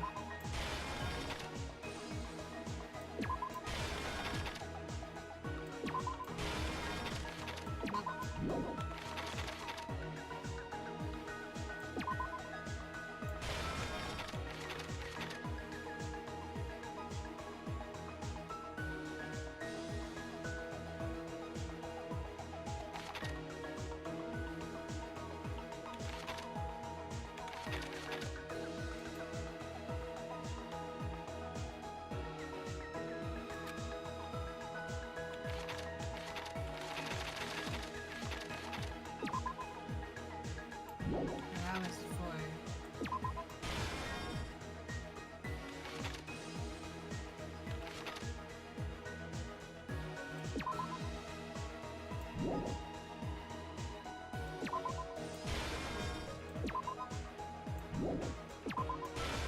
No, hold on. Let me see. Act 1. So I know that's supposed to be there.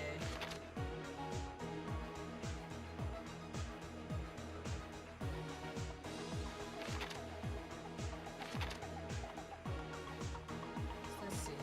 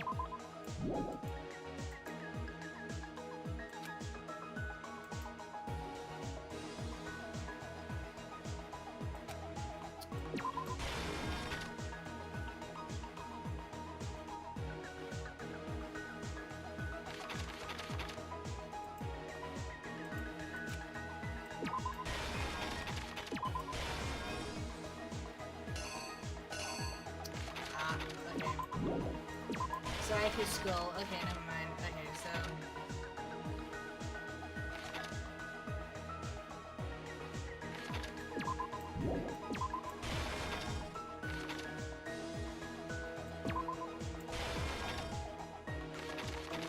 I'll go ahead and do this.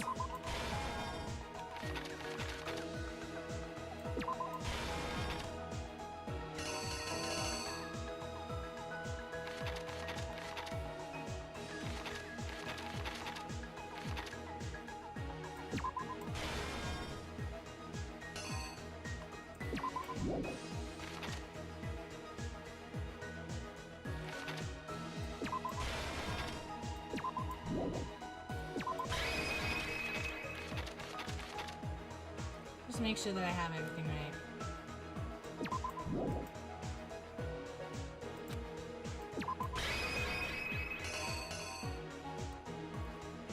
Yeah, okay. The killer is you! I think I'd better take one more look back at the case from the beginning.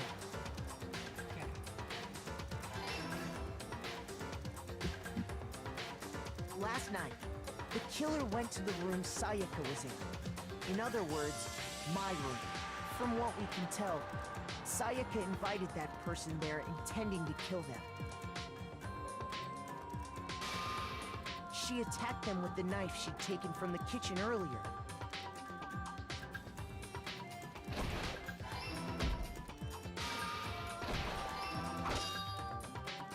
But then something happened that she wasn't prepared for. They grabbed the fake sword I put in my room and fought back. During the struggle, a strike from the sword broke Sayaka's right wrist. Oh.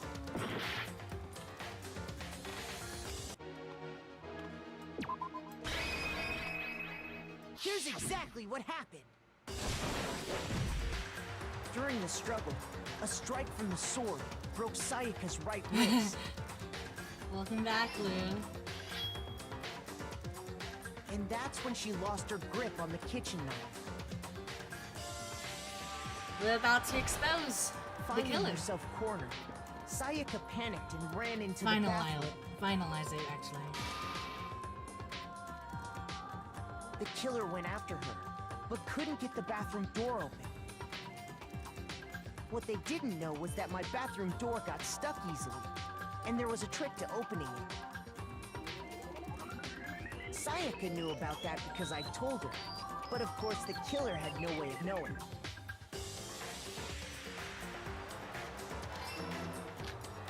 So instead, the killer forced the door open, took the kitchen knife,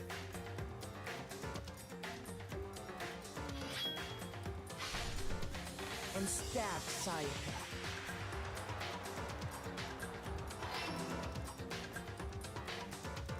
But with what strength she had remaining, Sayaka left a dying message. To keep the killer from noticing, she wrote it on the wall behind her.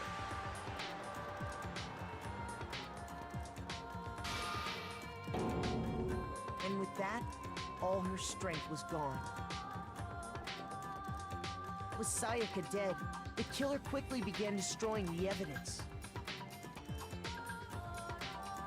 First, they took off their shirt, which was covered in their victim's blood.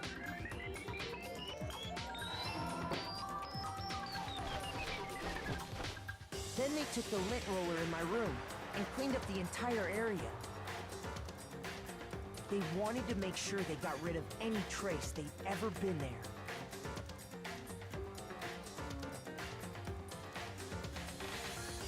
Afterwards, the killer headed to the trash room to destroy their bloody shirt. They tried to burn the shirt using the incinerator there. But the trash room was blocked off by an especially sturdy gate, preventing access to the incinerator. So they came up with a plan to use Hiro's crystal ball, which he'd left in the laundry room. The killer managed to throw the ball through the gap in the gate and hit the incinerator switch. For any normal person, that'd be an impossible throw. But the killer had the confidence to take a shot. And that's because the killer was the ultimate baseball star. The crystal ball, thrown with absolute precision, hit the switch on the incinerator, which then quickly roared to life.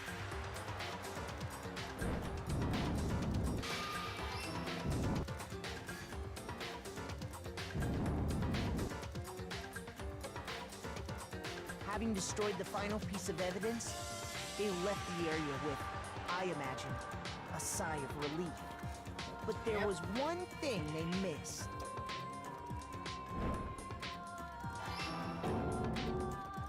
Part of the shirt they'd thrown into the fire burnt away and fell out of the incinerator. The killer didn't notice this, and so left behind a piece of indisputable evidence.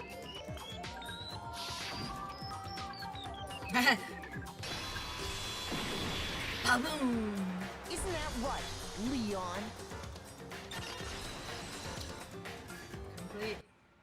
It would appear that Hero simply forgot his crystal ball in the laundry room. You went there to try and wash the blood out of your shirt, and that's where you saw it, right? Seeing the ball, you thought of a way to take care of everything. So, Leon, do you object to anything that's been said? Do I object? Hell yes, I object! Of course I do! I object! I object! I object! I mean, all of this is just a bunch of stupid theories! You need evidence! Where's the evidence?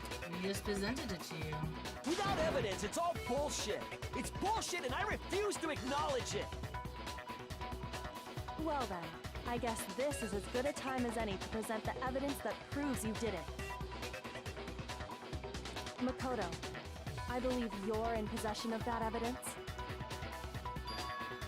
I have the evidence? Of what? What? Sometimes during class trial, your opponent simply won't want to hear what you have to say. When this happens, you will engage them in a head-to-head battle. We like to refer this as the something. BTB. During the BTB, you want to destroy your opponent's statements in time with rhythm. Or match your button presses with each tempo maker as they move across the screen and reach the center. Ah, press the right button to lock on to an opponent's statement. Destroy the statement you've locked onto with the left mouse button as the tempo marker reaches the center.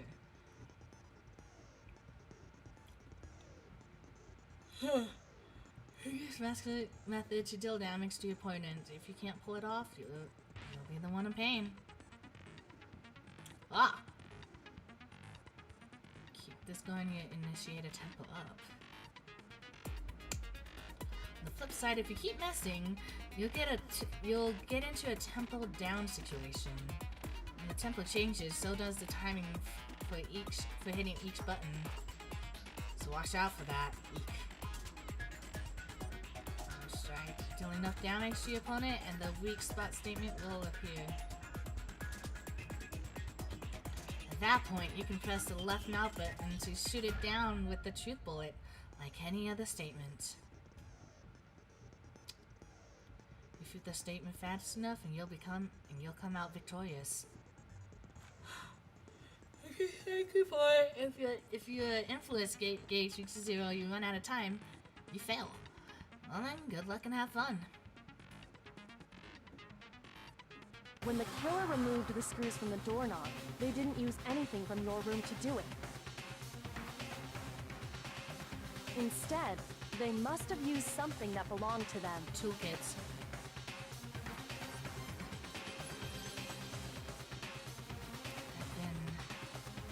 I refuse to acknowledge you! You're stupid! Stupid, stupid, stupid! Stupid, stupid, stupid, stupid, stupid, stupid, stupid! I love that voice acting. have to show indisputable evidence that Leon is a killer. I need to figure it out. Well, let's try this. The moment of truth. Ooh. Where's your proof? You kidding me?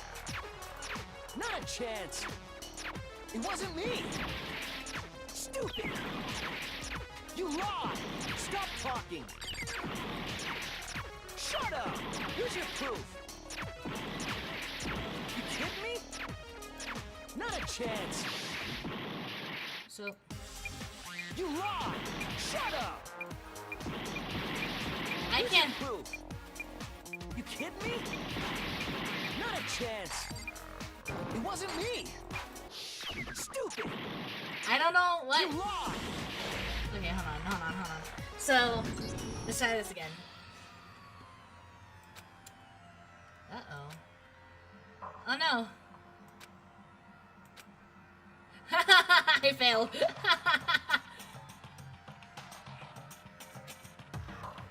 Then the coda is not the blackened. Too bad. Looks like the real killer gets to graduate. Congratulations on them. On the other hand, everyone else must now be punished. Is this really the end for all of us? Does that mean I have to do this whole thing? Yes. I refuse to give up yet. Wait, how do I do this again? Yes. Okay, let's listen to this again. Sometimes during a class trial, your opponent will simply won't want to hear what you say.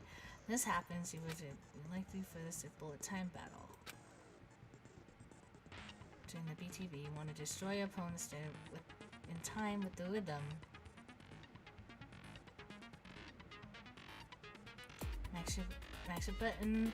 Fix each tempo marker as they move across. Tempo marker, okay. Locking on opponent's statement.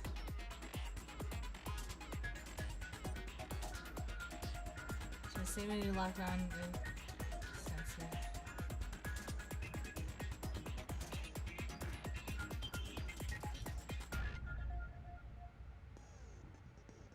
Oh, if I can't pull it off? Oh, okay.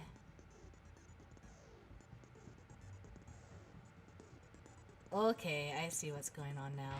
So it is, so I do have to do that, okay. Let's go ahead and use both my fingers for this. So my left hand will be the one that keeps the tempo. My right hand will be the one that tries to keep the statements. Thank you. Alright, so let's do this.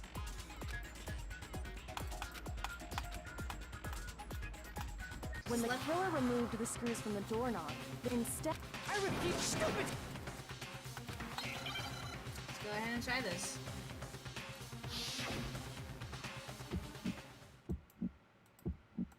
Where's your proof? You kidding me? Not a chance. It wasn't me. Stupid. You lied. Stop talking. Shut up. Where's your proof? You kidding me? Not a chance. You lied. Shut up. Here's your proof. I'm not doing this right You now. kidding me? Do I have to? Chance. It wasn't me. Stupid. What? You lied. Stop talking. Shut up. Where's your proof? You kidding me? Oh, I Not can a do this. chance. I can do this with one hand. You lied. Shut up. Ah, I Where's your see. proof? This should prove it. I see how this goes now. So I have to. Okay. So aim shoot. The screws on the bathroom okay, that doorknob makes sense were now. removed. I wonder what kind of tool the killer used to remove them. I mean, it had to be a screwdriver, right? Oh yeah, I'm pretty sure the toolkits we got each had one inside. And that must be what he used. There aren't any other tools anywhere. But the toolkit in my room had clearly never been used. That's because the culprit didn't know it was your room. They thought they were in Sayaka's room. Ah. Only the boys got toolkits, so the killer naturally assumed there wouldn't be one in there. Okay, then whose toolkit did the killer use? Stupid, stupid, stupid! It had to be their very own toolkit. Stupid, stupid, stupid, stupid, stupid! Leon, would you mind showing us your toolkit? If I'm right about this, then the screwdriver will show some evidence of being used. Stupid, stupid, stupid! Huh? And if you say you used it for something else, you'll have to explain exactly when, where, and why. And let me say this right now. I lost it isn't an excuse at this point. Stupid. Stupid. Oh, boy, kid. Yikes. So, you have no rebuttal? Then it would seem we are finished here.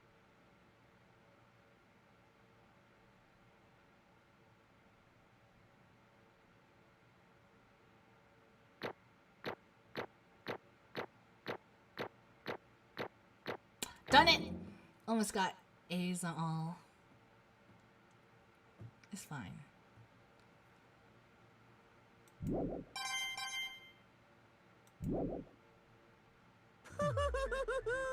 Looks like you've reached your verdict. Then are we ready to cast our votes? Will we be able to hear his side of the You all have a story? lever in front of you. Use it to make your selection. Oh, just to remind you all, make triple sure you vote for someone. You wouldn't want to be punished for something so minor, right? Okay, then let's get excited! Who will be chosen as the Blackened? Will you make the right choice or the dreadfully wrong one? What's it gonna be? What's it gonna be?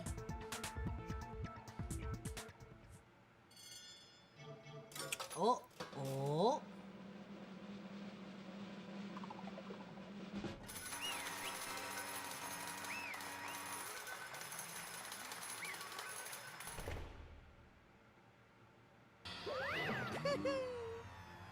Uh-oh, looks like you got it right on the money. The Blackened in this case was the one that killed Sayaka. Was none other than Leon Kuwata. Huh? Hey, hold on. Hold on a second. Leon? Leon, did you really kill Sayaka? But... I don't believe it. You son of a bitch! What the heck is wrong with you? I didn't have a choice. It was kill or be killed. So, that's why... None of you are any different! One wrong step and you'll be the one standing here. It was a complete chance that I wound up like this. I was just... unlucky. That's all. Hey! Come on! You expect me to just accept my death? Everything's become clear. The decision we made was right after all. But when I think about that, honestly, I'd be better off if we'd been wrong. Because if what we came up really is the truth, then the truth is that Sayaka was trying to frame me. But even if that's true, I can't say she was wrong. After all, the mastermind... It's all because of that video. Even I couldn't handle what I saw in there. If I was her and that video actually had something to do with me, I can't even imagine. Now we're trapped here with no way out. They're probably waiting for me. What? I can't afford to be stuck in here. The one thing that was more important to her than anything else, her dreams, her friends.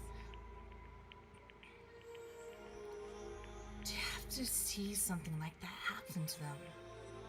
Sayaka... I did whatever it took to reach that dream. I mean it, even some things that weren't so pleasant. And that's why Sayaka, for the friends that meant so much to her, that's why she betrayed me. So when she said, No matter what happens, please always be there for me. I need you on my side. She was lying to me from the very beginning. She was using me. Is that why she talked to me in the first place? I guess I'll never know. Because there's nothing I can do to ask her what she was thinking. Once you're dead, that's that. Boy, howdy, the entertainment industry must sure be terrifying, huh? I mean, try to kill someone just because of those relationships. She seems so nice and lovely on the outside, but inside, she's descended into pure madness. What did you say? Phew. I understand, I really do, yup. You're in utter despair thanks to Sayaka's betrayal, right? Compassion, intimacy, love. The stronger those feelings, the stronger the despair when they collapse. Stop screaming with us! This is all your fault! Sayaka being forced to do something like that. All of it. Everything! It's all your fault! Suddenly, in a frenzy, I lunged at Monokuma. But... That's enough. Angry as I was, Kyoko latched onto my arm without hesitation. Oh yeah, because of her grip was like a lion. I was like iron, strong enough I was sure it would even leave a bruise. Calm down. If you really want to make her enemies pay for what they've done, you need to let it go for now. Darn it. That was a close one. I thought for sure you were gonna give me a good walloping. Just barely avoided punishment, you did.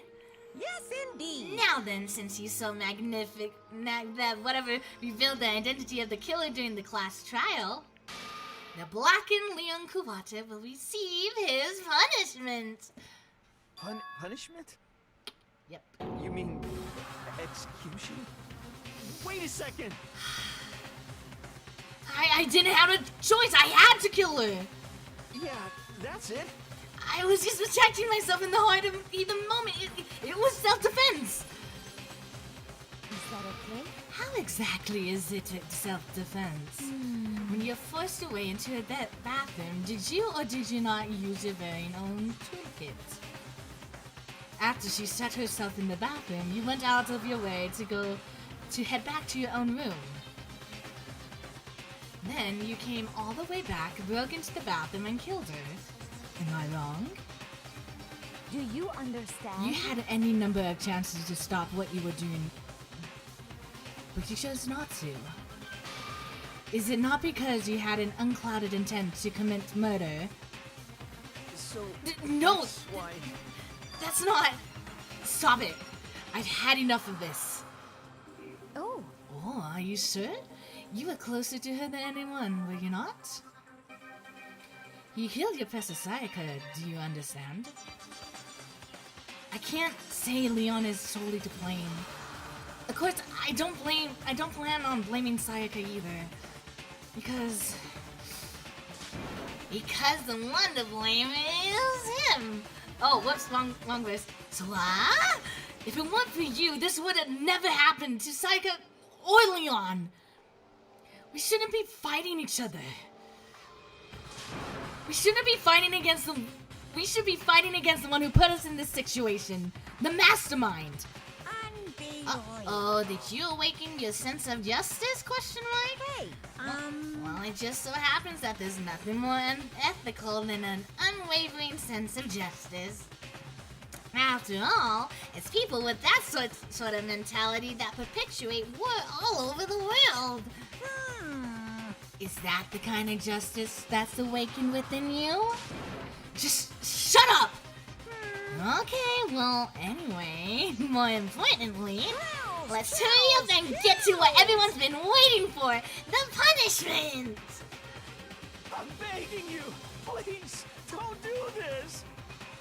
Hey. No more begging, no more excuses. You must pay the penalty for breaking the rules. Society demands it.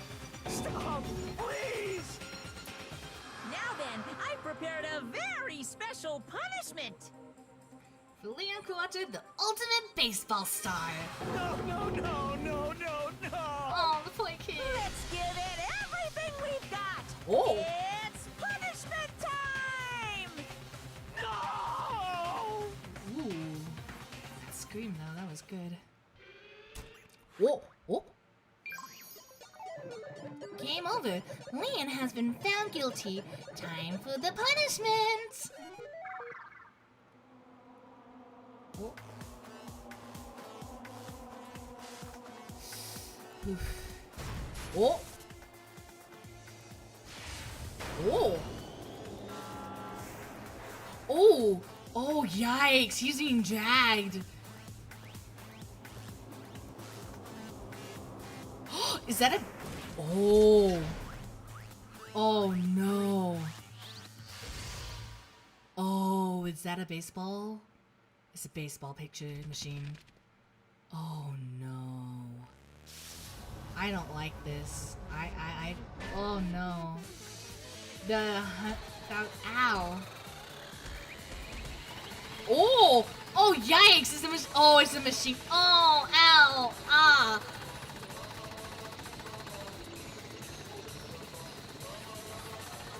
Oh, that cannot be. Eek.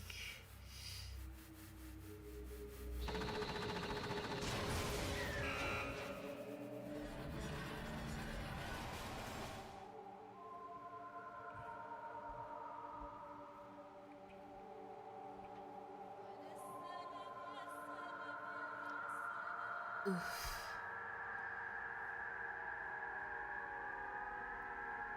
He's just been pelted to death by 1,000 baseballs.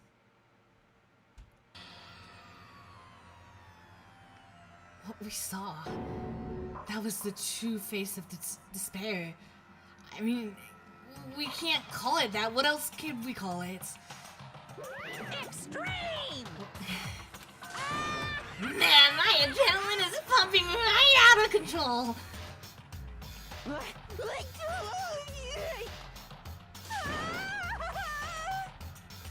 That's what I want to know. I can't take it. Do we really have to keep doing this? I just can't take it. Well? Hey, if you don't like it. All you gotta do is swear to cut all ties with the outside world and accept living here forever.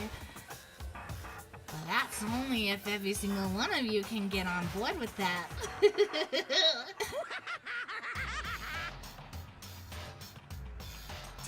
Damn you! Man, frick you! Why the frick are you doing this evil crap to us?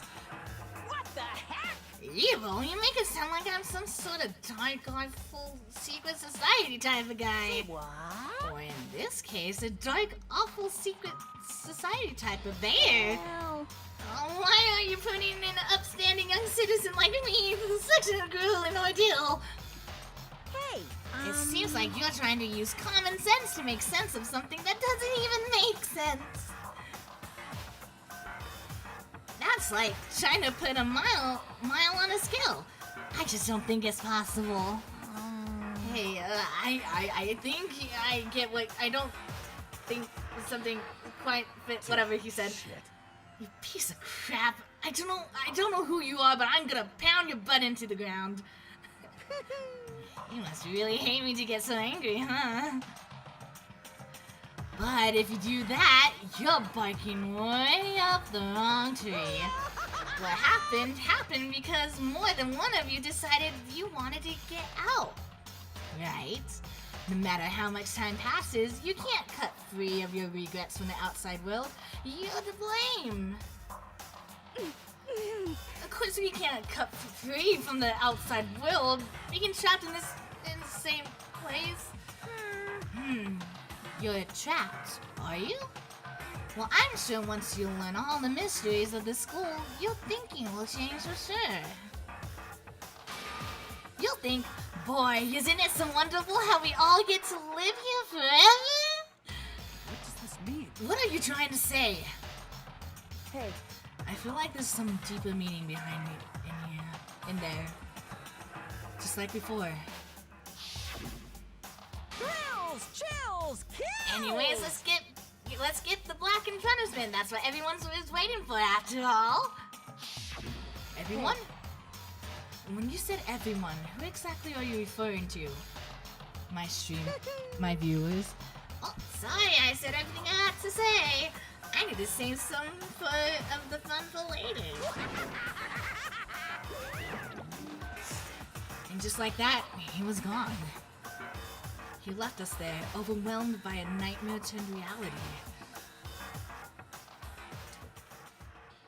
Is Otto supposed to be on? Even after he was gone, we stood there forever, unable to move. Actually, no, it wasn't that long, I think. Everyone just lost the sense of time. We were all too scared. Scared of being alone. Oh. No one even tried to speak. The faces were stone, the voices dead. But it was in that moment. Just a second. Makoto, can I talk for you for a second? She moved in and whispered into my ear. Makoto. Before we head back, there's something I want to talk to you about. It's about Sayaka, isn't it? I'm surprised you figured it out. Listen. I told you before the class trial started. You had to figure out the mystery of this case yourself. You wanted me to realize how Sayaka betrayed me by myself, didn't you? The thought never even crossed my mind. I feel like such a fool becoming such an easy target like that. It's true. Sayaka meant to double-cross you. That's a fact that you can never change. But even till the very end, she wasn't sure of her decision. That's why, as she lay dying, she was thinking of you. Huh? She was thinking of me? You can't just say something like that. I mean, there's no way you can know that. Only Sayaka would know for sure, and we can't ask her now. However... Even if you can't ask her, you can infer it, don't you think? Her final thought was how she could protect you. What? So... The fact is that she used her last ounce of energy to leave her dying message to proves it. If she didn't care what happened to you, she never would have left that message. Well, maybe she just wanted to get back at that person who had killed her. That's what I was thinking too. That's certainly one possibility. But I don't think that's what it was. Anyway... She was uncertain. She wasn't sure she could kill someone or deceive you, which is why her plan failed. Her hesitation attracted failure. Right. It's almost ironic when you think about it. Why are you telling me this? Because you're the kind of person who can overcome this. Because you can move past the deaths of your friends, Sayaka and Leon, and keep moving forward. Correct. Without someone like that, the others would never be able to break free of such a desperate situation. Move past the deaths? That's... I could never do that. No. I'm going to carry them with me for the rest of my life. How could I possibly move past something like that? Leon, Sayaka, I'll carry them with me forever. I'll carry the memories with me wherever I go. So instead of forgetting them, you're choosing the hard road. Well, I have high expectations for you. As she said that, she revealed that smallest smile. Hey. By the way, I have to admit, I'm curious. How did you know I wanted to talk to you about Sayaka? Oh, well, I'm psychic. What? Huh? Just kidding. Kidding. I just have a pretty good intuition. Oh.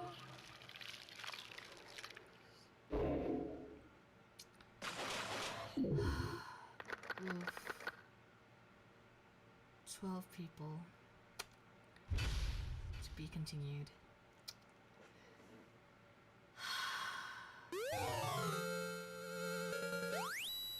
How? Okay. Sure.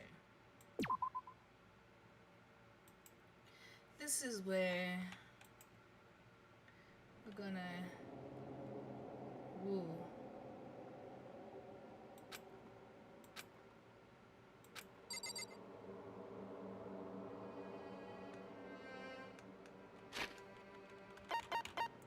I actually want to see what we got before we do anything else.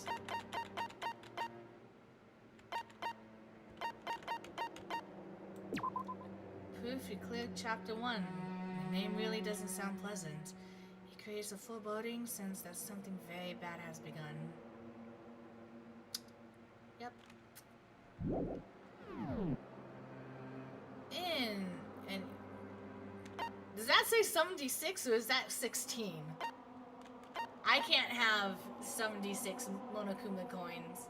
Nah, I should. That's too much. Question mark? Anyways, okay, so this is we're gonna 76 is from the chat. Oh, is it? Gosh darn. Hey, you can check out all kinds of special bonuses the farther you get in the game, the more you unlock. Alright guys, this is what we're gonna call it game for today. Whew. Jeez Louise. This was... Whew. You know, this is actually a pretty fun game. I'm not gonna lie. This is a really fun game. Anyways, I'm gonna see if I can sneak in a napping period in my day today without my dad knowing that I actually stayed up all night.